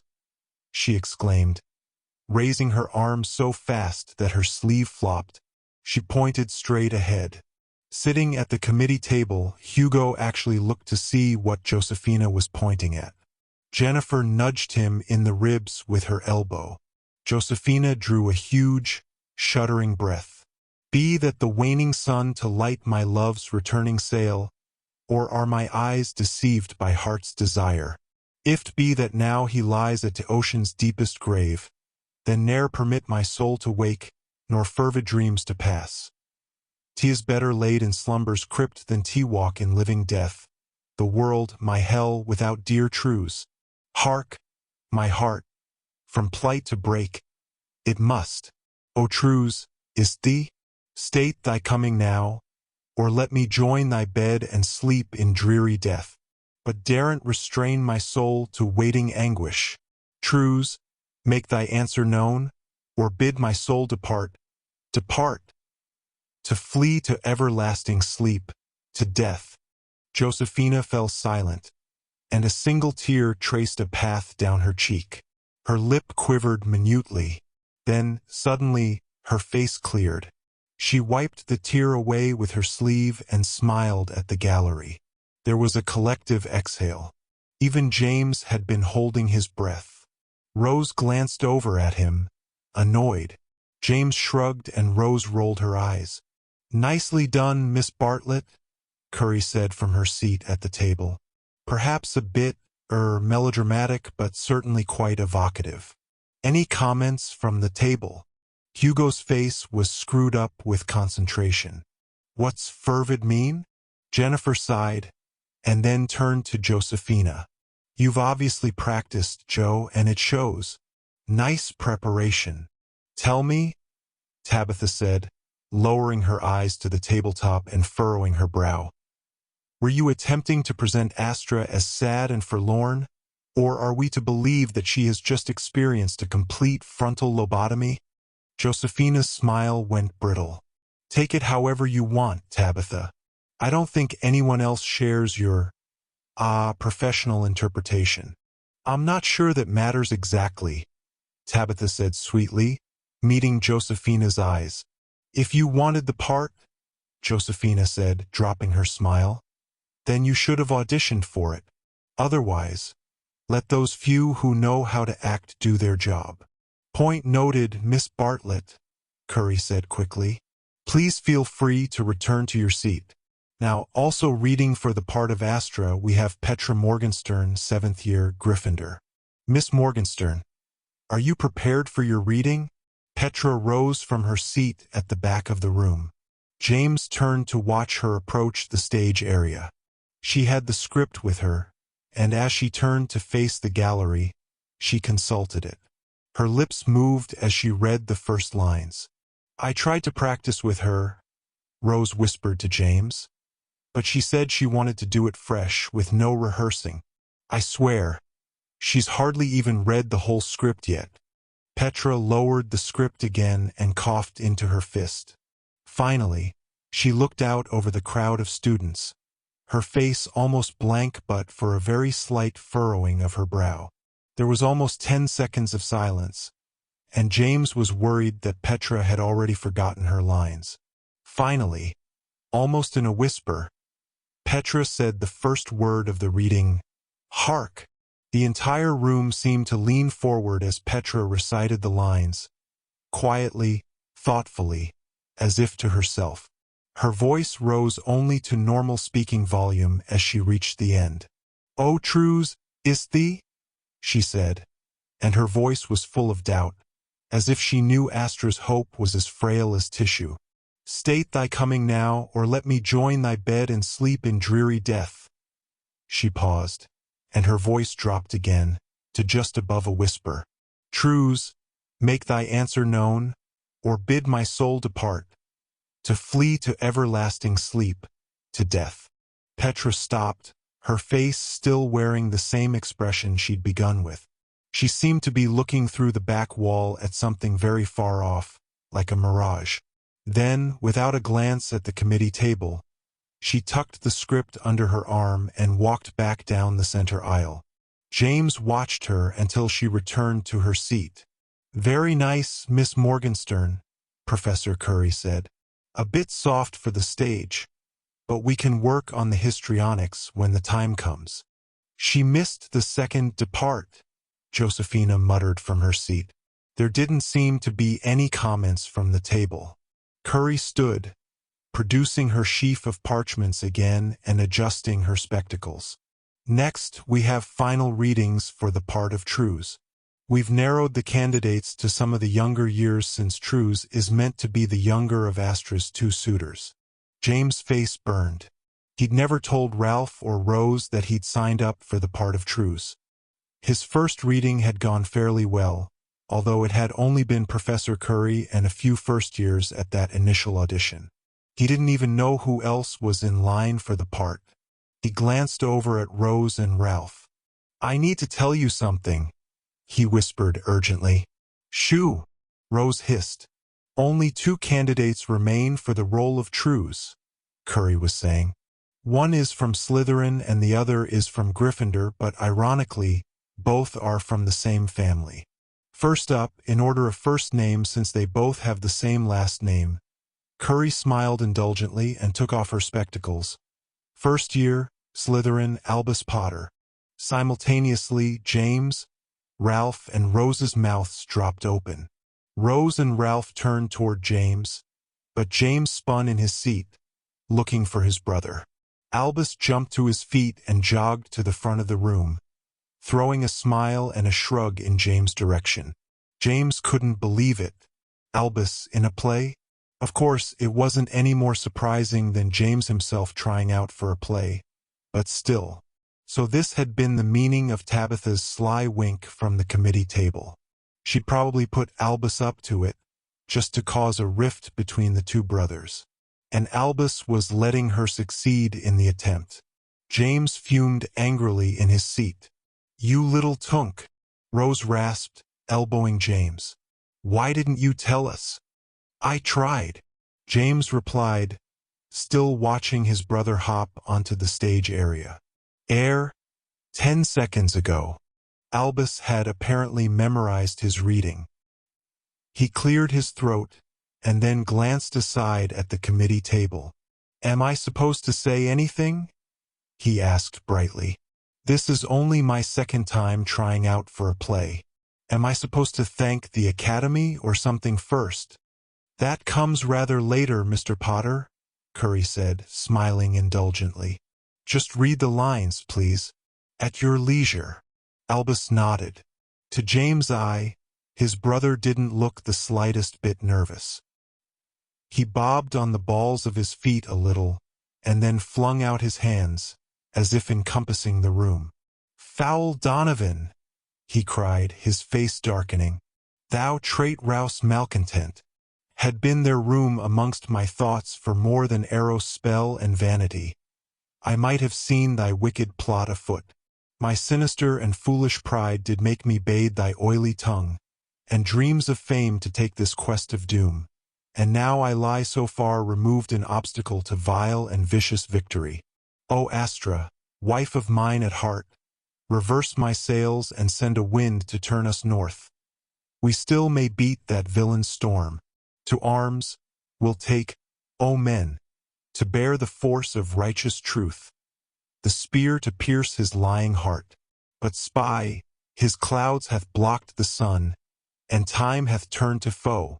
Wizards and men, forth draw ye wands and wits to fight the violent seas this night, that by the morn will hold our win, or lie in beds of ocean sand, our beaten glory's shrine." Albus finished his rousing speech with a triumphant cry, shaking an invisible wand at the sky. There was a scattering of laughter and a few whoops of hearty encouragement. This speech was, after all, a classic rallying cry in the wizarding world. A few brave observers had even recited the last line alongside Albus, grinning and shaking their own invisible wands. "Thank you, Mr. Potter," Curry called loudly, stifling the outbursts. "Very spirited but not exactly as grave as one might expect. The soldiers are not embarking on a Quidditch match. They are facing the likelihood of their own doom. One might expect their leader to be a bit less glib. Still, though, very enthusiastically performed. Please return to your seat." Curry didn't need to consult her parchments. As Albus retreated to his seat, grinning and accepting high fives from some of his friends, Curry looked directly at James. "And now also reading for the role of Trues the Elder Potter, James. Second year, Gryffindor. Whenever you are ready, Mr. Potter, the stage is all yours." James felt stuck to his seat.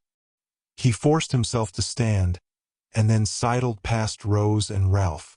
By the time he got to the stage, his mind was a complete blank.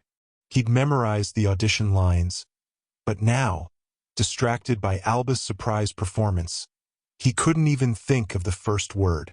He glanced over at the committee table and grinned sheepishly. Professor Curry nodded encouragement. Tabitha was smiling smugly, obviously enjoying James' discomfort. A spark of anger flared in James as he looked at that grin, and with that anger, he remembered the first two words of his lines. "Foul Donovan," James said, turning to look out at the gallery. His eyes met Albus, and his anger increased. It smoldered in his words as he delivered them through partially gritted teeth. "Thou trait-rouse malcontent, had been there room amongst my thoughts for more than arrow spell and vanity. I might have seen thy wicked plot afoot." As the words came, James allowed his own resentment to fuel them. His voice rose, and he even allowed himself to look askance at Tabitha. He was grimly pleased to see she was no longer smiling. "Wizards and men, forth draw ye wands and wits," James said, as if relishing the idea of a fight. "To fight the violent seas this night, that by the morn will hold our win, or lie in beds of ocean sand, our beaten glory's shrine." Rose erupted into applause. Ralph and a few others joined her, but they were quickly quelled by a warning look from Professor Curry. "Very impassioned, I must say, Mr. Potter," Curry said appreciatively. "I'm not sure where you found your motivation, but I dare say it was quite effective. Ahem. You may take your seat. Next up, we have Miss Ashley Doone, second-year Gryffindor, reading for the part of the Marsh Hag. Miss Doone, you have the stage." Ashley approached the stage in character, hunched over and lurching. She reached the stage, paused, and then spun around, shrieking hoarsely and hooking her fingers into claws. James, seating himself rather triumphantly in the front row, had to suppress a grin. "That was spectacular," Rose whispered into his ear. "I wouldn't have thought you had it in you." "You were the one who told me I should try out for the part," James whispered back. "Yeah, well, I was just being polite," Rose admitted. "But I'm glad I did. That was really amazing. I had goosebumps." 20 minutes later, the assembly filed out of the Muggle Studies classroom. James followed Rose and Ralph into the corridor and stopped, his eyes wide. "Don't act so surprised," Rose said, clapping him on the shoulder. "You were brilliant. You deserve the part." "But I'm not an actor," James said, looking at her a bit wildly. "It's a bit late to worry about that little detail," Ralph grinned. Albus shouldered through the crowd and approached his brother. "Yeah, well, I didn't really want to be up on stage anyway," he said, spreading his arms. "Have fun making lovey eyes at Josephina." "Don't remind me," Rose said emphatically. "I can't believe they chose her over Petra."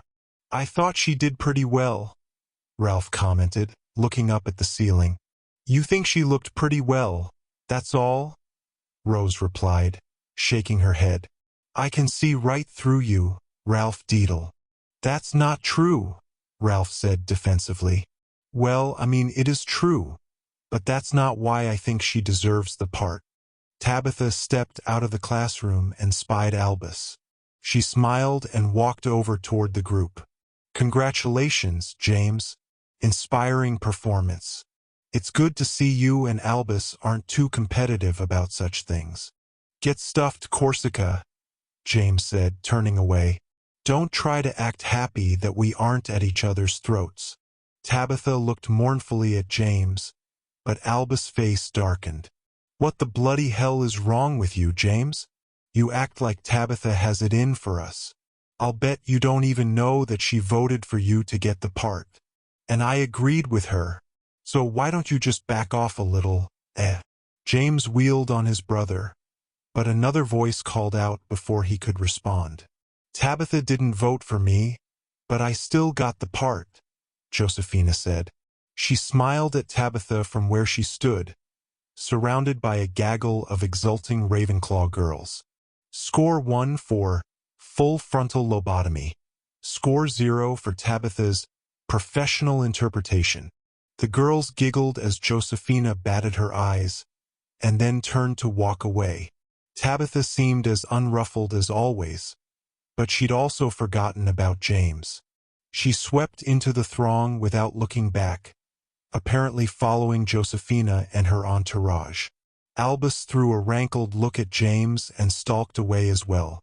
"I'm going to go find Petra," Rose said, shaking her head in disgust. "She's sure to be disappointed about losing the part. I'll see the two of you in the gym after dinner. Don't forget." "We won't," Ralph replied, annoyed. "For the last half an hour, I'd completely forgotten about that drat club meeting," James mourned. turning to follow the rest of the departing students toward dinner in the Great Hall. "Don't worry about it," Ralph said happily. "What's a little defense club meeting to the great Trues, conqueror of the Caspian Sea?" Chapter 9. The Lady of the Lake. James sat with Graham and Hugo at dinner, letting most of the conversation drift over him as he concentrated on how best to manage the defense club meeting. Rose had eaten quickly and gone ahead to make sure the gym was ready for them, and Ralph was busy collecting the names of everyone who'd expressed interest in being involved. The list had grown rather long, and James' trepidation about the class had grown with it. Even though he was sharing responsibility for the class with Ralph and Rose, he couldn't help feeling that the club members would look to him as the symbolic leader of the troop. Finally, having barely eaten, James left the table. It wouldn't hurt for him to get to the gym a little early as well, and it would probably be comforting to be around Rose anyway. She seemed positively casual about the entire affair. James suspected that her Weasley heritage rather enjoyed the giddy uncertainty and potential for disaster. As he left the Great Hall, James felt a nagging, anonymous worry. It was as if he was forgetting something important, but he couldn't identify what it might be. Even as he moved through the halls and corridors, there was a sense of anxious anticipation in the air. Students moved in groups, obviously engrossed in spirited conversation, awaiting the evening's events. James sighed nervously and turned the corner toward the gym. "There you are," Rose said, as if she'd expected James hours ago. "The gym is almost ready. There are already people waiting outside in the hall. We just need to roll up the floor pads and we'll in one of the chalkboards." "Why do we need a chalkboard?" James asked. Rose gave him an impatient glance. "So we can write down the spells and hexes we practice. It'll be a lot easier for people to concentrate if they don't have to memorize the incantations on the spot. There's a chalkboard on casters over in the charms classroom, next hall over. Go and will it in here and we'll be ready to get started."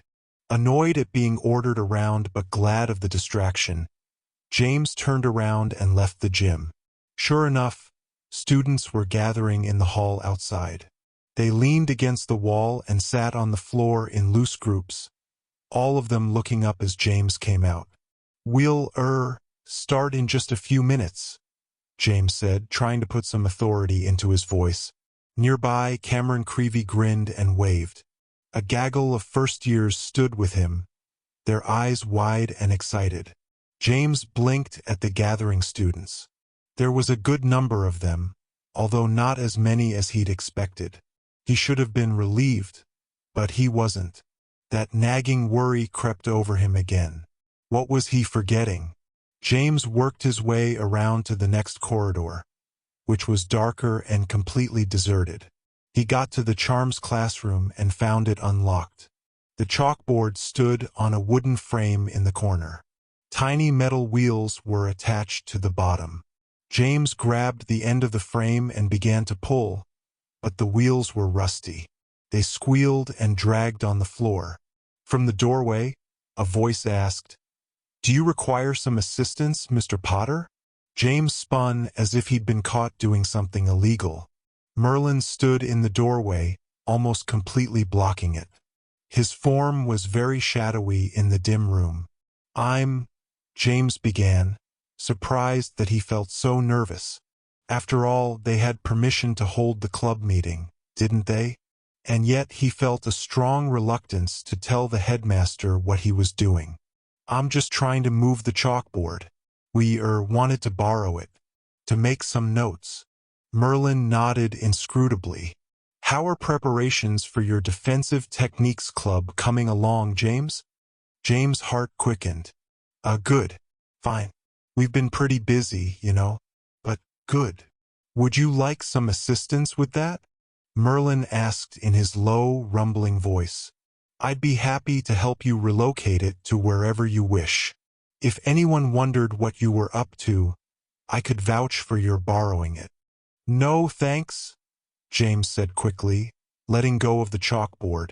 Actually, we probably don't really need it. It was just an idea, but it's not worth the trouble. Really. Merlin didn't move for a long moment. Finally, he seemed to relax and smile. As you wish, James. The big man turned to leave, and James felt a huge, strange sense of relief as Merlin's gaze left him. The club would just have to do without the chalkboard, James determined. He crossed the darkened classroom and was nearly to the door when Merlin turned back, his eyes glittering in the dark corridor. Honestly, I didn't expect you to be inside tonight, James, the big wizard said curiously. James didn't quite know how to respond. No? Where did you expect me to be? Tonight is rather an important night for many students. I understand that even those who do not intend to participate rather enjoy watching the proceedings. They like to get a sense of how the season might progress. A sudden sinking sensation filled James. His cheeks went cold. Oh no, he said, widening his eyes. It's tonight. That's why there were fewer people than I expected in the hall. It's already started. Is it possible that you forgot? Merlin said, a strange smile creeping over his face. I assumed you were quite the fan of Quidditch. If you hurry, I expect you may still see the end of the tryouts. James barely heard him. He turned on his heels and bolted along the corridor, cursing his forgetfulness. If he'd not been so obsessed with worrying about the stupid defense club, he'd have known that the first meeting conflicted with Quidditch tryouts. Neither Rose nor Ralph was trying out for the teams, so they wouldn't even have considered the conflict. James had been practicing all summer for the opportunity to be on the Gryffindor house team. He desperately wanted to make up for his devastating performance at last year's tryouts. Also, Albus was out there even now, trying out for the Slytherin team on Tabitha Corsica's cursed broomstick. James felt an obsessive impulse to be there when that happened, but he truthfully didn't know if it was because he wanted to protect Albus or sabotage him. James pounded up the steps, calling out the password to the common room. The fat lady scolded him for broadcasting the password to the entire hall, but James barely heard her, shimmying through the portrait hole the moment the painting began to swing open. James grabbed his broom from beneath his bed, took the stairs 2 at a time down to the common room, and felt another stab of panic as he crossed the empty room. Everyone was already down at the pitch, cheering, watching the tryouts, supporting the team. James was supposed to be there. The fat lady was still scolding James as he pushed through the portrait hole and flung himself down the stairs. How could he have forgotten? If he thought it was possible, he'd almost believed that Tabitha Corsica had somehow arranged for him to be absent, simply so he couldn't interfere with Albus' tryout. At the same time, a distant part of him worried that he was missing the first defense club meeting. Rose would probably realize where he'd gone as soon as she noticed his absence, but still it would be a disappointment and a setback. Had Merlin appeared at that exact moment just to sabotage the first defense club meeting? After all, the headmaster certainly had uncanny ways of knowing what was happening around the school. Merlin would know how important Quidditch was to James. Was it possible that he had bewitched James to forget the tryouts, just so he could strategically remind him at the last minute, thus keeping him from the club meeting? Frustrated and annoyed, James burst out of the castle's main entrance and darted across the courtyard. As he turned toward the Quidditch pitch, he heard the maddening sound of cheers and whistles. It was nearly dark, but James could make out the shapes of the Quidditch players circling over the pitch, their cloaks snapping gaily in the wind. It was too late, but James couldn't bring himself to turn back. He cursed his luck again. How could he have forgotten Quidditch tryouts? He wouldn't have believed it was possible. What would he tell his mum and dad? How would he live it down with his housemates? Certainly, Scorpius Malfoy would make the most of it. I see, Potter, he'd say, you forgot the tryouts, did you? Strange. And we were all so looking forward to being amazed and impressed by your performance. Perhaps you'll remember next year. The crowd was departing even as James arrived at the pitch. He found himself wading upstream through the throng, not really knowing what he was looking for but refusing to give up. He considered getting onto his broom and simply flying out over the pitch, but he was reluctant to draw too much attention to himself. He finally shouldered onto the grass of the pitch and spied the Gryffindor Quidditch captain, Devendar Doss, collecting the house brooms. "Dev," James called, panting. "Tell me it isn't too late." Devendar stopped and looked back. "Where were you, James?" "It's all over. I was looking forward to seeing what you could do this year." "I completely forgot." "Somehow," James admitted desperately. "Let me go anyway. I'm ready." Devendar shook his head. "I can't, James. All the positions are filled already. Honestly, we had a pretty strong lineup going in. We'll need you more next year, once Hugo and Tara graduate." James was speechless. He stood on the spot, breathing hard from his sprint out to the pitch. He glared helplessly around at the departing students and players. Louis Weasley was approaching from the Hufflepuff grandstand. "What happened to you, James?" Louis called. "Albus was looking for you after the Slytherin tryouts." James ran a hand through his hair in frustration. "I don't even want to talk about it. How did Albus do?" "Oh, he was totally brilliant," Louis replied enthusiastically. "Victoire says he was the best first-year tryout she's ever seen. I bet he was the best since your dad. Even, he's going to be Slytherin's Seeker. It's perfect in a way, don't you think? I mean, your dad was Seeker for Gryffindor his first." Yeah, I get it, Louis," James interrupted sourly. "Is he gone already?" "Yeah, the whole team headed back together. Albus said to tell you to come down with Ralph if you can. He's pretty excited about it. He was going to write your mom and dad first thing. They'll be totally proud, I bet." "Yeah," James muttered, dragging his broom and heading back off the pitch. "That's great. See you around, Louis." "I'm really sorry, James," Rose said as they climbed the stairs to the common room. "It never even occurred to me to check.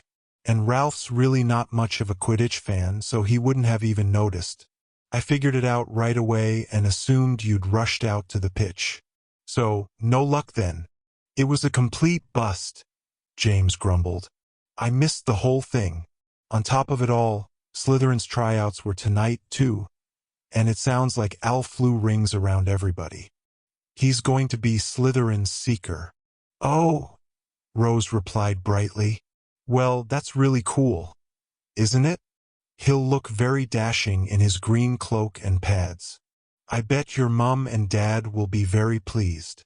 "I really wish people would stop saying that," James said darkly.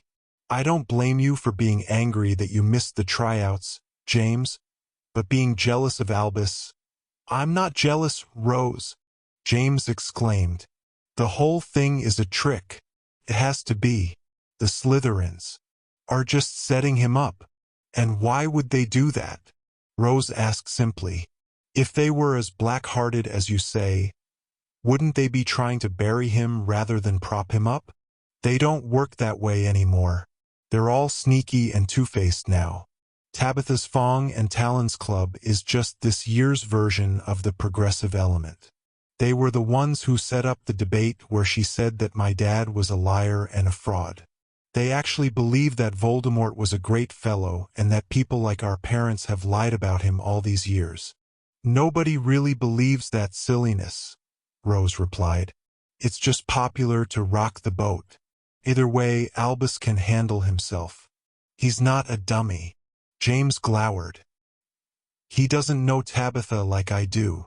"Well," Rose said, deliberately changing the subject, "Defense Club went well. We had 26 people, which is really good considering Quidditch tryouts were tonight. Mostly, we just talked about club goals and established the rules. I'll fill you in on that later. Then we ran through some fundamental disarming spells, just so everybody was starting on the same page." "Who led the class?" You? James asked as they approached the portrait of the fat lady. I can't imagine Ralph let you talk him into showing anyone how to perform Expelliarmus spells.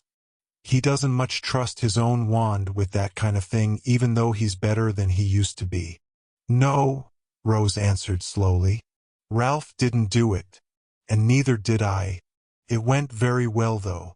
Rose said the password and the portrait swung open. The fat lady glared at James, remembering his conduct earlier in the evening. The sound of raucous laughter and music poured through the portrait hole. Then who did you get? James asked, suddenly suspicious. He followed Rose into the crowded room. Scorpius Malfoy lounged on the couch near the fireplace. He glanced up and smiled crookedly as James and Rose entered. Good of you to show up, Potter, he drawled. I understand you found a way to overlook 2 appointments at the same time, tonight. Not that we missed you exactly. Hush, Scorpius, Rose said, sitting down on the other end of the couch. We really should discuss plans for the next club meeting. I'd appreciate it if you two could find a way to be civil to each other. You really did ask him to teach the class? James said, pointing at Malfoy. You've got to be kidding. Malfoy produced his glasses from a pocket and put them on.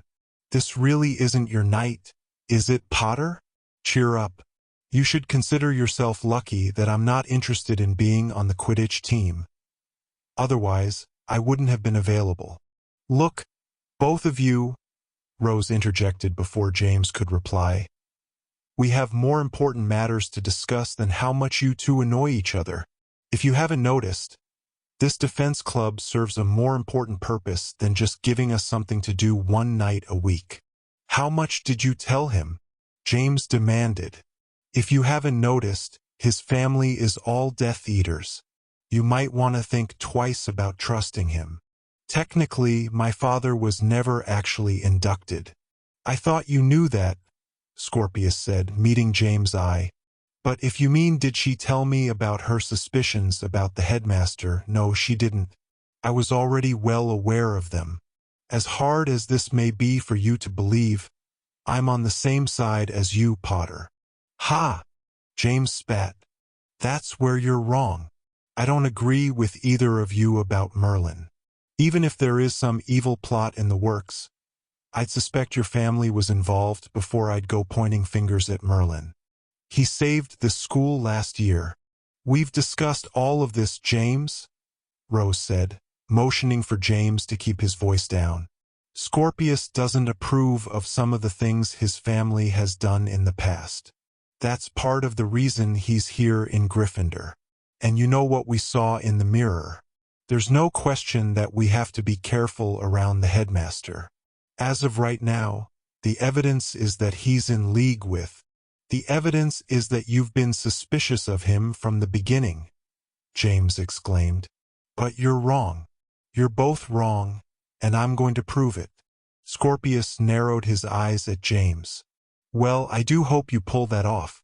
I suspect a lot of us would take some comfort in that proof. Until then, however, Scorpius pointed his wand lazily at the chair next to the couch.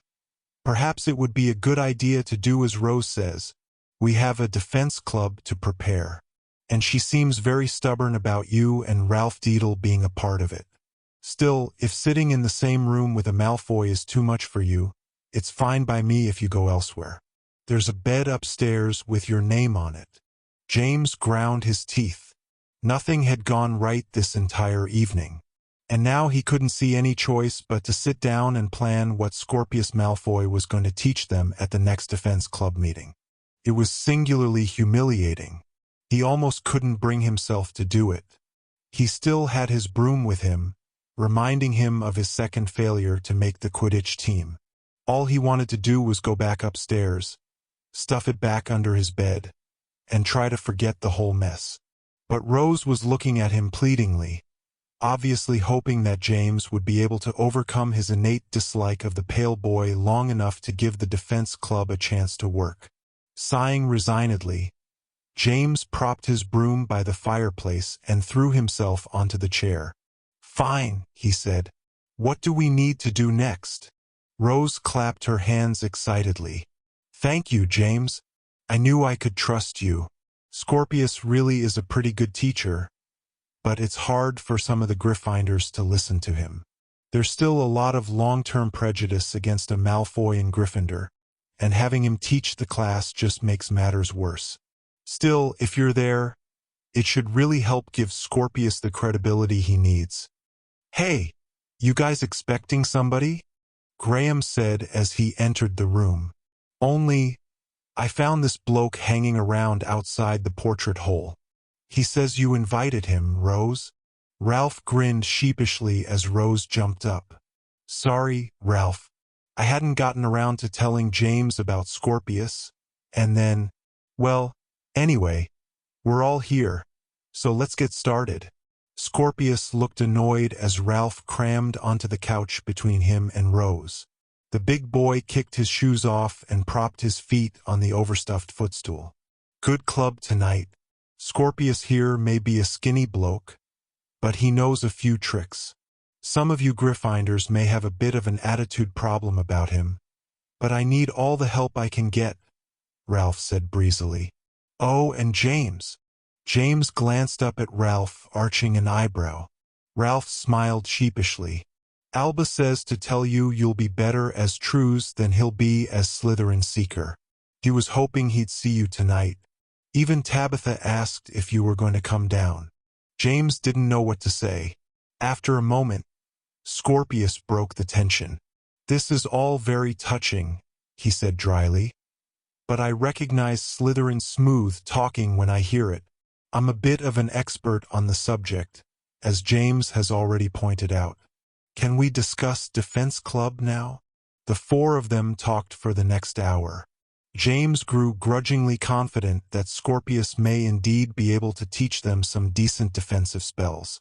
It turned out that he had, in fact, been tutored from an early age by his grandfather, Lucius Malfoy, who was currently in seclusion and not speaking to the family. Scorpius admitted that he hadn't seen his grandfather for a few years, ever since he and Scorpius' dad had had a rather serious row.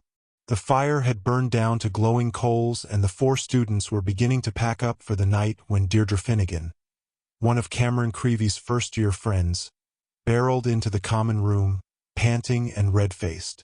She glanced wildly around the room, and then pressed through the crowd, heading directly for a rear corner. "What's with her?" Scorpius muttered. Rose said, "She's heading for Petra's table." The entire room hushed as the significance of Deirdre's announcement became known. "It's true," she was saying. "I saw them leading her to the hospital wing. She could barely stand up." Petra simply looked at Deirdre, her mouth slightly open. "Who?" Hugo called from across the room. "What happened?" "Josephina Bartlett," Deirdre cried breathlessly, turning to face the room. "She ate a cursed peppermint, and it struck her with a terrible fear of heights. They found her hugging the floor of the balcony outside the Ravenclaw common room. She couldn't even stand up. Her friends said the peppermint had come in a box of chocolates from a secret admirer, but it was obviously from some enemy instead. Madame Curio says she'll be a little better by morning, but the effects won't completely wear off for months." "A fear of heights peppermint?" Graham said, screwing up his face. "Does Weasley's make those?" "I don't think so," Sabrina said. "That sounds like a custom curse." Damien narrowed his eyes. "One guess who Josephina's secret admirer is. I heard all about how she and Corsica went at it during the audition." "You're all missing the point," Deirdre said, nearly bouncing. "Josephina's been cursed with a fear of heights. She'll hardly be able to climb a curb for months." Sabrina's eyes widened. "She can't climb onto the stage in the amphitheater. If she can't get onto the stage, she can't play the part of Astra," Damien finished, grinning. "As much as I hate to see anyone benefit from another's misfortune, Let me be the first to congratulate our good friend Petra, the new and improved Astra de Bogoys. Petra looked around, an expression of surprise and disbelief on her face. Well, I wouldn't have wanted to get the role this way, she said. But I suppose I wouldn't turn it down either. Sabrina whooped happily. A cheer arose from the gathered students, and James saw Petra smile for the first time in weeks. Suddenly, he remembered that he was playing the part of True's, Astra's younger love interest. His face reddened considerably as he looked across the room at Petra. He noticed Rose was smiling knowingly at him. "What?" he said, patting his cheeks. "I'm hot. I'm sitting right next to the fireplace." Rose grinned, nodding. "Oh, this is going to be so much fun, cousin. I expect you'd better start practicing up." Petra's going to have pretty high expectations for the kiss of true and everlasting love. Over the next week, autumn finally descended in full, putting a brisk chill into the air and painting the trees with vibrant oranges, reds, and yellows. Hagrid took his care of magical creatures class into their winter classroom, a huge, ancient barn with stone walls and thick, cobwebbed rafters. There, he'd assembled an impressive array of fantastic creatures, all arranged in order of size. Along the entrance wall was a range of cages and pens, out of which emanated the sounds of amiable snufflings, grunts, squeals, and barks. On the other side of the dirt floor was a line of stables, each one larger than the last.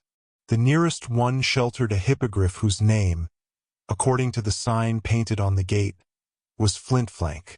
The creature snapped its beak at the nearby cages, apparently hungry for their contents. The larger stables had thick doors, preventing any peek at their occupants. The last two doors were plated with iron and barred with huge crossbeams. They were easily 20 feet tall. Occasionally, an unsettlingly resonant growl or burst of roar would shake the barn. James shrugged out of his cloak as he walked through the great front door, surprised at the warmth of the space despite the day's crisp chill. "How's he heat a place like this?" Ralph asked, craning his head up at the high, wooden ceiling. "It's right balmy in here." The students filed into the barn, peering curiously into the cages or tentatively approaching the hippogriff stable. The great beast stamped its foreleg and tossed its beaked head. "Stay well back now," Hagrid called. "We'll meet old Flintflank a bit later in the year. Until then, it's best if he sees ya from across the room instead of right in front of him. Let's start the season off by getting to know some of the smaller beasts here in the cages and such." Hagrid led the class over to the smaller cages lining the wall. He fiddled with one of the locks as he spoke. "We've been right lucky over the years to come across so many examples of the magical world's most unusual creatures.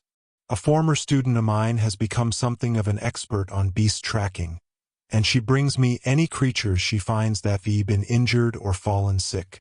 I do my best to nurse 'em back to health, but a few of 'em never gets to the point of being able to survive in the wild again. I give 'em the best home I can, o' course. The end result is that we've become rather well known around the magical world for our menagerie." Hagrid turned, cradling a small lump of breathing brown fur in his arm. "Why, experts come from the world over to meet and study our little family.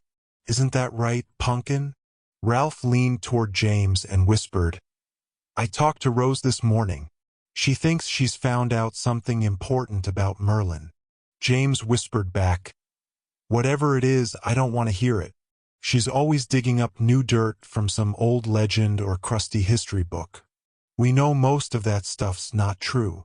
"I don't know it's not true," Ralph murmured. "I just know he doesn't quite seem like that anymore. Either way, she says you'll want to hear it. It explains a little bit of where all the stories came from about how he didn't love the Muggle world. She says it puts it all in context, whatever that means." James pressed his lips together doubtfully. He told Rose and Scorpius that he intended to prove Merlin wasn't involved in the conspiracy they'd witnessed in the mirror, but he hadn't yet done it. In fact, the idea of doing so frightened him quite a lot. It wasn't that he didn't have a plan. He did, and it was quite simple.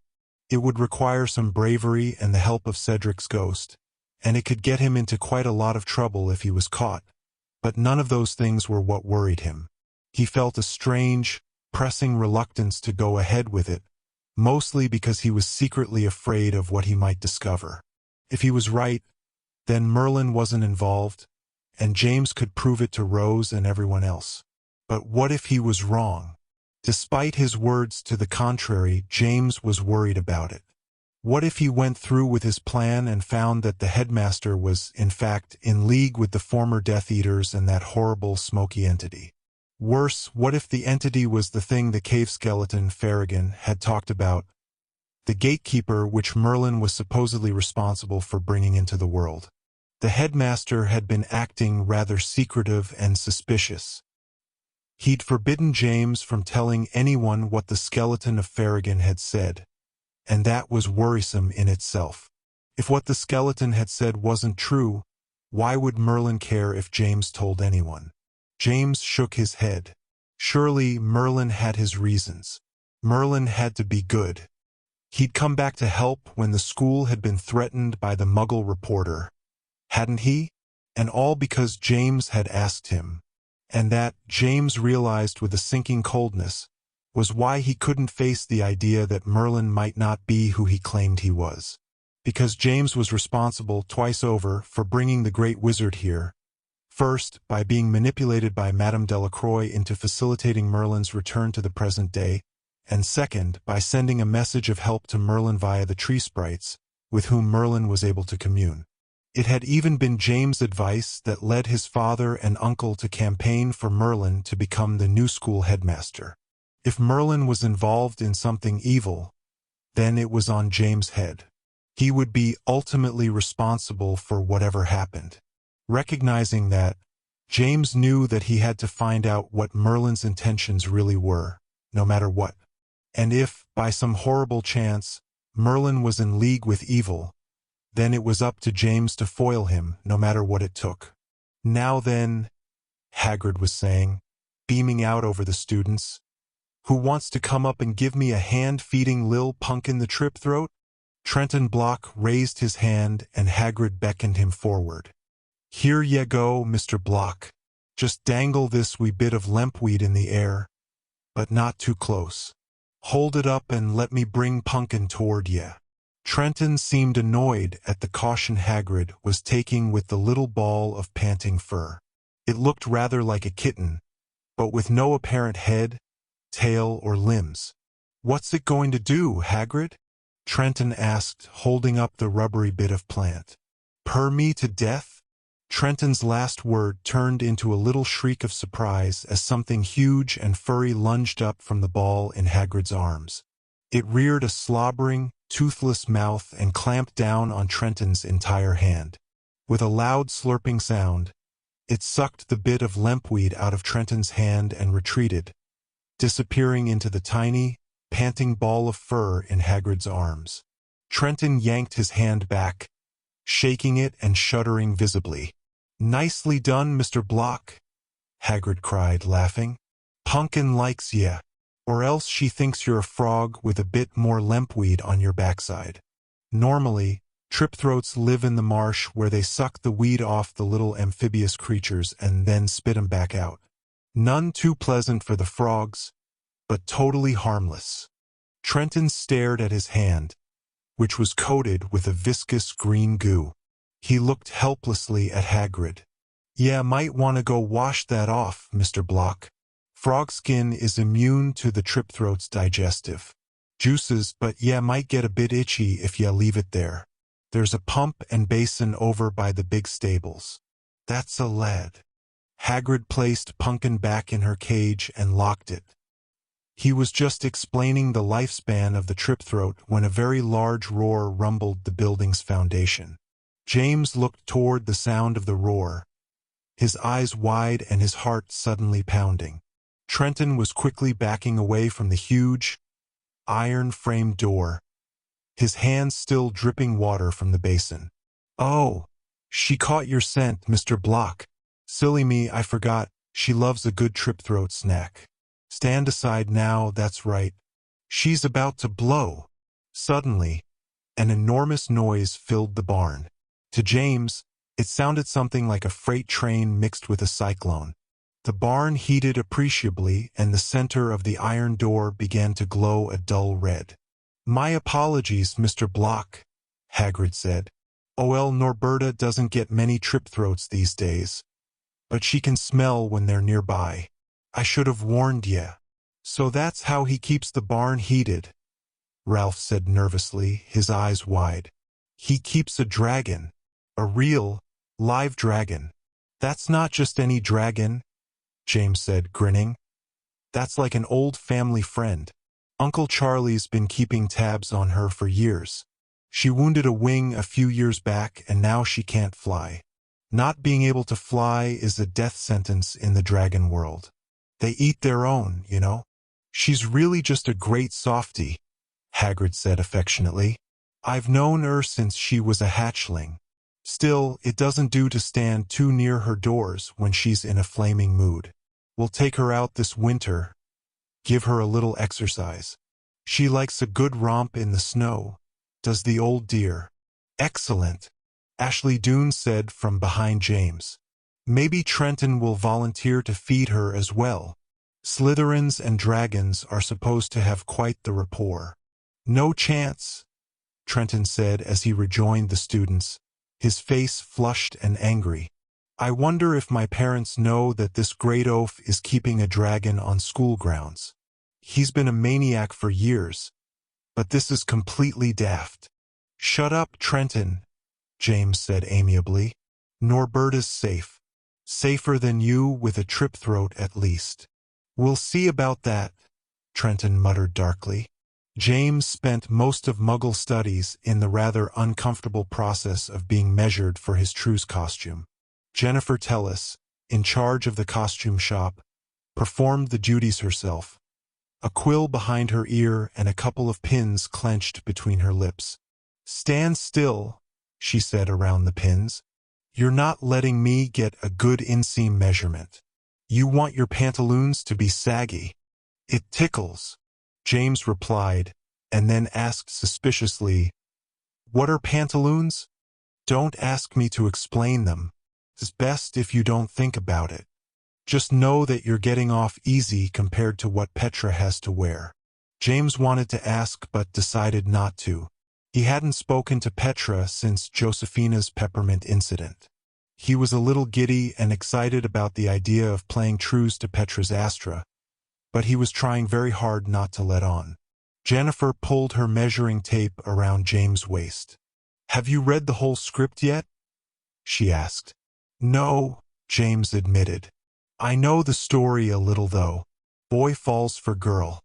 Older bloke falls for the same girl. Older bloke sends boy off on a suicide mission to get rid of him. Boy comes back and they duel. Everybody lives happily ever after. The end." Jennifer glanced at James sardonically. "I think you'd better read the script," she said around her pins. "I will," James said, annoyed. "I have to know my lines, don't I?"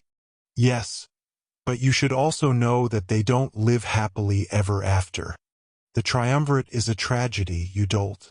James looked at himself in the nearby mirror. "So what's that mean?" "Well," Jennifer mumbled, "generally it means everybody ends up dead." As James left Muggle studies, Rose caught up to him. "Did Ralph tell you what I found out last night?" she asked in a low voice. "He said you found out why some people thought Merlin would hate Muggles," James replied. "But he didn't give me any details." "You'll be interested in this," Rose said earnestly. "Did you ever hear of the Lady of the Lake?" James thought for a moment. It sounded vaguely familiar, but he couldn't place it. He shrugged and shook his head. "Well, according to all the legends, she was supposed to have been Merlin's downfall. Most of the stories portray her as a nymph or a dryad or a sprite, but they're mostly really fanciful and probably just exaggerations of the truth. Professor Rivalvier talked about it last Quizlet, remember? She said that if the legends had been true, Merlin obviously wouldn't be here as headmaster. Yeah, James said, recalling the class. She said that the stories make the Lady of the Lake out to be a sort of magical creature pretending to be all innocent and stuff. She gets Merlin to fall for her. And then, when he teaches her everything he knows, she traps him with his own magic. Obviously, it's just stories. Probably, it was all just a way to explain Merlin's disappearance. We know the truth, though, like Rivalvier said. We know a bit more of the truth now, Rose said enigmatically. The Lady of the Lake wasn't made up, but she wasn't what the legends make her out to be. She was a muggle, and she was almost Merlin's wife. What? James said, stopping in the hall. Where'd you get that? The Book of Ostromatix's Histories, Rose said, raising her eyebrows. Same book where Zane found the account of Merlin's disapparition last year. Morgan Petunia let me borrow it from the Ravenclaw library. Ostromatix knew Merlin better than almost anyone, although it seems to me that Merlin didn't like him very much. Merlin sure didn't waste any time on him when he reapparated, James said, nodding. It was Ostromatix's ghost who was supposed to watch for the time to be right for Merlin's return. He was bound to the job forever. I got the impression that Merlin thought Ostromatix had hurried his return just to finish his duties. It didn't go very well for him after that. What did Merlin do? Rose asked eagerly. How do you punish a ghost? James shook his head. Beats me, but Ostromatix was terrified of whatever it was. He screamed like a banshee, but Merlin just sort of popped him. Very creepy, Rose said, thinking. Yeah, whatever. It's old news now. What's the story with the Lady of the Lake? Well, according to Ostromatix, she was a muggle peasant named Judith. She lived on a tiny farm with a little spring lake on it. That's where her name came from. The farm had been managed by Judith and her mother until her mother died. The lord of the fiefdom was a guy named Hayden. He planned to banish Judith from the farm because she couldn't manage it on her own, but Merlin protected her. He sent away the brutes who'd come to throw her out. Apparently, he gave them donkey ears and told them if they came back he'd finish the job. See, James said. That doesn't sound like the actions of a wizard who hates muggles. He was helping her, wasn't he? Yes, but only because he loved her. The book says that Judith was really beautiful, and Merlin was completely smitten by her. Ostromatix actually said that Merlin was under her spell. Pretty strong words for a wizard to use when describing a muggle woman. So what happened? James asked. We know they didn't end up together for some reason. Maybe she double-crossed him. That could be where the legends get the story about her trapping him somehow. Rose shook her head, her eyes sparkling. No, Ostromatix thinks she loved him too.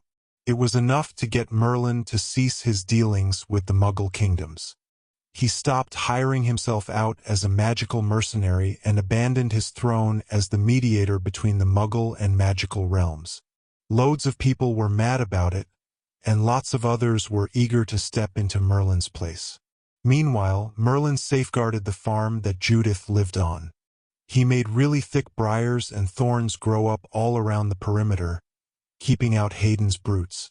Merlin even paid for the property, 10 times what the farm was worth. And then, just to be safe, he started teaching Judith some magic. You can't just teach a muggle magic, Rose, James interrupted.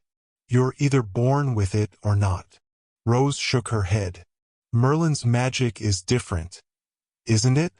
He gets it as much from nature as he does from his wizarding heritage. He couldn't teach her how to find the magic inside her because there wasn't any there. Judith had no witch in her blood. but he could teach her how to use the magic in nature. A little, at least. She just needed to know enough to be able to protect herself, so Merlin taught her how to alter her appearance. That way, she could go to the markets unnoticed. She had to because Hayden had put a price on her capture. Things seemed to be working just fine for them, and it looked like Merlin was going to marry her. But then, well, it gets really awful. What? James insisted, enthralled by the story. Well, they caught her, of course, Rose said breathlessly. She got careless. The magical disguise was perfect. Nobody knew who she was at the markets in the fiefdom, but someone saw her use a little of Merlin's magic. She fixed a broken wheel on a boy's cart, just by holding the pieces together and saying an incantation Merlin had taught her. The wood knitted back together, fixing the wheel, but someone saw it happen. They told the fiefdom brutes who were always hanging around the market. They captured Judith and took her to Hayden in his castle. I bet Merlin wanted to kill them all, James said meaningfully. I mean, she was just trying to help. What did he do? He didn't know where she was at first, but he tracked her down. He's apparently very good at that, being able to talk to the birds and creatures and trees. Hayden knew Merlin would show up. He told the guards to let Merlin through, right into the Lord's hall. Merlin didn't even waste time on the guards, though. He just put them all to sleep and stalked right up to Hayden, demanding the release of Judith. Hayden was all oily and slick. He told Merlin he had every intention of giving her back, but only if Merlin agreed to return the farm, remove the thorn hedge, and as a tribute of respect, double the fiefdom's lands. James furrowed his brow. Double the lands? Everything was about land back then. The bigger a lord's fiefdom, the wealthier he was. Hayden's plan was to use Merlin to steal land from neighboring fiefs. He also made Merlin promise to leave the fief forever and bestow his protection over the castle, which included protection from Merlin himself. Hayden was really crafty and evil. He knew that as soon as Merlin had Judith back, he'd probably destroy the castle and everyone in it. But with Merlin's spell of protection, not only could the castle never be overtaken, Merlin himself couldn't touch a single brick or harm a single hair of anyone inside it. He didn't do it, did he? James asked. Rose nodded. He did. He was that madly in love with Judith. He left and went out into the neighboring fiefdoms. There is no record of how he did it, but when he came back, he presented Hayden with the deeds of enough new land to double his fief. I shudder to think how Merlin got all that land, but it had to have been scary. Lords didn't let go of land without a fight. James frowned thoughtfully. So did Hayden release Judith? Well, that's where the story breaks down, Rose said uncomfortably. Ostromatics writes as if his readers already know the rest of the story. I'd guess that whatever happened, it was legend in that part of the world for a long time. Unfortunately, the legend got lost in all the myths and exaggerations in the centuries since. Either way, it looks like it ended badly. I mean, like Professor Rivalvier said, Merlin's here with us now, but not the Lady of the Lake. The important thing is, this could explain why people always believed Merlin might have a grudge against the Muggle world. He was trapped by that Muggle lord, Hayden, humiliated by him, and wasn't even able to have his revenge. To a wizard like Merlin, that's got to be enough to brew up a case of serious hate. Yeah, you couldn't blame him for being really angry, James agreed. But that doesn't mean he'd hate the whole Muggle world. Just because there was one evil Muggle prat, that's hardly reason to go to war against the lot of them. Well, that's what some people believed, Rose said, shrugging.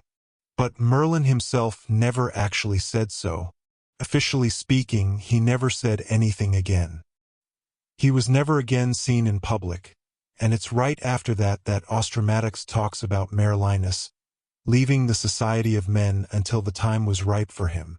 It's no wonder people have been suspicious all these centuries, and still are today, James said pointedly. That doesn't mean I agree with everything people have said about him, Rose replied quietly. But it certainly makes one understand how Merlin might have developed a bit of a serious grudge. Love makes people do mad things. James sighed. I've got a plan, Rose, he admitted in a low voice. I wasn't sure I was going to go through with it, but I am now. I need to clear Merlin's name if I can. I'm going to find out the truth about whether he is involved with those people we saw, and that horrible, thing in the smoky cloak. Rose narrowed her eyes at James. You know something about that thing, don't you? She asked. You're hiding something. Does it have to do with that weird pain you get in your forehead sometimes? What? James said, startled. No. I don't feel that anymore. Right? Rose nodded. You smacked your forehead and yelled in pain that day outside the headmaster's office because you suddenly remembered the extra credit answer on your arithmancy test. James deflated. Look, yeah, I still feel it sometimes. I don't know where it's coming from, but it doesn't have anything to do with Merlin. All right? Scorpius says you're having bad dreams, Rose said, looking closely at James. Bloody hell, Rose. What's he doing? Staying up nights taking notes. He says you've been talking in your sleep and getting all worked up. He can't hear what you're saying, but it always seems to be the same. And it's happening a couple of times a week. James glared at Rose and then looked away. Yeah, so what? I hardly ever even remember the dreams. And even when I do, they don't make any sense. There's always a voice talking, and flashing blades, and the sound of old machinery. Someone is walking and I'm following them, but I can't see who it is. And then there's water and some weird faces. So what? It's just a dream. It doesn't mean anything. Rose rolled her eyes. I know you well enough to know you don't believe that. James shook his head. Look, I don't know what it's all about. Maybe it does have something to do with the weird pain I get on my forehead sometimes. Cedric says he can actually see a scar there. He says it glows green.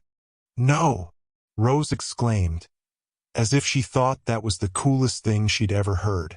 She leaned in, studying James' forehead. Can you see it when you look in the mirror? Does it glow when you turn off the lights? This isn't funny, Rose, James said, backing away. But at least it means I'm not a nutter. If Cedric sees it, then it isn't in my head. Yeah, Rose agreed. Technically, it's on your head. James grimaced at his cousin. But the point is that this has nothing to do with how I intend to find out the truth about Merlin. How, James? Rose asked seriously.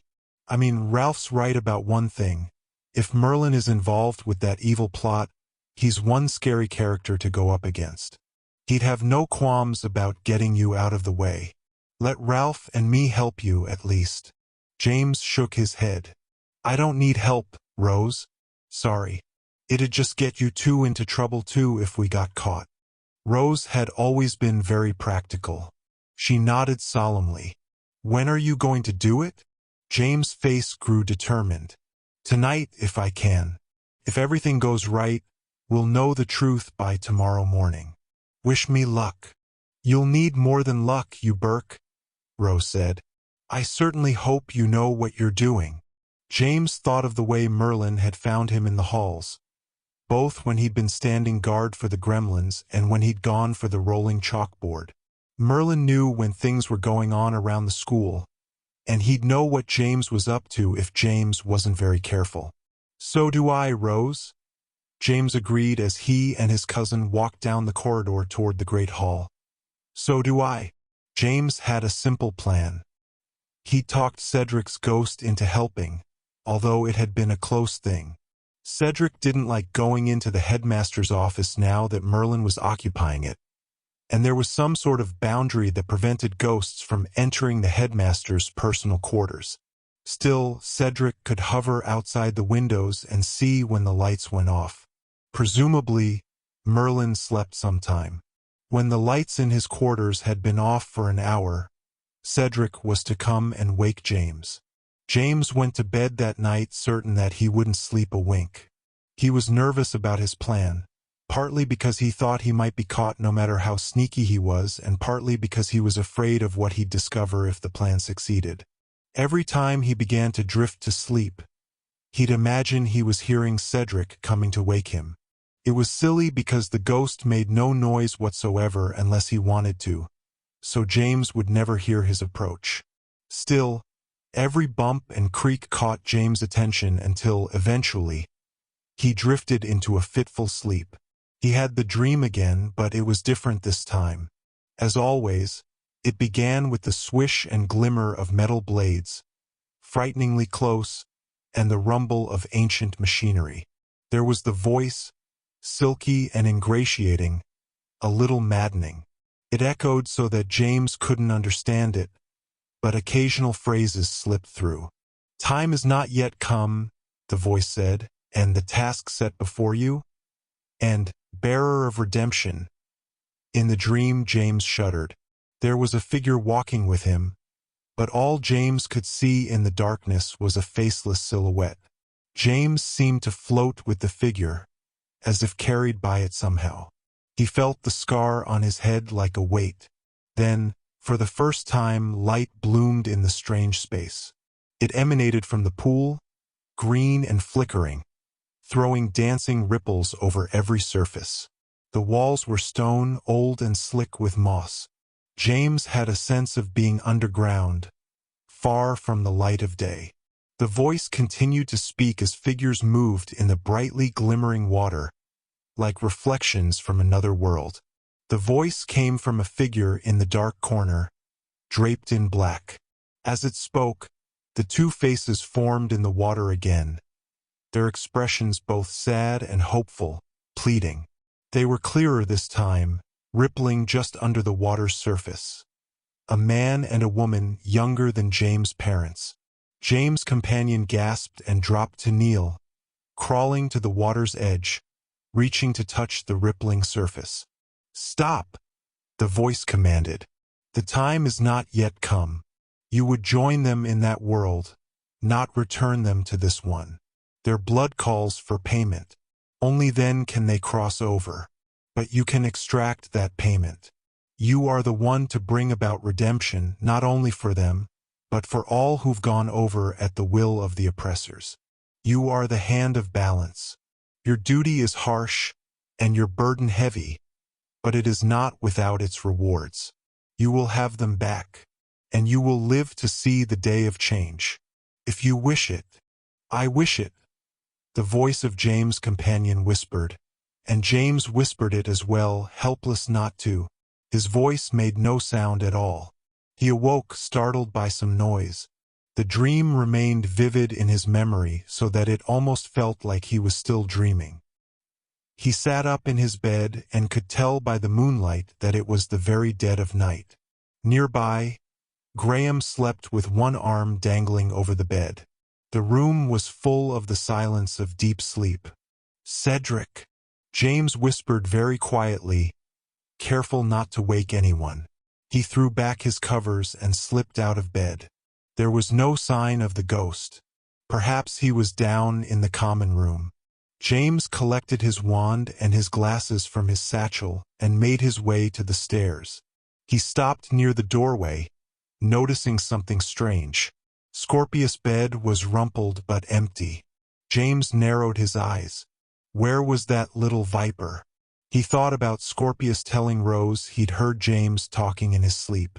Why had Scorpius been awake those times? He was surely up to something. Reluctantly, James determined to think about it later. He had more important things to do now. He turned and crept down the stairs to the common room. The room was completely empty and dark except for the dull red glow of the fireplace. There was still no sign of Cedric's ghost. James whispered his name again, a little louder this time, but there was no response. James sighed and walked over to the fireplace. As he plopped into the high-back chair, a voice spoke up brightly, shocking him. "Hey, James," the voice said. "Where's everybody at?" James spluttered, looking around. What? Who? Zane? Zane stood by the fireplace, apparently leaning on the mantel, although he didn't quite seem to be touching it. He grinned mischievously. Who else? You got my duck, I see. Your... James began, still recovering from the shock. No. What? Your duck? What are you doing here? I sent you a message by duck a few minutes ago, Zane said, referring to the protean rubber ducks they used to send notes to each other. James had completely forgotten about his. I assumed you got the message. I told you and Ralph to meet me by the fireplace in 5 minutes. So where's everybody else? This place is dead as a doorknob. James rolled his eyes. So that's what woke me up. Zane, it's the middle of the night, he exclaimed, stifling a grin. Zane's utter precociousness always amazed him. Ralph's in bed down in the Slytherin quarters. You forgot the time difference again. Oh yeah, Zane said, grimacing. It's only 8 here. I mean there, where I really am. So what do you think of this? Much better than the lunar fly dust. Do I look all right? James squinted. Well, you did a minute ago. You're starting to fade a bit around the edges. How are you doing it? It's pretty good, eh? Zane replied. Another of Professor Franklin's brainstorms. The beauty of it is its simplicity. You ever hear of a doppelganger? James frowned. Yeah, actually. It's a mythical double of yourself. It shows up to warn you of your own impending death. Right? Zane nodded brightly. Yeah, exactly. Franklin figured if we faked the circumstances of untimely death, the doppelganger might show up. Then, when it did, we could harness it and send it out to relay personal messages like this one. So you're in mortal peril over there? James asked, furrowing his brow. Yes and no. The doppelganger has to think so, but Professor Franklin has it all worked out. There are loads of failsafes. I'm only technically in mortal peril. When we finish talking, I'll be in the clear again. It's all a little complicated, but the department has worked out most of the bugs. You have your wand with you? Yeah, James answered. Shoot me with it, will you? It doesn't matter how. A stinging hex or something. I'm starting to fade out. What? I mean, are you sure? Totally. Make it quick. See, the problem with this method of communicating is maintaining the magic over long distances. We need a boost from your end to keep it up. Otherwise, I'll just fade out. James produced his wand and, reluctantly, pointed it at the fading figure of Zane. Acervespa, he pronounced. A thin, needle-like bolt shot out of his wand. Zane's figure seemed to absorb the bolt. It grew suddenly solid again. That hit the spot, Zane said. So how are things across the pond? Ugh, James said, slouching in his chair. Complicated. Albus is a Slytherin. I'm getting phantom broadcasts through some kind of ghost scar. The son of Dad's mortal enemy stole my bed, and everybody is worried Merlin has gone evil. Zane grimaced. Whoa, that's a mouthful. One thing at a time. You don't think the big guy's gone evil, do you? James shook his head tiredly. No, but some people do. Even Rose does. Especially after the other night.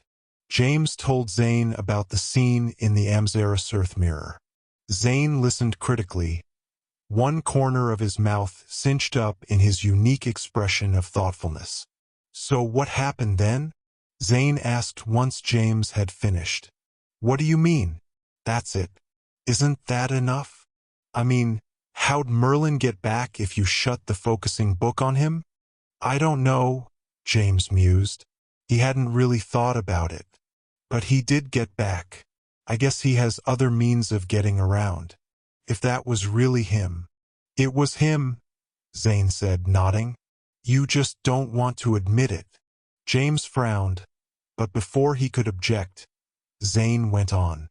But the good news is he must have been there for all the right reasons. Otherwise, you'd be toast, wouldn't you? What do you mean? James asked warily. I mean, he saw you, didn't he? You said that the pale dude pointed out of the mirror right at you, and everyone turned to look. That means Merlin saw you. If he was in league with these guys, he'd have come for you three the moment he got back. You'd all be banished to the netherworld, or whatever it is guys like Merlin do to their enemies. James furrowed his brow. I hadn't thought of it that way. Of course you hadn't, Zane shrugged. I was always the brains of the outfit. James grimaced. Well, either way, I'll know more after tonight. In fact, I thought you were my wake-up call.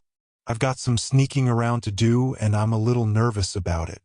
I don't even have the invisibility cloak this time. So anyway, what about you? How are things at Alma Alaron? You wouldn't believe it, Zane said, shaking his head. Classes are positively huge, and the wizarding community over here is way different. There are actual Sasquatches in some of my classes. Big feet. And let me tell you, they're a lot smarter than they look, even if they do only talk in grunts. Also, the progressive element is all over the place around here, only they don't call themselves that. They just talk a lot about how the old ruling elite have always halted change and stifled progress. Stuff that sounds all great until you remember that change and progress are the same things that make milk go sour. Anyway, a lot of them give me the evil eye because they think they know what happened there at Hogwarts last year. Madame Delacroix's in prison, you know. A lot of people talk like she's a hero, like some kind of political exile. It's completely quantum to me. The Voodoo Queen's in prison? James asked, his eyes going wide. They have wizarding prisons. There. Well, it's more of a mental hospital, but it's under total lockdown. She was never really the same after that night in the Grotto Keep. She got a little cracked, if you know what I mean. Technically, she's just under observation. In fact, she's right here on campus in the medical building. Hey, Cedric. How's the ghosting going? James looked up and saw Cedric moving across the room, smiling half-heartedly. It's time, the ghost said, addressing James. That's right, Zane said. You have your big plans to spy out the headmaster. Look, are you certain that's a good idea? That guy must have anti-spy traps all over the place. You can't just waltz into his office even if you did have the invisibility cloak. I've got a plan, James said, firming his jaw. Oh, Zane replied, rolling his eyes. Well, if it's as solid as the plans we came up with last year, then I feel loads better. You're fading out again, mate, James said, climbing out of the chair and turning to join Cedric. Pop up any time you want. You can count on it. Good luck. And James. James stopped and turned. Zane was fading almost to nothing. He looked even ghostlier than Cedric. Keep me in the loop, you know? I was there when Merlin showed up. If he has gone to the dark side, I want to know about it. Maybe I can help. He hasn't, James said. Don't worry about it. Zane grinned. I didn't say I was worried. A moment later, the figure of Zane evaporated like a puff of smoke. As they slipped through the portrait hole, Cedric asked, What was that all about? James shook his head. Just Zane being Zane. Come on, let's get this over with. So what do you need me to do? James took a deep breath and looked down the very dark, very silent corridor. Just get me into the headmaster's office, he whispered. After that, as Zane would say, it's all quantum. James had hoped that the password to the headmaster's staircase hadn't changed since he, Ralph, and Rose had gone to ask permission to start the defense club. By the time he got to the gargoyle guarding the entrance, he'd nearly forgotten the old Welsh phrase, but when he remembered it and said it aloud, the gargoyle stepped tiredly aside. Nothing good comes from such a late visit, the gargoyle muttered as James and Cedric passed. But then again, what do I know? My head's made of marble. At the top of the staircase, Cedric walked silently through the office door. A few moments later, the bolt shot back from the inside and the door creaked slowly open. "They're all asleep," Cedric whispered, indicating the headmaster's portraits. "Even Dumbledore and Snape." James nodded and crept into the room. The office was quite dark and foreboding despite the sound of mingled snores from the portraits. A single beam of moonlight laid a stripe across the floor, up the front of the massive desk, and across Merlin's focusing book. James crept across the floor toward the desk, not wishing to look at the Am's-era Cirth but unable to avoid it. The surface of the mirror was thick with rolling, silvery smoke, casting its own pale light on the nearby furnishings. Chapter 10. The Beacon Stone. James waited until the goblins finished disassembling the handmade camera equipment, loaded the pieces onto a rough cart, and wheeled it away, talking the entire time in a strange goblin language. When they were gone and the rotunda was empty, James jumped up. He peered into the silver-framed mirror, wondering why anyone would hang a mirror behind a statue. The mirror showed merely the shadowy backsides of the statues and James' own face, which was rather wild-eyed. His glasses were askew. He whipped them off and stuffed them into his pajama pocket. For a moment, he was filled with a horrible panic. The mirror portal had closed. How would he ever get back? But then, as he placed his hands on the surface of the mirror glass, the reflection changed. Merlin's office leapt into view, as if summoned by James' touch. Candles had been lit and Merlin stood at his desk, his back to the mirror. He was turning the pages in the focusing book. He seemed to sense James' gaze, for he suddenly turned his head, peering back at the mirror, his eyes sharp. James leapt aside, throwing himself against the stone wall next to the mirror. The moment his fingers left its surface, however, the reflection changed back to normal. The headmaster's office winked away, replaced by the reflection of the enormous statue and the rotunda. James breathed a huge sigh of relief. All he needed to do was to wait until Merlin left his office again. Then James could simply touch the mirror on this side and wish to go back to his own time. Hopefully, he'd be sent back through the Am's-era Cirth again. Once he got back, he'd still have to escape the headmaster's office undetected, but he'd work that out when the time came. Quietly, James hunkered down behind the statue plinth and leaned against the wall. Now that he had calmed down a bit, James began to notice the noises and smells of this ancient version of Hogwarts. The rotunda itself was empty, but the rest of the castle sounded like a hive of activity. Voices echoed, overlapping and busy. There was the sound of footsteps and even the clatter of hooves on stone. Clanks and hisses indicated a nearby kitchen. The smells were a mingled potpourri of stew and plowed earth, sawdust and animal dung. James found that he was curious. If he had to wait anyway, was there any reason he shouldn't explore the original Hogwarts a little? Rose would probably punch him if he didn't take advantage of the opportunity. James climbed up and peered between the enormous feet of the statue of Helga Hufflepuff. The rotunda remained completely still and empty. Cautiously, James crept out from behind the statue and crossed the room. It was just like the old rotunda in the Hogwarts he knew, except that it wasn't old. Every block in the wall was straight and sharp-edged, perfectly fitted in its place. At the archway, James turned back and looked at the statue. He'd often wondered what it had looked like before it was broken. The stone figures of the founders were each 20 feet tall, all smiling except for the statue of Salazar Slytherin, which seemed to smirk slightly, the eyes narrowed. On the wall behind them, above the silver-framed mirror, was a gigantic Hogwarts crest fashioned from wood and painted brightly. The overall look was quite imposing. "Boy!" someone cried nearby.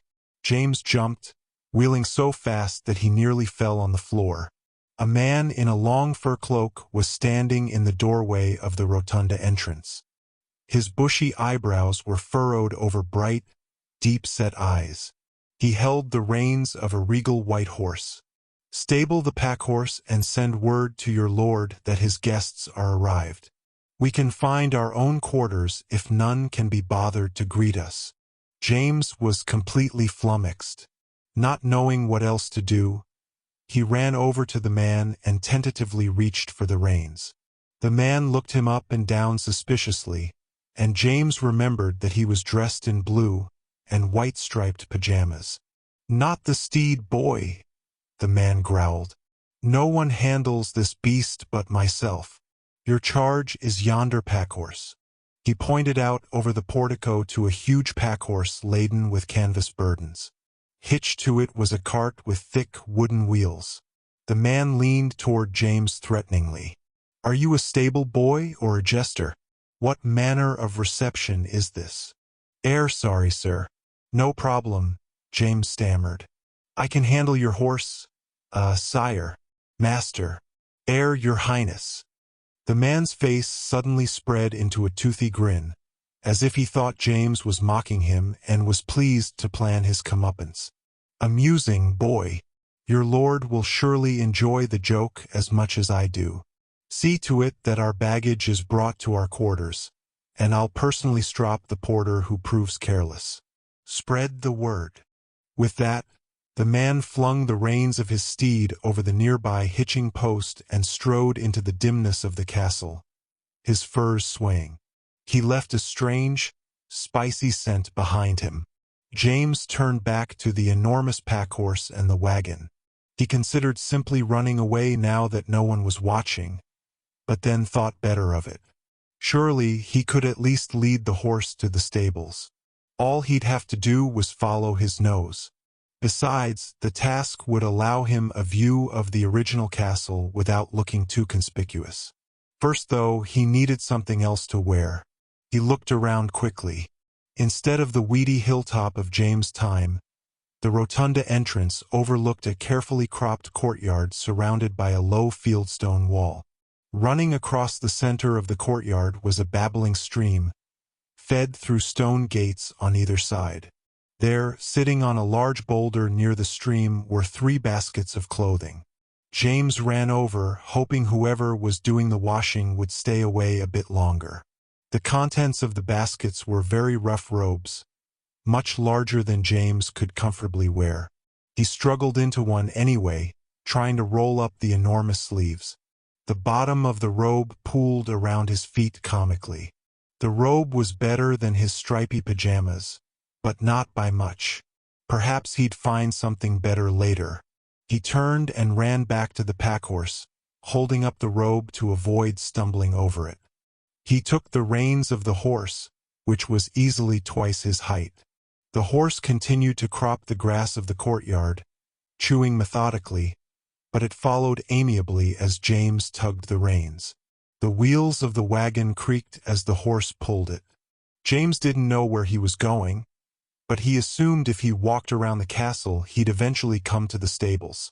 He took the opportunity to look around. Hogwarts Castle was much smaller than he knew it in his time. It huddled around the rotunda entrance, which was festooned with a great iron portcullis, currently raised. The turrets gleamed in the sunset, their conical roofs looking sharp enough to prick James' finger. Much higher than the turrets was the Sylvan Tower, which James knew well. It looked exactly the way he remembered it, although in this time it dominated the silhouette of the entire castle. As James circled the castle, leading the horse through a rough stone gate, he noticed that the land around the castle was dotted with farms and cottages. James was a little surprised. In his time, Hogwarts Castle stood alone in a large, forested wilderness, secluded and hidden. Here, however, the castle overlooked a bustling community. People moved busily all around, obviously consumed with the business of peasant life. As James led the horse and cart, trying to look like he knew where he was going, he passed people carrying baskets and pots, herding sheep and cows, or pushing wooden handcarts laden with vegetables. Several people shot James careful looks, and at least one woman laughed, but at least no one was accosting him or demanding to know what he was doing. Finally, James caught the scent of fresh animal dung on the shifting breeze. He looked and saw a huge stone barn. He grinned, recognizing it. It was the same barn that Hagrid, in James' time, was currently holding care of magical creatures in. The roof was different, and there was something like a blacksmith's shed attached to the side, but it was otherwise unchanged. As James approached, he heard the stamp and whicker of horses and the clang and hiss of the smith. "What's all this, then?" a burly man with bare arms called, stepping out of the main barn door and eyeing James. This pack horse needs stabled," James replied, holding up the reins. "The owner sent me here. I'm not really a stable boy. That I can tell," the man said gruffly, scowling. "Seeing as you've brought me yonder horse without even releasing its cart, perhaps you expect me to stable it as well." "No," James replied.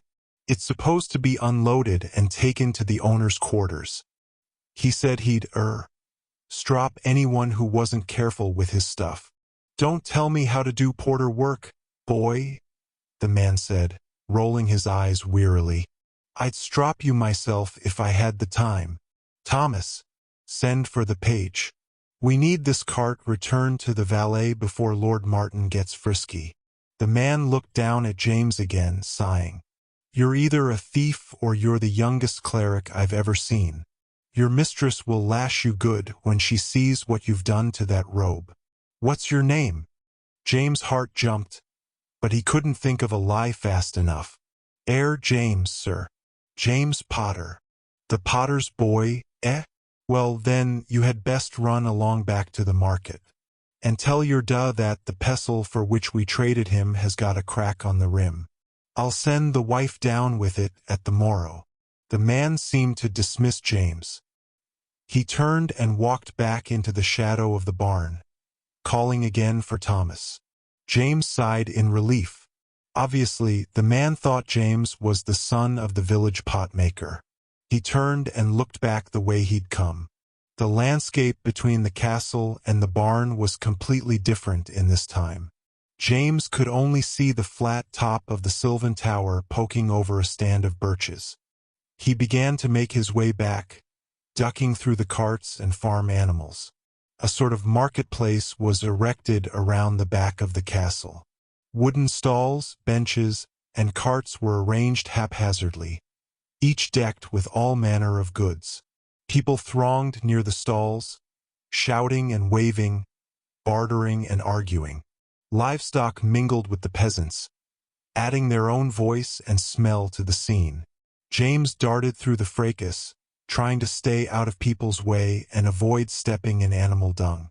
Bits of conversation drifted over him as he moved, and James began to sense that these were mostly muggles, although they seemed aware of the magical nature of the castle and its inhabitants.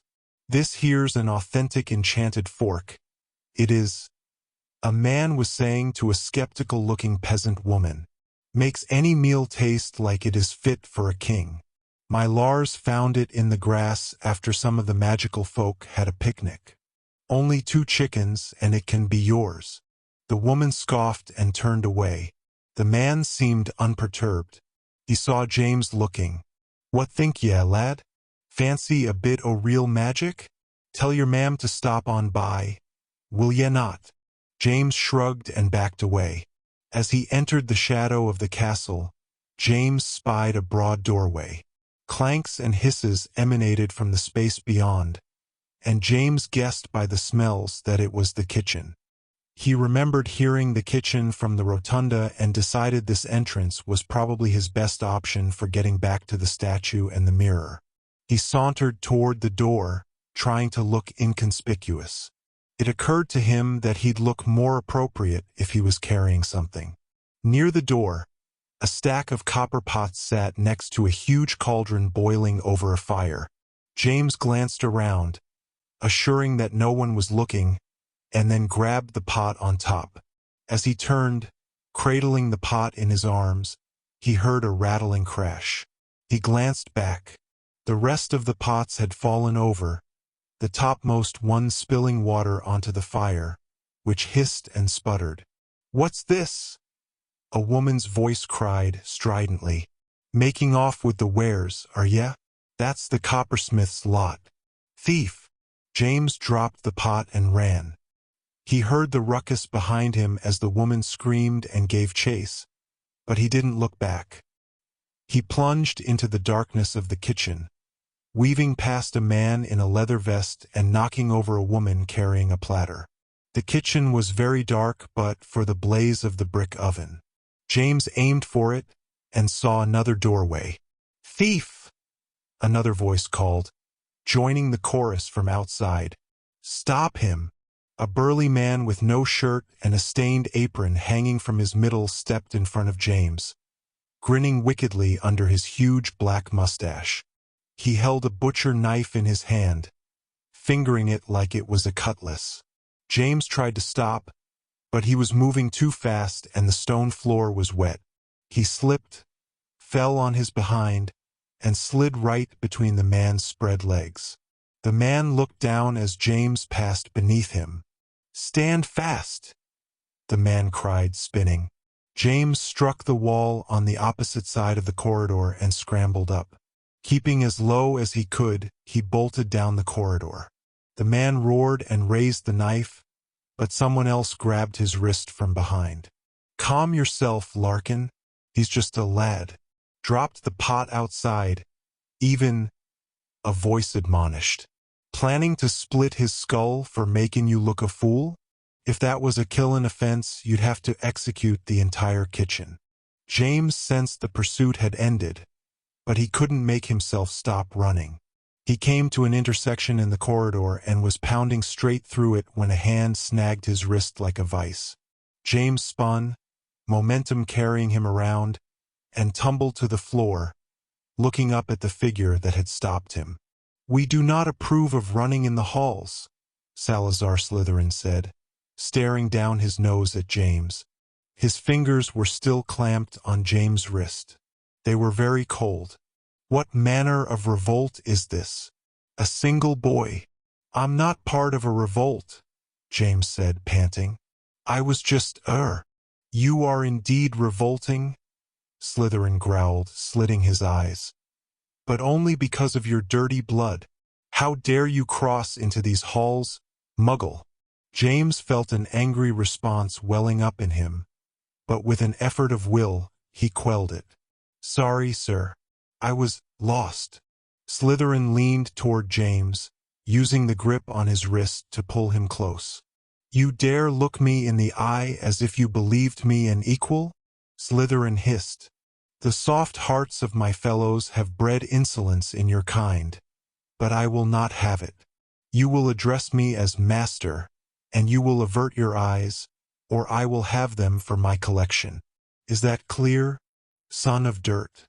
James used Slytherin's grip as leverage, pulling himself to his feet.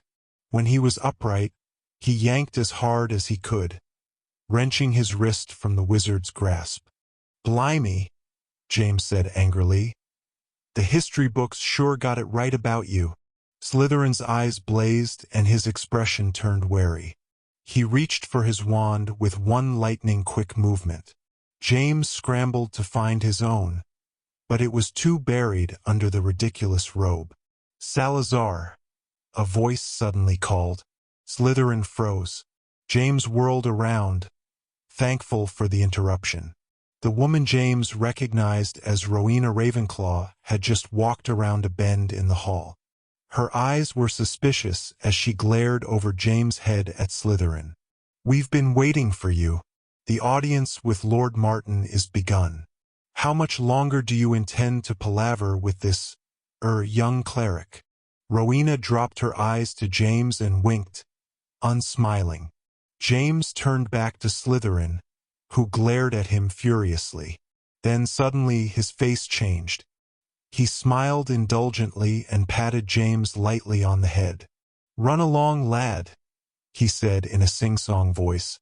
I'm sure we'll have a chance to finish our palaver soon enough. James stared up at Slytherin, thinking that the wizard might simply curse James in the back as soon as he turned away. Slytherin's expression didn't change, but his eyes hardened. Go now or face the consequences, the eyes seemed to say. James risked it. He turned and walked as quickly as he could, taking a corridor at right angles to the one Slytherin and Rowena Ravenclaw occupied. He curved to the right and met a short flight of stairs. When James reached them, he looked back. Slytherin was no longer visible. Breathing yet another sigh of relief, James took the stairs 2 at a time. As he navigated the corridors, he could still hear the echoing clatter of the kitchens. He had to be very near the rotunda. Nothing looked familiar, however. Torches flickered and sizzled in great iron wall brackets, making shadows leap on the walls, disorienting James. He passed more people, some of them no older than he was, and assumed he was encountering some of Hogwarts' original students. They turned as he passed, their eyes curious or outright suspicious. He began to panic. Finally, as James passed a pair of older boys in green tunics, he turned, meeting their stares. "Sorry, I'm new here," he ventured, trying to keep his voice even. "Do either of you know where the rotunda is? What might you need in the rotunda, boy?" The taller one replied, showing his teeth in a parody of a charming smile. "You must know that it's time for alchemy class." "Perchance he doesn't know," the second boy said, his brow lowering. "His garb tells me he is a muggle interloper. Lost, are you? Or perhaps not," the darker boy suggested, advancing on James. "Perhaps you are up to something a bit more nefarious? Methinks the head of house shall be the judge." "No, no," James cried, throwing up his hands. "I think I've already met him. He, says hello." James spun on his heels, tripping over the oversized robe. The 2 boys advanced on him. One of them reached for the hood of the robe, but James finally got his footing. He lunged away, yanking away from the boy's grasp. "Capture him," the darker boy ordered, giving chase. James bolted down the corridor, his heart pounding. He turned at random hallways, leaping up short stairways and ducking into doorways. After one turn, he encountered an alcove with a statue in it. To James' amazement, it was the statue of Lochimigus the Perpetually Productive. Without thinking, James shimmied into the alcove and hid behind the stooped statue. His pursuers' footsteps echoed closer. They clattered to a halt directly in front of the statue. "He can't have gotten far," the darker boy barked. "You go on ahead.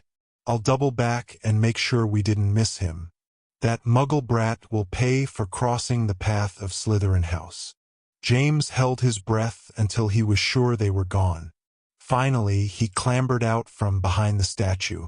He checked both directions and then darted out into the corridor again. He hoped desperately that he wouldn't encounter any more students. If he got caught now, he might never make it back to the magic mirror. He'd be trapped in ancient Hogwarts forever. James crept around a large archway and gasped.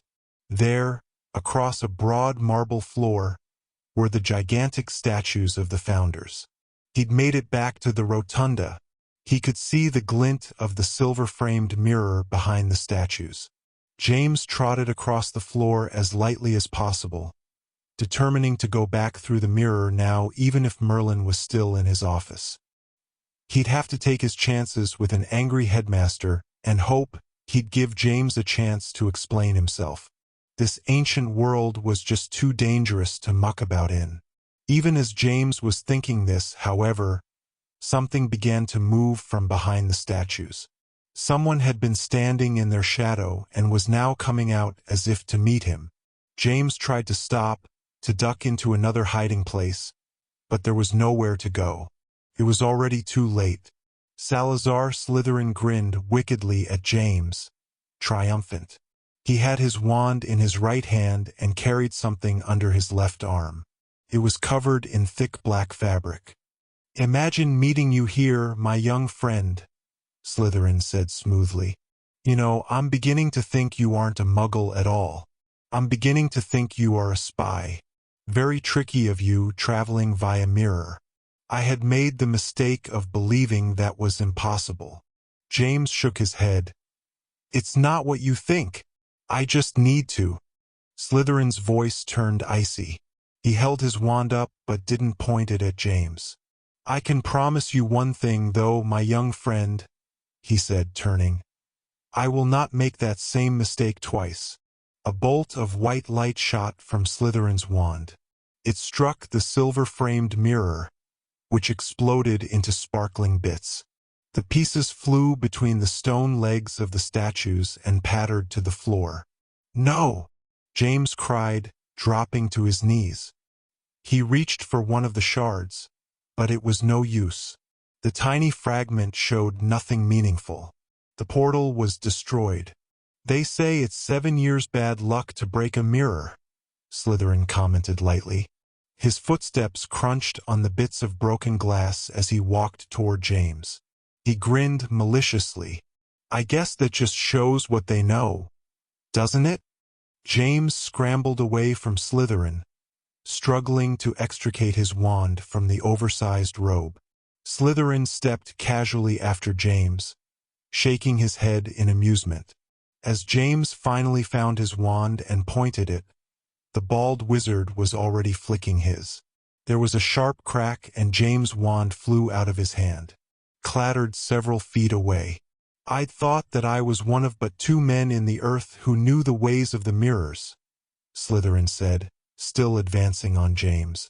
With a deft flourish, he pulled the black cloth off the object he'd been holding under his arm. It was another mirror, small and oval-shaped, its golden frame fashioned into the shape of a coiled snake. "This one is particularly interesting, especially to someone in your predicament." "No, I'm sorry to say it isn't a portal. It's a bit more one-way." Slytherin held the mirror so that James saw himself in it. The reflection showed a boy in a pathetically oversized robe, his eyes wild and fearful. "Have you ever heard of the old Muggle superstition that if you stare into a reflection for too long, you'll become the reflection?" Slytherin asked smoothly, still holding the mirror toward James. "They fear that if they then walk away from the reflection, they will simply disappear." James had been inching slowly toward his wand, which was lying on the floor a few feet away. Now he steeled his nerve and lunged for it. An instant later, pain roared up his arm, crippling him. He fell to the floor, screaming. Desperately, he looked to see what had caused the damage, and then gasped in shock. His entire right arm had vanished up to the shoulder. He stared at the place where it should have been, unable to resist trying to grab at it with his left hand. Slytherin was laughing happily. He approached James again, and as he did, James' arm faded back into existence. The pain receded. "There's nothing so instructive as a practical example, is there, my young friend?" Slytherin said, holding the mirror so that James could see himself in it once more. "As you've just illustrated, if you choose to stay within the reflection, you will be perfectly safe. If, however, you attempt to leave it, well, I really do not need to say any more, do I?" Slytherin flicked his wand again. James' wand lofted into the air, turning end over end. The bald wizard caught it deftly and held it up. Curious, this, such a beautifully fashioned wand in the hand of a boy who barely knows how to use it. "You are not a student of this establishment, and yet you seem to know us. So very many questions do I have for you. And do you know what, my friend?" Slytherin pocketed James' wand and his eyes turned narrow and icy. "I have every confidence that you will answer them." Several minutes later, James found himself in a darkened room in Slytherin's personal chambers. The room was quite low, stone-walled, and surrounded by tapestries depicting rather unpleasant scenes of dancing skeletons and flaming mountains. Tables on both sides of the room gave James the impression that this was Slytherin's personal magical laboratory. The table on the right was laden with gigantic books, parchments, quills, and paints. The one on the left was arrayed with a mind-boggling collection of vials, jars, and pots, all arranged on stacked shelves surrounding a large cauldron. Only one candle burned in the room, blood-red and embedded in the top of a human skull. James had the distinct and unsettling impression that very few people had ever seen this room. He sat against the rear wall in a very straight chair with a high ladder back. It was rather uncomfortable, but it was the only chair from which he could see himself in the oval-shaped mirror. Slytherin had positioned the mirror on an easel in front of the double doors, assuring that James could not approach the doors without leaving his reflection. "As much as I would enjoy interviewing you immediately," Slytherin had explained, "I am a very busy wizard, and you've caught me at a rather bad time. Let me assure you, though, as soon as I complete my evening's appointment, you will have my full and undivided attention." With that, Slytherin had pulled the doors mostly closed, but not completely. Through the gap, James could see a tiny portion of Slytherin's main office. As James waited, he could hear the bald wizard moving about, shuffling parchments and muttering darkly. Finally, there came a single, loud knock on the outer office door. "How quaint of you to pretend you are not already in the room, my friend," Slytherin's voice said. "I sensed your arrival minutes ago, but I assumed it rude to say so. Please do make yourself comfortable." Through the crack in the double doors, James saw a shadow move. A figure passed in front of the crack. There was the creak of a heavy footstep, and then a deep sigh. "I despise the very stone of this place," a deep, rumbling voice said. "The cobbles of its floors are like knives to my feet. I'd call up the fires of the earth's belly to consume it if I could, and damn your miserable college." In the darkness of the laboratory, James gasped. He recognized the voice of Slytherin's visitor. It was incredible, and yet it seemed to fit all too well. How could he not have made this connection before? His heart pounded, and he strained his ears to listen. "I sympathize, Mayor Linus," Slytherin said. "This must be a very disquieting homecoming for you. Still, you cannot imagine that we'd have allowed this castle to go unoccupied. As you may guess, not a single Muggle lord wished to claim it after Lord Hayden's unfortunate accident. Ironically, they believe the castle is cursed rather than magically fortified. I join you, however, in despising much of what this place has become. My fellow founders are increasingly double-minded. They coddle the unmagicked and the dirty half-bloods. They plot against me as we speak. I fear that my time here is near an end." "What a pitiful shame," Merlin said, his voice oozing contempt. "And you had once believed this college would be the dawn of your pure-blood utopia. You must be positively heartbroken. My pure-blood utopia, as you call it, will be a reality whether I assist it or not, my friend," Slytherin said. "It is the nature of things. The rulers of this world will only live among the cattle for so long before they rise up. My role in the process is insignificant, although I admit I wish to live to see the day. And do not pretend disgust at my words, Mayor Linus. You are the greatest proof of my claims, even if you deign to ignore it. You believe that I detest the unmagicked as you do, but I am not so simple-minded," Merlin said dismissively. "One rabid wolf doesn't justify killing the pack. Domination is your only aim, not justice. Is it wrong to dominate those unworthy of equality?" Slytherin replied, as if he and Merlin had had this argument many times before.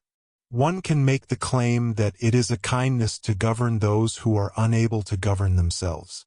Besides, here," Slytherin's voice became silky, "it was more than one rabid wolf, wasn't it? There was a long silence, and then Merlin said, "I'll not speak of such things with you." "Oh, but you do not need to," Slytherin replied. "Everyone knows the truth of what happened now, don't they? After all, it happened right here for moons past. It is the gossip even of the Muggle peasants how the great Merlinus was humiliated by the Lord Hayden and his accomplice. How it must boil your blood to know your name has become a paean to foolish love." "I'll not speak of such things with you," Merlin repeated slowly, his voice low and dangerous. "I'll be friend enough not to remind you that you were warned from entangling yourself with the Muggle woman." Slytherin went on, ignoring Merlin's words. "Judith, I believe her name was, known jokingly among the peasants as the Lady of the Lake. Even I implored you not to lower yourself to her affections. Love makes a fool of any man who indulges it, and the greater the man, the greater the fool he must become. You were a very great man, Merlinus, and yet even you were not immune. Love blinded you when your wits should have been at their sharpest.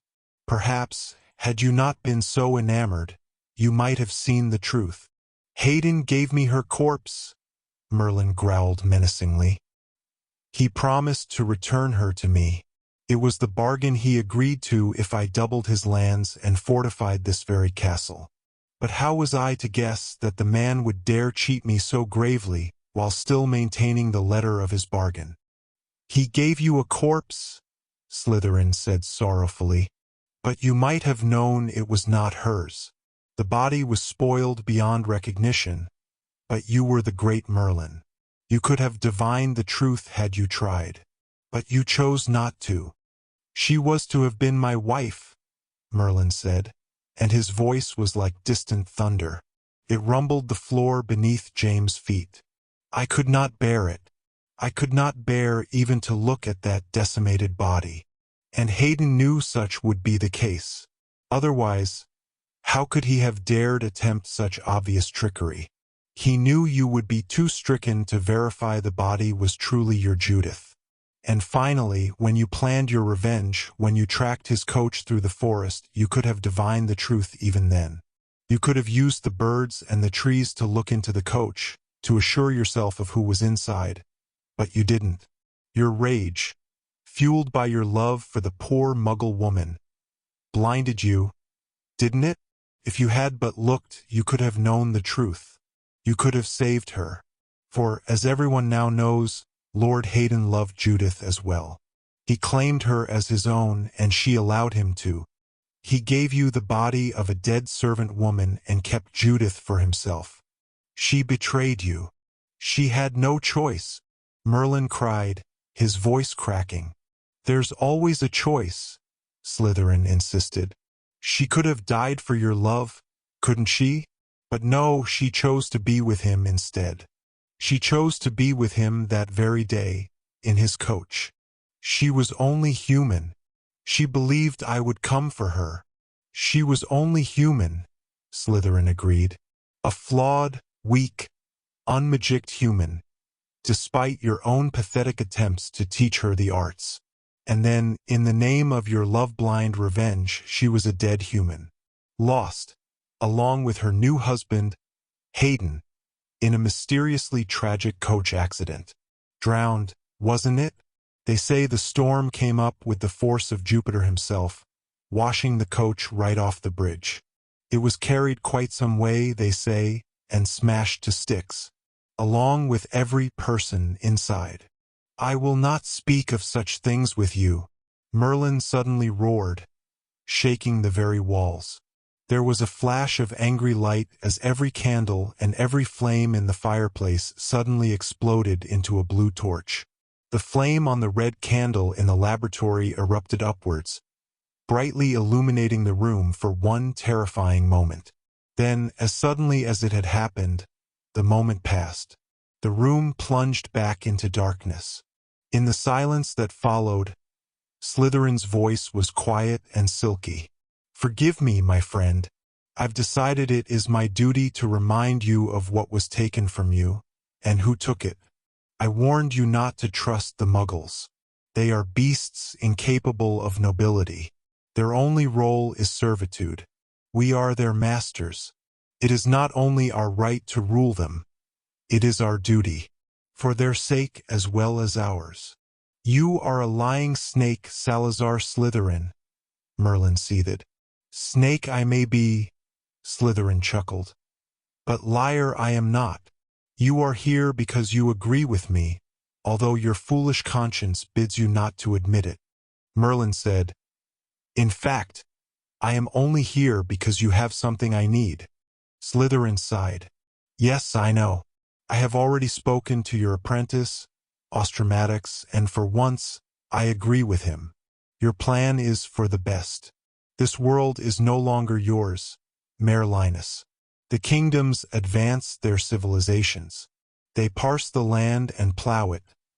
They tear down the forests and turn them into hovels. They are taming the earth, rendering it mute to you. I alone know what that does to your powers, for you are unlike other wizards, my friend. You are not a wizard at all. You are a sorcerer, perhaps the very last and best of your kind. I am glad you have accepted my suggestion to step out of this plane of existence. You will return to a better time. Ostromatics will watch for it. There may never again be such a time, Merlin said gravely. But it matters not. You are right about one thing. This world is no longer fit for me, nor I for it. The days are darkened before my very eyes, and by my own bloody hands. I have chosen to remove myself from the realm of men, but for my own reasons, Slytherin. You would not understand them. Your heart is as dark as pitch. And yet it is of something dark that you've come to speak, my friend. Slytherin replied without missing a beat. I have divined it. The stone knows when it is wanted. Don't mock me, Slytherin. I know you desire me to break the boundary of worlds without the stone, for you would then control that which returned with me. You speak of the legend of the Gatekeeper's curse? You mustn't take such things seriously. What dreams and fancies idle men imagine, don't they? I am not fooled by your guile. You have the stone and the dark bag, for you are a lover of such dark trinkets. If I am to do what no other man on this world is capable of doing, I will do it with the tools no other man on this world could possibly need. Tell me, Mayor Linus, Slytherin said conversationally, what do you know of these trinkets? As if the stories of them were not plain enough for a child. Merlin sighed. The dark bag contains the last remnant of pure nothingness left from the dawn of time. Its uses are myriad and unique. The stone, however, is the only relic from pre-time. It is a single black onyx, whose origin is the void between the worlds. It is immune to time. Thus, it is the beacon of the Gatekeeper. The holder of the stone may be granted visions of those who've passed unto death. But more importantly, he who possesses the stone is the Gatekeeper's ambassador, should that creature ever cross into the realm of men. Surely you do not believe in such things, Slytherin teased, and yet James could tell that Slytherin himself believed them fully. I believe that none have ever dared to test the legends, Merlin stated flatly. But that is only because none have ever been capable of it. It is pure speculation that he who breaks the boundary between the worlds for any length of time will attract the Gatekeeper of the Void, possibly bringing it back with him. If I do it, and if I return, I wish to be the charge of anything that returns with me. But why? Slytherin suddenly rasped, his voice eager and dripping with hate. Let the destroyer be loosed upon the earth. If man is the scourge of this world, reducing your power bit by bit, eating it up like locusts, then let the Gatekeeper be descended upon them. It is their due. If my prediction is accurate, then the realm of the wizards will have overcome the Muggles by that day. The magical kingdom will be able to defend itself against the Gatekeeper, and possibly even ally with it. Only the Muggle insects and the impure will be destroyed by its hand, and good riddance. The legend says that the curse of the Gatekeeper will hearken a new age. An age of purity, of crystalline perfection. So let it be, Merlinus, be the harbinger of the curse. What more fitting way to reclaim your title as king of all wizards? If I am to be the harbinger of the curse, I wish to control it, Merlin replied calmly. I would have it no other way, Slytherin answered. Without the beacon stone, you might not even gain the attention of the Gatekeeper. However, Merlin waited silently, but James, still sitting in the dark of the laboratory, could sense the great wizard simmering, his rage all but smoking off his skin. Slytherin went on. The stone is far too powerful to be removed from the earth entirely. Knowing this day might come, however, I have arranged for it to be split into 2 equal pieces. The halves have been set into 2 rings. 1 ring will go with you, the other will stay with me. You cannot deceive me, Slytherin, Merlin rumbled. You wish to maintain control of the Gatekeeper upon hope of its descent. You wish to use it to exact revenge upon your enemies. You and they will be long dead by that time. Slytherin laughed lightly. It isn't of any consequence to you, my friend. My half of the stone will remain, regardless of my own short time upon this earth. It will be passed on. When and if you do return, signaling the descent of the curse, the stone will find its way into the hands of my descendants.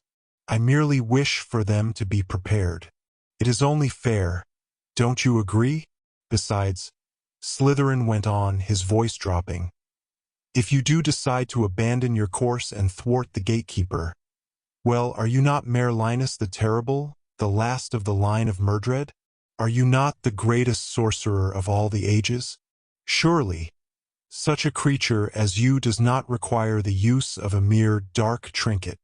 Merlin was silent again, and James sensed him simmering. Finally, he said, As you wish, Slytherin. Provide me my half of the stone, and I will take my leave of this place. There came the sound of a drawer opening, and then the clunk of a small box. A long silence followed. I could simply take both halves of the stone from you, my friend, Merlin said quietly. After all, am I not Merlinus the Terrible? You forget the conditions of your lamentable bargain with Hayden, Slytherin replied. There was the clunk of a box closing. You are unable to touch the hair of anyone residing within this castle. Your threats are formidable, but fortunately, they are to no effect here. I do, however, appreciate the sentiment of it. You may consider it returned. The floor creaked as Merlin stood. James saw the shadows change in the room as Merlin prepared to leave. A figure suddenly blocked the view through the opening in the double doors. It was Slytherin. He opened the doors slightly and peered in at James. A thoughtful look crossed his face. His eyes narrowed. And by the way, Merlinus, he said, not taking his eyes off of James, if you do return in a future age, beware of enemies. Your disappearance will certainly be legend. Some will be looking for you, and not all will intend to welcome you. I am quite accustomed to dealing with enemies, Merlin's voice replied, echoing from the depths of the room beyond. Nevertheless, if you should come across a certain young man brown-eyed, with short, unkempt raven hair and a look of constant insolence, beware of him. He is your enemy. I have divined it. You must dispose of him. I dispose of no one without just cause, Merlin growled. Regardless of your divinations, and even those who deserve such disposal occasionally slip through my grasp, whereas some who don't deserve it still fall under its judgment, Slytherin declared coldly, as if twisting a knife. But suit yourself, Merlinus. Watch for the boy, or ignore him at your peril. I care not which. A moment later, there came a burst of warm air and a smell of dirt and growing things. Merlin was gone. Slytherin bared his teeth at James. You said history had gotten it right about me. he said, grinning viciously. Somehow, I don't believe history will even know your name, my young friend. Dear listener, we close the pages on another tale, a journey through words, imagination, and emotion. Here at the Falls Audiobook, where stories flow like a river's current, carrying you to distant worlds and uncharted depths. We thank you for joining us. As always, we invite you to linger a little longer. Subscribe to our channel to discover more stories waiting to be heard, each a cascade of voices, ideas, and artistry. And remember, every great story begins with a single word. Perhaps the next one will begin with you. Until our voices meet again, may your days be filled with quiet moments, rich pages, and the soothing sound of a story well told. This is the Falls Audiobook, signing off.